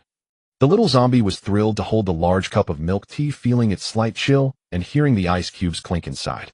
In her excitement, she suddenly realized there was no straw. In the next moment, Qin Luo pulled out a straw, tore open the paper seal, and inserted it for her, a habit of caring for her. The big dog gave the little zombie milk tea and even inserted a straw for her. What a good big dog. It wasn't a bad thing anymore. The big dog was a good thing. The little zombie joyfully sipped her milk tea, bubbling with happiness in the back seat. After Qin Luo distributed the milk tea, everyone had a cup, and the bad mood they felt when they first saw this world was soothed. Chen Xiaofei took a big sip of the classic pearl milk tea, chewing on the pearls, and sighed. Indeed, sweets heal the soul. Qin Luo sensed everyone's low spirits and decided to take out the milk tea to cheer them up. Everyone indeed felt much more spirited. He felt quite satisfied, thinking to himself that he was a truly considerate leader. Oh, He mustn't be too nice. The little zombie kept staring at him. Qin Luo coughed twice, saying, "Drink your milk tea." Why was she always looking at him? It made him feel quite bashful. His face felt warm. A day later, after exiting the expressway, the 5 combat teams finally gathered in the open space in front of the toll station. The internal situation of In-City remains unclear. We cannot rush in. Everyone decided to rest overnight, planning to set off at dawn to encircle the zombies. Along the way, they would also confirm the rescue route. I already said to listen to me. I am the overall commander leading this mission. A gruff male voice erupted, his tone unwavering. Very impolite. Who do you think you are? Listen to you. Just bombard them with ammo. What if there are survivors? A distinct female voice immediately retorted. How long has the apocalypse lasted? Mume, let me tell you. Our mission is to rescue the researchers. Every day we delay increases the risk. Can you afford to delay? How many survivors can there be in this cursed place? The male voice grew increasingly agitated, even cursing. Even if there are survivors, who has more value, the researchers or the survivors? Aren't there enough sickly ordinary people already? If they die, they die. The leaders of the other 2 combat teams dared not provoke them. After all, one was the captain of the Jinping team, and the other was the captain of the Rose team. Both teams were comprised of characters ranked in the top 30 who would dare to offend them. Mume, upon hearing this, was furious. Isn't the life of an ordinary person still a life? There is obviously another plan that is just slower. We could break in from the southeast direction. It wouldn't take long at all. Why must we sacrifice ordinary people to gain these few minutes? Jin Xuanxiong still wore a disdainful expression, adjusting his collar. I said I am the overall commander this time. You all have to listen to me. Mume spat. What are you? Captain Qin is also here. The headquarters has long stated that the overall commander should be decided through discussion. As soon as these words were spoken, Jin Xuanqiang's face soured. The two were about to clash, and their teammates were also on edge. Hey, what are you doing? We haven't even fought the zombies yet, and you guys are starting a civil war. A laid-back voice rang out, catching the attention of the group. Captain Qin. Captain Qin. The greetings echoed, all from the members of the other 2 teams. They brightened up upon seeing Qin Luo approach. The 3A Special Operations team had recently become a sensation on forums, having just taken down a 3-star mutated snakeman and annihilated over 20,000 bats during a typhoon. And they managed to come out unscathed. Currently, they viewed the 3A team as their idols, with many newcomers idolizing the veterans. Brother Qin, you're so handsome. Yes, when will you have time to guide our team? Right. I heard that your combat skills are top-notch, Brother Qin. Can you add me as a friend? Qin Luo smiled and waved to the newcomers. Let's talk after the mission is over. The other newcomers erupted in excitement. As expected of Brother Qin, always prioritizing the mission. Right. Jin Xuanxiong, seeing Qin Luo steal his thunder, instantly turned as dark as a pot bottom. Mume crossed her arms and scoffed her disdain, nearly spilling over. A clown is just a clown. Jumping around all day makes you nothing but a clown. Jin Xuanxiong immediately clenched his fists, channeling his metallic powers, a layer of metal enveloping his fists, his eyes filled with a hateful glare directed at Mume. Mume also summoned her powers as Tunterheim mutated rose branches shot out behind her. A fierce battle was imminent. Qin Luo directly intervened. Alright, conserve your strength to fight the monsters, isn't it better? The other 2 newcomer teams felt extremely awkward and stepped in to mediate. Yes, Captain Jin, Captain Mu, please stop arguing. The mission is urgent. Save some powers. Mume then let out a cold snort, retracting her powers, turning to Qin Luo, the old buddy, still the same. Both nodded as a greeting. Suddenly, a small head popped out from behind Qin Luo, looking at them eagerly, eyes rolling curiously. Tisk, why did you come over? Aren't you resting in the vehicle? Go take a nap. Qin Luo's tone changed, becoming casual, yet slightly sticky. The little zombie let out a ow, afraid that the big dog would be bullied, so she came to check, otherwise she wouldn't feel at ease, but it seemed like no one dared to bully him. The people around clearly noticed her, and she surprised them all. What an absolutely stunning little beauty. Qin Luo helplessly said, sorry, my team member is too clingy, there's nothing I can do, him just too good as a captain, too sought after. His tone was overly ostentatious, but everyone was amused. The atmosphere warmed significantly. Even Mu Mei was surprised. Is this your new team member? She is indeed cute. She had heard about her from De Qiao and Xiao Qiao, and seeing her was truly better than hearing 100 times. Qin Luo beamed. Duoduoduo looked at the red-haired, beautiful sister, about 175 meters tall, with an incredibly good figure and a short, stylish haircut. She looked at others, then looked down at her own small frame, full of envy. Qin Luo smiled broadly as he introduced. Yes, our new team member from the 3A Special Operations team, Duoduoduo, a speed-type mutant. The little zombie knew she was being introduced and stepped forward, shyly responding with an "oh," looking cool and a bit like Qin Luo. Everyone was nearly melted by her cuteness. Oh, Hello, Comrade Su. Hello, Comrade Hello. Su Duoduo felt a bit shy realizing everyone was so enthusiastic towards her. But no one looked at her with strange eyes which made her unable to help but feel happy. Qin Luo wanted to introduce her grandly, his tone filled with pride, as the rapidly progressing little zombie had already integrated combat techniques in just 3 days of special training and even became quite proficient with spatial abilities. How could he not feel proud? Jin Chuanxiong, seeing Su Duoduo, sneered sarcastically, "Captain Qin, you really brought such a mutant out. What was the base thinking? They actually allowed her to come out. What use is a mere speed-type mutant? Just for show. You guys in the 3A team are just relying on your impressive records to make unreasonable demands from the headquarters."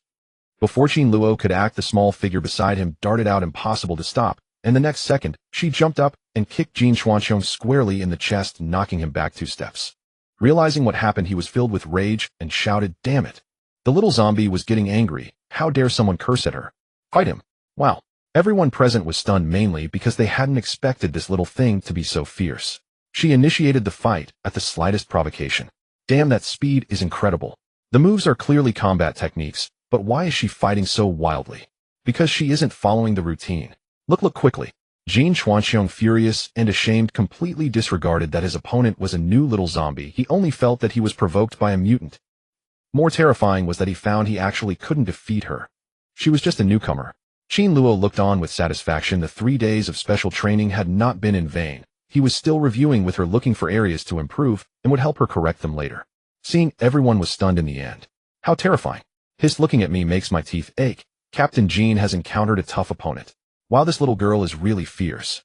Wearing a little dress while fighting is too intense, right? Actually, who told him to have a sharp tongue? Did he think everyone can tolerate him? He's really getting carried away. I heard Captain Jin just broke through to the 3rd tier of abilities. Then the newcomer from Team Qin, able to fight evenly with a 3rd tier ability user and even outpace him. Jin Chuanxiong became increasingly anxious as he fought. Ultimately, he was distracted and knocked down by Su Duoduo with a kick. Her kick was genuinely powerful. Everyone present was applauding. Chen Xiaofei and the others didn't know when they had arrived, but they were also watching her fight. Upon seeing her win, they immediately cheered. "Ah, the little class leader is amazing. Awesome. So cool." Chen Xiaofei, Bai Shu, and Wang Weihui all gave her a thumbs up. Qin Luo was smiling at her, saying, "Come back, stop fighting." The little zombie also coolly raised her hand and gave them a thumbs up.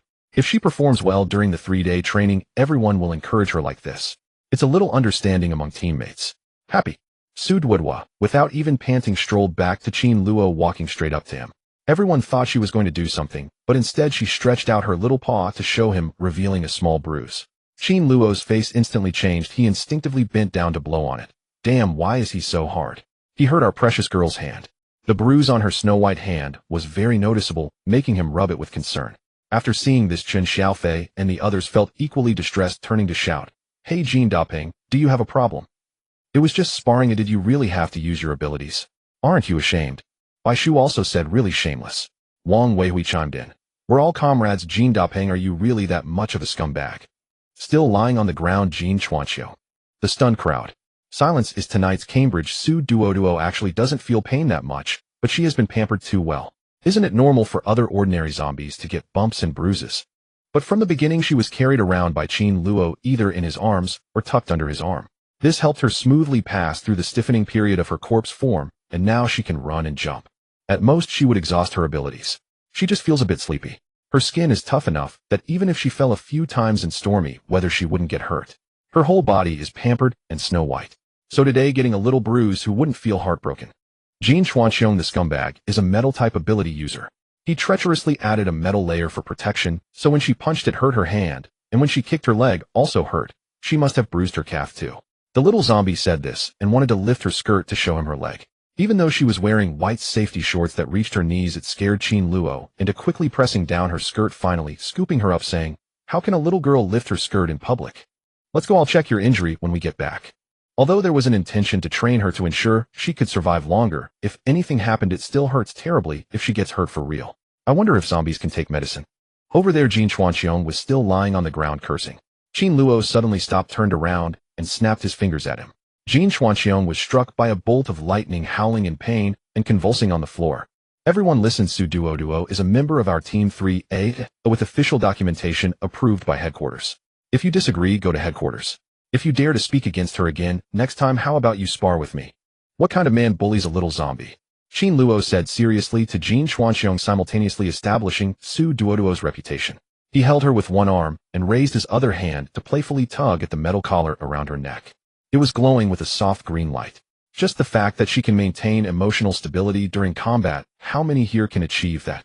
After saying this, Qin Luo turned and walked away with the little zombie to check her leg. Everyone also just realized. This little zombie Su Duoduo was able to keep a clear head throughout the fight.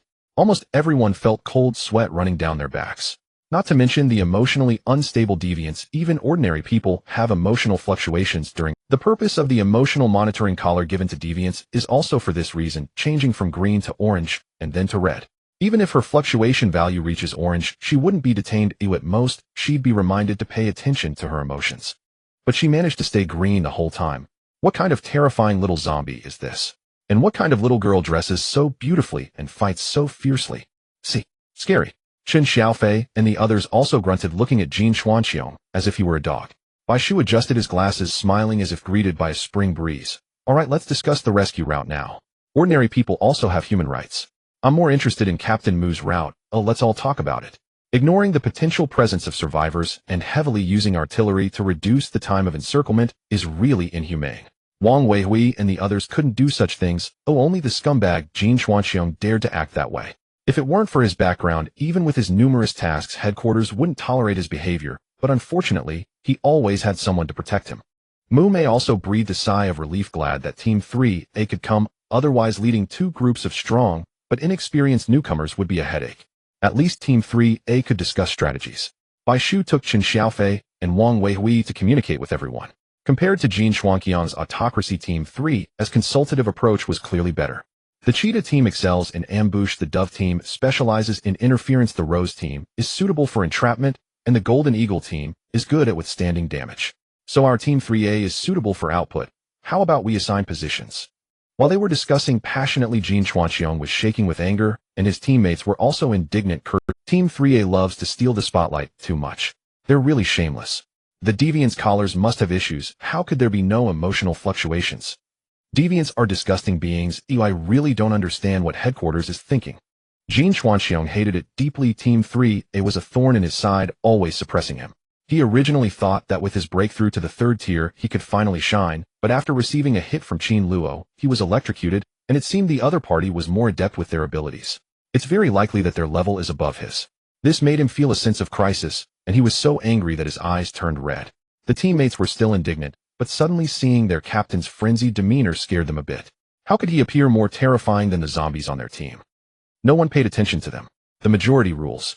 Everyone supported Team 3A as the overall commander.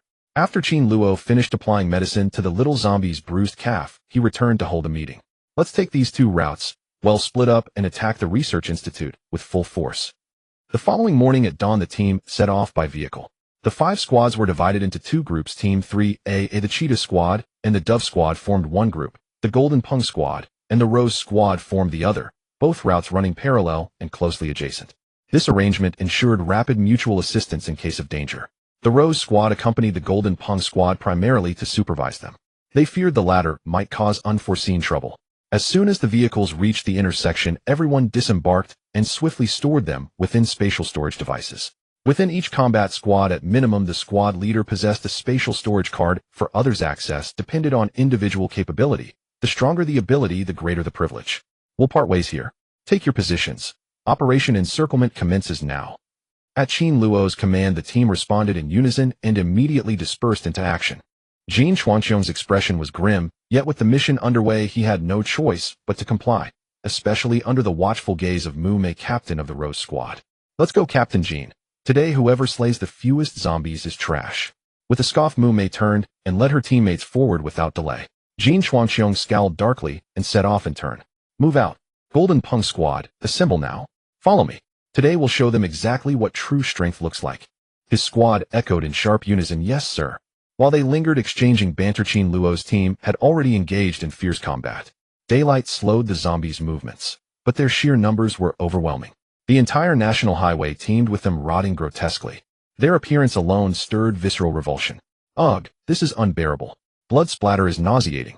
Tui, the stench is unbearable. A full third of these zombies are rank 1. Has zombie evolution accelerated so drastically? These rank 1 abominations have grown cunning. They even use ordinary zombies as living shields. As the cheetah and dove squads fought their way through, they couldn't help venting their frustration. Before them stretched an endless sea of undead, a sight that evoked sheer despair. How long would this slaughter last? They began with conventional firearms, then interspersed bursts of awakened abilities, an operational strategy devised by Qin Luo to conserve energy. Just as the cheetah and dove squad struggled to clear the horde, violent commotion erupted ahead, the staccato rattle of gunfire, thunderous detonations, howling gales, ground-shaking tremors, and corpses hurled skyward before crashing lifelessly back to Earth, utterly obliterated. Damn, Squad 3A is truly formidable. The National Highway branched in all directions. Ahead, Qin Luo's team cut a swath of carnage. Behind them, the 2 rookie squads dealt with stragglers surging from side alleys. They cleared one zone thoroughly before advancing slowly, slower in pace, yet devastatingly efficient. Both the cheetah and dove squads were newly formed, assigned to this rescue operation due to their exceptionally potent awakened abilities. It was also intended as field training. Yet neither squad had ever confronted such staggering numbers, endless suffocating waves of the undead. Panic only invited fatal missteps. Damn it. What do we do if we're overwhelmed? Team Leader Qin, we're being overrun here. Left alley entrance. Left alley entrance. Another wave just broke through. Team Leader Qin, we've got wounded. Qin Luo was mid-blast, channeling lightning to incinerate zombies.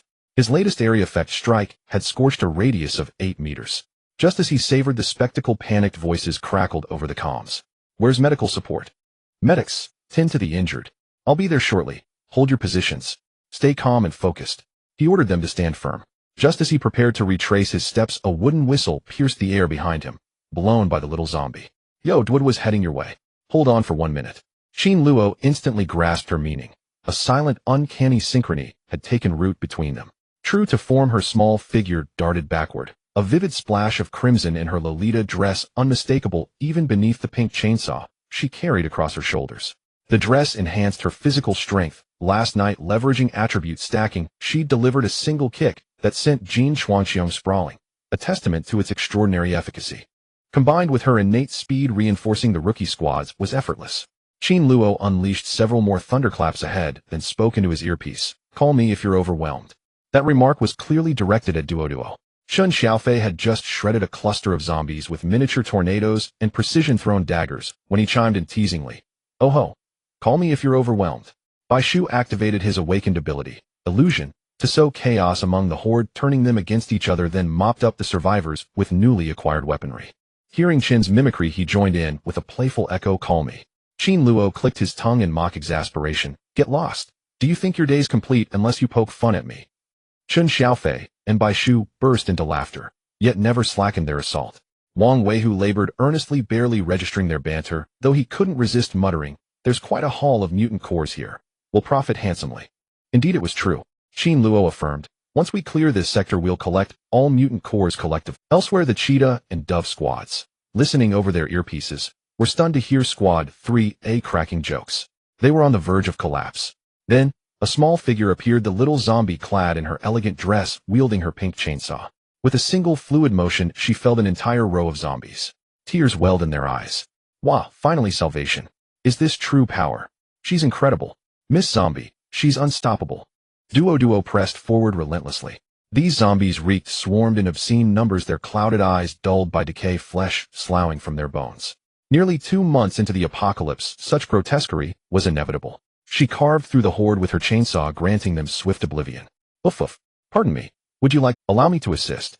To wander aimlessly after death. To bite, to be used as tools by monstrous undead. That's pitiful beyond words, isn't it? With chainsaw raised, she dispatched them. Thud after thud, bodies collapsing in rapid succession. Watching her, the cheetah and dove squads felt renewed vigor. Had circumstances permitted, they'd have applauded. What a ferocious, brilliant little zombie. If squad leader Duoduo were on our team. Damn, she's absolutely terrifying. Why do they call her squad leader? No idea, but everyone in Squad 3A calls her that. But isn't she a zombie? Aren't these her own? Are you daft? Awakened beings retain full human consciousness. Squad leader Duoduo is human, merely evolved along the zombie vector. Besides, she hardly resembles one. All nodded in agreement. Duoduo's skin was porcelain pale, though her expression remained serene, her eyes shimmered with vivid intelligence. She was no mindless, shambling corpse. The abilities of the new team are not lacking, they just lack experience. Coupled with their fear, mistakes are easy to make. With the help of the little zombies, they gradually steady themselves, and without panic, exterminating the zombies becomes quite exhilarating. They gradually keep pace with the combat rhythm of Team 3A. By the time they almost annihilate the zombies in this area, the ground is covered in a mosaic of destruction. Various shredded pieces of flesh pile up into small hills, leaving the new team exhausted. Qin Luo also announces a temporary end to the mission, allowing them to rest for half an hour. Chen Xiaofei is collecting the mutant cores efficiently, using his wind-based abilities to whirl up the zombies and extract the cores from within, though the scene looks rather gruesome, as his tornado resembles a meat grinder. After hearing the announcement to rest, the cheetah team and the dove team, who had been holding on, finally collapse in exhaustion, yet seeing the ground covered in mosaics, they automatically shuffle to lean against the wall in a cleaner spot. Taking a breath, Bai Shu is filming the scene, preparing to write a report later. Chen Xiaofei is still over there extracting mutant cores, while Wang Weihua patrols nearby, taking the opportunity to finish off any remaining zombies. Qin Luo heads forward to scout the situation of the neighboring Rose team. The little zombie, unable to find Qin Luo, runs over to Chen Xiaofei, who upon seeing her approach happens to have a mutant core to give her. Come on, little squad leader, keep this safe. From now on, all important items for our team will be stored with you. After filtering out the mutant cores, Chen Xiaofei pulls out a sack from his storage space, filling it up and letting the little zombie take it. Duoduoduo stands by collecting the cores, enjoying herself immensely as she gathers one bag after another. She loves hoarding items. Watching them fill her spatial cube brings her great joy. Since the extermination of zombies was divided into two parts, the mutant cores in the front naturally belong to Team 3A. Duoduoduo participated in the battle in the rear, receiving 1/3 of the mutant cores from that area. The cheetah team and dove team were completely exhausted. Seeing Team 3A still wrapping up the work, they couldn't help but marvel at their prowess. Oh my, are they even human? No wonder everyone on the forum calls them beasts. In the same battle we feel like we're going to die of exhaustion. How can they still be so agile? After all, they are Team 3A, one of the top 20 teams in the nation. Currently, the official ranking system is not very formal, but there is an unofficial leaderboard on the forum. The top 20 do not disclose their rankings, mainly to avoid fostering unruly superpowers, and it's hard to rank them carefully. But being in the top 20 means that the team's combat strength is impressive. Each one is formidable. The division between the 21st and 30th ranks is a significant threshold, with 31 to 50 following. The Rose team and Golden Hawk team have been competing for the 21st rank for years, taking turns in that position. This time the Golden Hawk team leads, occupying the 21st spot, while the Rose team falls slightly behind at 22nd. These teams are all considered big shots by the Cheetah team and Dove team. Team 3A is even the top. In the end, Chen Xiaofei also divides the remaining mutant cores in front of the two team leaders, cleanly distributing them. There are a total of 12,000 mutant cores, with each team getting 1/3, which is 4,000 cores. The Cheetah team and Dove team quickly express their gratitude, unable to contain their excitement. Although this outing was dangerous, the rewards are often substantial. Duoduoduo grabs her share of the burlap sack and stuffs it into her space. Shengu, does everyone in your team really have their own storage space card? Yes, really. Chen Xiaofei laughs heartily upon hearing this. Of course it's true. Wang Weihua finishes off the remaining zombies and walks over, tossing 2 packs of cigarettes to both the Cheetah team and Dove team. Great job today, everyone. Let's all take a break here. This action successfully elicited continuous exclamations of surprise. Wow, such good stuff exists. Brother Wang, you're too kind. Thank you, Brother Wang. Thank you, Brother Weihua. After the apocalypse began, items like cigarettes and alcohol became rare. They can't even buy them if they wanted to, unless they go to the black market privately to purchase at high prices, or wait for the headquarters to distribute after completing a task. Or they might hide someone looking for supplies. However, many places near the base have already been scavenged repeatedly. Unless they venture to farther and more dangerous areas, resources are truly becoming scarce. Many places are left with only empty shell buildings. Wang Weihua suddenly pulls out 2 packs of cigarettes, still Hua Z, which excites the crowd to no end. They all start lighting up, at least to ease their tense spirits. Chen Xiaofei is indifferent to smoking, having no addiction. Only Wang Weihua and the team has a fondness for cigarettes and alcohol. He quickly tells Duoduoduo to move away. Little squad leader, let's go, keep away from these stinky guys. If Qin finds out we let you inhale secondhand smoke, he'll definitely scold us. He certainly doesn't want to be scolded. Duoduoduo also dislikes the smell of smoke, scrunching her nose as she follows Chen Xiaofei. The two find a second-floor platform, which was probably a cafe or something. The second floor has an outdoor terrace, making it a nice spot to rest. Although most of the zombies have been exterminated, a few still wander over. To truly rest well, they need to find a higher place for peace of mind.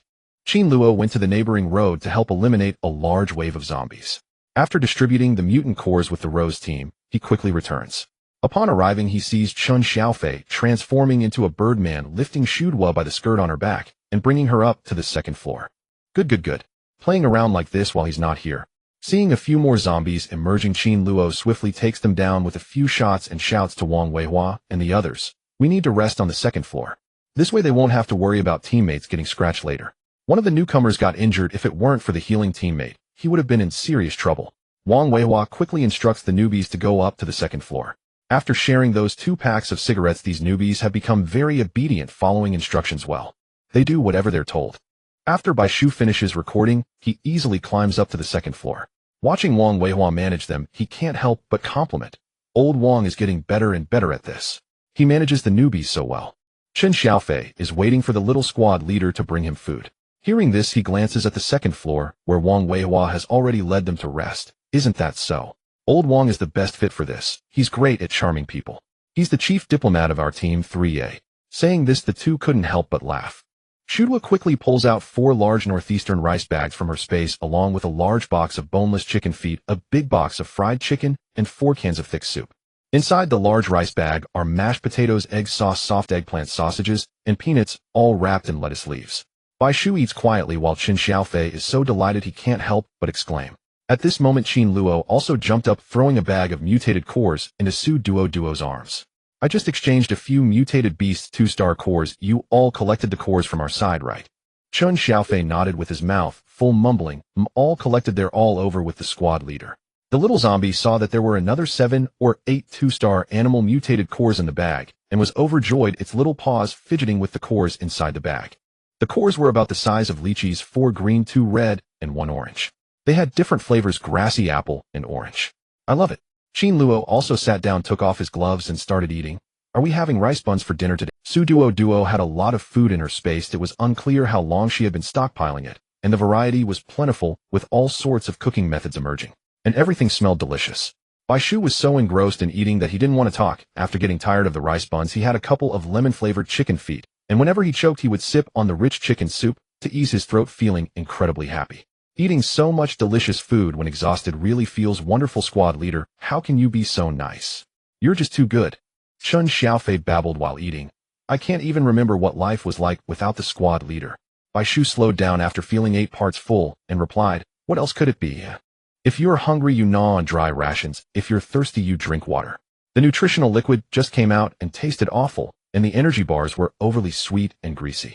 It wasn't that they couldn't eat them, but after eating there was always a sense of hunger left, and it simply didn't provide satisfaction. In the end, it still had to be white rice and vegetables to nourish a person. While eating the large rice bun, Qin Luo couldn't help but exclaim how fragrant it was. Without Duoduo, would we still be thinking about having a few dishes and a soup for every meal with nothing but plain water and various herbal teas waiting for us? Dream on. Their little zombie was just too good. The 3 of them felt increasingly grateful as they looked at Duoduo with eyes full of affection. The little zombie didn't know it was still counting the mutated cores. Just now, because they had to share the cores with the leopard and dove teams, Qin Xiaofei had spent time calculating, but he hadn't counted the mutated cores from the zombies they had defeated. She needed to figure that out. Her little head was just a bit slow, so she seriously counted the cores by herself, using her little paws to tally them up.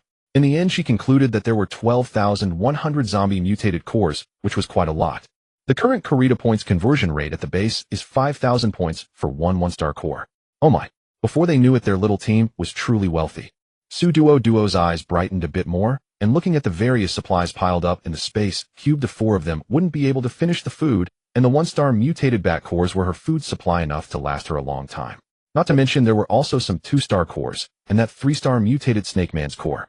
The newly acquired zombie mutated cores could be used as currency to replace points. She felt truly satisfied. There were also many snacks and drinks in the space. The little zombie was even happier. She pulled out some snacks to munch on, which had a bit of flavor, much better than before. Qin Luo was reviewing the situation with Bai Shu and the others when he caught sight of her eating snacks and found it quite curious, so he casually asked, "Can you taste the flavor now?" As soon as he said that, his hand instinctively turned the chopsticks around, picking up a chicken foot to stuff in her mouth, watching her chew. This had completely become a habit back at the base. Duoduo wouldn't eat if she couldn't taste anything just watching them eat. She didn't know how to use chopsticks with her paws. Qin Luo had felt uncomfortable at the time and habitually fed her a few bites. As time passed, it became second nature, and now he would just act without thinking.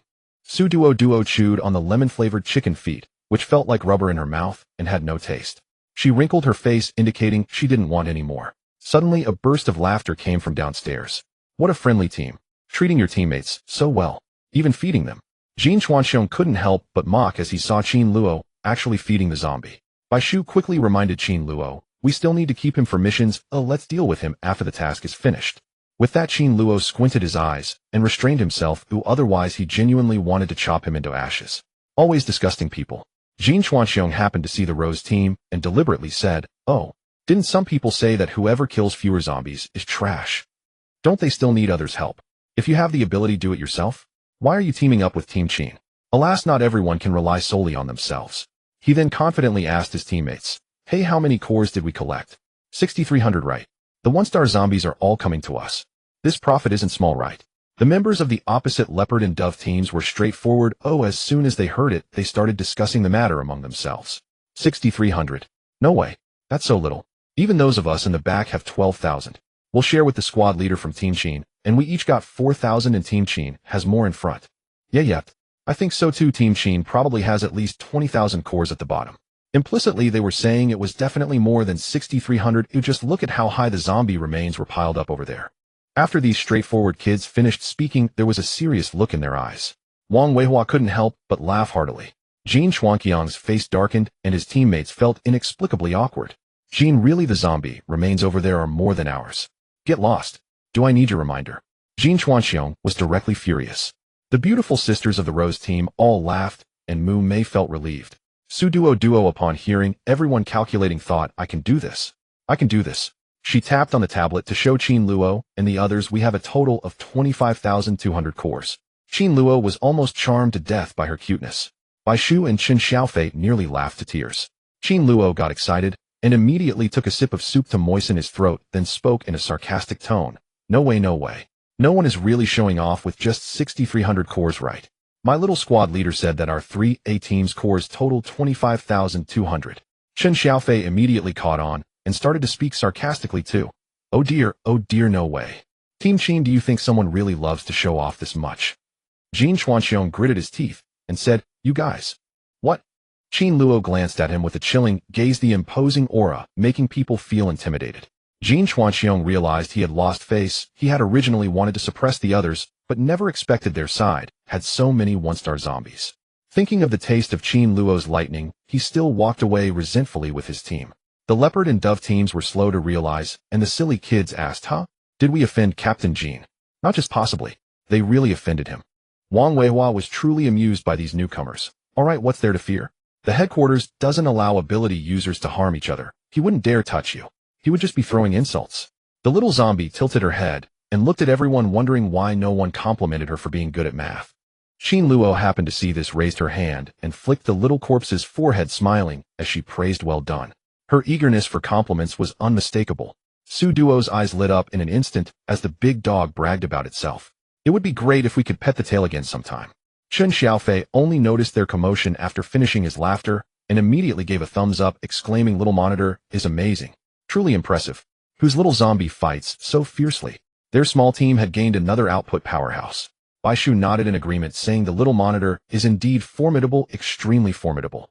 The little corpse was so happy that it bubbled with joy. Everyone praised her, and everyone was good. So happy. The lunch break soon came to an end as more zombies gathered below, truly endless, and everyone could only resign themselves to continue fighting.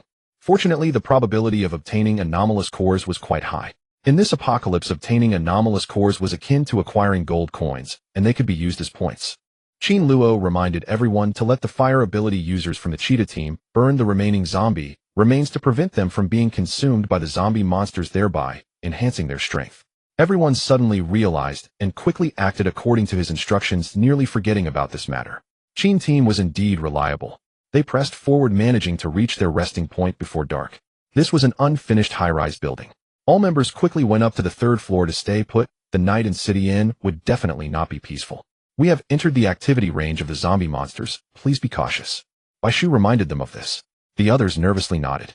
Xin Luo was arranging the personnel. The Rose team's members will split into 2 groups to take turns covering us. The Golden Eagle team will guard the first half of the night. We 3A will guard the second half. The Cheetah team and the Dove team will rest first, and you all stay on standby. Everyone responded affirmatively. Moo Mice Rose team consisted entirely of girls, all with plan abilities including healers, attackers, and those who could confuse enemies. The Mandragora Flower user began to use the skill Disguise. Once activated, it would produce a field of Mandragora flowers covering teammates within a 10-meter radius and reducing their human presence to avoid detection by monsters. The skill used by the Rose family's Transformer was Brutal Growth.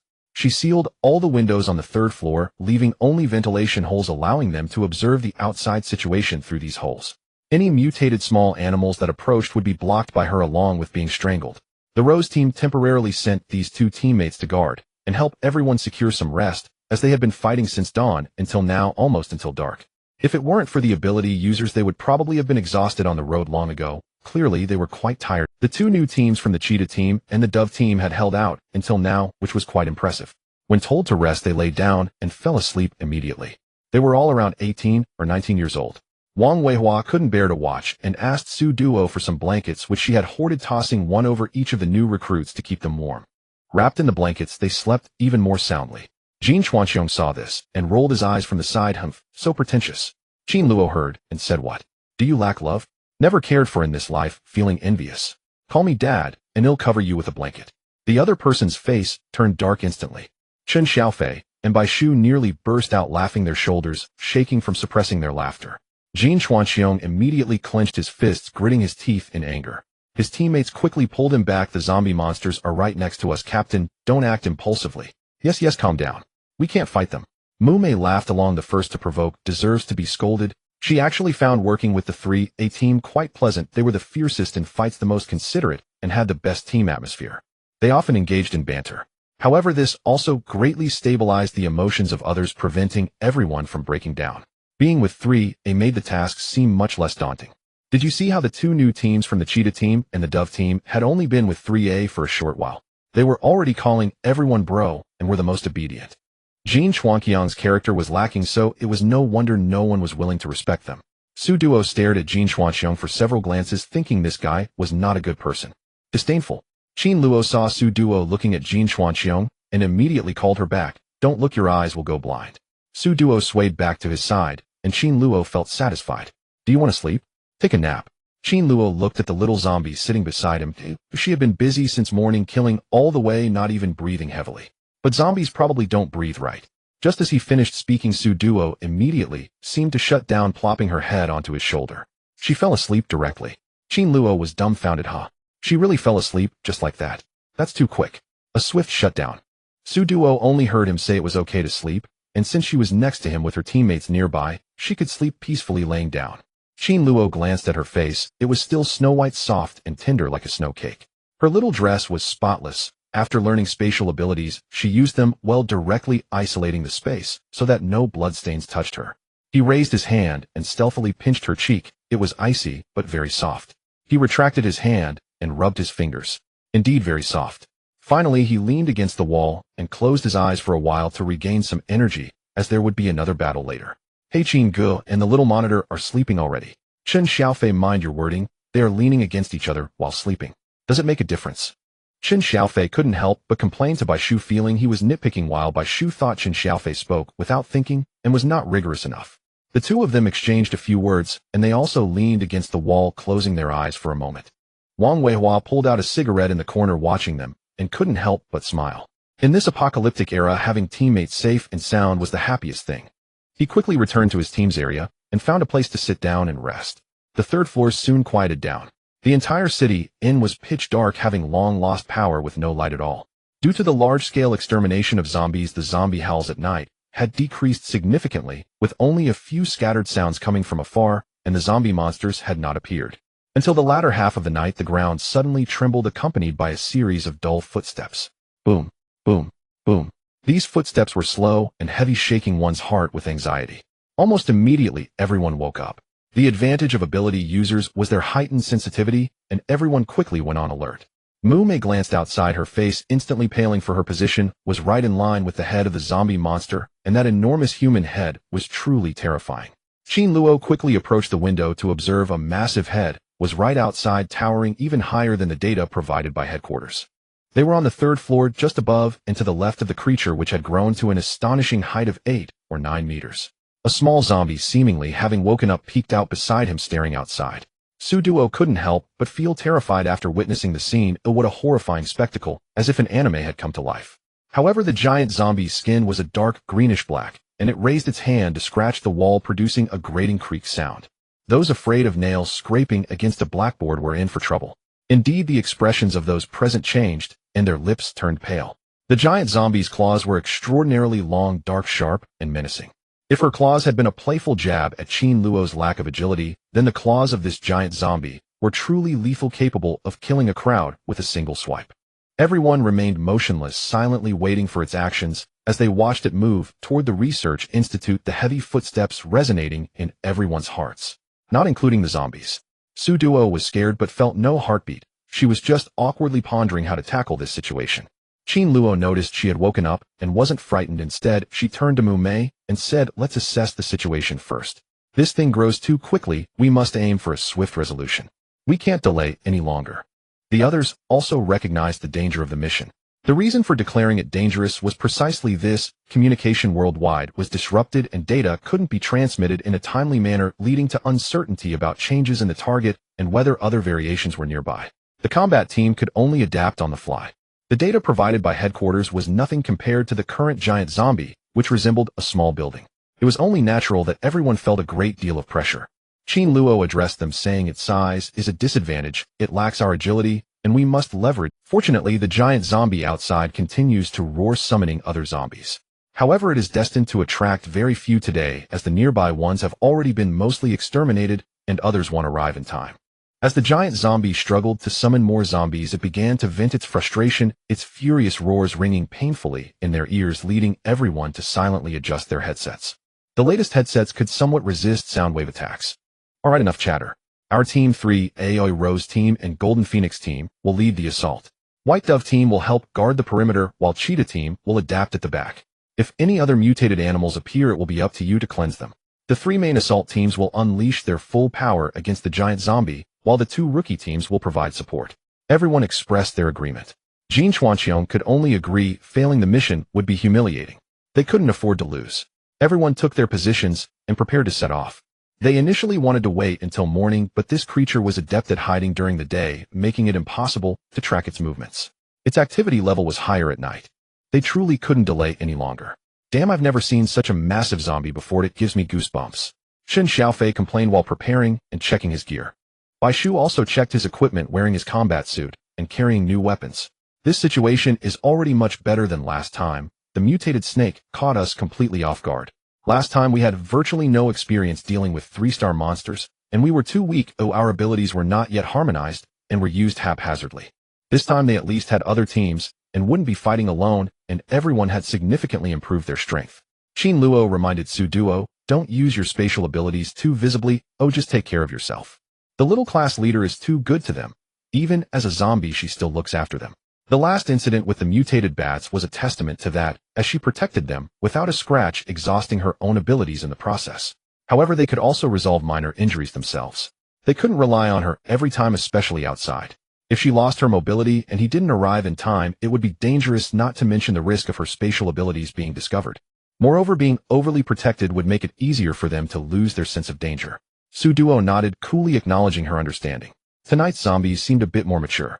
Shen Xiaofei remarked, "I feel like the little class leader could be a team tonight." Bai Shu told him to shut up. Wang Weihua had finished packing up and came over to report, "We can set off now." Qin Luo nodded. "Good, then let's all move out." With a single command, everyone began to move. They had to swiftly approach the giant zombie before it noticed them. White Dove Team and Cheetah Team, keep an eye on the situation. If there's an opportunity, enter the research institute to rescue survivors. Did everyone understand? Understood. Received. In the darkness, more than 30 figures leaped from the 3rd floor and quietly raced forward. Using various buildings for cover, everyone utilized their strengths to approach the giant zombie. While running, Chen Xiaofei quickly took out a syringe of the mimicry agent and injected it into his neck.